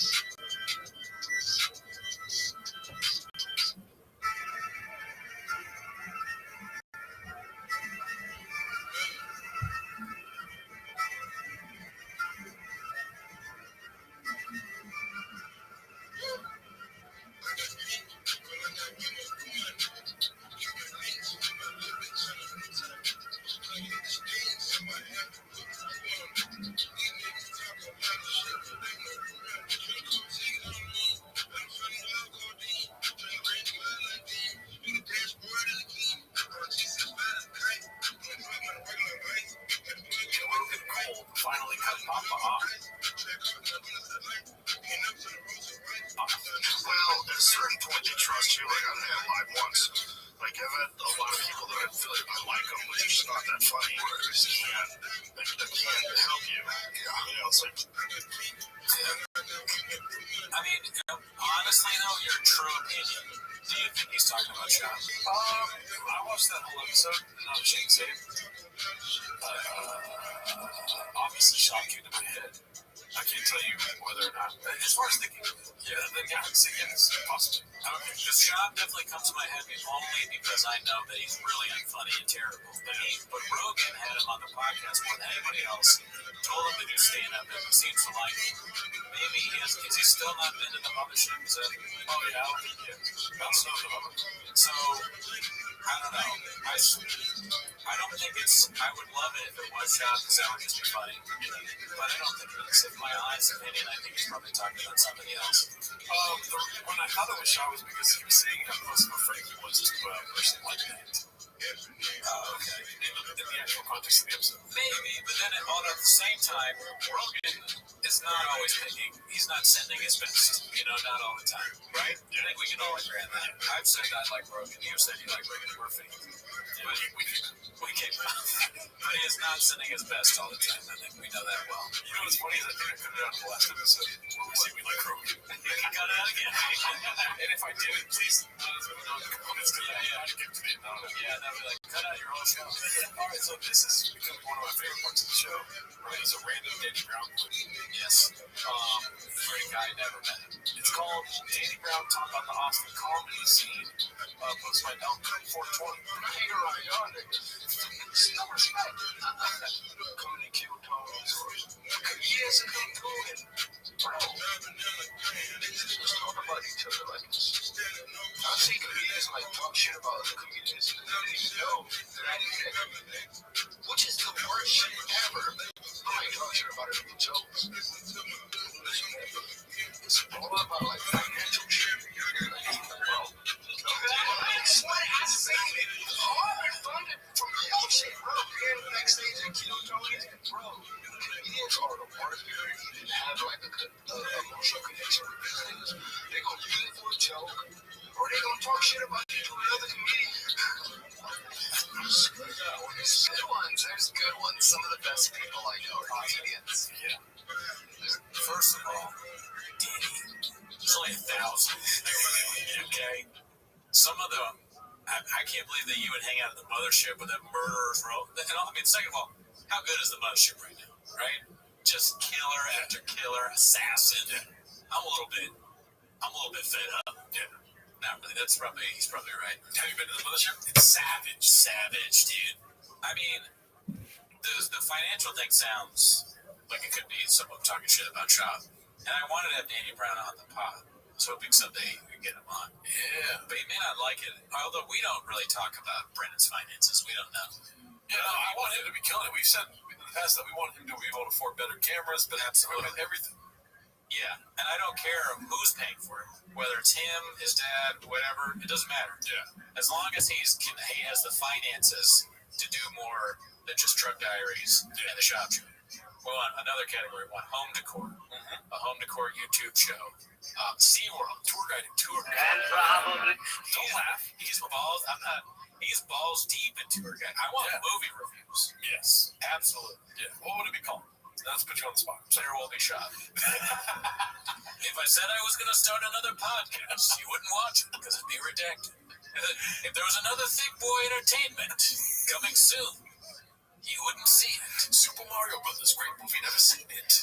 What are the thick things again? There's thick. There's a new. What was it? Thick Extra Life? Extra Thick. Thick Life. Thick Boy, obviously. Thick Boy. Thick Nation. Thick Boy Squad. There should be a Thick City. Oh yeah. Thick Continent. A Thick Mayor. Tom Ford. You know what I mean? I don't even understand that. Oh, what does that mean? It might not have made sense, but I'm pretty sure that's the mayor that was doing cocaine. Oh, Ford. Yes. Tom Ford is the fashion designer. See, I don't know. Look how it's like a Ford. You're right, though. I forget what that guy's name was. Something Ford in Canada that was smoking crack. Yeah. Anyways, back to. But he's a perfect candidate for Thick Boy. I'm sure he would love Shop because he'd be so high on crack that he wouldn't even know what he was watching. Princeton Powder. Shop would have gotten that creative ASAP. What if it is Tom Ford? I don't remember. Yeah. All right, let's see. A couple of the worst too. Y'all niggas be talking shit about niggas backstage. I don't fuck with it, bro. Danny Brown, anti-talk shit. Yeah. Confirmed. Yeah. So if Danny Brown, that'd be so funny if Danny Brown tunes in every week. That'd be a surreal moment, dude. Yeah, if he's any different from his views on that clip, I mean, hopefully. He may not like what we do if he doesn't like it. True. That's a little bit what we do, I think. I mean, listen, we discussed the podcast here being only a podcast. Yeah, we stay away from finances. We stay away from marital. Yeah, so most of the TMZ stuff, I don't really want to deal with. Yeah, that don't matter. Yeah, we just want to have fun, B. Yeah, B. Want to post a ghost. Come through and make a song with us. That's a lot. That's getting a lot, dude. He's like, you know how much my features cost? It'd be great to have him on a song. Alrighty, well, this one's posted by Silly Goose Time 69. It's called Truly Redacted. And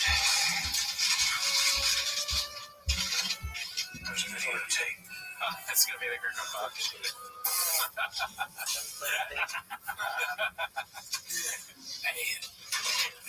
Because this is the one where like First size pair of granny Harrelson has a really Slap me square in the face. child. Children being assaulted. Yes. And all you've seen is a reaction. Well done, Silly Goose Time 69. Have you seen this yet or not? For all my life, I'm not speaking or just an ostrich. Or whatever. What the fuck is it called? Or jump on. Only in the keys. For all my life, I'm not speaking or just an ostrich. Or whatever. What the fuck is it called? Or jump on. Only in the keys. For all my life, I'm not killed. I'm not gay no more. I am delivered. I don't like this no more. I feel like women. Why would you tell me peanuts is going to invite you to eat the behavior?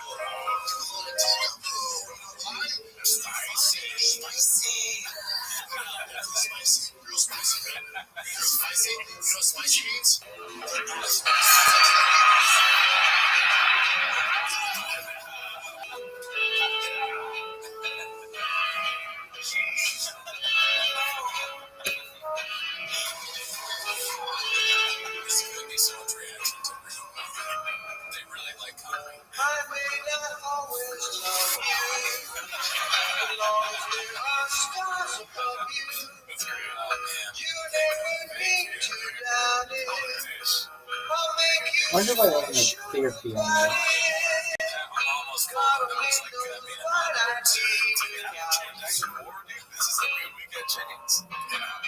There's some really good content. I just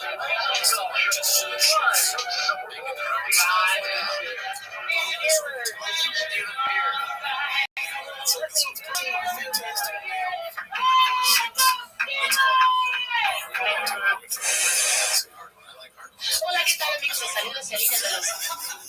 Ok, Un, dos, tres. Hola, ¿qué tal, amigos? Saludos, Celina de los Vinos. Y ahora les vamos a presentar el mejor video de los Time Music Awards aquí en Canal de los Videos. Video La Carcacha. Ahí sí.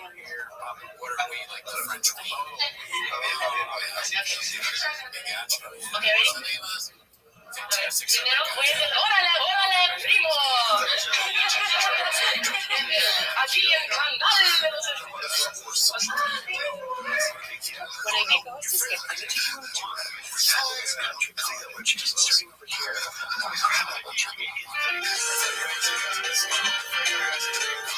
That's a really good impression.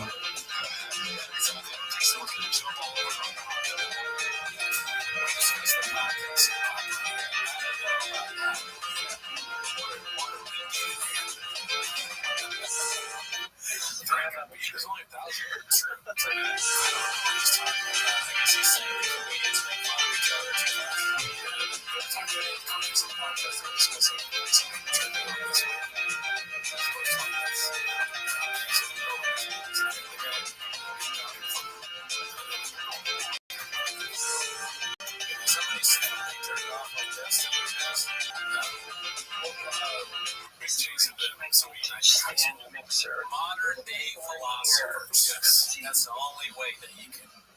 That's the only way you make sense. The only way. I mean, just best brains for the arts. Okay.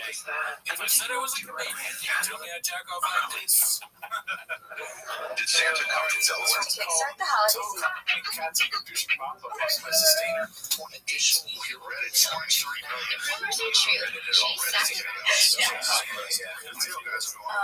I see you leave.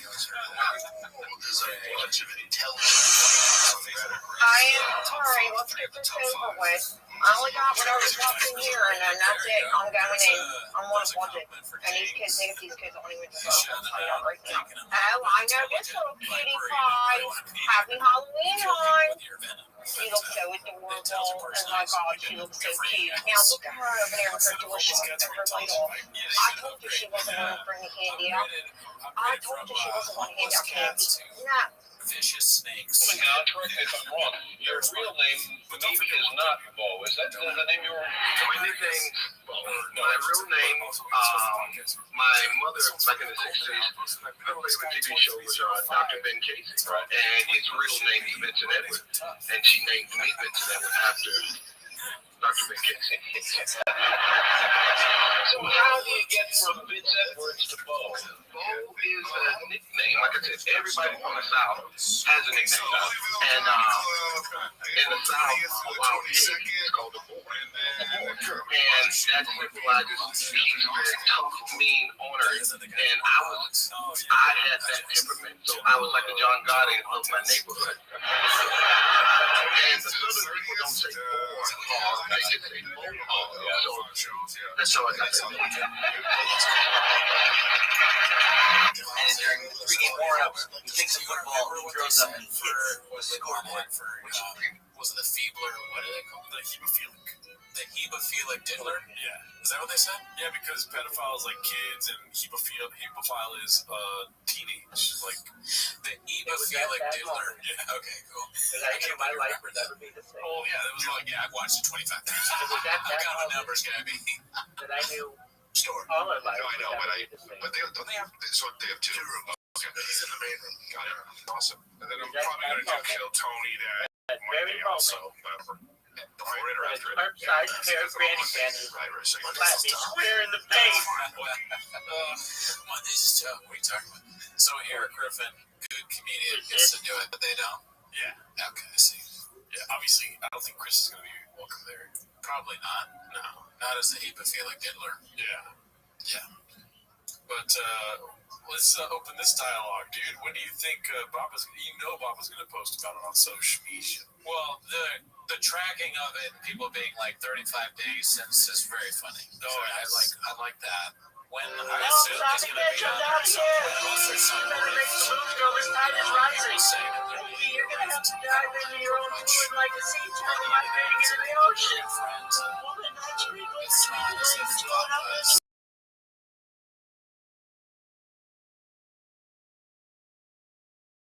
Like the first pot you're absorbing something. Friendship is friendship. I don't know. I told you, girl, my knuckles are scraping your back wall. I got a fistful of your guts. I'm elbow deep. I'm up to my 20 clothes. Baby, I have a very important question to ask you. Have you ever been fingered in the backseat of the Saturn XL2? Shows up at least in posts on social media. I say yeah.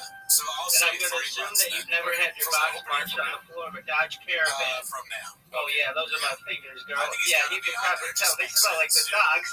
Has anyone ever gone down on you on the upper level of a loft surrounded by a soccer team? I'm sure there'll be. Have you ever been skull fucked on the futon of a bottom bunk of a bunk bed while your knees bleed? Maybe I'm going to feel you up like Ray Charles. I hope somebody gets video of that.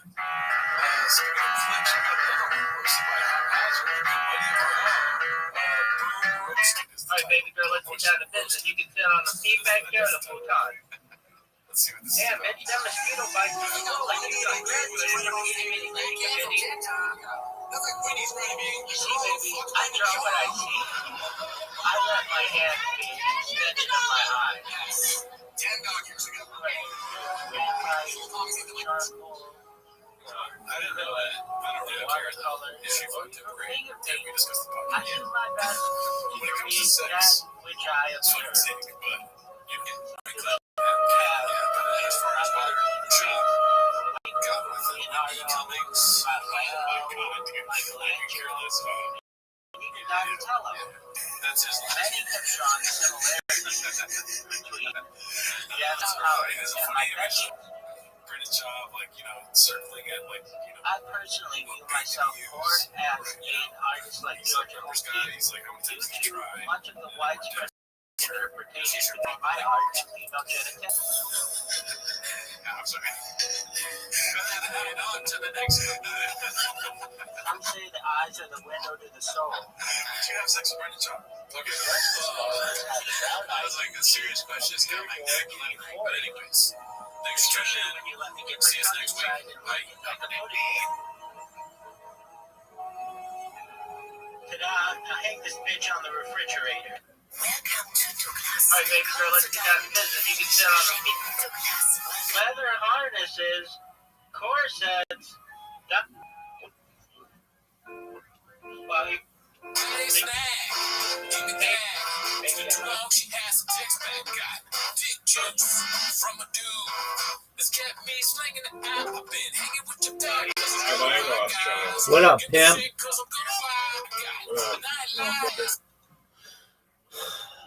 Look at you. Did you mortgage that kid's college education yet?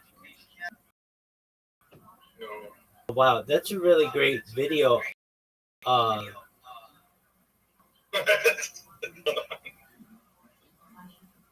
miss you, dog. Who wouldn't, baby? You know how sick I am? You sick of me? I am. I thought about you. Hope you're doing well. Did you dream about me? No, I definitely didn't do that, but I only wondered where the fuck you were. So what's new? Just been Blowing money. chilling. Blowing money like it's going out of style. Yeah. All right. So how shitty ass sports predictions going, big dog? Fuck you. I haven't been playing sports. Oh, you mean you haven't been betting on Argentinian women's soccer games? That's so fucking degenerate. Dog, you are seriously the most degenerate person I've ever met in gambling. You bet on ping pong. Who bets? Nothing about it. Dog, that is I hear degenerates all fucking day with cryptocurrencies. And I listen to sports talk all the time. No one is betting on what you're betting on. Like betting on, you're literally taking packs of bills and just throw a shredder and hoping for the best. Dog, ping pong.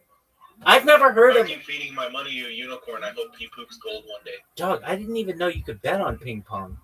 And I certainly have never heard of anyone doing it aside from you. And you said it to me this one time with such a straight face. You were just like, yeah, I just bet on ping pong. I'm like, what? You're like, yeah, table tennis. I'm like, what the fuck? And you're like, well, not to worry, because if this bet doesn't go through, I've got an Argentinian women's soccer match that's on deck. I'm like, what the fuck, man? Yeah, this from the guy who's like the biggest. What, you had an inside track? Last I heard on the Arizona Diamondbacks, that's the last actual real winning bet that I know that you made. Yeah. And that season's been over for months. All right, so give it to me. What are you betting? How you blowing your money? I want to do a straw. I'm going to do ARS, Argentinian dollars. And you get more out of your play. So like where most spins on a slot are 20 cents, you could spin ARS and spin it with penny spins. So my money's gonna last a little longer. Okay. What you think? Dog, I think you're fucked. I think you're just major league fucked. If they could have a category for major league fucked, you, my friend, would be at the top of the polls. You bet on slot machines that are not regulated, that are rigged, and I mean, if anything, stay away from slot machines and go back to Argentinian women's soccer. Even ping pong, even ping pong, it's harder to rig than those slot machines. Let's see what's super degenerate today. Let's look for the most degenerate bet that you can make.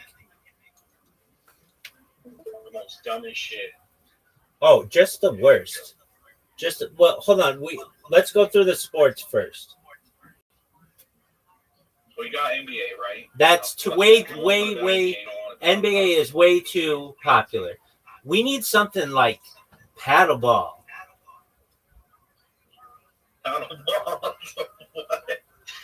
Futsal. How about futsal? Isn't that Racing club? Barrel. What is futsal? Is that soccer? I don't know. Dog, we have to look up the sport. That's pretty degenerate if we don't even. Argentina Prima A women. Hold on. Futsal. Futsol? Oh, de football. Yeah. Capitano de football femenino. Hold on. It's women's soccer. All right. Well, that's the popular sport. What else is there? See, we have table tennis. Okay, that's some Czech Republic international series. Anything in Asia? International is not really Asian. All right. I mean, table tennis is very, like, that's niche. Here we go. There's a Chinese person versus an Australian person. Take the Chinese right now. Take the Chinese person all day. Bet the house on that motherfucker. That's 5X, bro. They're only on the first set. Dog, get in on that. You ain't gonna win that. Ain't no way. Bet the Chinese guy. Let me see what we're gonna bet here. Are you betting the Chinese guy? Are you betting the Chinese guy? $5. Dog. I can't go big on this one, dude. He's gonna lose, bro. Are you getting That's it? 5X odds. That means he sucks. He sucks dick. That's what I'm saying. Yeah, fuck that guy. Let's watch table tennis. There are a billion people that are probably better than that motherfucker at ping pong. Let's see. We got Marta Tomas, Peleva Radim, Kriste Richard, Parmashenko Dimitro. I like Parmashenko. I think he sounds good. Parmashenko. We're at a bet. $20 on Parmashenko.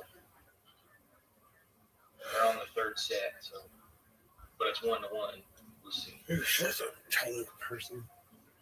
Well, that Chinese person, they're letting down their whole country. And you get to watch it? Yeah. Oh, this is baller. I got some two-turn. Familiar with two-turn Tony? Not at this time. Please, brief me. Is he He's T? just a sexy man. Huh? Is that TT? What'd you say? TT? Yeah, two-turn T. Oh, okay. Dog, so who'd you bet on here? Pamashenko. Why is the fucking... From where is he? Quality selling out. From where is... They're both Russian. Oh, they're both Russian. They Okay. fight bears. Yeah, they do. All right.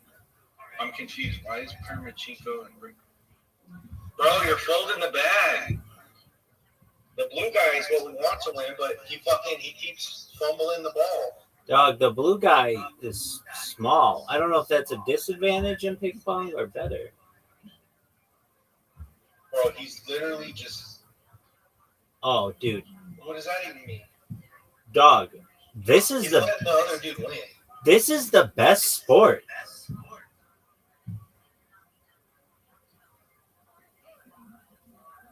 Dog, it's so fast. It's not like there's no like commercial breaks.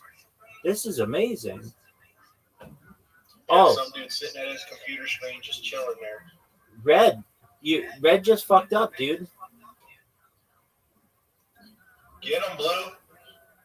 Fumble in the bag, bro. Oh yeah, he sucks. I don't know who's winning. It says 9-4 and then it says 1-1. I don't even know what the fuck is going on. But, all right, so it's probably one game to one game, and then 9-4 is this score in this game.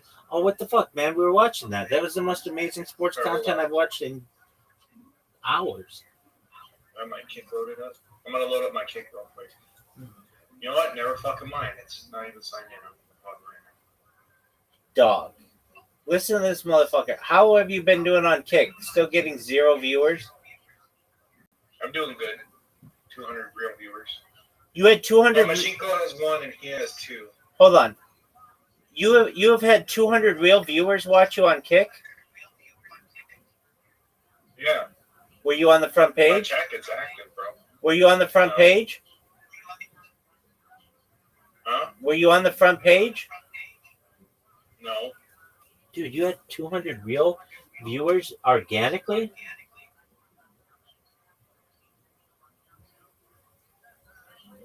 A dog or a human?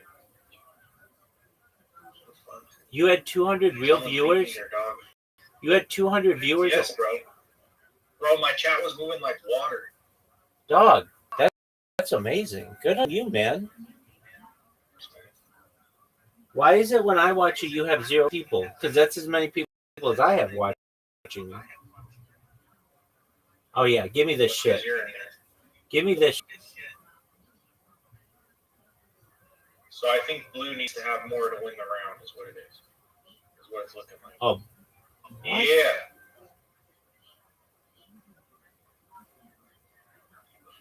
Dog, I'm surprised. I'm surprised this is not a really big sport. You know, it's nice. It's calming. Yeah. I feel like I could just beat my dick while watching this, and I'd be attracted to the men. All right. I mean, whatever float, baby. Float my boat. Of course I float your boat, dog. Whose boat don't I float? Was that a sneeze or a queef? Both. I queef while I was sneezing. Oh, man, that's uncomfortable. Oh, it's not. Dog, they I have need a second monitor so I can manage my stream. They need to fix this game so that these guys don't have to go pick up the ping pong ball. They just have another ping pong ball right like in their pocket or something. Yeah, someone just picks it up for them. Right, exactly. Yeah, exactly. Dude, Pamachenko's whipping his ass, dude. I'm considering playing another bet. I ain't gonna lie. Pamachenko is whipping ass right now. Yeah, my boy. I bet the odds are changed probably for less now because he's whipping ass. Dude, how about you quit moving away from the ping pong game?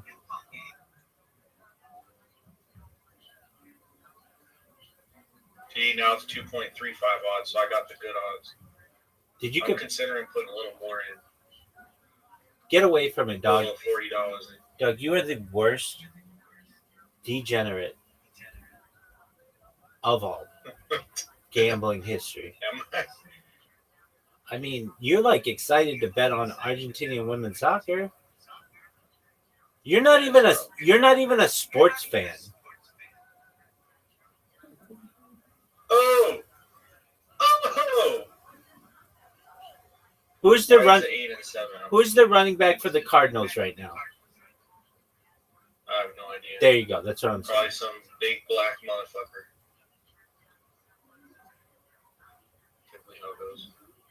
They're using like 4 different running backs right now. But that's exactly what I'm saying. Like you can't name like real sports questions, yet you are fascinated with ping pong. And I like it. I think it's great.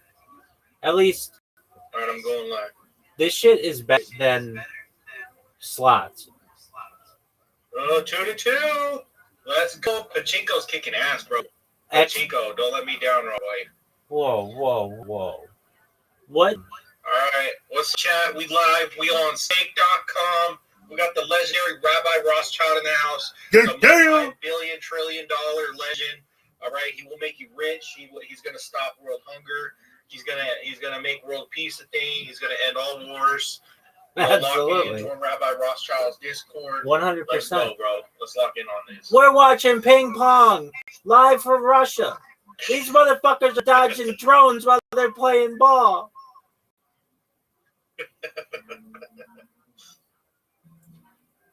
Oh shit! Yeah, he's kicking ass, dude. I think he's gonna win. How many? More in the beginning on the 5X. How many X? Okay, so you got him. You got him on 5X.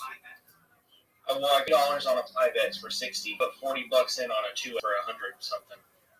So this comes out, I'm gonna get 160. I'm basically gonna gain like an extra $100 of what I started with.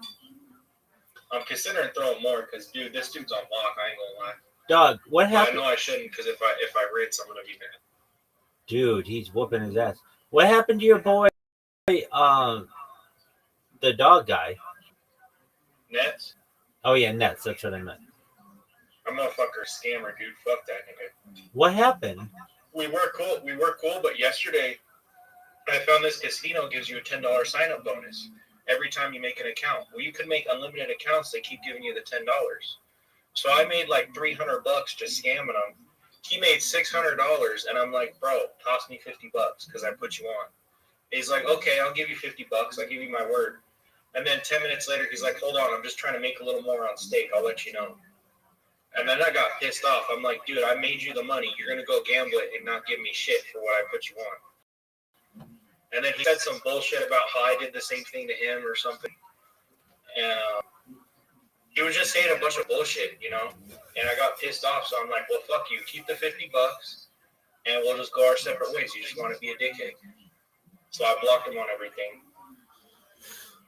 Wow. It pissed me off and, yeah, wanted to just... I get it. You want to gamble, make more, but pay me out first because I was the one that gave you the money in the first place. Yeah. Why aren't you still doing that? Create the account thing. They banned it today. Like this all just happened today. I just blocked it today. So fuck him, bro. So you were good with Nets for the last 6 months. Yeah, we were cool. We were tight. And your whole relationship. Social security numbers and date of birth and our addresses and everything. We were chill. And then out of nowhere, it's like, I'm just going to gamble and you'll get your $50 later. I'm like, dude, it's $50. You can't pay me it now. You have $340 in stake because you already burned $250. Just send me $50 because you owe me. And he's like, just said some bullshit, talking about just wait 20 minutes.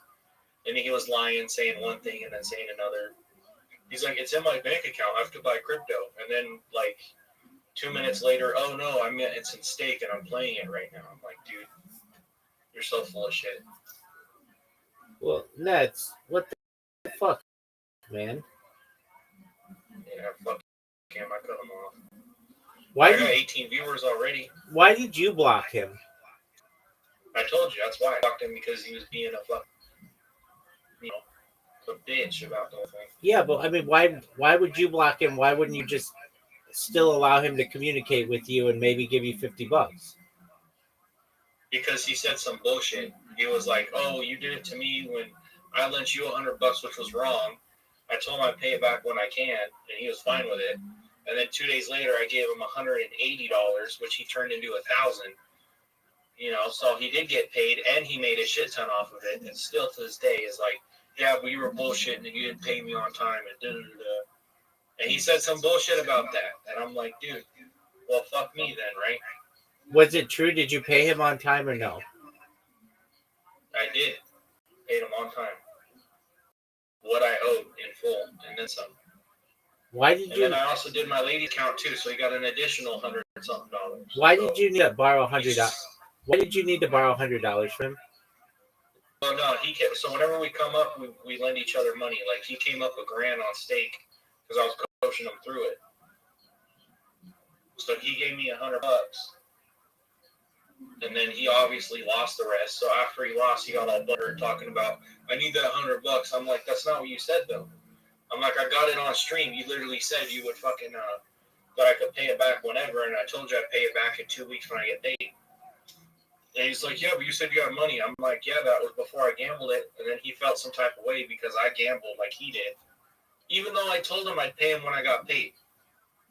Oh, you are so degenerate. That's why gambling.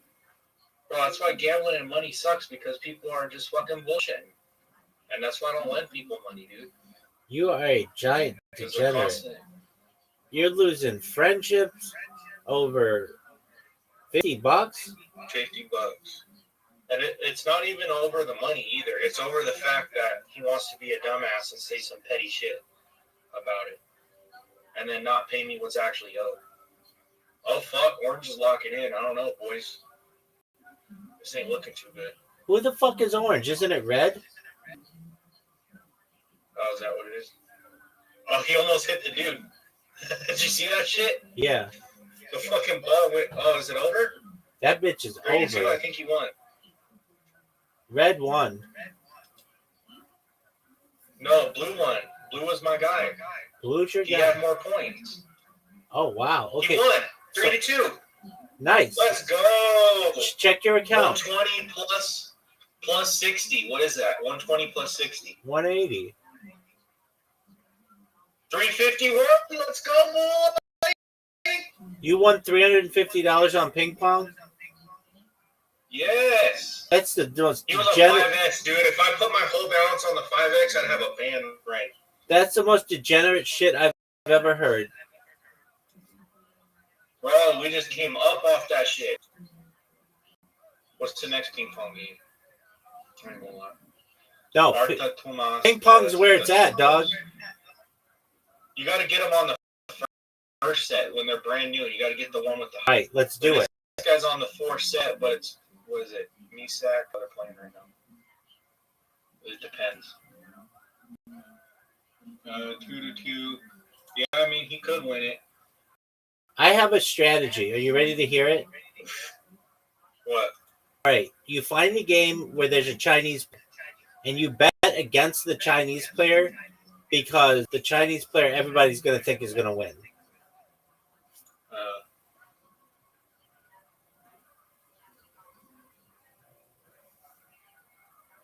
He's got a 10x odds right now on fucking tennis. Do you bet on the Chinese player, dude? It's fucking massive. Are you gonna? But he $10 was on a Chinese player is 100. he was 5x. $50 is 500. No, it's because he's sucking right now. I know and this guy's a 1x because he's probably gonna win in the second set already. So the game's almost over. Stay away from the Chinese guy. Yeah, fuck that. All right. Steelers. I bet on the Steelers if the fucking odds were so low. No, that game isn't till for a while, dog. Oh no, it's tonight. Yeah. Well, fuck that. We got to do something super degenerate. Virtual darts. Oh fuck yeah! Where not even you are playing it, you're watching someone else play. No. Oh, you're playing? Look at this. Is that you? Yeah. Well, couldn't you make a bot that could do this perfectly? No, it's all server generated. You just click bet, and the computer does it for you. You don't even have a choice. Oh, that's degenerate as fuck. Get out of there. So Get out of there. Get out of there. Go back to ping pong. Ping pong. Stop. Stop. Stop. Nobody wants this. Don't play those fucking virtual games. They're a ripoff. Ping pong's where it's at, baby. Chicken cross the road. If you play these games, I'm not gonna watch it. I'm not gonna watch these games. Ping pong. Bro, watch. Just real quick. Look at this.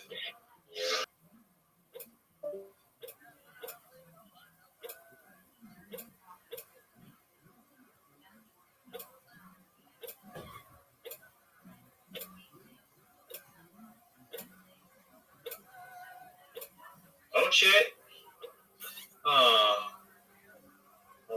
Wait, go back to that game. That game's tight as fuck. Dude, Wait. How much do you win? How much do you win if you get virtual blackjack? Doug? Pump the balloon. Doug. There's coin flip. Doug. Hold on, wait. There's packs. They have fucking CS:GO cases now, bro. No Look one. At this. Look at. Oh wait, no. Hold on. Go back to that They have fucking. CS:GO Go back to Chicken Cross the Road.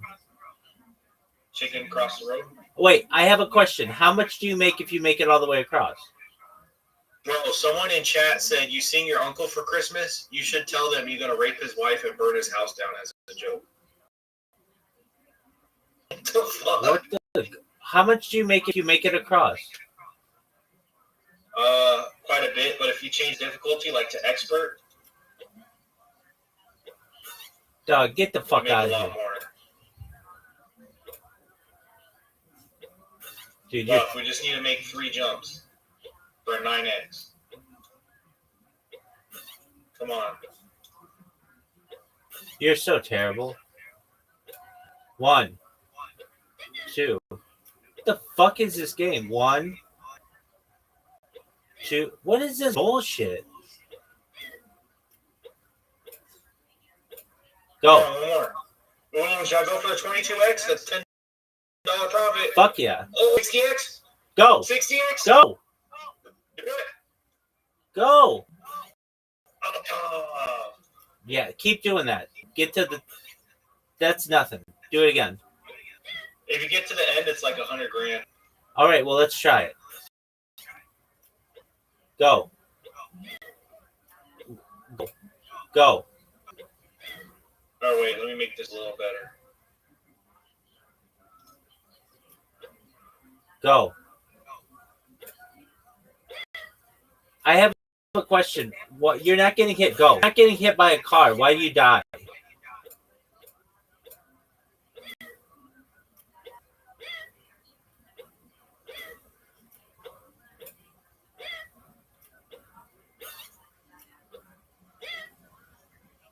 If you got an auto mode, 1, 2, 3, 4. Let's make it 6 steps. Okay. Right? I have a question, though. Why do you keep dying? Oh, $90. We just made it 6 steps, bro. Oh, shit. Look at that. I did it. Okay, get out of it. Time to play ping pong. One more time. All right. One more time. All right.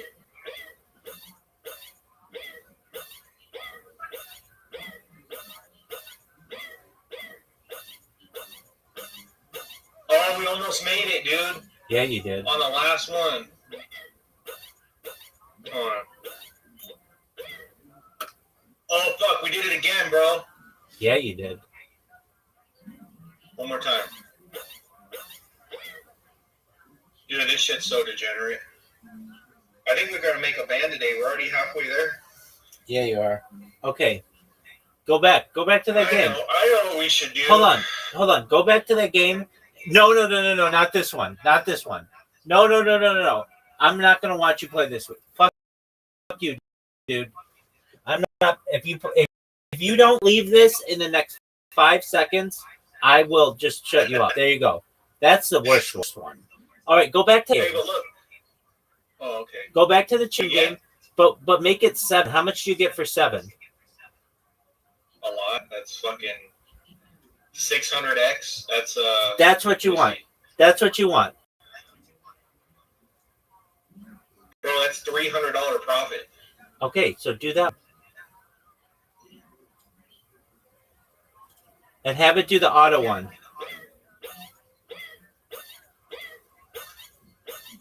Just let it go.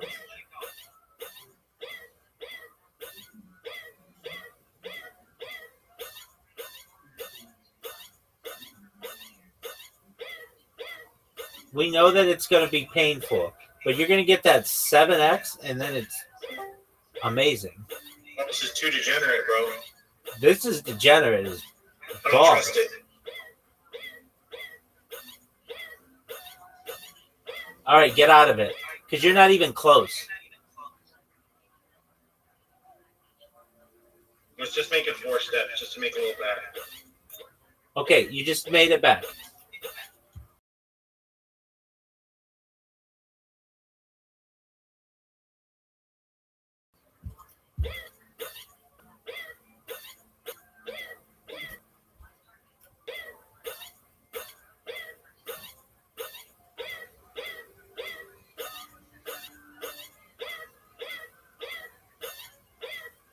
Ping pong. My man is getting destroyed. Okay, you just got it. One more. Okay, you just got it.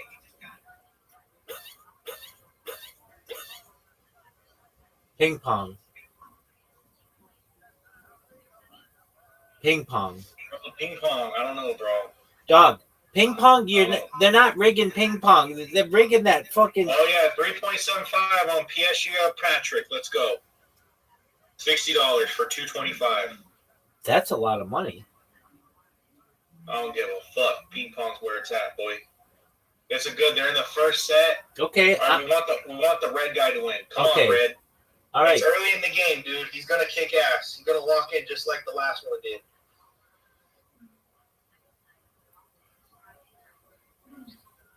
Why does the promoter, dude? He looks so done with life. Look at him. He's just like, what the fuck am I doing here? What are you doing? Go back to the game, dog. It froze. Oh, there we go. I just had to click play.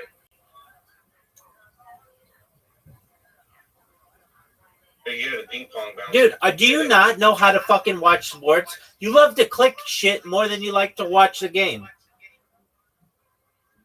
Hold on, I'm trying to log in and get some music on it. You're not setting locked. up my second monitor here. Don't play music. If you play music, I have to mute you because I can't get copyright strikes.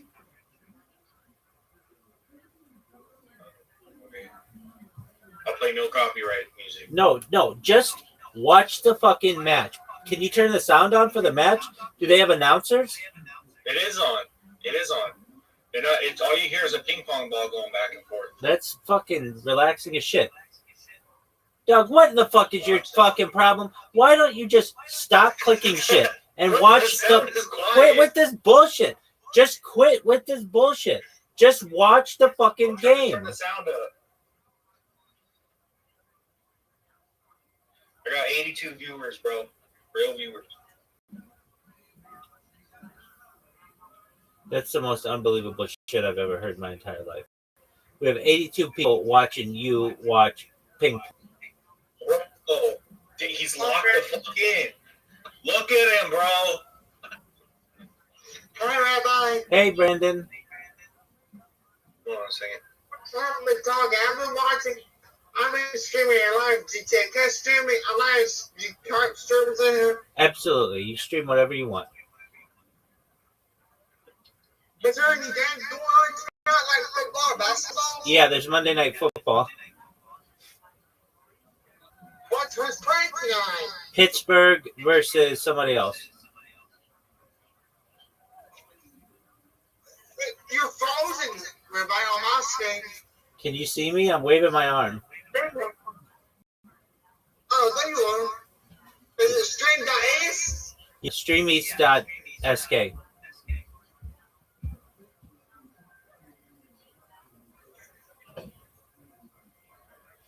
think I got. Excellent, big dog. My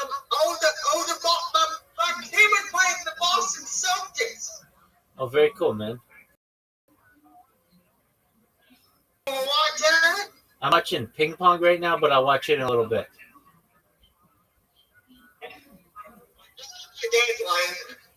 I'm sorry about getting interrupted. No, you're fine. Don't apologize at all. You know I love you, big dog.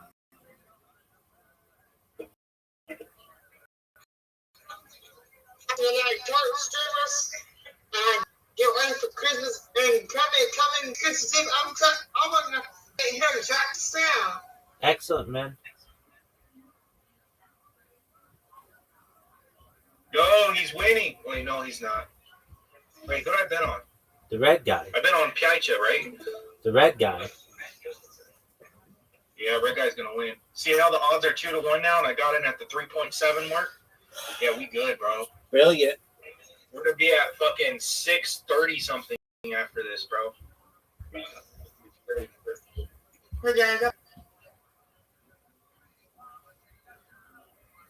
Dude, red guy's dominating. Well, I'm saying, dude, I don't know. Hold on. There we go. I got my second screen all fixed, so I can see my stream, my chat. This is the shit right here, dude. Oh, red guy's folding the bag now. He heard you. I had to test my input. Hey, who sings that song? Mario Judah.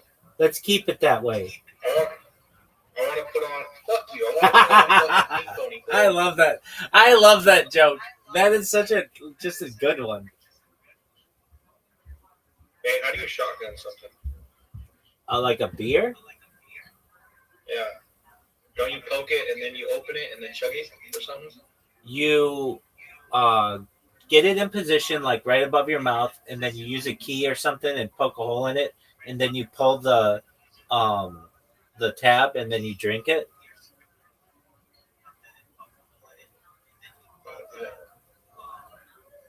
Hey, Rabbi, what's new? It sounds like I'm doing here. He's watching ping pong. No, Neil guy. Oh, he's a fan of mine. I met through Twitter. Is he sleeping in here? I think so.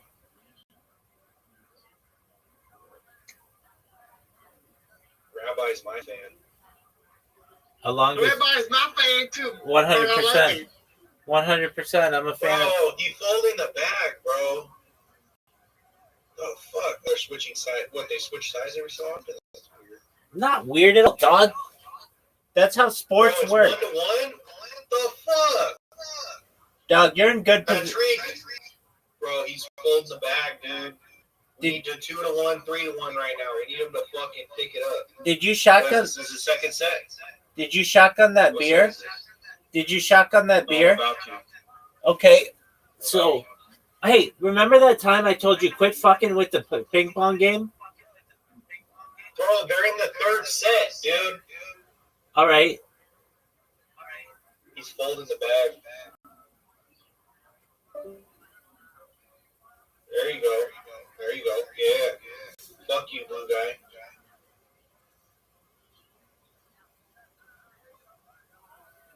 No way. That was amazing. Dude, he was really far back. Bro, he's dominating, I'm telling you. This dude's a fucking pro. Oh, my God. What even was that? He tried. Yeah. He's doing it right now, is what it is. He's trying to look too good. He knows you bet on him. That shit off the back. That would have been a hard shot. Yeah. Yeah, give him the points. That's what I'm saying. Yeah. Bro, I could still put more money on it. Stop. 2x. You're fine. Bro, I could throw the whole 400 in. It's 800 bones if it hits. Do it. I feel like that's degenerate, though. Dog, we're watching Russian ping pong. Oh! You see that hit? Yeah, I did. That was amazing. Dude, he just hit that off the back of his hand, dude. Are you going to pull the trigger? I shouldn't now. See? I don't know why.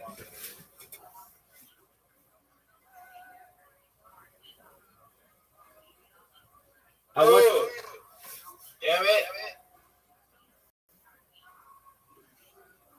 Bro, fucking irritated. Did you drink your beer yet? I'm about to in a minute. Okay. I mean, on what are you waiting? For him, dude. I want him to get the next thing. Maybe he'll lock in. No, who's Satoshi? Who's Satoshi?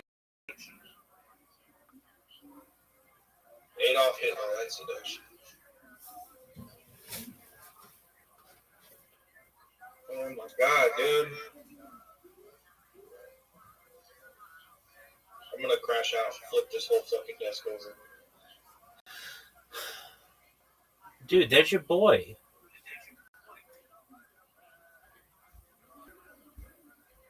Six to eight. I mean, he's picking up the slack. I wonder if these guys have real jobs or if this is what they do. It's a nice job. Like, are they sponsored like Forrest Gump? I don't know. Oh, he's folding the bag. I'll be right back. I gotta take a whiz.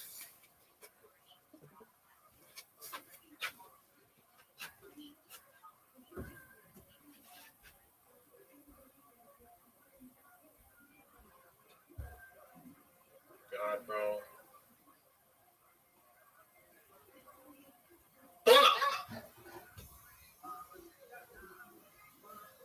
Are they doing one more set?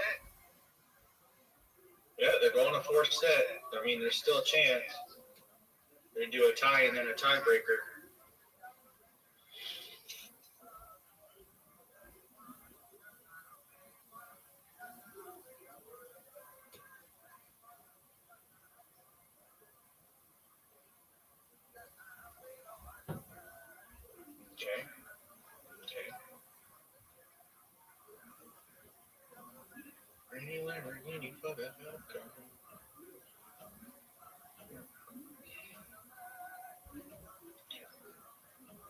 Ooh.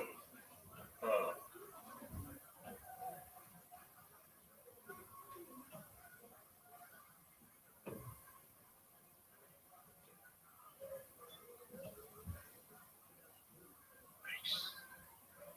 Come on, Patrick.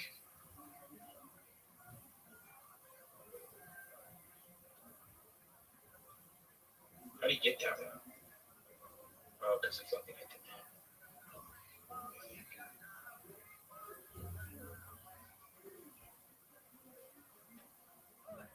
What the fuck was even that?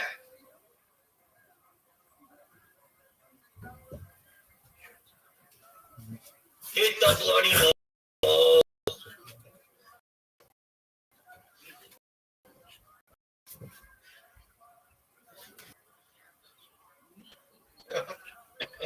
Fuck, dude. Lock the fuck in, Orange. Yeah, that's my boy right there. Get the lead. Come on.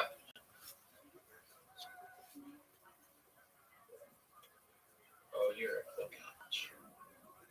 fucking. Now he's trying to play dirty, is what it is. He thinks he's got the bag and he's trying to play dirty. He's still winning, bro, because you suck. That was an illegal fucking serve, bro. Dude, football is not soccer. Bro, Orange has to, bro, he's locking in, dude. Blue guy's playing dirty. Blue guy keeps getting fouls. Bro, this is Patrick's game, bro. He's going to win right now. I'm telling you. All right, then we're going to watch futsal. There's going to be a fifth set. I already know it. Oh, my God. Dude, I swear to fucking God. Is this timed? I don't know what determines the points or the sets. First person to hit 12 or something, or 11. Bro, he's folding. There you go. Give him the point. 9 points. He needs like 2 or 3 more points, and he fucking gets a point. Is it 9-6? Win, bro. 9-5. Oh, you've got this. This is easy. Well, it's 2-1, and Patrick only has 1 point, and Jacob has 2. So we need Patrick to get 1 point for it to be the tiebreaker. If we don't, it's fucked. Yeah, you've got this game, though. No, see, because he's folding. Now it's 9-7. No worries. This motherfucker's got it. Come on, light work, Patrick. Light work, Patrick. See, that was illegal. 9-8? How do you even get that? Is it 9-8?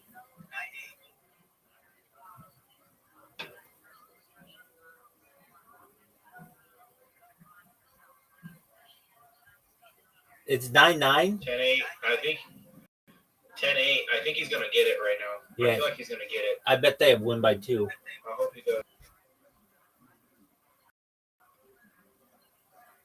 He got it. Oh, fuck! No, he didn't. 10-9. 10-9. 10-9, bro.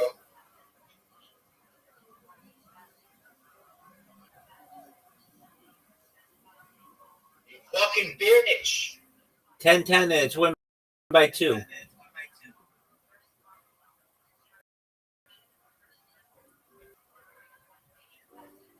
There we go. 1 more point. 1 more point, dude. You in the lead. Lock the fuck in. He's pissed because other guys playing dirty right now. 11-11. Piss me off, dude. I'm gonna throw some shit. Fault. Oh, wait, what?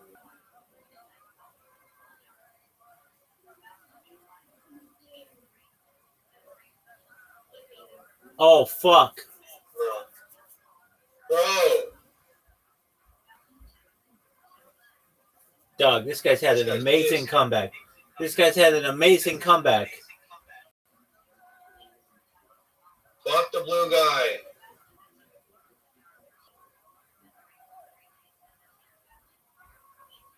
Oh, There you go. is it 13-12? There you go. Fuck that month. Punch him in the face. Is it 13-12? 13-13. Punch him in the mouth, bro. There we go. 14-13. Let's go. You need one more.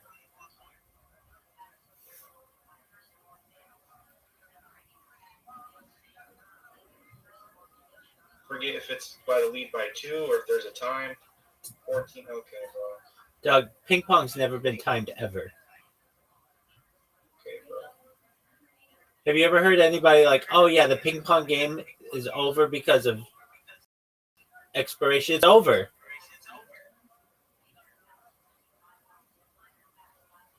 We got 1 minute cooldown right now. So did your boy win the game? No, it's still going. They just had a cooldown period. What's the score? Fucking 2-1 or 1-2 and 14-15. 15-15. They keep fucking tying it. It's pissing me off. This fucking fat fuck blue guy. 16-15. Come on, dude. Who's got the lead? They both do. It's tied again. God damn it. 17-17? 16-16. 16-16. Bro, you not watching? Dude, I am, but it's small.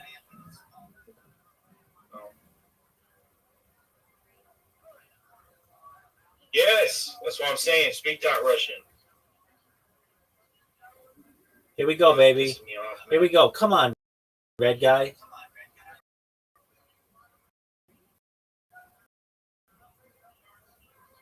$18-16. Did he win? 2-2? I think so. 2-2. 2-2. Dude, all right, bro. This is for all the marbles. You got getting bailed out of that. 2-2, bro. You got bailed. 2-2. You got bailed out of that one. Bro, this is the 5th set, man. He barely made that one. Even the commentators talking about it. Do they have English-speaking commentators? No, this is all Russian. They're saying some shit in Russian.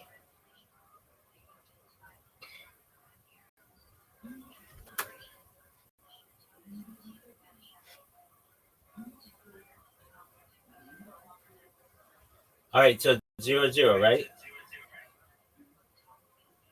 Yeah. Patrick 1-0. Oh, yeah, let's go, boy. Starting it off strong. Dominant pussy. This fucking beta male cuck, bro. He's talking to himself. I don't know what the fuck he's saying. Telling him to lock in. I think.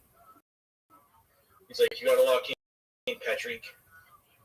You gotta lock in. Get that nigga. Oh my god.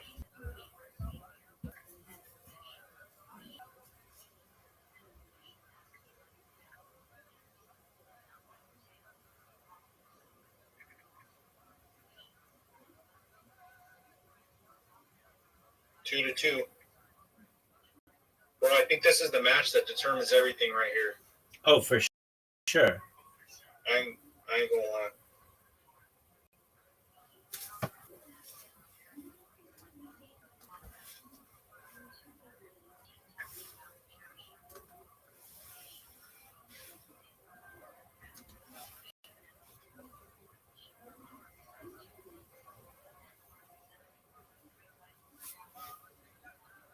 He just said "suka blet." You hear him? No, I don't hear the sound, but that's fine. I don't want to hear it. It just will sound like ping pong balls. Are we gonna shotgun this bitch? You've been saying that for the last hour, dog. Are you watching me? Hold on.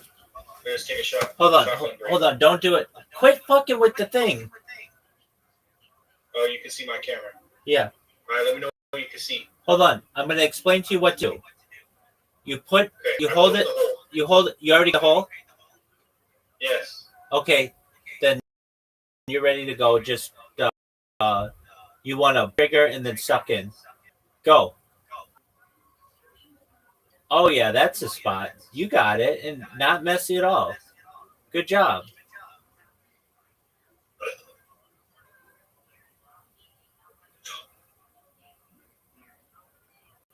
down. We got 3 beers in us already. I got a 15 pack or 12 pack. No, yeah, 3 beers. So you have 9 beers left? Get another one here in a minute. You have 9 beers left? Yeah, they're 5% alcohol, so they're not that strong, but if I drink enough of them, it will be. All right, well, go shotgun another one. Back to back is crazy. All right, Rabbi. Dude, that's not fucking crazy. That's a Tuesday. That's a Tuesday night in most colleges in the United States.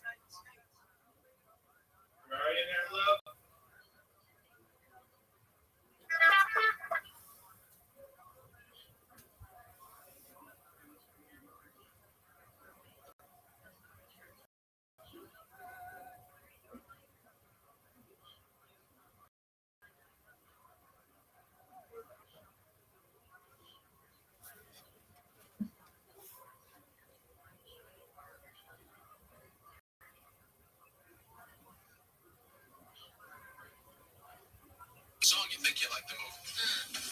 I loved When Harry Met Sally. Stand By Me. Now that was tremendous. Yeah, well, the music. You know, you got that catchy music. You walk out singing a song. You think you like the movie? I loved When Harry Met Sally. Betting on degenerate Russian was Harry for a young guy. I don't even know anything about it. I already came up. What, $200, Rabbi? Something like that. Got together at the end. That was depressing. Came up $200. Yeah, good. I was just talking to this Rob Reiner, American Cinema Tech tribute. Now, we're not insane, right, Rabbi? He's my age. Well, they're doing this tribute. Rabbi! What'd you say, baby? I said, am I insane? My wife says I'm insane. Oh, yeah. Tell her she is absolutely correct. You said, tell her you said she is absolutely correct. I hate it when they got together at the end. That was depressing. Fuck! Dude, he's folding the bag. Look at him. He's even pissed at this shit. He's playing dirty.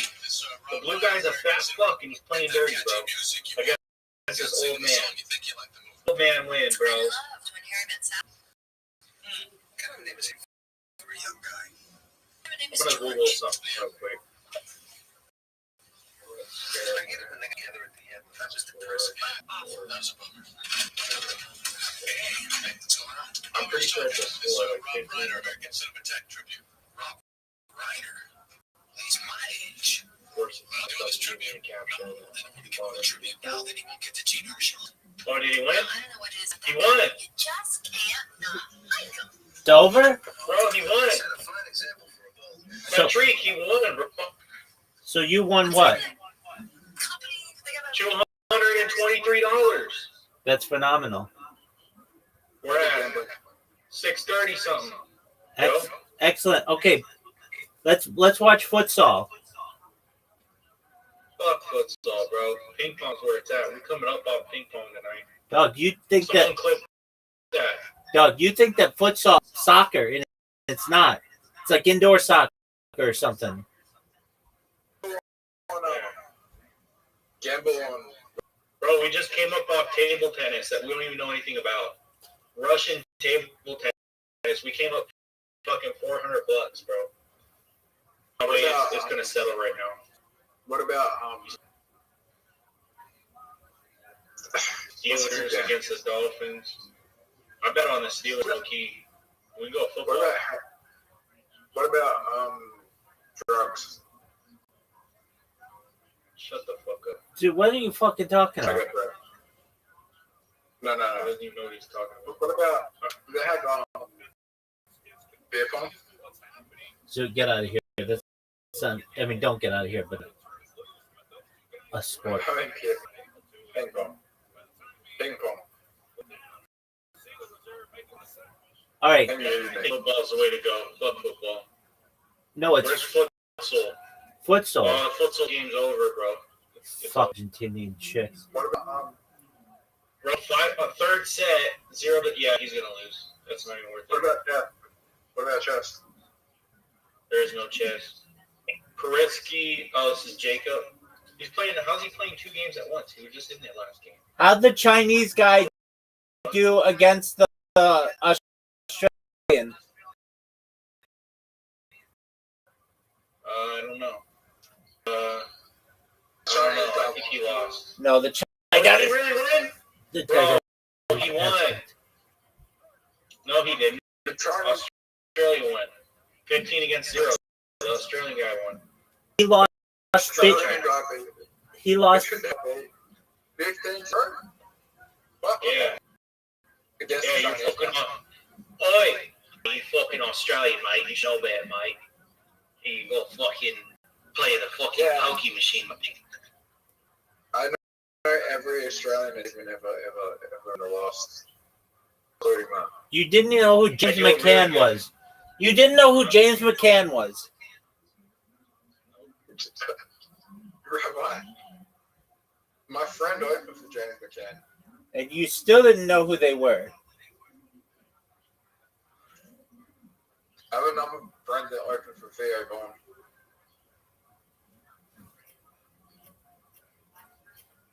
Just don't say anything, Rabbi. Just don't say anything. Rabbi, Get out of here. Get out of here. No. No. No. You have 5 seconds to leave this game. 4, 3, 2, 1. That's it. I'm not talking to you anymore.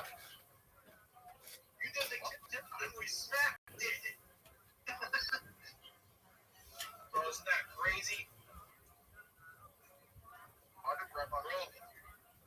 Rabbi. Get out of that fucking game. Bro, you counted down, and as soon as you said 1, we hit it. For how much? For $90. All right. $90. All right. Well, get that $90 in ping pong. Get that $90 ping pong. $700. Get that $90 in ping pong. Today, bro. I told you. Pong. Ping pong. Ping pong. Bro, the ping pong sucks right now. Not on the best players. They're all gone. Everyone went to sleep. Futsal. There is no more futsal. Chicken. Chicken. NBA 2K. Bro, eat cricket. No. No. NBA 2K.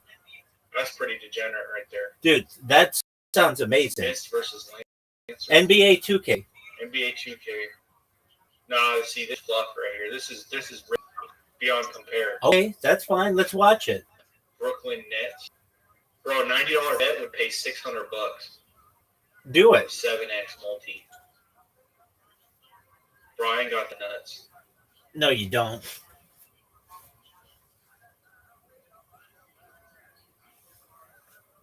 I'm gonna bet 40. 40's fair. All right. All right, bro. First quarter.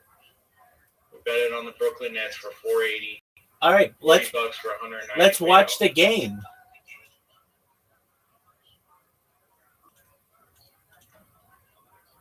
Oh, it's on kick. Hold on. We gotta watch it on there. Are you fucking serious? What do we get? Brooklyn. We bet on Orlando on the Nets. The Nets are Brooklyn, not Orlando.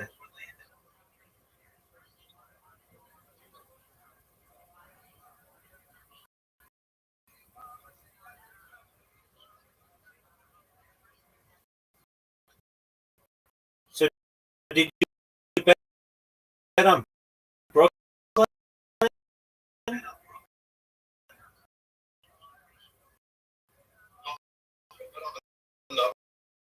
Orlando.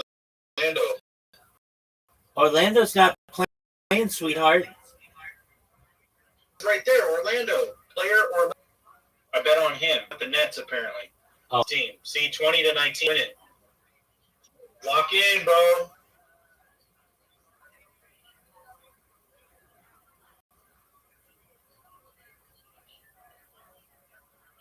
Bro, they're only in the first quarter.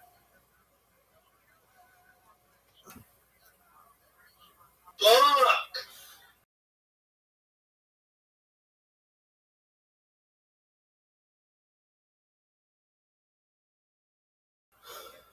Yes, sir. Rabbi, I'm gonna shotgun another beer. That was a bummer.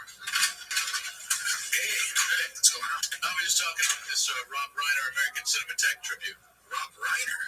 Well, he's my age. Well, they're doing this tribute. Let's shotgun a beer.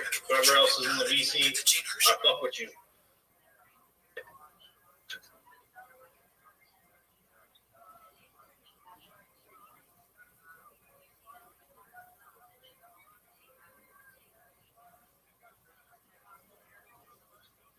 There you go.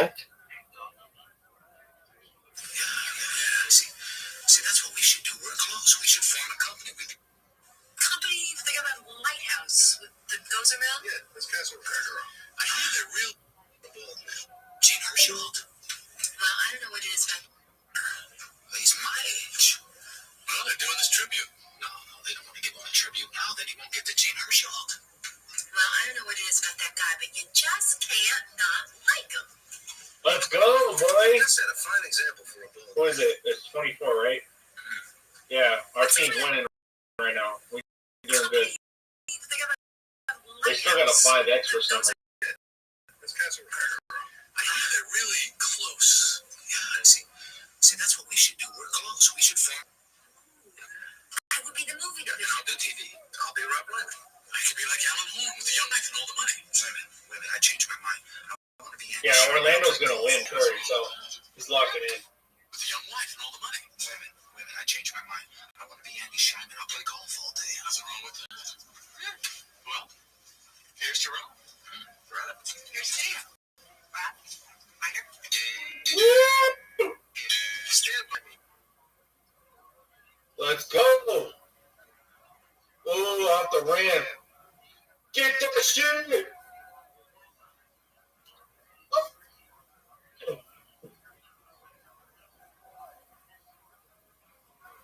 Oh, whoop. No.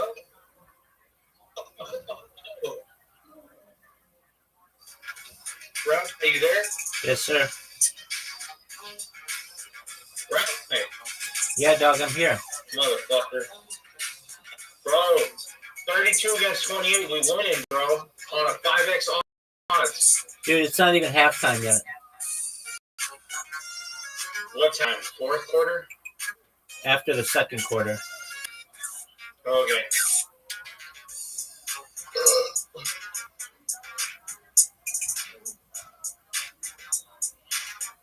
Well, he's locked in, dude. He's kicking ass.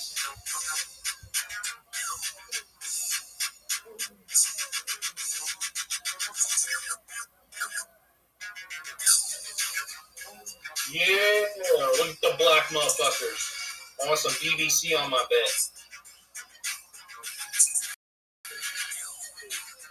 What? What? What about?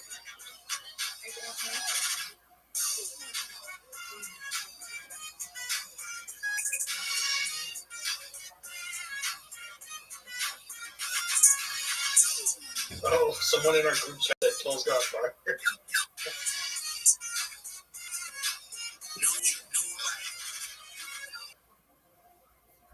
Taking no ride. Chillin' spill legs with a hustler's a line. No snooze, no slack. It's the grind by design. Yeah. Sun creeping. Blinds barely cracked. Coffee hot. Mindset intact. Dreams heavy, so we carry that. Backpack full of goals, no dairy snacks. Sun's currency, better spin it wide. Ladders to the top, we strategize. Monday blues, now we energize. Future in the mirror, it's supersized. Lock in. You're trying to win. Chillin' still, let the grind begin. No, that's no game, just build it, bro. Start the week strong, let the hustle show. Monkey beat the bed, feeling my stride. Trap bass knocking and kicking my vibe. Legends collide. Close like a buffet, stick and play wide. Hands to the clouds, white drips like gold. Bro, he's locking in 38 to 35. That's a good game. How much time's left in the quarter? Baseline bouncing, hearts pumping fast. It's Monday morning, time to outlast. Legends in the building, wisdom to a mass. Shell spill X swing coming in last. Clock screaming, niggas schools aloud. 40 to 35, bro. Also, you get chance to get in there, dude. You lazy fuck. Go get your own beer. Dude, don't have your wife get your beer. I'm gonna make my 32-week pregnant one beer.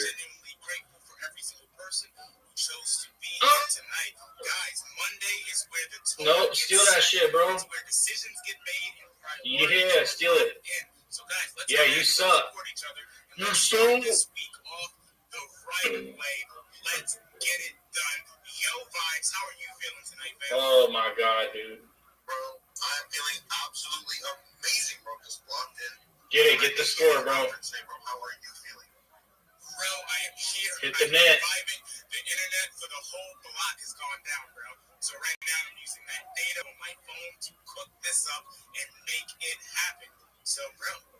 Okay, so it's halftime. Bro, that is the vibes, bro. No matter what, you're showing up, you're getting it done. That's the first half. 42 against 40. It's a close game. You're partnered up and locking the fuck in, bro. So shout out to you and bro. What's halftime on 2K look like? Oh, it's just some shit. Some dumbass random mini bike. Are you locked in today? Are you here? How are you doing? I'm absolutely locked in, and I got myself some chips. Oh, so you have the chips. Ladies and gentlemen, she has the chips that she needs to do an amazing space today. 32 Dre, we're going to hold it to you. Yo, Magic, my guy, I see you're here. I sent you the co-host invite, but would not go through. No, I know. I sent it to you first, bro. Oh, who's active in the chat? Who we got in the chat, bro? No, it's not a problem. 32 Dream, at some point, I might switch you and Magic because we're trying to do an experiment and find out if some of his juju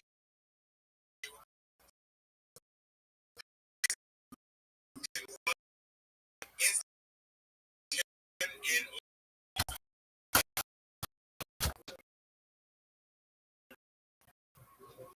I'm just kidding, yes. You can do it now. We will get as we speak. 32 Dream. Oh. I'm going to bring you right back up, but you already know you are. Who's Steph Curry, bro? For life. So I just sent you. He's the best on that team. In a second, 32 Dream will be back up here as a speed. Let me know when you see it, fam. What do we got? 8 minutes total game. Bro, that is what's up. That's right. No, and left in the quarter. You guys already know the vibe. First and foremost. Okay.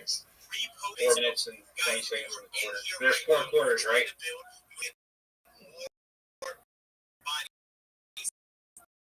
In this space, the best way to do that is to retweet the space. We're gonna be. Let's go, bro. He's just sinking them. This dude Luca, he's folding. Give a shout out to some of these base chants who are already. All right, my people, I am the third DT, Mint, Steve, Zongo, Anthony, Still, Dustin, Mint, Attacking the rim with power. Rabbi. Yo, baby. Let's go. You like this? You like this game? Dude, we're like 11 points ahead. That's big time, baby. Third quarter. That's good. That's big time. You said what? Big time. Alright, we're looking good right now. Yes, let's get it done. And yo, Magics, this is insane. But the moment I'm lying to you not, the moment I added you as co-host, bro. Dude, he's just sinking this shit. We started trending, bro. Bro, I'm not even joking. Right now, it's trending. I added you as co-host. Bro, this is insane.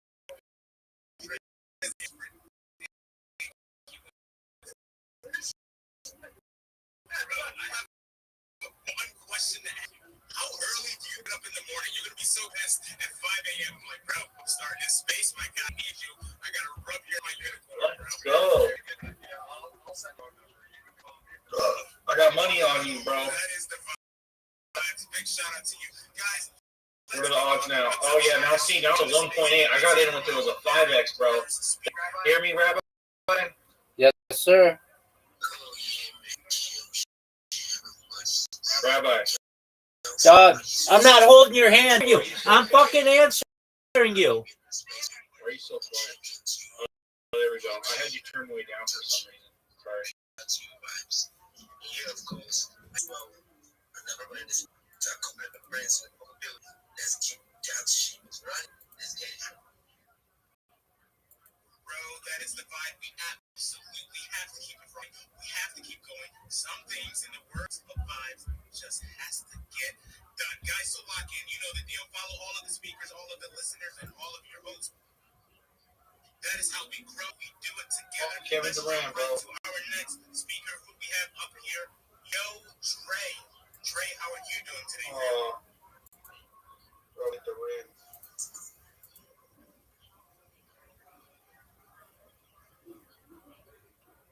It's like you're trying and it is not working out. Yo, Dre, when you're ready, let me know. I might bring you down and bring you back up again. It seems like you're rugging just a little bit. Vicky, I'm sliding you the mic. How are you doing today, man? Violation.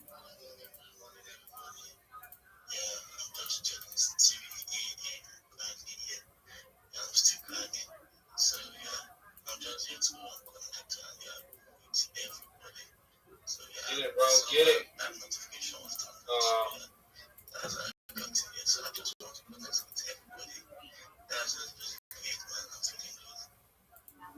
Bro, that is the vibe. Did you what he said? He has his notifications turned on, so he is always locked. This makes Vicky a follow. He is absolutely always showing up, always here to vibe with us, all of us grow. My guy, big shout out, guys. We're gonna have giveaways throughout the space today. We'll have the giveaways for the top spillers. Those are the max engagers. If you're answering the questions, if you're following people, if you are, of course, retweeting this space post, guys, that money is going to you. So stay locked in. Our first giveaway is going to take place in about 10 minutes from now. 32 Dream. Are they retweeting the space? So what? Fourth quarter, last quarter, right, Rabbi? Yes, sir. We're at 60 to 57. We're doing good. It's close, but we're doing it. I'm gonna shotgun another beer. You ready? Yes, sir. Guys, big shout out to you. Let's absolutely cook and get this done. Guys that are already posting. I'm gonna shotgun another beer. You're killing it today. Let's keep it going. Let's keep the vibes. Don Posey, what's going today?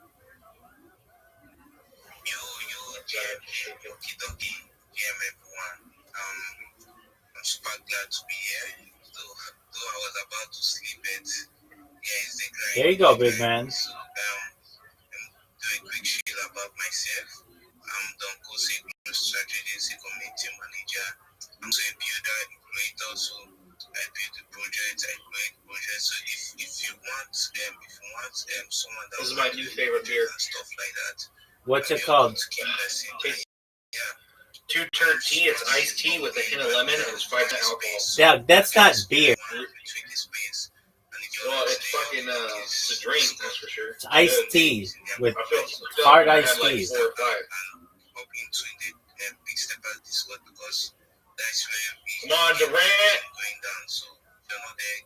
Get it, boy. Get it, boy. Come on, you're my boy, bro. I'm sorry if I'm acting drunk and belligerent, but I'm fucking happy, bro. I think we got this in the bag, dude. Let's get this space started. This motherfucker's got a 1x odds. Thank you for always showing up. Everybody give my guy a follow. Check out his page. And bro, Max, engage with him.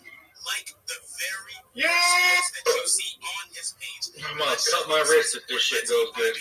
Let's do exactly what needs to be done. And let us see Fuck around. Magic's back. My guy, I just sent you the co-host Oh my invite God, again. dude. Go ahead and accept that when you have a second. Guys, if you're in this space, absolutely love to hear from you. So request to speak. Get up here and talk to us about yourself, your project, what you're building. It doesn't matter. We want to hear your voice, guys. That's how Oh my God. what needs to be done. Yo, Magic, are you back? Fuck you, Luca. Just have a seizure or something, bro. Fucking we want Orlando to win, dude. He's got the bag. Bro, they are out to stop us, but it simply cannot be done, bro. God damn it. Welcome back, Magic. Big shout out to you. We're locked. Bro, we are all the way locked in. Yo, Zongo, what is going on, my guy? How are you feeling today?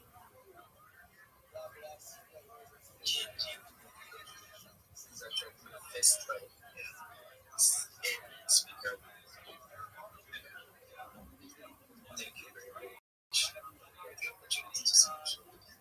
So, just show myself. Maybe blind eye. Actually, news. It's not looking good, Rabbi. What's the score, big man? 66-74, fourth quarter, 2 minutes left. Oh, yeah, you're fucked. You're major league fucked. Am I? Oh, for sure, dog. You probably get 60 extra touchdowns. There ain't no way. Zongo, is this your first time speaking in any space or just in this space, my guy? It's my first time speaking in any space. Well, bro, welcome. We're so glad to have you. Everybody give Zongo 69-77. I don't know. He could come back off this. do an actual show, bro. Really quick, what's your thing? Are you a reply guy, a brand ambassador? You got a project? What's going on, fam? I'm a reply guy. It's like I'm studying the course about project management. God damn it. 69-79 with a minute and a half, bro. That's amazing. Big shout out to you guys right here in this space. Reply guys. He's just folding now. Now he's not even making his shots. Founders, devs, DJs, you name it. Everybody should be locked in. God damn Everybody it. should be looking to connect with people in this room because that is exactly how it gets 71-79, 1 minute, Rabbi. Thank you for joining us. Thank you for vibing You're with us fucked. today. Guys, in a second, we're going to have 32 Dream give some shout outs to those who are retweeting. Fuck you, Maverick. Guys, retweet it, get it out there, and Maverick didn't even follow, bro. in the comments. 74-79, dude. You're fucked. Oh, 76-79, 49 seconds. No way. This would be the biggest comeback of all It's such a time. close game, dude. This would be the It's such a fucking close game. biggest comeback of all time. Am I saying that right? I am not sure what is going on. How are you doing today? Come on. Get it. Yeah, you said it right. Oh, 79-79, 30 seconds. No 30 way. seconds, 79-79. Get a steal. Get a steal. No way. It's your ball. What a comeback. Come on, 19 seconds. What a comeback. Holy Hold shit. it. Hold the ball to the end of the game. Hold the ball to the end of the game. Son, something happened. 6 seconds, bro. 6 seconds. 79-79, dude. Fucking sweating right now. You're He fucked. just made the biggest comeback of all time. Yeah. It's tied. Yeah, they've got I'm fucked, dude. Dude, you're 100% fucked. They're getting a shot, and they have the best. They have the best 3-point shooter. The best 3-point shooter in the history of the game. It don't matter none, bro. They ain't got it. 5, 4, 3, 2, 1. Just have it over. End. There we go. 79-79. Now it's gonna be a tiebreaker. See, both of them are like fucking like what the fuck? Overtime, bro. Overtime. What? So overtime's just 1 point, right? No, it's just like 5 minutes or something. Oh, 3 minutes. 3 minutes in overtime. Come on, dude. You locked in. You gotta lock in, bro. Lock in. Come on, Carter. Dude, You know anything about 2K? I don't know shit about 2K. what a comeback. What are you doing? What in the fuck are you doing? Bro, it's Hey, so close. hey, listen. Don't touch that fucking screen. Don't touch that fucking screen. Stop. It's 2-2.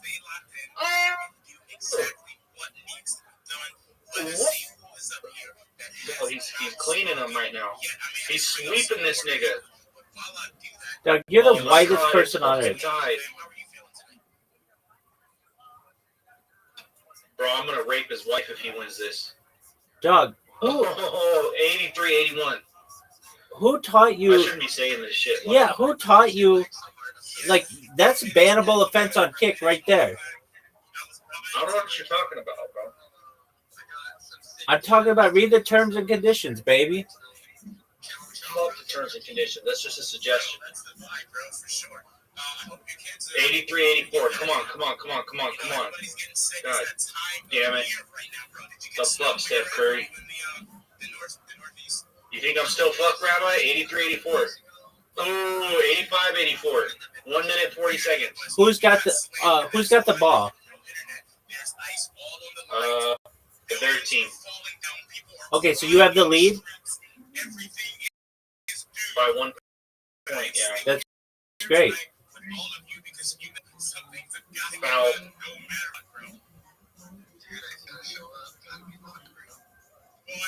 What's challenge call and timeout only? Maybe they can challenge it.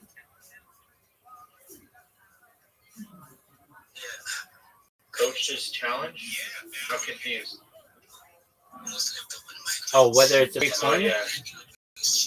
No. Yeah, he did a foul because he fucked his shot. Dude, this is so stupid that they made shit. Short review. Who'd the point go to? No one got a point.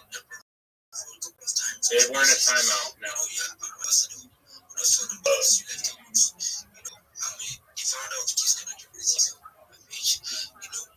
I have to play Pink Pony Club if we win this, bro. Of course you do. You just scored? Oh, 87-84, 1 minute, 23 seconds. What'd you say? I said you just scored. I know, bro. What do you think? Do you think we're still fucked or is it close? Dude, this is the greatest comeback in the history of this game. That's what I'm saying, dude. This is one of the best games we've ever bet on in our lives. Fuck. It's tied with a minute left. But we got the ball, so I don't know.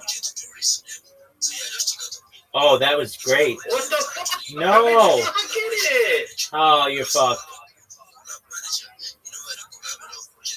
They just scored. We have to score to get it, bro. We gotta score. Shoot it. Oh, dude, we're just barely, dude. 40 seconds. All he has to do is hold the ball. We just gotta hold the ball for Dude, fucking 34 seconds. You dude. just stole the ball. 34 seconds. Just hold the ball. And you've got the 29 lead. seconds. Come on. And you've got the lead. Just hold it. Just hold it. And you've got the lead. It's over. It's over. One minute shit, baby. 20 seconds. There's no way. There's no way. It's 16 seconds. We got it. He just has to baby the ball for a minute. Dude, it's so close. 7, 6, 5, 4, 3, 2, 1. Dude, we got it. We got it. How is that a foul? Oh, because he's babying the ball? Do you baby the ball? It's a foul? Yeah, whatever. How much time?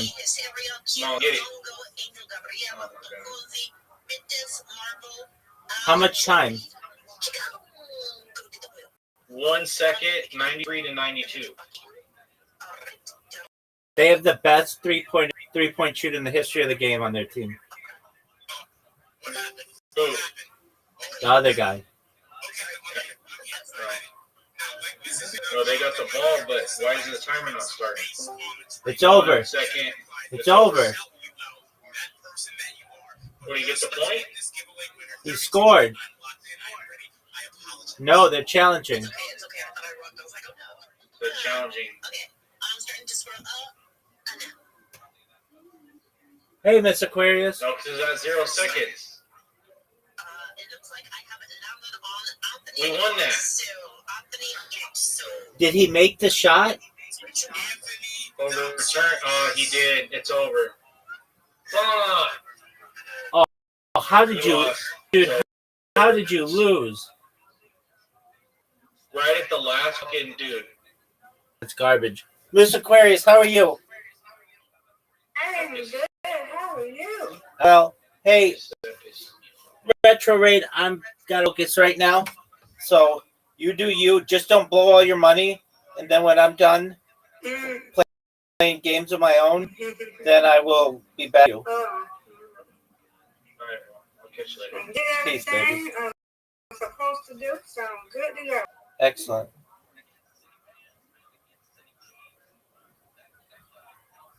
Anyway.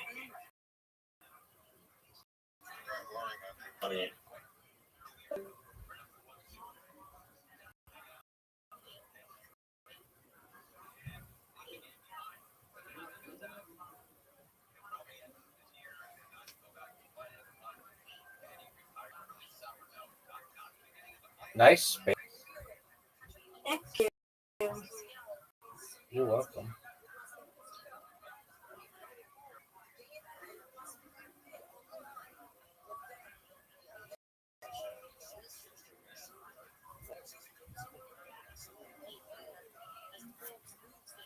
I like this butterfly. I think it's cool, huh? It's neat. It looks like a record. Nice Yeah, stripe. I love it. You like it? Yep. Hey, you matched me. Good job.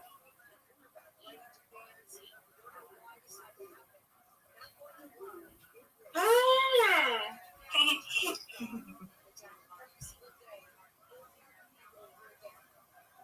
Get these. Perfect. Oh. Good ones. Okay, you got this. Come on, Rabbi.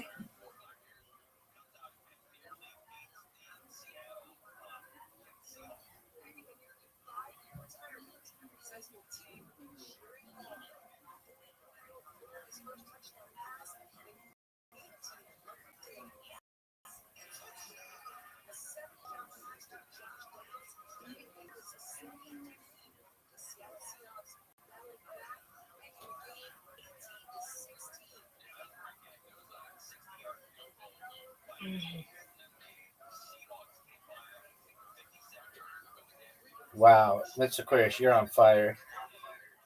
Mm.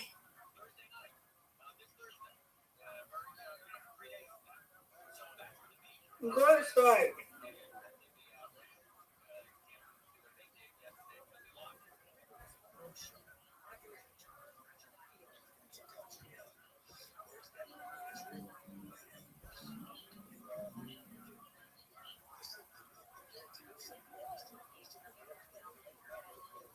Nice spare. That was a big time spare, Miss Aquarius. Thank you.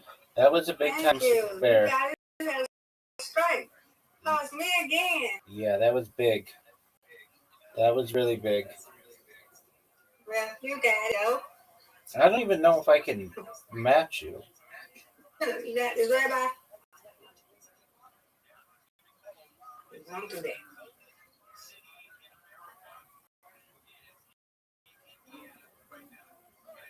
Don't say that. You got this.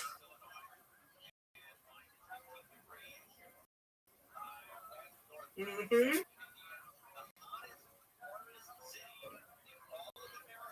Nice job. I win, you win, you win, I win, okay? Yes, ma'am. I win, you win, you win, I win. Yeah, I'm never saying it. You got this. You can believe in yourself. Believe in yourself.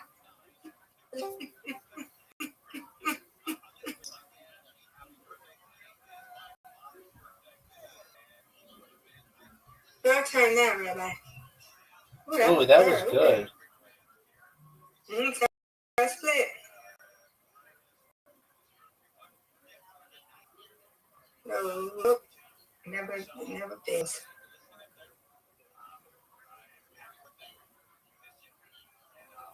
Yes. That's what I'm talking about. Yes. Good job. Thank you, ma'am. You're welcome.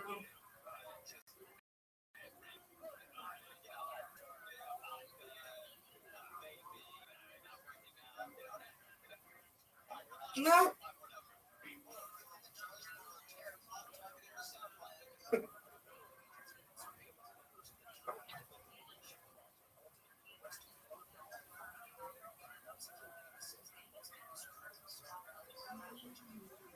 Right.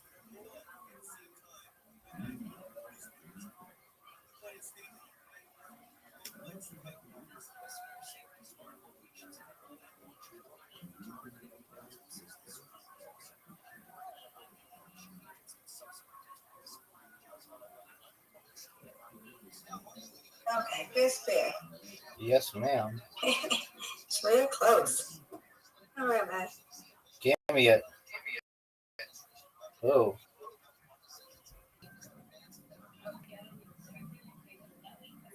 Yes.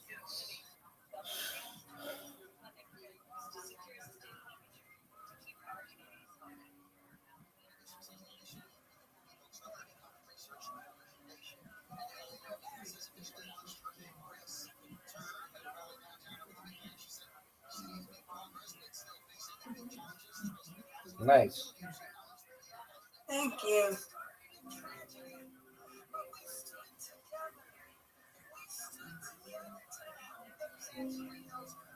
All right, you got this one.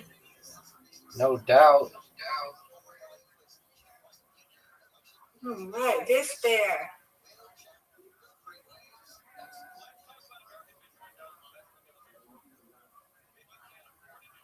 Oh,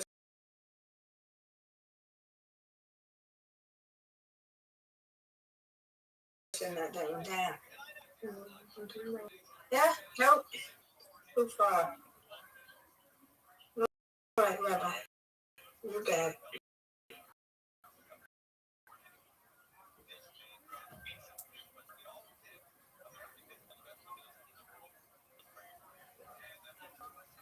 Let's kiss for 100. Let's go. Let's go. Spin. Or it's not 100, but like almost. Hey, let's go. Almost.